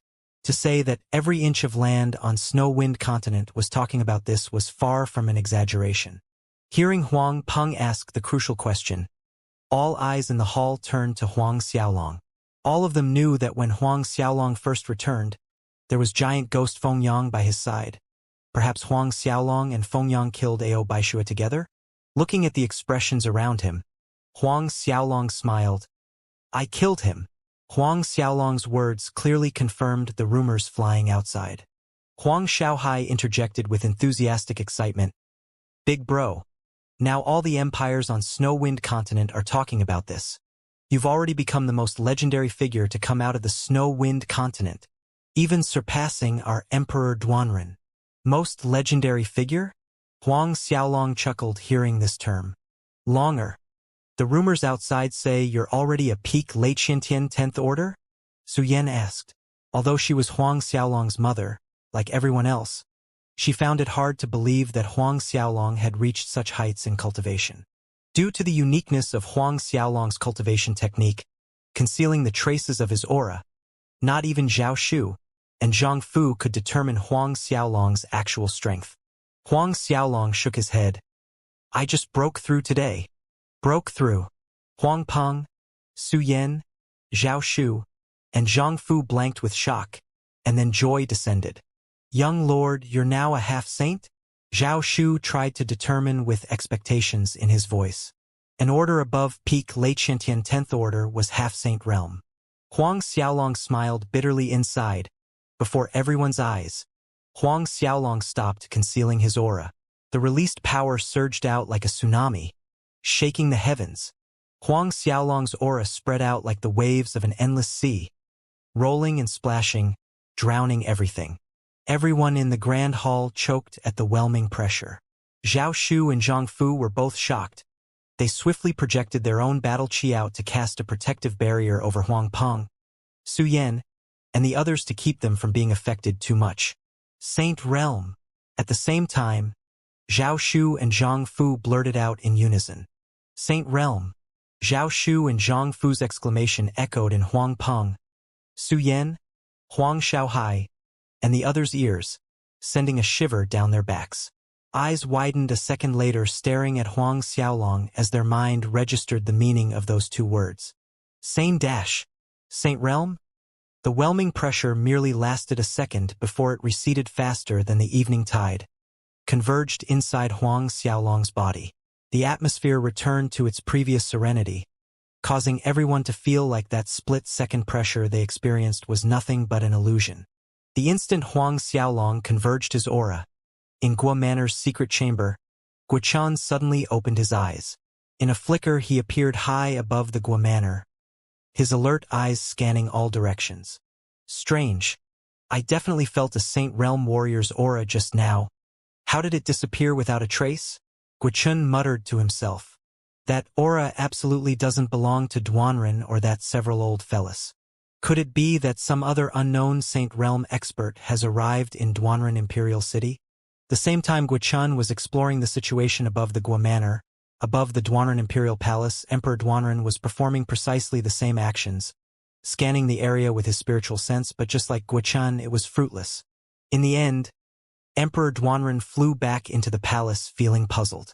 When Guo Chun landed back in Guo Manor, Guo Shiwen approached carefully and asked due to Ancestor's strange actions. Ancestor? Just now you? Guo Chun explained. Just now, I felt a Saint Realm expert's energy fluctuation, close to the Southern Hill Estate's direction, but just as I came out, it vanished. In the Southern Hill Estate's direction? Guo Shiwen was taken aback. Then a thought struck his mind. Without thinking, he blurted out, Ancestor, could it be that Senior Huang broke through the Saint Realm? Guo Chun was stumped for the briefest second before shaking his head with a soft chuckle. Absolutely not possible.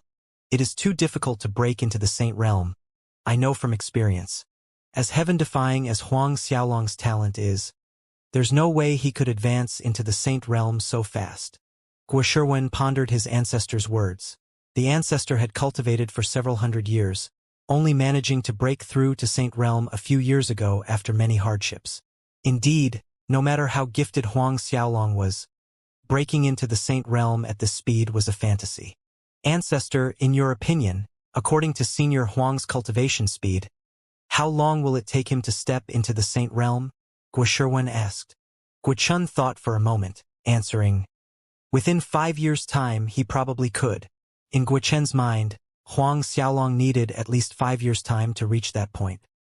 At this time, in the Southern Hill Estate's Grand Hall, Zhao Shu and Zhang Fu were smiling ear to ear, taking a step forward to kneel down on single knee, saluting towards Huang Xiaolong. Their sonorous voices rang. Congratulations, young lord, on advancing to the Saint Realm. Their sovereign had broken into the Saint Realm. This would greatly increase the sovereign's chances in fighting for the Azura's Gate position later. Therefore, both of them were extremely happy. Huang Xiaolong nodded, smiling. Rise. Advancing to the Saint Realm also put Huang Xiaolong in a good mood. Zhao Shu and Zhang Fu stood up. By this point, Huang Peng, Su Yan, Huang Xiaohai, and the orders finally recovered from their shock. Each was happy and excited, with Huang Peng declaring to the Southern Hill Estate to hold a celebration feast for 3 days and 3 nights. Huang Xiaolong smiled, consenting to his father's enthusiasm. He told Zhao Shu to reward the estate's servants, slaves, and guards of Hotian strength 1,000 gold coins each, and the Xiantian realm warriors 50,000 gold coins each, on top of a 3-day celebration banquet. Still, Huang Xiaolong cautioned Zhao Shu and Zhang Fu not to disclose the fact that he had broken into the Saint Realm. At this point in time, Huang Xiaolong preferred not to expose his strength to preying forces outside. In the next few days, other than refining Ghost King Dawn and Geocentric Buddha Elixir, practicing the godly Shumi art, Azura tactics, and the body metamorpho scripture to stabilize his new realm, he also allocated time to practice the Eminent Holiness Halberd Sutra. The exalted eminent holiness was the strongest Saint King's junior brother back in the day. Not to mention that this eminent holiness halberd sutra was a powerful skill. This was something Huang Xiaolong experienced when battling Zhao Chun. The eminent holiness halberd sutra contained a total of 9 moves, and even Huang Xiaolong felt strained to display the last 3 moves before. Now, trying again after entering the saint realm was much easier. On this particular day, Huang Xiaolong stood in the middle of his yard, holding a scepter in his hand, fiddling with it back and forth. This scepter was one of the items he took from the grass huts in the eminent holiness hidden space dwelling. In fact, Huang Xiaolong would occasionally take the scepter out to study, hoping to find some clues from it. The feeling that this scepter held secrets persisted inside him. It was just that he had yet to get any results. He tried many ways so far, including dripping blood on it, trying to refine the scepter, but there wasn't the slightest change. Huang Xiaolong's gaze was fixed on the beast head carving decorating the top of the scepter when Zhang Fu walked in, wanting to report his findings on the Origins Forest when he caught sight of the beast scepter in Huang Xiaolong's hand. Zhang Fu's actions halted due to shock. Eyes widened. This? Beast God Scepter. Huang Xiaolong turned around, looking at Zhang Fu. Beast God Scepter? Zhang Fu approached to get a closer look at the scepter in Huang Xiaolong's hand, requesting permission. Sovereign, may I have a look? Huang Xiaolong passed the beast-ornamented scepter to Zhang Fu. Zhang Fu's hand trembled a little when he reached out to receive the scepter. Studying the scepter carefully, the more he looked the more excited he became. His mouth mumbled incessantly. It's really the beast god scepter. Really, really? Huang Xiaolong didn't expect Zhang Fu to recognize the scepter, but he did not rush him. He believed that Zhang Fu would explain to him in a while. A short while later, Zhang Fu calmed down, returning the scepter to Huang Xiaolong with both hands respectfully, while inquiring with care. Sovereign, may I ask where you found this god-beast scepter? Huang Xiaolong took back the scepter, answering Zhang Fu frankly. I found this scepter at the bottom of Broken Tiger Rift in the dwelling left behind by the eminent holiness from the ancient era, but I don't know the origin of this scepter. Eminent holiness? Evidently, Zhang Fu had not heard of eminent holiness's name. He said, Sovereign, this scepter is very likely the legendary beast god scepter, holding the highest authority in the beastmen race. It was said that in ancient times, a beast god emerged from the beastmen race, subjugating hundreds of the beastmen tribes. Not only did this beast god create a beastmen empire, he led the beastmen to unify the 10 Directions continent. Unified the 10 Directions continent. Huang Xiaolong was surprised. In the ancient times, there were strong experts everywhere. To unify the 10 Directions continent was 100 times harder than unifying the current snow-wind continent. Yet this beast god actually succeeded. Reverence shone from Zhang Fu's eyes as he went on. Yes, at that time, the beastmen race led by the beast god was extremely powerful. So much that the 6 ancient kings of the human race led by the Saint King had to tread carefully when facing the beast god. But later, the beast god disappeared without a reason, and this beast god scepter was the scepter held by the beast god during that time. Not only does it represent the highest authority in the beastmen race, it is also the symbol of supreme power on the 10 Directions continent. Huang Xiaolong looked at the scepter in his hand with astonishment. Zhang Fu added, There is another myth linked to this. Anyone who can find the beast god scepter and grasp its secret, they will be able to comprehend the beast god's power. Huang Xiaolong's brows scrunched together. To comprehend this beast god's power was easier said than done. These days, he tried many different methods that garnered no reaction at all from the scepter. Seeing Huang Xiaolong's expression, Zhang Fu said, Sovereign, on the 10 Directions continent, there is a place called Beast God Shrine, a monument left behind by the beast god and a place that only the beast god scepter can open. In the future, Sovereign can make a trip to the beast god shrine. Perhaps at that time there will be an opportunity, allowing Sovereign to comprehend the beast god scepter. Beast god shrine. Only the beast god scepter could open it. Huang Xiaolong's eyes shone with expectation. It seems that he really needed to make a trip to the 10 Directions continent in the near future. Zhang Fu continued speaking. Right, Sovereign? You told me to investigate main domain Chief Chen Tianqi's motive in heading to the Origin Forest. This subordinate has found out. Oh, you found his intention? Huang Xiaolong refocused his attention to the present, putting away the beast god scepter as he asked Zhang Fu. Yes. Main domain chief Qin Tianqi is heading there because a ruin belonging to the ancient dragon clan has surfaced in the Origins forest. Zhang Fu answered. Ancient dragon clan's ruins. Huang Xiaolong was astounded. Ancient dragon clan, the strongest clan in the martial spirit world. Despite that, several tens of thousands of years ago, they disappeared from the martial spirit world. But now, their ruins actually resurfaced to the world. Zhang Fu nodded his head. That's right, an ancient dragon clan's ruin, but no one knows the exact location. Information came back confirming for sure that it is somewhere in the Origins forest. By now, Snow-Wind Continent's experts from different empires have got wind of the information too, and everyone is rushing over to the Origin forest. Other than the Snow-Wind Continent, experts from the other 2 continents, Starcloud Continent, and 10 Directions are also speeding to enter the Origin forest. Huang Xiaolong couldn't help recalling the 2 middle-aged men he ran into when he ventured into the ghost domain. The Earth Dragon egg he won, after defeating the 2 men. Could it be that Earth Dragon egg came from the same ancient dragon clan ruin in the Origin forest? The more he thought about it, the more certain he was that his conclusion was right. Sovereign, then do we? Zhang Fu inquired, meaning to ask Huang Xiaolong if they will be heading to Origins forest too. Go, of course we must go, Huang Xiaolong said. He possessed the twin black and blue dragon martial spirits, and he had absorbed an earth dragon egg. Compared to others, his chances of locating the ancient dragon clan's ruin were much higher. He absolutely had to go. He had just advanced to the Saint Realm, following the normal route, taking geocentric Buddha elixir night and day, practicing the godly Shumi art and Azura tactics daily. It would take him 10 years, maybe even 20 years to reach Second Order Saint Realm. However, if he managed to get another dragon egg, then it was a different story altogether. Not to mention, there would definitely be more than 1 dragon egg in the ancient dragon ruin. The earth dragon egg that Huang Xiaolong absorbed last time, the true dragon essence inside was scant. The earth dragons ranked bottom rung on the dragon clan's hierarchy.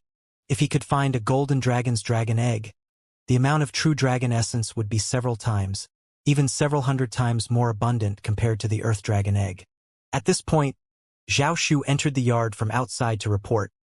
Sovereign, Duan Run is here. He would like to see you. Duan Run is here? In the next moment, Huang Xiaolong already guessed Duan Ren's reason for coming to see him without a doubt. He also received news about the Origin forest. Let's go.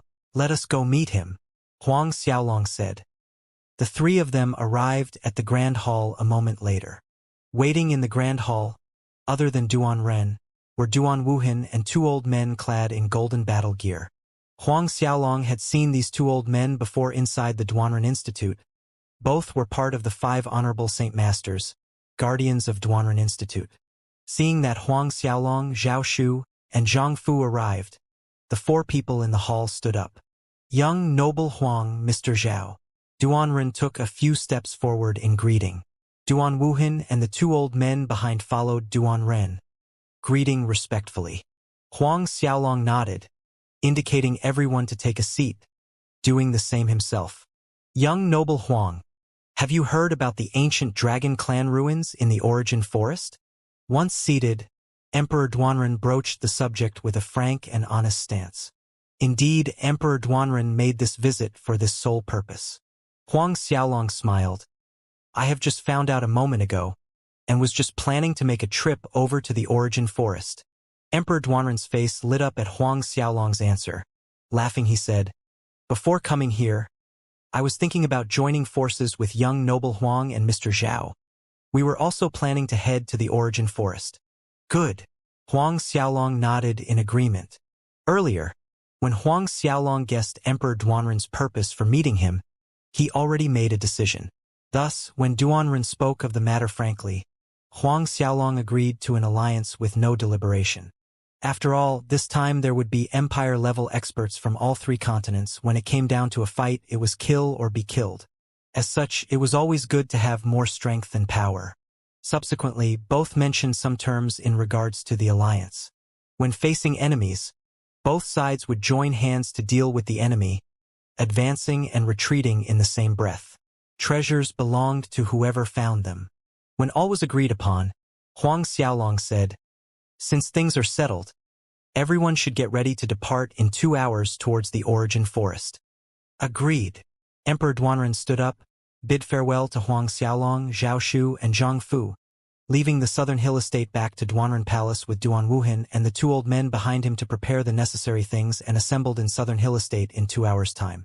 After Emperor Duanren left, Huang Xiaolong went to see his parents, informing them that he would head to the Origins Forest. Hearing that their son wanted to leave again, both parents' faces were filled with sadness. "Longer, you must be very careful heading to the Origin Forest." Su Yan's eyes were red as she implored Huang Xiaolong. Huang Xiaolong nodded. "I will. Mother, rest assured, nothing will happen.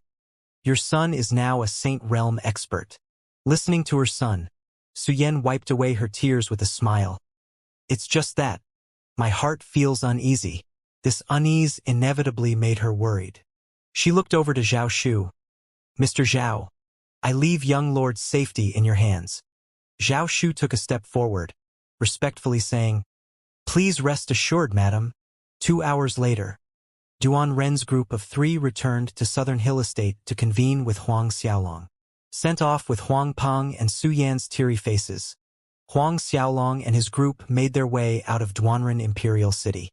This time, Duan Ren brought the same 2 old men, whereas Huang Xiaolong only brought Zhao Shu and giant ghost Feng Yang. Zhang Fu, Yu Ming, and the rest remained in Southern Hill Estate to protect everyone's safety. Initially, Duan Ren wanted to bring his son Duan Wuhan along. However, considering Duan Wuhan's strength, he could only scrape the thought.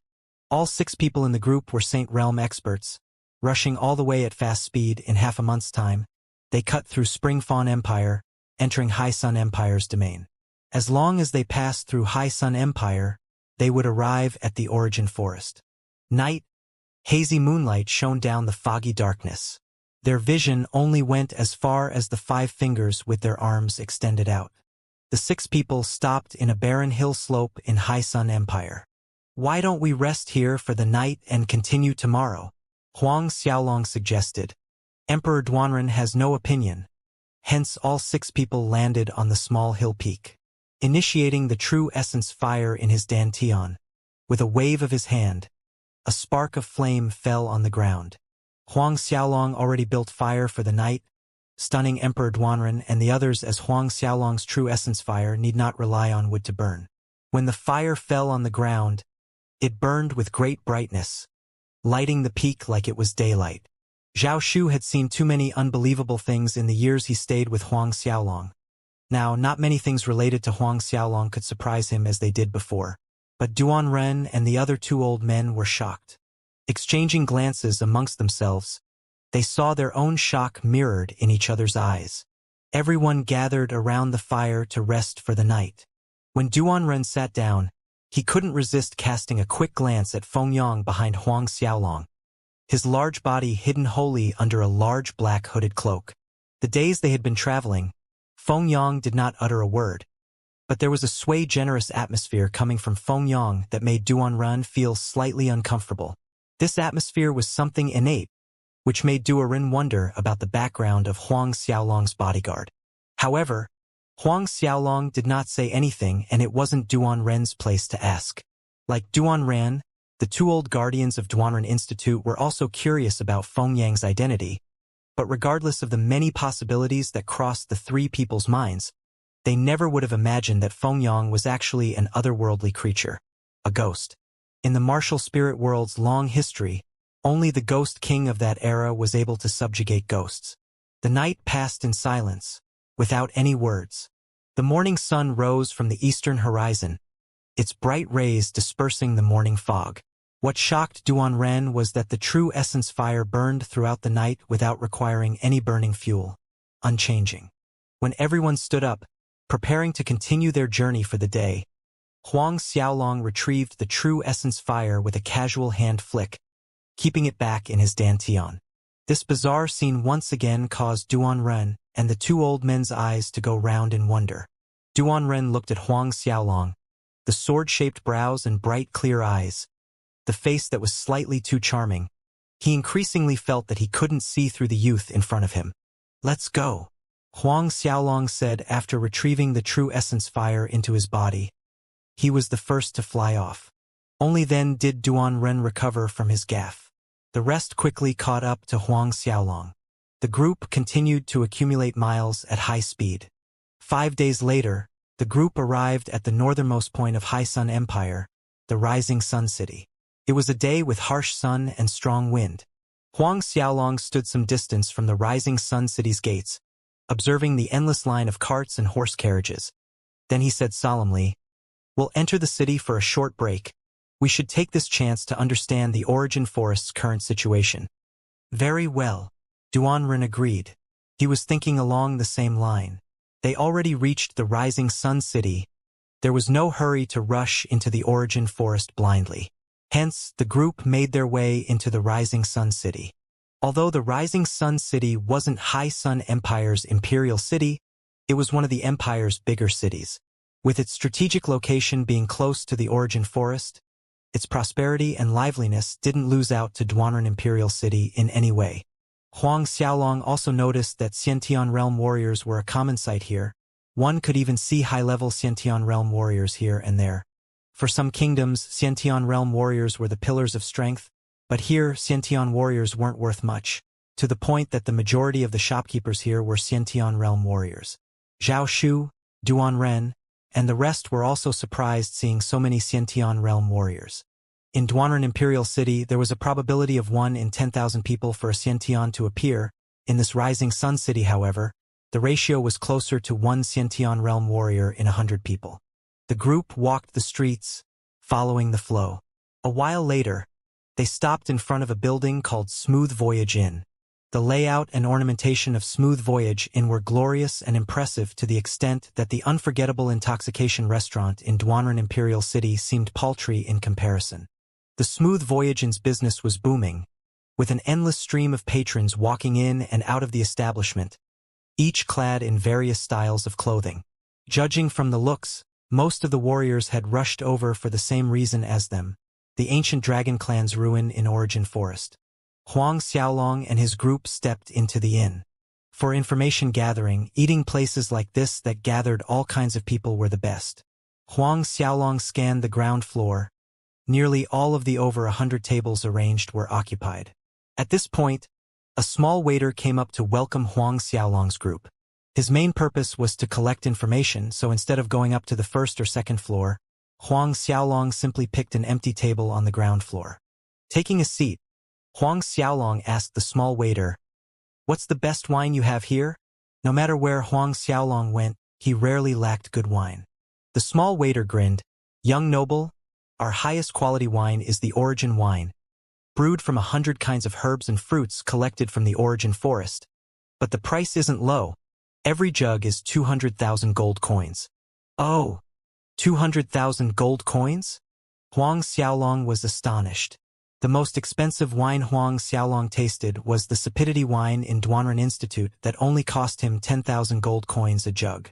He didn't expect this Origin wine to cost so many times more. The small waiter added, "Young noble, other than the Origin wine, we also have Dragon Tiger wine. The monkey wine is also very good. Only several hundred gold coins." The small waiter thought that the Origin wine was too expensive for Huang Xiaolong from his astonishment. Thus he recommended other cheaper wines. He had seen too many of the same reactions from guests upon hearing the Origin wine's price. After all, people who were willing to pay 200,000 gold coins for a jug of wine were few and far between. Huang Xiaolong didn't mind the small waiter's misunderstanding, saying, "Firstly, bring 5 jugs of Origin wine and a table of your best dishes." "Firstly, bring 5 jugs."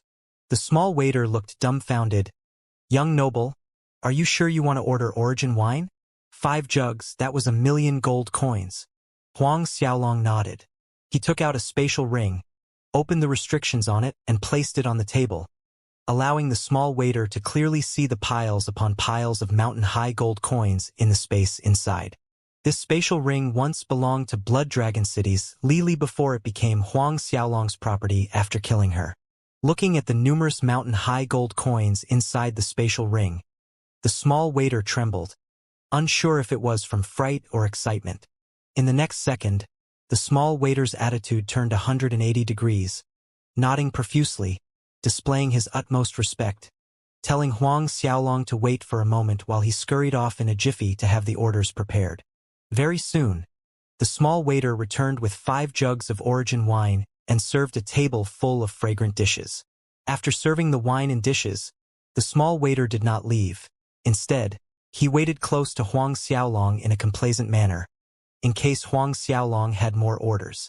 One of the 2 Duanren Institute's honorable Saint Masters unsealed a random jug, filling out 5 wine bowls for everyone. 5 because giant ghost Fengyang remained standing loyally behind Huang Xiaolong. Grabbing one of the wine bowls, Huang Xiaolong raised it. "Brother Duanren, please." Duanren quickly raised his wine bowl. "Young noble Huang, Mr. Zhao, please." Duanren clinked his bowl with Huang Xiaolong, Zhao Shu, and the 2 companions before gulping a mouthful of wine. The liquid eased down the throat with fiery smoothness, primal, pristine, mellowing into a warm gentleness akin to being transported from one era to the next, ever-changing, leaving one in reverie and longing for another taste. The small waiter watched Huang Xiaolong, his nerves strung high. Huang Xiaolong nodded happily. "Not bad." This origin wine was a grade higher than Duanren Institute's sapidity wine. Hearing Huang Xiaolong's compliment, the small waiter breathed in relief inwardly. "How many jugs of this wine do you have left?" Huang Xiaolong asked the small waiter. The small waiter blanked for a moment. "There are still 532 jugs in the cellar." Huang Xiaolong said, "I'll take them all." All of them?" The small waiter stammered. "I cannot." Huang Xiaolong asked. No, of course you can." The small waiter replied hastily. Even though this kind of thing had never happened in the inn, it was just the same. There was no rule saying that guests cannot buy all of them. The small waiter excused himself and quickly ran off. Huang Xiaolong laughed, explaining to Duanren and the rest, "Other than practice, I don't have many hobbies except for good wine." Those at the table chuckled cordially. Moments later, the small waiter returned, but this time, he wasn't alone. The small waiter was a step behind a tubby middle-aged man. Apparently, this middle-aged man was the inn owner. Huang Xiaolong's action of wanting to buy all the remaining origin wine naturally alerted him. As the inn owner approached Huang Xiaolong's table, the Lil server explained, "Owner, this is the young noble who intends to buy all the remaining origin wine."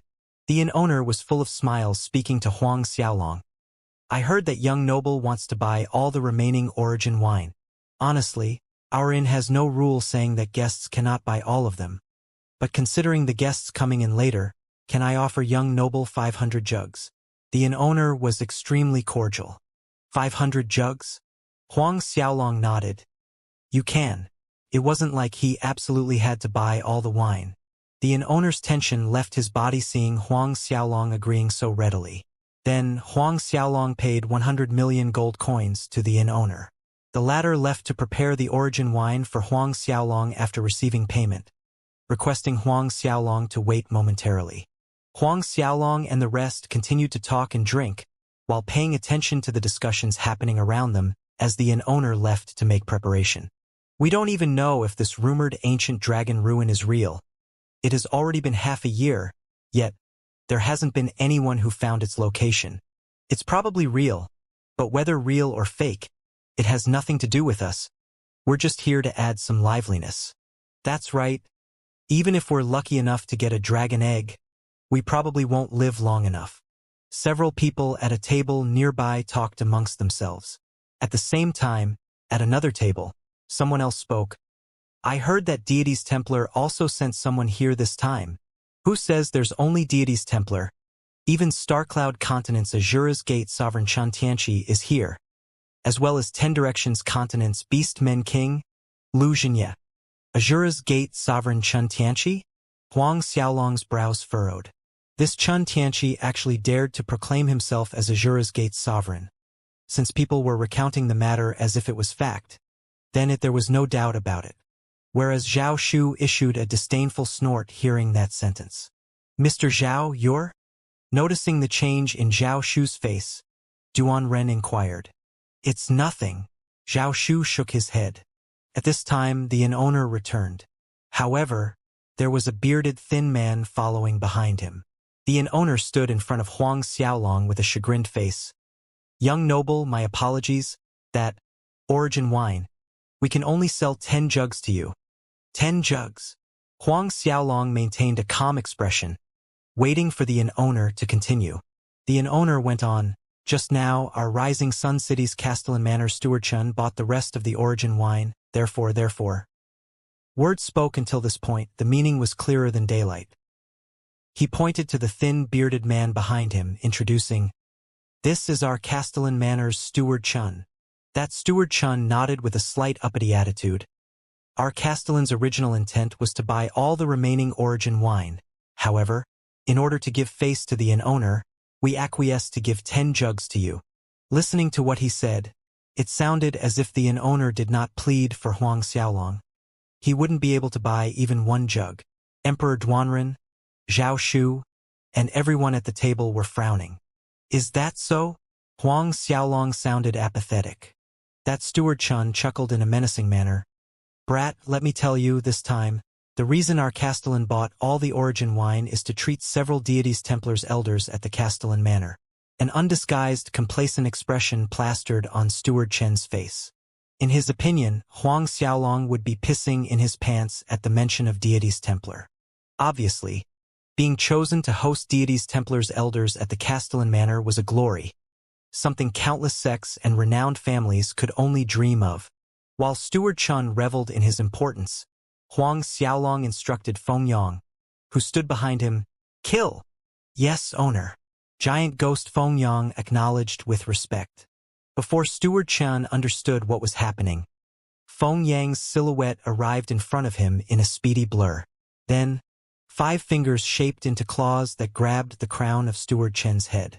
Steward Chun was merely a Xiantian 10th Order warrior, sorely lacking against an opponent like Feng Yang. Before Feng Yang, Steward Chun could barely muster the thought to resist. He was locked in place by Feng Yang's hand in an instant. Feng Yang's fingers pierced right into Steward Chen's skull easily and started sucking. Right in front the inn owner's terrified eyes, Steward Chun was sucked dry like a deflated ball. A few seconds later, Feng Yang returned standing on the same spot behind Huang Xiaolong, without any ripples of emotion in his eyes. Steward Chen's stiff corpse crashed to the floor without support. Other guests exclaimed, noticing the incident at Huang Xiaolong's table, causing a small ruckus in the inn. Still, Rising Sun City was located at a close distance to the Origin Forest. Killings and fights took place on a daily basis. Thus, the incident did not cause more than startled hustle. Emperor Duanren and the 2 Duanren Institute's old man stared in shock at Feng Yang standing still behind Huang Xiaolong. The intense ghost aura that broke out from Feng Yang's body the instant he moved was clearly felt by the 3 of them. A Saint Realm ghost. The 3 people exchanged a look amongst them. Until this moment, Duanren still found it hard to believe, because he couldn't comprehend how Huang Xiaolong could subjugate a ghost creature. Moreover, one that had advanced into the Saint Realm. Huang Xiaolong looked at the inn owner impassively. If I remember correctly, I am the one who bought the remaining origin wine first. The inn owner was jolted back to reality at Huang Xiaolong's voice. His throat felt itchy and dry as he hastened to answer Huang Xiaolong. Yes, it was young noble who bought them. So what about now? The gaze in Huang Xiaolong's eyes sharpened. Beads of sweat trickled down from the inn owner's forehead. He blurted out, They belong to young noble, all of them. Go bring the 500 jugs that I bought now. Huang Xiaolong reproached, no longer in the same amiable manner he showed earlier. Yes, young noble. Please wait a moment. The inn owner quickly ran off. He had seen it just now. That tall giant man behind the young noble was most likely a Saint Realm expert. Merely a slave was a Saint Realm expert. The more he thought about it, the more frightened the inn owner became. Watching the inn owner run away, Huang Xiaolong sneered. Deities Templar? After only a few breaths' time, the inn owner returned with the 500 jugs of origin wine that Huang Xiaolong had paid for. On another side, on the main seat of the Rising Sun City Castellan Manor's hall sat an alluring woman clad in a pastel green dress. She was none other than Li Lu's master, Li Molan. In the seat below her sat Yao family's old ancestor, Yao Shan, and next to him was Yao Fei. Other than them, there were 3 other old men wearing Deity's Templar's elder robe. All 6 people were seated, but Rising Sun City's Castellan, Wang Tsong, dared not sit. He was bowing and smiling eagerly as he stood in the hall. Wang Tsong faced Li Molan with a flattering smile. "Elder Li, and all elders, our Rising Sun City's origin wine is absolutely superior. I guarantee that elders won't be able to stop heaping praises after tasting it." However, Li Molan did not show much of an interest. "Really?" She pointed at the last chair at the end of the hall. "You sit too." "Yes, thank you, Elder Li." Wang Tsong was overjoyed, moving swiftly to the chair at the end and sat down. But, at this time, a Castellan Manor guard ran into the hall looking flustered. Wang Tsong's brows tightened as he snapped at the guard in a low, restrained voice. "What happened?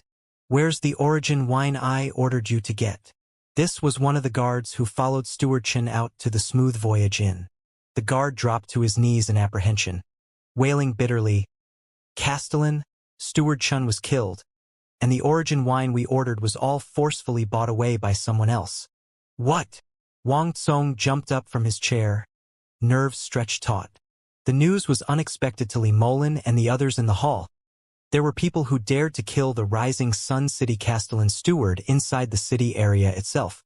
However, with the news of the ancient Dragon Clan ruin spreading out, many outsiders gathered in Rising Sun City before entering the Origin Forest. Thus it wasn't strange to have 1 or 2 reckless daredevils amongst them. Wang Tsong looked extremely gloomy as he stared at the guard who ran back to report. "What exactly happened?" "Start from the beginning. His manor steward was killed within the Rising Sun City.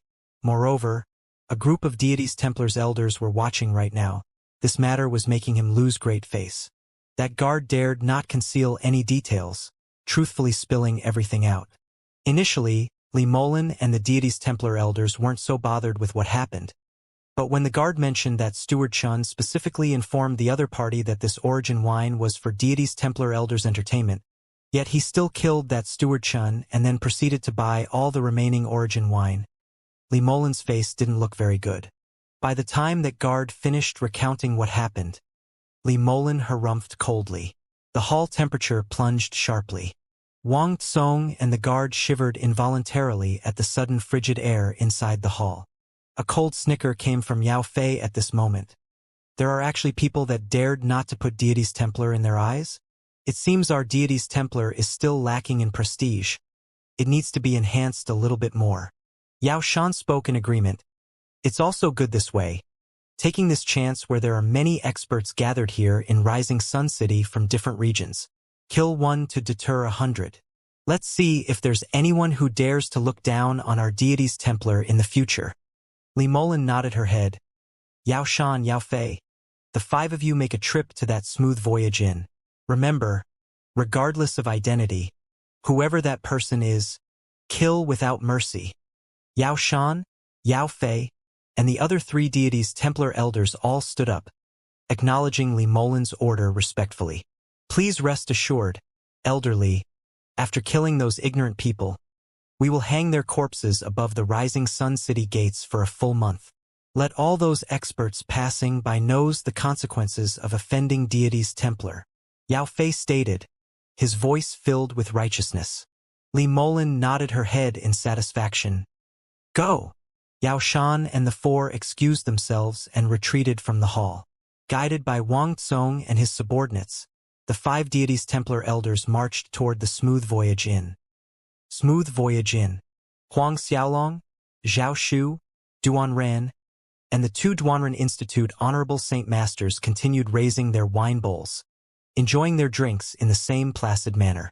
Early on, Huang Xiaolong had the inn owner remove Steward Chen's corpse, as to not affect his drinking mood. Young lord, I wonder who deity's Templar sent over this time. As the drinking continues, Zhao Shu wondered.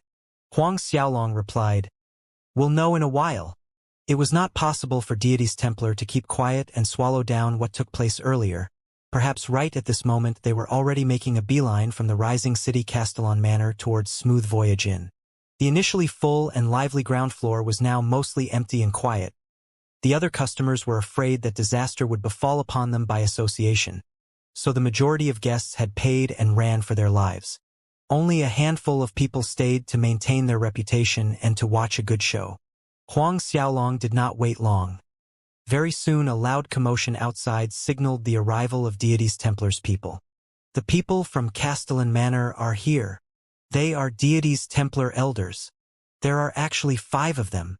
The crowd on the street was shocked. Every deity's Templar elder was a Saint Realm expert.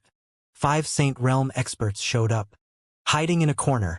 All the color drained from the inn owner's face when he heard someone shouting that 5 deity's Templar elders came.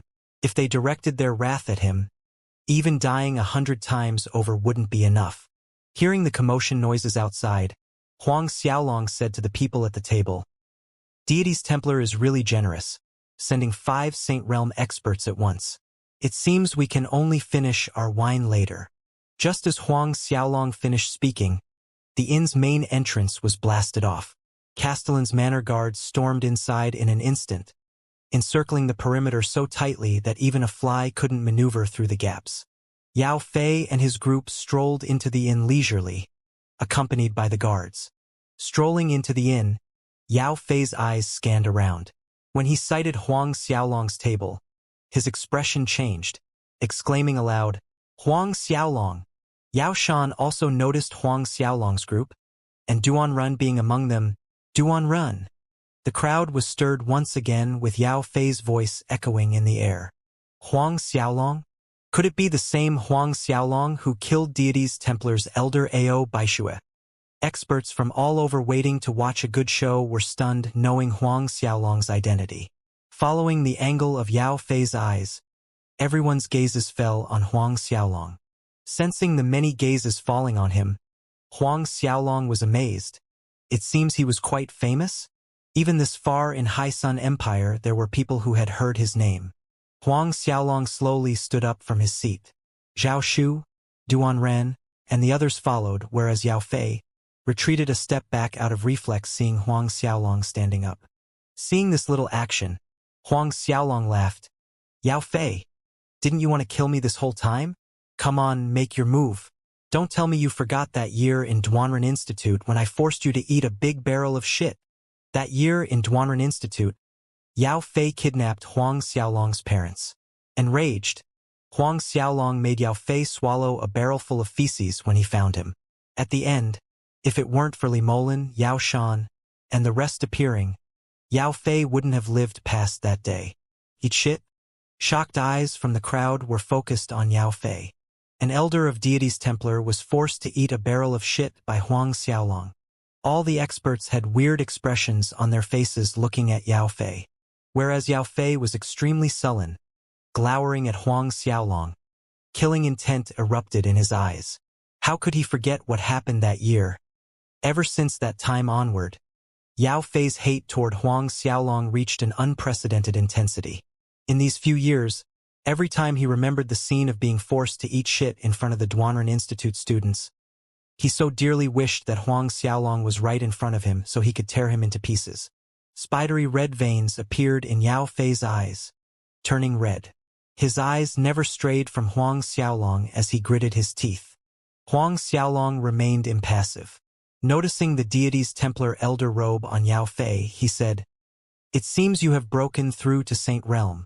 How about this, Yao Fei? I'll stand here allowing you to attack. As long as you can make me retreat half a step, I will let you go. At the same time, Zhao Shu, Duanren, and the other 2 Saint Realm warriors had each locked onto a deity's Templar elder opponent.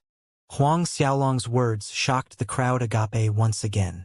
Many of the experts present felt that Huang Xiaolong's behavior was too audacious, even though half a year ago there was a rumor saying that Huang Xiaolong killed deity's Templar elder Ao Baishue.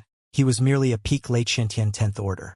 Strong as he was, It was impossible for Huang Xiaolong to stand still and take a Saint Realm expert's attack without so much as retreating half a step. Yao Fei's face became gloomier than before.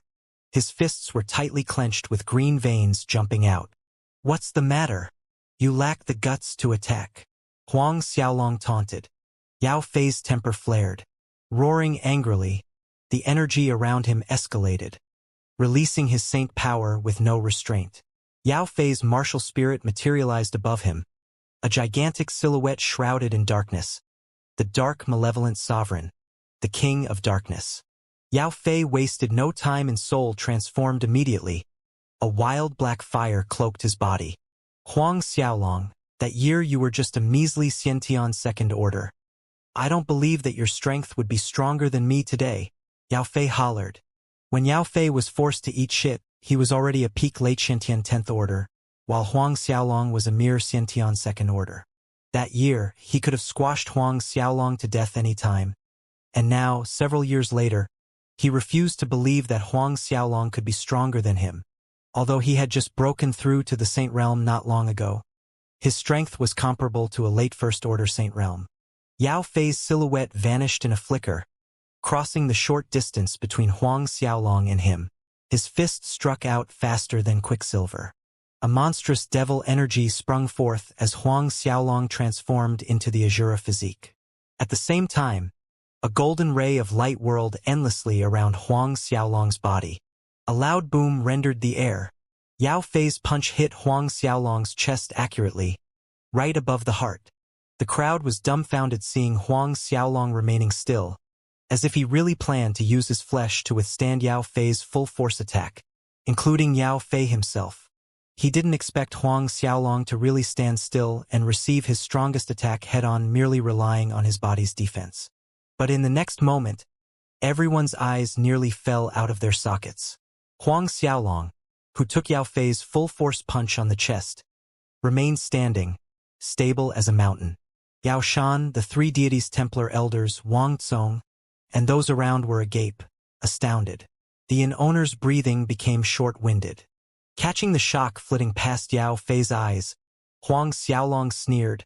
"Surprised? Although I was just a Xiantian second order a few years ago. Sorry to disappoint, but my strength now indeed surpasses yours." A powerful surge of energy surged from Huang Xiaolong's chest, sending Yao Fei tumbling back, flying to a corner. "Feier!" Yao Shan cried out, but just as he was about to catch Yao Fei from falling, a violent power locked onto him. Alarmed, Yao Shan immediately countered with his palm striking out. The collision forced Yao Shan back several steps. After he regained balance, Yao Shan glared furiously at Zhao Shu. It was none other than Zhao Shu who hindered him from helping Yao Fei just now. At this point, Yao Fei was sent flying out the doorway, crashing onto the street outside. The pavement shattered and zigzag lines crawled the street due to the strong impact. Yao Fei's deity's Templar elder robe was dyed red with the blood from his mouth. The majestic black flames shrouding his body faded to a dull color. Huang Xiaolong sneered watching Yao Fei crash on the street outside. Lifting his foot, Huang Xiaolong slowly walked toward Yao Fei. When he killed Ao Baishue, he was still a peak late Xiantian 10th order. Now that he had broken through to Saint Realm, even a second order Saint Realm would be harried to injure him, what more an infant Saint Realm warrior such as Yao Fei. In short, to kill a newly broken through Saint Realm warrior like Yao Fei, Huang Xiaolong need not even summon his martial spirits. However, at this time, an angry roar came from Yao Shan as he lunged forward to attack Huang Xiaolong. But, the moment he moved, Zhao Shu was already blocking in front of his path, deflecting Yao Shan's attack away from Huang Xiaolong. A battle ensued between the three deities' Templar elders and Duan Ren's group. Destructive energy rippled inside the inn, spreading out to nearby restaurants and shops. Their structures were pulverized into sand and dust, and pieces of street pavement flipped into the air. Experts watching from the sidelines that dodged too slow had only one ending. Their bodies exploded, turning into blood rains splattering down on the streets. High-level Xiantian Realm warriors were no exception. Although high-level Xiantian Realm warriors' fleshly bodies were powerful, in front of Saint Realm experts, they were nothing but paper tiger. Yao Fei struggled to stand up with awkward movements. Watching Huang Xiaolong gradually coming closer to him, the hatred in Yao Fei's eyes grew more intense. An enraged roar rang harsh. Why? Why? I don't believe. I refuse to believe. The dark black flames around his body became vivid once more, shrouding the immediate proximity, expanding to a larger area like they wanted to swallow Huang Xiaolong whole into the darkness. Despite that, when the dark black flames got close to Huang Xiaolong, they seemed to meet with an invisible barrier and were forced to circumvent him. Huang Xiaolong continued to approach Yao Fei, the look in his eyes icy. In a quick flash, the eminent holiness halberd appeared in Huang Xiaolong's palm, thrusting out at Yao Fei and raising layers of waves that overwhelmed the dark black flames, sending them back towards their owner. In the next second, halberd shadows overcast the sky, falling down like a brilliant meteor shower. Before anyone could see what happened, the eminent holiness halberd had pierced through Yao Fei's torso. Feier! Seeing Huang Xiaolong's had halberd pierced through Yao Fei's chest, Yao Shan was both anxious and angry. Unfortunately, in that split second of distraction, Zhao Shu landed a punch on him, sending Yao Shan flying in the opposite direction. Despite being the Yao family's ancestor and having advanced into the Saint Realm for many years, cultivating until the 6th Order Saint Realm, how could Yao Shan be Zhao Shu's opponent? Hence, he ended up just like Yao Fei, defeated in a few breaths' time. Huang Xiaolong did not immediately pull out the eminent holiness halberd after it pierced through Yao Fei's torso.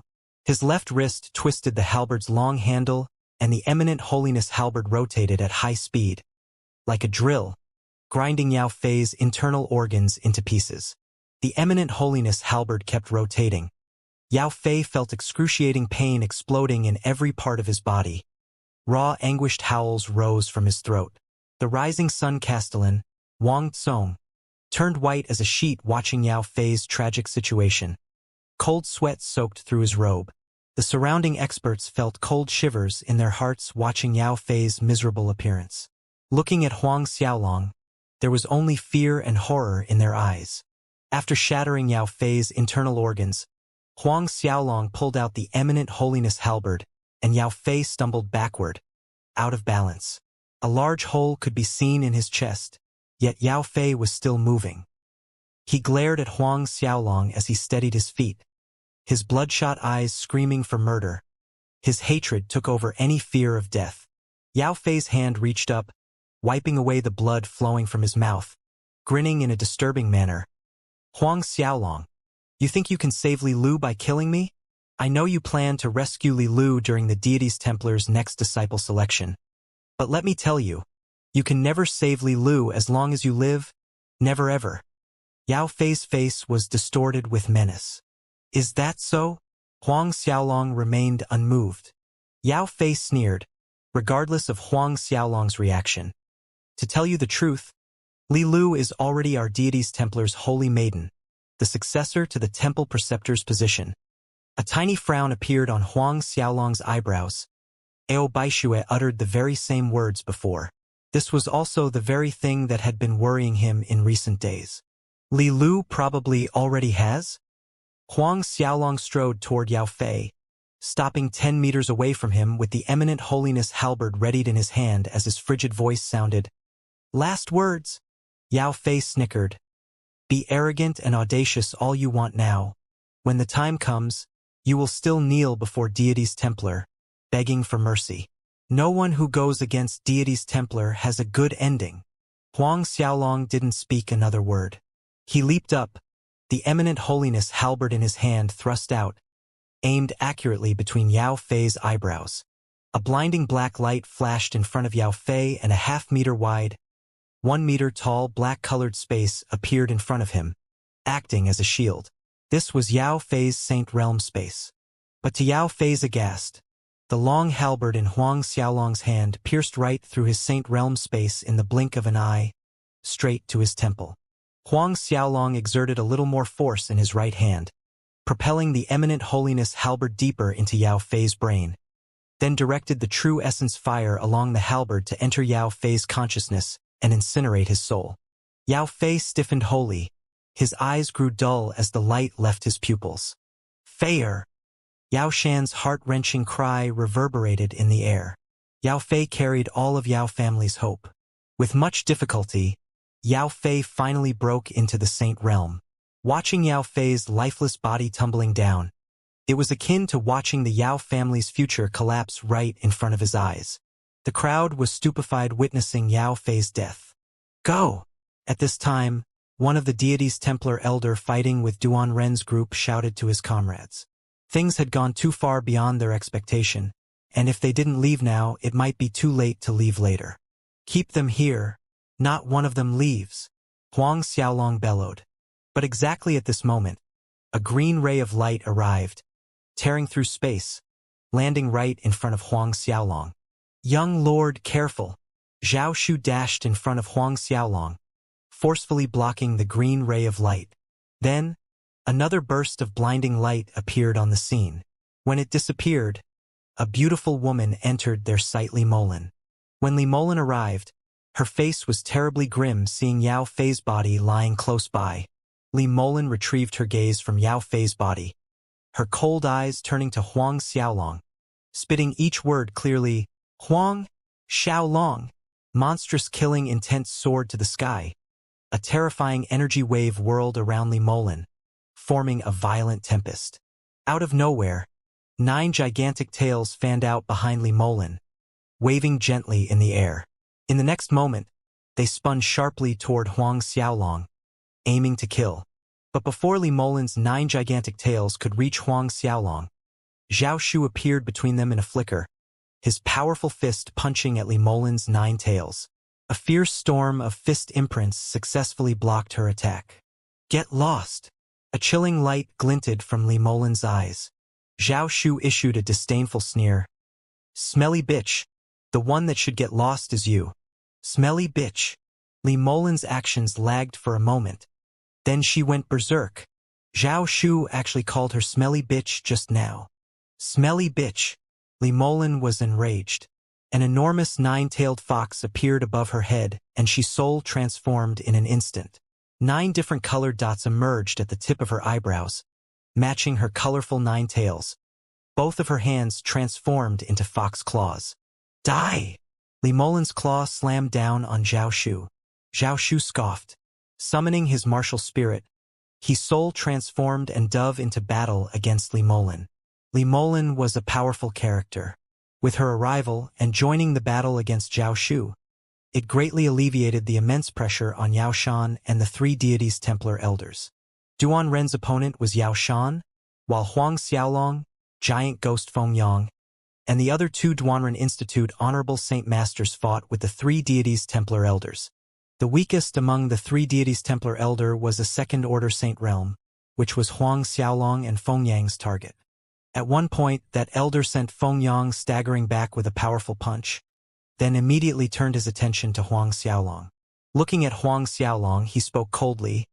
Huang Xiaolong, you indeed surprised me. To be able to kill a Saint Realm warrior while being a measly Xiantian. Huang Xiaolong showed no expression at the compliment. Watching Huang Xiaolong's indifferent expression, not putting him in his eyes, anger rose from his heart. Huang Xiaolong, I refuse to believe that a small Xiantian like you is a second-order Saint Realm expert's opponent. Even though Huang Xiaolong had killed Yao Fei in front of them, he did not display his Saint Realm power in public. Therefore, this deity's Templar elder and the crowd still assumed that Huang Xiaolong was just a Xiantian realm warrior. Regardless, no one would believe that Huang Xiaolong, who was still a peak late Xiantian 10th Order warrior half a year ago, could break through to Saint Realm just half a year later. Really? Huang Xiaolong shrugged. Come and die, the deity's Templar elder hollered, aiming a killer punch at Huang Xiaolong. He closed the distance between them in a blink. At this precise moment, Huang Xiaolong acted, but he did not dodge. His momentum broke out like a wild horse, sweeping out in 4 directions, no longer concealed. The sudden outbreak of scary momentum attracted the attention of the people around. Even that deity's Templar elder looked dumbfounded. Saint Realm. He gawked at Huang Xiaolong. His lips opened and closed, but no more words came. Saint Realm.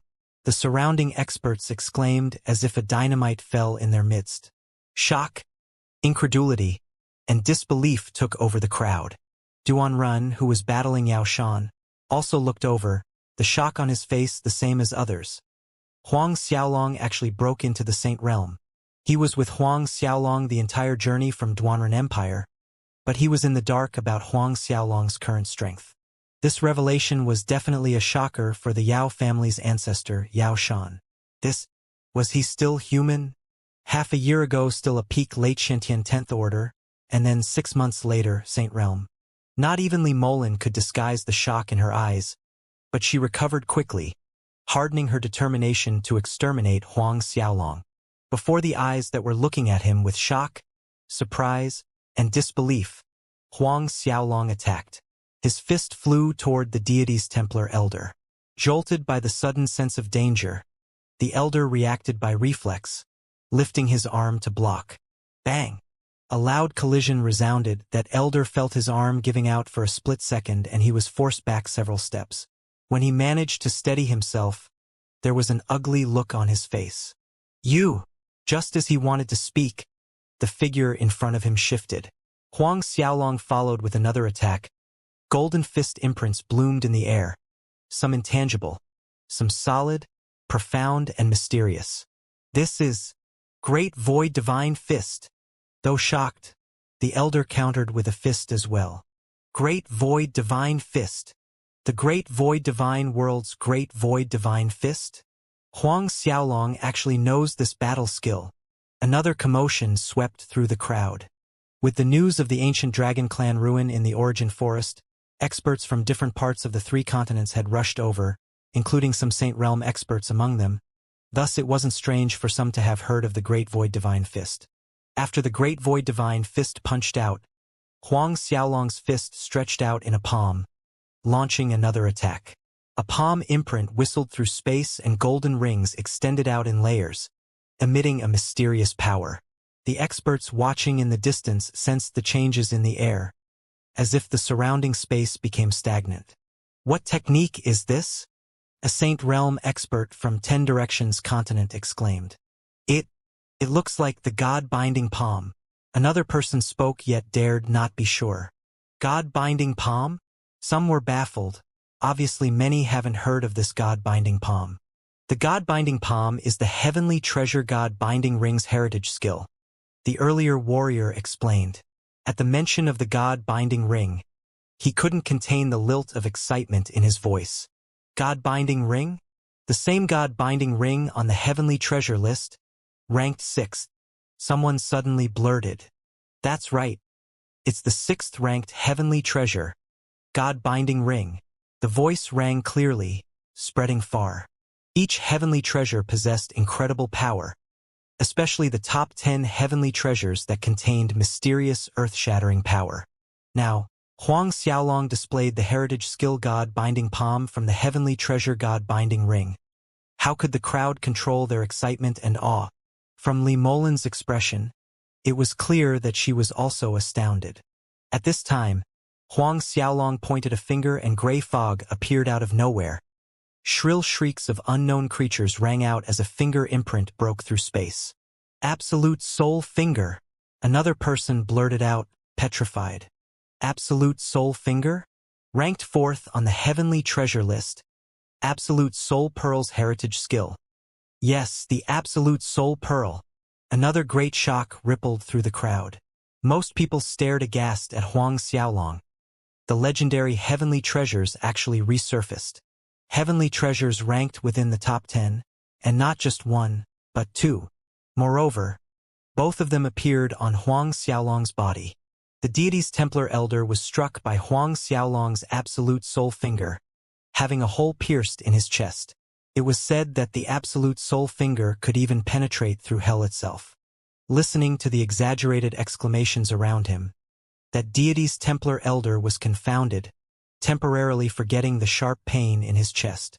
Giant Ghost Fengyang seized the opportunity to close in on the elder. Ghost aura broke out rumbling from his body, and the 3-pronged blood spear appeared, glowing red in his hand, flying toward the elder at breaking wind speed. Catching the sound of breaking wind, the deity's Templar elder awakened from his shock. "Retreat!" Molin's voice rang in the high air. At the same time, countless green rays of light were seen aiming at Huang Xiaolong, Duan Ran, and the others, forcing them to dodge. Molin's silhouette disappeared in the blink of an eye, followed by Yao Shan and the three elders. Huang Xiaolong did not expect Molin and the deity's Templar group to successfully break away. No need to chase. When Zhao Shu made a move to pursue, Huang Xiaolong stopped him. Looking around at the disturbed crowd, he said, "Let's leave this place first." Zhao Shu and the rest nodded. Without another word, Huang Xiaolong's group flew away, disappearing from the crowd's sight in less than a second. Of course, Huang Xiaolong did not forget to take Yao Fei's spatial ring before leaving. Rising Sun City's castellan, Wang Tsong, had half his life flown away seeing Molin and the deity's Templar elders escape. If they were gone, what about him? Even Yao Fei was not enough for Huang Xiaolong to play with. If Huang Xiaolong wanted to kill him, blowing a few breaths was sufficient to reap his life. Fortunately, however, it seemed like Huang Xiaolong had forgotten about him and left. Wang Tsong breathed in relief watching Huang Xiaolong, Zhao Shu, and the rest of the group fly away. His knees buckled as if he continuously ran 100,000 li, panting heavily. Only at this moment did he realize that the back of his robe was soaked by cold sweat. As for the wet patch at his crotch, the source was undetermined. The surrounding crowd watched as Huang Xiaolong's group left, dumbstruck. A long time later, noises filled the air again, one higher than the other. Astounded, amazed. Half-saints in general needed to accumulate more than a dozen years of cultivation to advance to the Saint Realm, whereas Huang Xiaolong, from peak late Xianxia 10th order to Saint Realm, it was a mere 6 months. The legendary top 10 heavenly treasures resurfaced. The God-binding ring and absolute soul pearl. The crucial point was, Huang Xiaolong possessed both heavenly treasures. The awe, astonishment, and excitement lasted a long time. Before sundown, the news spread to every corner of Rising Sun City and traveled out of the city walls with terrifying speed. In just a few days' time, every person in the High Sun Empire knew that Huang Xiaolong had broken into the Saint Realm, as well as the fact that he possessed 2 heavenly treasures, the God-binding ring and absolute soul pearl. Huang Xiaolong was the hottest discussion topic for both warriors and commoners. Barely any word exchange could be completed without the 2 words, Huang Xiaolong. Huang Xiaolong's name rang louder than any emperor on the snow-wind continent. 2 days later, in the north side of the Origin Forest on one of the many hill peaks, space distorted, several figures emerged out of nowhere. This group was none other than Molin, Yao Shan, and the 3 deities' Templar elders. Molin stood in the air, staring in one direction with frigid cold eyes. The incident in Rising Sun City had spread out. For the past 2 days, everyone talked of Huang Xiaolong and deities Templar. Of course, when discussing Huang Xiaolong, there were only positive compliments, whereas when talking about deities Templar, harsh words cut deep. Such as, deities Templar was only SOSO, even their elders were killed, and in the end they ran away with their tails between their legs. Ran away with their tails between their legs. Every time Molin heard this phrase, uncontrollable killing intent would erupt in her heart. Huang Xiaolong. If it weren't because of that Huang Xiaolong, deities Templar would not turn into a joke. When will Elder Zhou and the others arrive? Seconds later, Molin spoke. After what happened at Rising Sun City, Molin sent a message back to deities Templar to send more experts to Origin Forest. The temple preceptor placed great importance on this matter, sending 10 elders over. Yao Shan quickly replied, "Probably another 2 days until Elder Zhouchang will be able to arrive at the Origin Forest." Hearing that, Molin's expression turned slightly better. "Any news about the ancient Dragon Clan ruins location?" Molin asked another elder. That deity's Templar elder shook his head. "Not yet." Molin's brows creased into furrows. At the same time, Huang Xiaolong, Zhao Shu, Duan Ren, and the others were flying over the south side of the Origin Forest. After leaving Rising Sun City, Huang Xiaolong's group decided to venture into the Origin Forest. These 2 days they had been searching for the ancient Dragon Clan's ruins location, but like other experts before them, there was not much of a result. 2 days passed and Duanren had come to terms with the fact that Huang Xiaolong had advanced to the Saint Realm. He watched Huang Xiaolong's back, recalling that split-second early Saint Realm aura that he sensed back in Duanren Imperial City. At that time, he was able to determine that it came from the Southern Hill Estates direction, but he did not make the link to Huang Xiaolong. However, he could confirm now that it was Huang Xiaolong without a doubt. While flying, Huang Xiaolong tried to sense the reaction of the black and blue martial spirits inside him, but the lack of any reaction from them, since he entered the Origin Forest, disappointed him.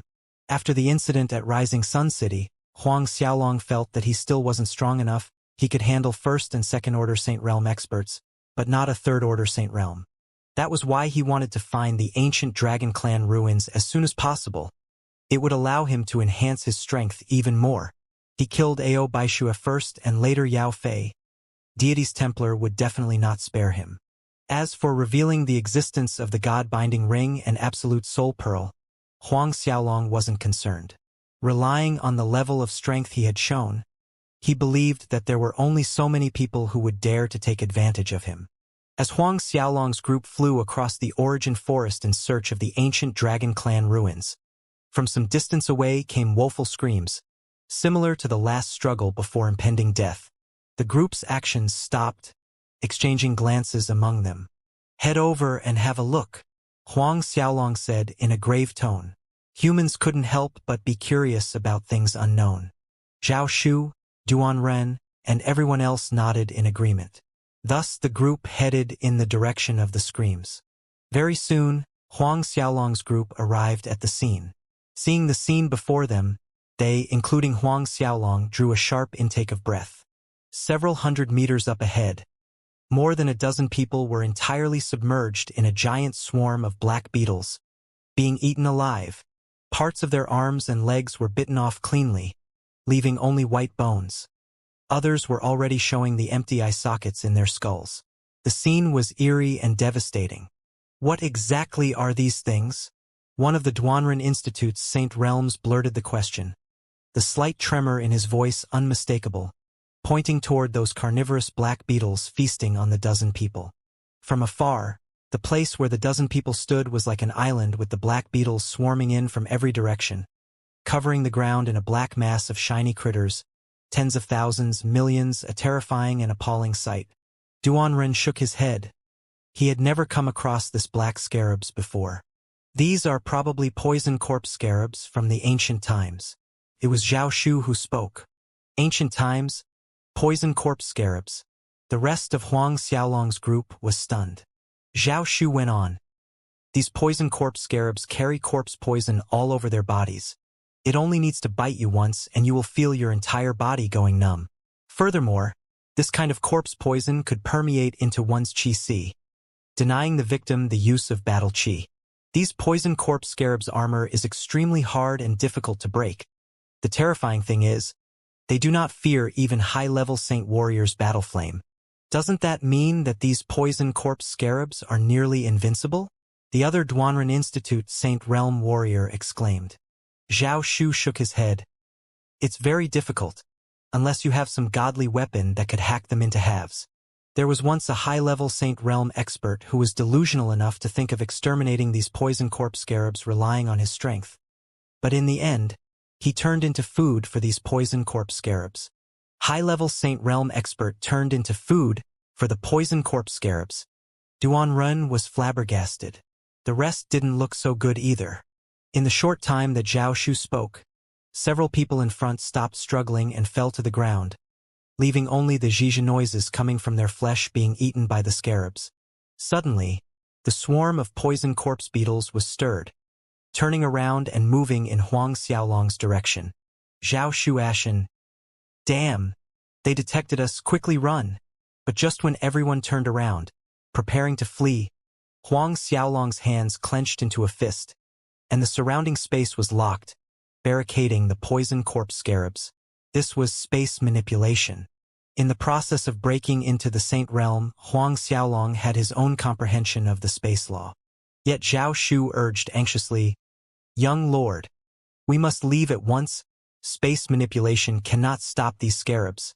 Sure enough, Just as Zhao Shu's last word fell, from the scarabs' bodies, thick fumes of corpse poison were released and they broke free from Huang Xiaolong's space confinement. Watching the poison corpse scarabs break free so easily from his space imprisonment, Huang Xiaolong was genuinely shocked. Even if it hadn't been long since he broke into the Saint Realm, in terms of space manipulation power, Huang Xiaolong could rival a second-order Saint Realm. But now, he actually failed to restrain those little critters in front of him. While Huang Xiaolong was in shock, one of the poison corpse scarabs managed to reach within 10 meters from him. Wings spread out underneath its shell, leaping straight at Huang Xiaolong's face. With the poison corpse scarab in the air, Huang Xiaolong could clearly see its blood-stained mouth along with rows of tiny razor-sharp teeth, emanating a strong stench of rotting corpse. Huang Xiaolong's eyes narrowed. In a flash, the blades of Azura already appeared in his hands. Without any hesitation, the blades slashed out with a dang. Plummeting to the ground, the poison corpse scarab let out shrill hissing noises. Its head was severed from its body, falling to the ground. Even its body was split into two by Huang Xiaolong's blades. Both body parts were still rolling around on the ground, giving everyone present the impression of dying but not vanquished. Young Lord, careful! Zhao Shu acted swiftly, blocking in front of Huang Xiaolong while striking a palm at another poison corpse scarab that was flying toward Huang Xiaolong. Struck by Zhao Shu, that poison corpse scarab tumbled back several hundred meters, inserted into the ground, but moments later, it climbed back out in one piece unharmed. Zhao Shu was a 10th-order Saint Realm. The power contained in his attack could shatter a small hill, yet it failed to blast a single poison corpse scarab to its death. Watching this scene, Duanren and the rest felt their scalp tingling. Giant ghost Fengyang also stepped around, slapping away several poison corpse scarabs that were closing in on the group. But one of the poison corpse scarabs succeeded in sinking its teeth in Fengyang's arm. To Zhao Shu and the others' surprise, Fengyang showed no signs of paralysis or full body numbness after being bitten. Zhao Shu was stunned for a moment and then understood. Giant ghost Fengyang was a dark creature. A ghost. The poison corpse scarab poison had no effect on him. Young Lord, quickly leave. Zhao Shu became anxious watching more and more scarabs moving in their direction. Fengyang had nothing to be afraid of, but that didn't mean they were just as brave. In that brief moment, another dozen poison corpse scarabs leaped toward Huang Xiaolong. But this time, Huang Xiaolong did not use the blades in his hands. True essence energy rumbled in his dantian and two bright sparks of true essence fire hovered above his palms. With a wave, the true essence fire coated the several poison corpse scarabs coming at him. Almost instantly, shrill hissing noises rang out as they fell to the ground, wriggling in excruciating pain. Another burst of hissing noises and everything went silent in the next second. The dozen poison corpse scarab went deathly still. Zhao Shu's eyes widened to the size of a fist, dumbfounded. Duanren and the two Duanren Institute Saint Masters wore similar expression on their faces. Didn't Mr. Zhao say just now that these poison corpse scarabs aren't afraid of high-level Saint Warriors' battle flame? This was the first thought running through Duanren's mind. At this moment, he was targeted by a poison corpse scarab. Panicked, Duanren ignited his battle flame and threw it at the beetles. However, he saw that the poison corpse scarab flew through his battle flame as if it was nothing, still coming straight at him. Watching that poison corpse scarab bare its teeth, Duanren jumped away hastily to dodge. Even so, cold sweat drenched his back. At this point, Duanren realized that Huang Xiaolong's common-looking true essence fire was not as simple as he had imagined. Huang Xiaolong was ecstatic seeing that his true essence fire was effective against the poison corpse scarabs. He threw out more true essence fire into the swarm of scarabs. Endless shrieks and shrills filled the air as they turned into a sea of fire. In mere moments, the large swarm of scarabs actually retreated in fear, fleeing like the sea at low tide. Zhao Shu, Duanren, and the others sighed in relief noticing that the poison corpse scarabs were actually running away. But a light glinted in Huang Xiaolong's eyes. In a leap, he blocked their path of retreat. Zhao Shu was stumped watching Huang Xiaolong's action. Does Sovereign want to incinerate all these poison corpse scarabs? Although Huang Xiaolong's true essence fire was effective against them, he would still need 1 or 2 hours if he really wanted to exterminate the entire colony. Moreover, a moment of carelessness would result in being bitten, and the consequences were unimaginable. Just when Zhao Shu and the others thought that Huang Xiaolong wanted to completely exterminate the scarabs, a light glimmered in Huang Xiaolong's hand as a golden pagoda appeared. This golden pagoda was the Linglong Treasure Pagoda. Before the dumbfounded faces of Zhao Shu, Duan Ren, and the 2 honorable Saint Masters, Huang Xiaolong made the Linglong Treasure Pagoda hover in midair and infused his battle chi into it to activate the 1,000-demon engulfing destruction array. Immediately, one after another, the poison corpse scarabs were sucked into the Linglong Treasure Pagoda. Seeing this scene, Zhao Shu wasn't as surprised as Duan Ren and the 2 Saint Realm experts. Soon, all the remaining poison corpse scarabs were all sucked into the Linglong Treasure Pagoda, and the pagoda returned once more to Huang Xiaolong's hand.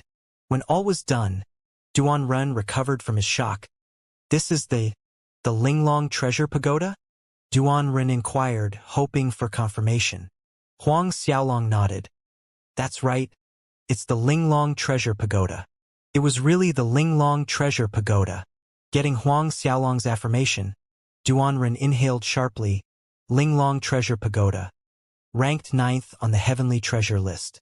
2 days ago, Huang Xiaolong displayed the God-binding palm and absolute soul finger, confirming that he possessed the God-binding ring and absolute soul pearl.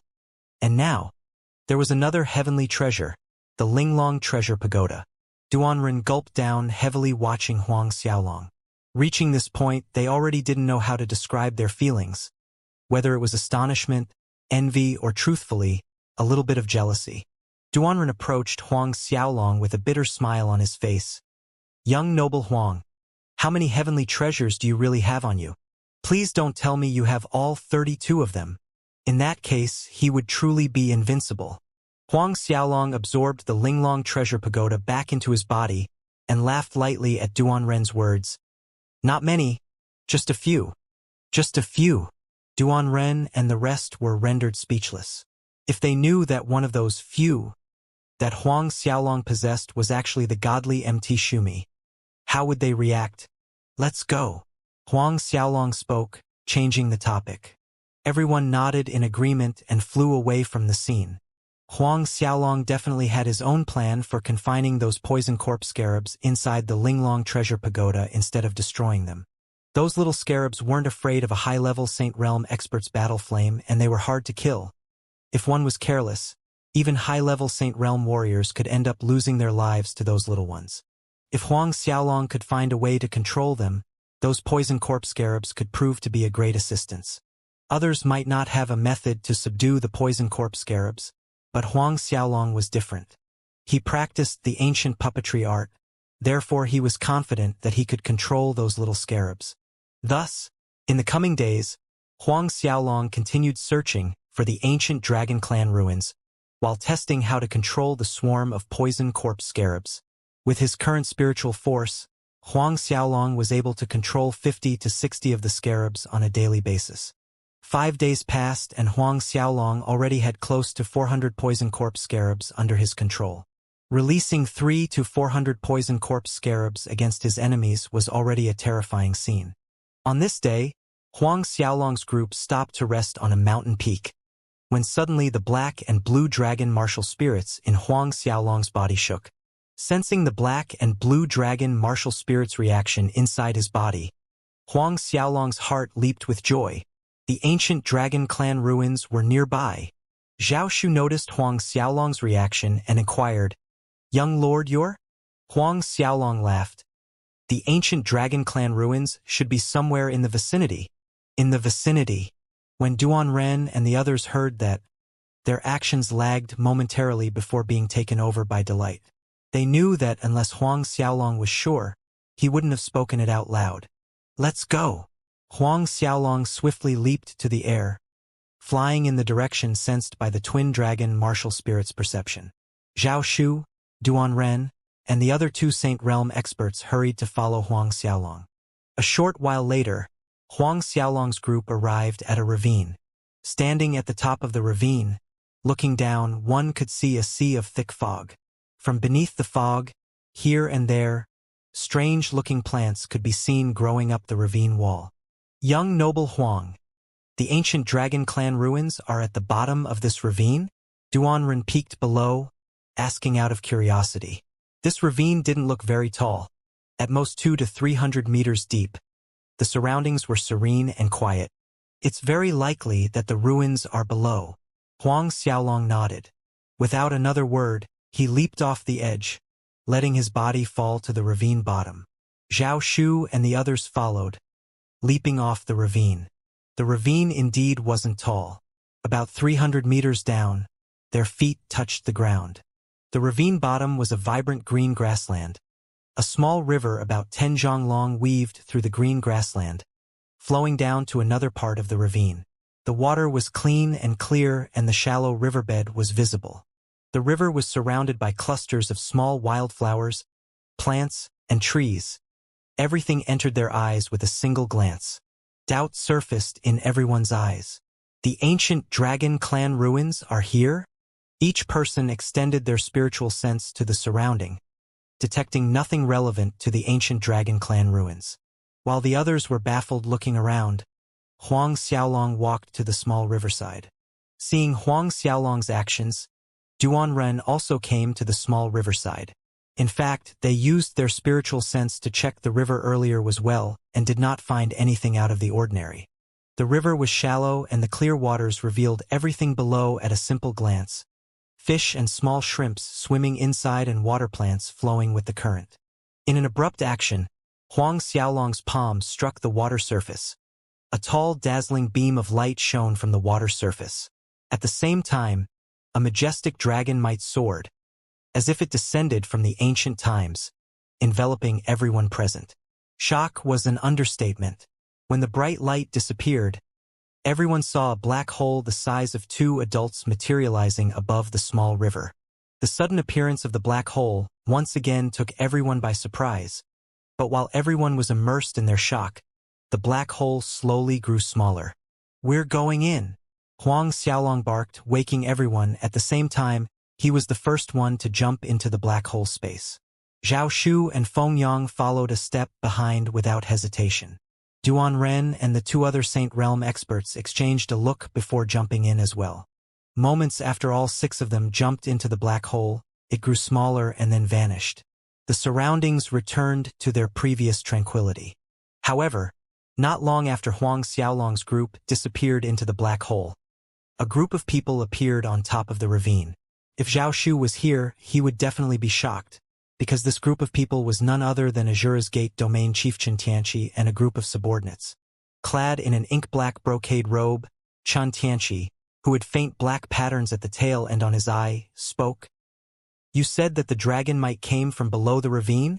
One of the men behind Xianxia, Domain Leader Gu 1, stepped up saying, "That's right, Sovereign." This subordinate was in the vicinity at that time, thus felt it clearly that dragon might indeed come from below the ravine. Xianxia nodded. "I hope it's not a mistake this time." It had been half a year since they entered this origin forest. It could be said they had searched every inch of soil. There were a few times when they thought they found the ancient dragon clan ruins, only to discover that it was not real in the end. "We're going down," Xianxia said, diving off the ravine edge. The group of Azura domain leaders followed suit at once. Xianxia's group landed at the ravine bottom, unable to hide the disappointment from their faces after looking around. Judging from appearances, it seemed that this place couldn't be the entrance to ancient dragon clan ruins either. When all the domain leaders looked disappointed, Xianxia was staring at the space above the small river, sensitive to the weak ripples of spatial distortions that were different from the surroundings. Obviously, a Saint Realm expert had just manipulated space around here. Xianxia focused his spiritual sense around the area of the space ripples. As an afterthought, he suddenly released a punch to the same spot above the small river. Just like it happened to Huang Xiaolong before, a bright dazzling light shone up thousands of zhang above the water surface as a majestic momentum of dragon might pierce the sky. Then, the same black hole appeared in front of Xianxia's group. Watching a black hole appear above the small river, the other domain leaders were stunned. and then delighted. Could this be? But, in the next moment, the black hole started to shrink. Everyone quick, enter. Chun Tianqi shouted, taking the lead by jumping into the black hole. The rest awoke from their daze, quickly leaping into the black hole one by one. In 2 breaths' time, the black hole vanished. Not long after Chun Tianqi disappeared, several groups of people rushed over from a few different directions. Clearly, they were attracted by the dragon might aura released from the black hole earlier. When these people arrived, each of them jumped down, landing in the ravine bottom. Like Chun Tianqi did earlier, they noticed the peculiar space ripples above the small river. Thus more and more people entered through the black hole. All in all, more than 10 groups from different forces made it in. And within these groups, Li Molan and the deity's Templar experts were amongst them. As for Huang Xiaolong's group, after jumping into the black hole space, their bodies spun around uncontrollably for a time before falling onto a flat surface plane. Around the flat plane was an endless stretch of mountains. The first thing that attracted Huang Xiaolong's attention was the trees in the mountains. They were extremely big, towering trees. At the edge of the plain was a large city, resembling a colossal dragon resting on the plain, emanating an overwhelming dragon might that filled the entire space. Dragon City, Zhao Shu blurted out. Duan Ren and others were baffled. Dragon City? It was rumored that in the ancient times, the Dragon Clan built a Dragon City and clan members lived in this Dragon City. The Dragon City's fame was parallel to the Ghost City that appeared not too long ago. In fact, it was even more famous than the Ghost King's Ghost City. In the ancient times, the human race had 6 great ancient kings, with the Saint King standing at the top, but that merely represented the human race. The leader of the Dragon Clan in ancient times, the Dragon Emperor, was mighty and powerful. Even the Saint King dared not challenge his prestige. Go! Huang Xiaolong flew forward, heading towards the Dragon City at the edge of the plain at breakneck speed. Zhao Shu and the rest followed closely behind. It didn't take long for Huang Xiaolong to reach the Dragon City's gates. Ancient cities such as the Dragon City and Ghost City were protected with layers upon layers of arrays and bans. One could only enter safely through the main city gates. However, just as Huang Xiaolong, Zhao Shu, Duan Ren, and the rest were about to pass through the city gates, the Dragon City gates shone brightly, revealing a giant bone dragon in front of their path, blocking their way. A horrifying death aura enveloped the group. Looking at this 100-zhang-long ancient bone dragon, everyone's expressions tightened. After a dragon warrior's death, some Dragon Clan experts would use secret art to refine them into an undead bone dragon to guard some important places of the Dragon Clan. And this undead dragon in front of them was exuding a terrifying atmosphere. An undead bone dragon that had reached peak late 10th Order Saint Realm. How horrifying a peak late 10th Order Saint Realm undead bone dragon could be, Zhao Shu knew very well. Huang Xiaolong was stunned at the sudden emergence of the undead bone dragon. He didn't expect merely the city gates to contain an undead bone dragon guardian. While everyone was still shocked and confused, the peak late 10th Order Saint Realm undead bone dragon's claw extended, stepping down towards Huang Xiaolong at unimaginable speed. If Huang Xiaolong was stepped on, as strong as his physical defense was, he would still turn in a flat meat paste. Young Lord! Zhao Shu was terrified. Without hesitation he struck his palm at the undead bone dragon. But it was evident that Zhao Shu was a step too late. The undead bone dragon's claw was right above Huang Xiaolong. Watching as Huang Xiaolong was about to be turned into meat paste, a blinding light flashed and Huang Xiaolong disappeared from the spot. Space concealment. A loud boom resounded when the undead bone dragon's claw slammed into the ground where Huang Xiaolong stood earlier. Violent tremors shook the ground, raising a curtain of sand and dust. A long buzzing noise drummed in everyone's ears. Almost at the same time, Zhao Shu's attack landed on the bone dragon's leg and another boom rang out. The bone dragon was knocked back a dozen meters, then steadied itself. Yet it was enough to cause Duan Ren to inhale sharply, for Zhao Shu's powerful attack did nothing but knock the bone dragon back. It wasn't injured in the least. Huang Xiaolong reappeared on the side, staring at the bone dragon with a tiny frown on his brows. They couldn't be delayed here. When he opened the black hole space entrance just now, That strong dragon might aura must have attracted the attention of close-by experts. There would definitely be quite a number of experts following behind them. Therefore, he had to step into Dragon City before anyone else arrived. What to do? Forced entry was out of the question. Huang Xiaolong's eyes shone as he searches for a method. It seems there was no other choice but to use the godly MT Shumi. Just when Zhao Shu, Duan Run, and the others wanted to attack the bone dragon together, an aureate light flashed, blinding their eyes. Opening them again, they found themselves inside a spacious hall. Zhao Shu and Feng Yang already entered the godly MT Shumi before, thus they weren't surprised at the sudden change of environment, but Duan Ren's group of 3 were alarmed and baffled. This is? Duan Ren asked in shock. Huang Xiaolong did not answer, shrinking the godly MT Shumi to the size of a speck of dust and floated with the wind, very quickly passing through the bone dragon, entering Dragon City. Duan Ren watched as they passed right under the bone dragon without receiving any attack from it. His heart quickened. What is this? To be able to escape the detection of a peak-late 10th Order Saint Realm bone dragon. To Duan Ren, this was an impossible feat to begin with. While the 3 were wallowing in bewilderment, Huang Xiaolong brought everyone into the Dragon City. In the airspace above the Dragon City, a blinding light flashed again. Everyone was out of the spacious hall, and Huang Xiaolong returned the godly MT Shumi into his body. Young noble Huang, just now, that? Unable to restrain the gnawing curiosity in his heart, Duan Ren asked aloud. Huang Xiaolong shook his head, saying, Brother Duan Ren, it's better we focus on searching for the Dragon Clan's treasures. Duan Ren was taken aback at the rejection. Then he understood Huang Xiaolong's underlying meaning. At this time, Zhao Shu looked at Duan Ren and the other 2 Saint Realm experts with a dignified expression. The matter just now, I hope the 3 of you will keep it to yourselves. Don't mention it to anyone. Although the 3 of them were unable to link the place just now to godly MT Shumi, it didn't mean that they couldn't in the future. Zhao Shu didn't want the matter about Huang Xiaolong possessing the godly MT Shumi to be leaked out. At the very least, not at this time. The God-binding ring, Absolute Soul Pearl, and Linglong Treasure Pagoda couldn't be compared to the godly MT Shumi. If Huang Xiaolong possessing the godly MT Shumi was leaked out, it would bring a horde of endless troubles. Seeing Zhao Shu's grave expression, Duan Ren and the rest nodded solemnly. Mr. Zhao, rest assured, we will not breathe a word out about what happened earlier.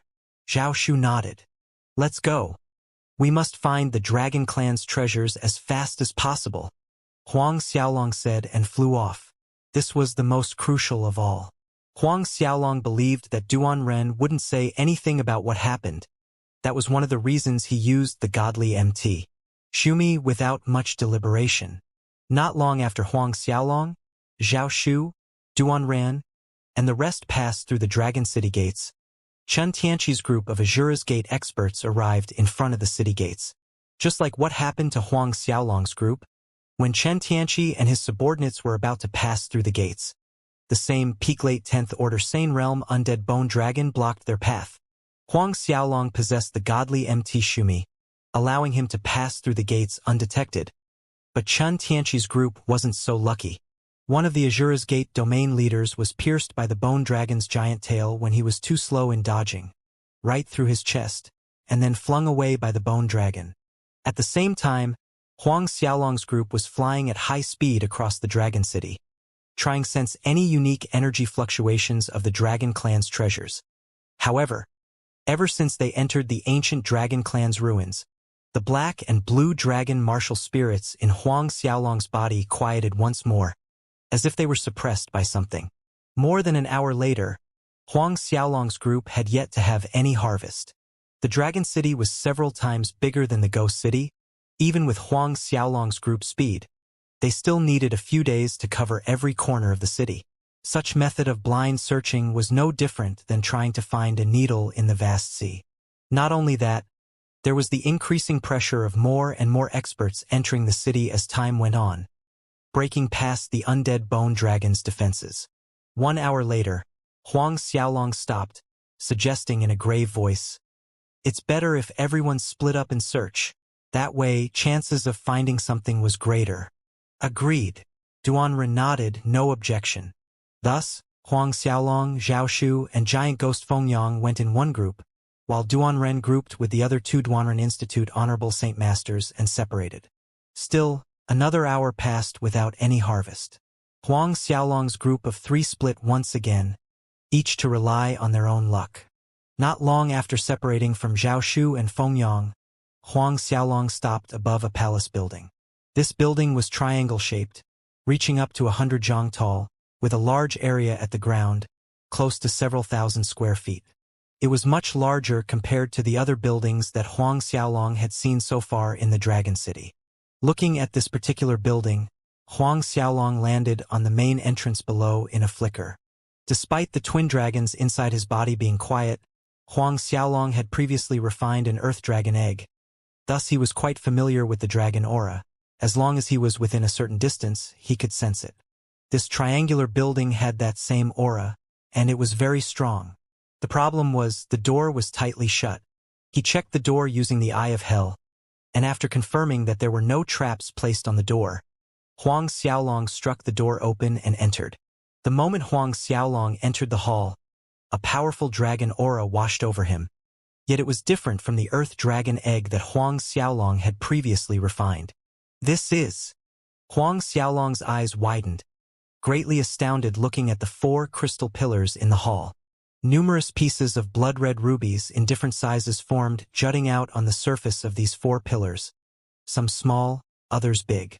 The small ones were about the size of a fist, whereas the largest ones reached half a meter wide. Dragon blood crystals? Huang Xiaolong exclaimed. When dragon experts cultivated by breathing in dragon qi, under years of accumulation, the place where they sat would give birth to these dragon blood crystals, containing a dragon expert's true essence and dragon qi. It was a true treasure for cultivators. Although a piece of dragon blood crystal couldn't be compared to a dragon egg, the number of dragon blood crystals stuck on these 4 pillars was probably close to 1,000. Close to 1,000 pieces of dragon blood crystals. Huang Xiaolong stared lovingly at the 1,000 pieces of dragon blood crystal on the 4 crystal pillars. He was elated. This trip truly was not in vain, even if he could not find any dragon eggs or other dragon clan treasures after this. Just this loot of dragon blood crystal was enough to help Huang Xiaolong enhance his strength a great deal. Moreover, just like the dragon egg, these dragon blood crystal had the wondrous effect of improving his flesh further. The last time Huang Xiaolong refined the earth dragon egg, his physical defense and strength soared. After he absorbed these 1,000 dragon blood crystals, he could only imagine the horrifying extent that his flesh and strength would rise to. Just thinking about it made Huang Xiaolong's breath quicken. In a flicker, he appeared next to one of the crystal pillars. Each crystal pillar was about 100 zhang tall. Huang Xiaolong resembled a grain of sand standing next to such a colossal crystal pillar. Now, he had to think of a way to remove the dragon blood crystals from the pillars. It would take far too long to do it one by one, especially with the many experts trailing behind him entering the Dragon City and finding this place just like him. Hence, Huang Xiaolong did not have much time. Pondering for a moment, Huang Xiaolong them leaped up with the blades of Azura in his hands. With a few waves of his hands, the 100 zhang crystal pillar was cut into 10 sections, each section 10 zhang long. With this, Huang Xiaolong transferred everything into the Azura ring. He decided to collect all 4 pillars first. He would take his time to separate them from the pillar after leaving the Dragon City. In a short time, the remaining 3 crystal pillars were also slashed into 10 by Huang Xiaolong and kept into the Azura ring. When all was done, Huang Xiaolong was secretly relieved. However, he did not immediately leave. Instead, he walked towards the golden throne seat in the middle of the great hall. A golden throne with the height of 10 zhang, carved in an intricate 5-clawed golden dragon. When Huang Xiaolong was dealing with the 4 crystal pillars, he sensed a strong dragon breath from this golden throne, stronger than the 4 crystal pillars. A very powerful aura. Huang Xiaolong walked closer to the throne seat, but what baffled him was, whether on the throne or around it, there was nothing that could be considered a Dragon Clan treasure, prompting Huang Xiaolong to open his Eye of Hell. When the Eye of Hell's red glow shone on the golden throne seat, Huang Xiaolong was stupefied. Hidden underneath the five-clawed golden dragon throne was the entrance to another space. That overpowering dragon breath came from there. Huang Xiaolong's eyes lit up bright as he carefully checked the golden dragon throne. If there was an independent space, one had to use a spatial transfer array to enter. Moments later, Huang Xiaolong's gaze fell on the golden dragon throne itself, his fingers trailing along the places that might trigger the spatial array's activation. Just when Huang Xiaolong's finger touched the dragon pearl in the five-clawed golden dragon's mouth, rays of golden light burst out from underneath the dragon throne. A sudden suction force enveloped Huang Xiaolong, and in a blink, the view changed before his eyes, arriving above a large sea. Looking at the sea below his feet, Huang Xiaolong hesitated a second before diving in, heading to the bottom. Several hundred meters below the water surface, Huang Xiaolong saw an underwater crystal palace that was built from a material unknown to him. The crystal palace occupied a 10-mile radius of land. It didn't take him long to reach the crystal palace entrance. Dragon Palace. Huang Xiaolong raised his head, reading the words on the sign hanging above the palace gates, inscribed with the words, Dragon Palace. Could it be the place where one of the dragon clan's strong experts cultivated? Huang Xiaolong was surprised. He had read many ancient manuscripts. It was recorded that only the dragon clan's elder's palace was eligible to be called Dragon Palace, while the Dragon Emperor's palace was named Imperial Dragon Palace. Recovering from his shock, Huang Xiaolong grinned with glee. He didn't expect to run into a powerful Dragon Clan elder's cultivation space. In the ancient times, every Dragon Clan elder was a God Realm master. Their status was undeniably high, not to mention authority. Since this was a Dragon Clan elder's personal cultivation space, then there had to be a lot of good stuff inside. Excitement surged in his heart as he flew into the Dragon Palace, arriving at the main hall. In the middle of the main hall was a pill furnace. The surface of the furnace cover was carved with 5 golden dragons facing the pentagon corners of the furnace. In the ancient times, most masters would have their personal pill furnace for refining pills. Last time, Huang Xiaolong also found a black pill furnace in Eminent Holiness's dwelling place. Huang Xiaolong circled the golden dragon furnace, stopping at the other side where a jade cupboard was placed. On top of the cupboard, a dozen jade bottles were neatly arranged. Each bottle was individually marked. Huang Xiaolong's eyes strayed toward one of the bottles, exclaiming in surprise, Sky Dragon Pill. The name marked at the bottom of this bottle was actually Sky Dragon Pill. According to legend, the Sky Dragon Pill was a unique divine grade pellet belonging to the Dragon Clan.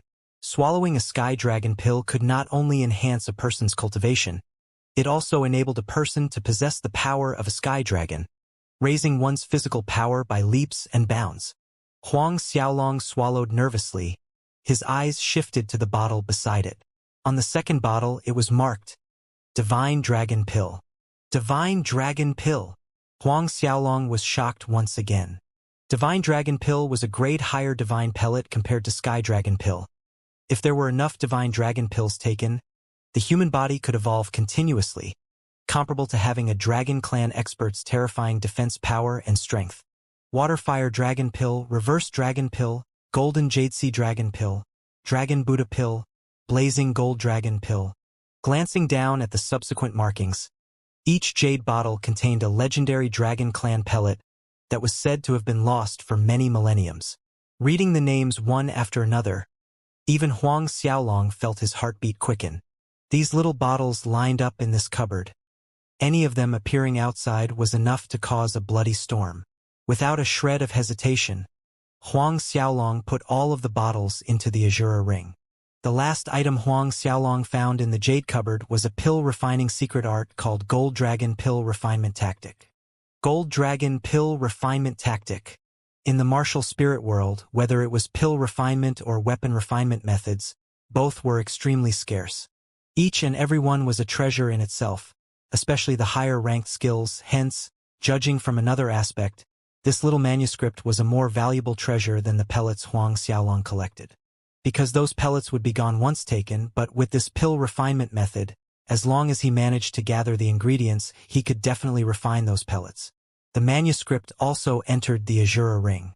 Next, Huang Xiaolong searched other places around the palace, but what stumped him was that other than those pellets and the pill refinement manuscript, there was nothing else. After confirming that the place was really empty, Huang Xiaolong took the golden dragon pill furnace away and exited the dragon palace, back to the initial hall with the dragon throne seat. I wonder how Zhao Shu, Duan Run, and the rest are faring, Huang Xiaolong thought. He leaped up, continuing to search for other treasures. While Huang Xiaolong was treasure hunting, Chen Tianqi, Li Molan, and the other groups of experts finally broke through the undead bone dragon's defenses and entered the Dragon City. Stepping into the Dragon City, Chen Tianqi led his Azura's Gate subordinates and started to search for treasures. Some time later, they came to the same triangle-shaped building where Huang Xiaolong found the dragon blood crystals. Chen Tianqi dashed into the hall in a quick flash, his sharp eyes scanning around the spacious hall and finally falling on the 4 spots where the 4 crystal pillars used to be before they were taken by Huang Xiaolong. Although Huang Xiaolong cut through the edges of the 4 crystal pillars, there were still obvious clues left behind, especially on the ground. The other Azura's Gate domain leaders also noticed the little signs of the 4 missing pillars in the hall. Domain leader Gu Wen went up to check, stating in a sure tone, "They're used to 4 pillars on these positions here, but they were taken away by someone, and it only happened not too long ago." Another domain leader laughed with mocking sarcasm. "Not even leaving the pillars alone? What kind of fool does that?" His other comrades also chuckled in contempt. Except for Chen Tianqi. His sharp eyes continued to scan the length of the hall. In a flicker, his hand reached the golden dragon throne, circling around the throne seat, searching. Without warning, Chen Tianqi's hand thumped on the golden dragon bead. Crepuscular rays of light brightened the hall, and a powerful rebound energy surged out, repelling everything in its proximity. Chen Tianqi was shocked, hasty in his retreat, but even so, he was sent flying back by this energy, slamming into one side of the wall in a loud crash. "Sovereign!" Gu Wen and the others' expressions tightened, hurrying to help Chen Tianqi up. When Chen Tianqi got to his feet with assistance, puff! A large amount of blood spurted out from his mouth. "Sovereign, how are you?" Gu Wen asked anxiously. Chen Tianqi waved his hand, indicating that he was all right. Taking a medicinal pellet and swallowed it down. Ruddiness gradually returned to his face as he ran his battle chi to heal. "Sovereign, that throne seat?" One of his subordinates failed to hold back his curiosity. Chen Tianqi answered solemnly, "There's probably a ban left behind by a god realm master. Luckily he managed to dodge when he did, otherwise he would have fared worse than this much injury." A ban left behind by a god realm master. The group of Azura's Gate domain leaders was horrified. "Let's go." Chen Tianqi gave his order and exited the hall. Although he clearly felt there was some secret related to that throne, that God Realm Master's ban was too strong, definitely not something they could break past. His subordinates followed from behind and the group sped away. "Sovereign, rumors say that Huang Xiaolong is also here in the Origin Forest." Gu Wen followed right behind Chen Tianqi, muttering in a soft voice. Chen Tianqi nodded. Although they mainly moved around the Origin Forest, they had heard about what took place in the Rising Sun City. Looks like that Huang Xiaolong really has the Azura ring. If not, Lord Left Custodian wouldn't be ensuring his safety by being at his side. Another domain leader interjected. "This Huang Xiaolong growth is too scary. If we do not kill him as soon as possible, in another few years' time, it would be even more difficult to exterminate him." Another domain leader added. A sharp light glinted in Chen Tianqi's eyes. Nevertheless, when things in the Origin Forest were settled, he had to make a trip to the Duanren Empire. True indeed, Huang Xiaolong must not be allowed to grow further. For now, there's no need to bother about Huang Xiaolong. The crucial thing now is to quickly find the Dragon Tomb. Chen Tianqi said, "Deities Templars people are also here. Li Molan's group is definitely aiming for the Dragon Tomb as well. We absolutely must not let them get ahead of us." "Yes, Sovereign." The domain leaders complied in unison. At this time, Huang Xiaolong arrived at another palace building on the north side. His feet landed on one of the roofs as he surveyed the area. This place also emanated a strong dragon aura. Not wasting time, Huang Xiaolong's figure flickered, entering the palace building. The first thing that jumped into Huang Xiaolong's sight was the big saber placed in the hall. The body of the great dragon saber was engraved with a blood dragon, emanating an intense killing aura. It was evident that this great dragon saber had drunk a lot of blood from formidable experts in its heyday. Huang Xiaolong could feel the rippling killing aura where he stood. Huang Xiaolong approached, but when his right hand reached out to grab the great dragon saber, his arms sank at the weight of the saber. He actually failed to lift the saber up, and this realization stunned him. He was now a Saint Realm expert. A grasp of his hand through space could crumble or lift an entire small mountain. Yet he failed in lifting up this great dragon saber. What steel or ore was this great dragon saber made of for it to be so incredibly heavy? Rise! Huang Xiaolong pushed the battle chi from his chi si. Bright light shrouded his arm as he made a second attempt to lift the saber. Still, he barely managed to lift it a few inches off the table. But even so, it was a strenuous effort akin to a 3-year-old toddler trying to lift a giant brick.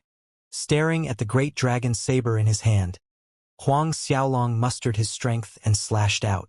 A blood dragon was seen flying out and saber shadows blazed, carrying a whelming killing aura that swept out in all 4 directions like tidal waves. The palace walls crumbled without resistance, collapsing into ruins. Huang Xiaolong gulped nervously, looking at the damage done by the great dragon saber. Isn't the power of this great dragon saber a little too scary? Flipping the great saber in his hand, Huang Xiaolong grew fonder the more he looked at it. Although both the blades of Azura and the eminent holiness halberd were powerful weapons, it was still big guys like this great dragon saber that appeared more heroic. Staring at the engraved blood dragon on the saber body, a thought flashed in his mind and he pricked his finger, dripping a drop of blood right onto the blood dragon's mouth, and ran his battle chi to refine the great dragon saber.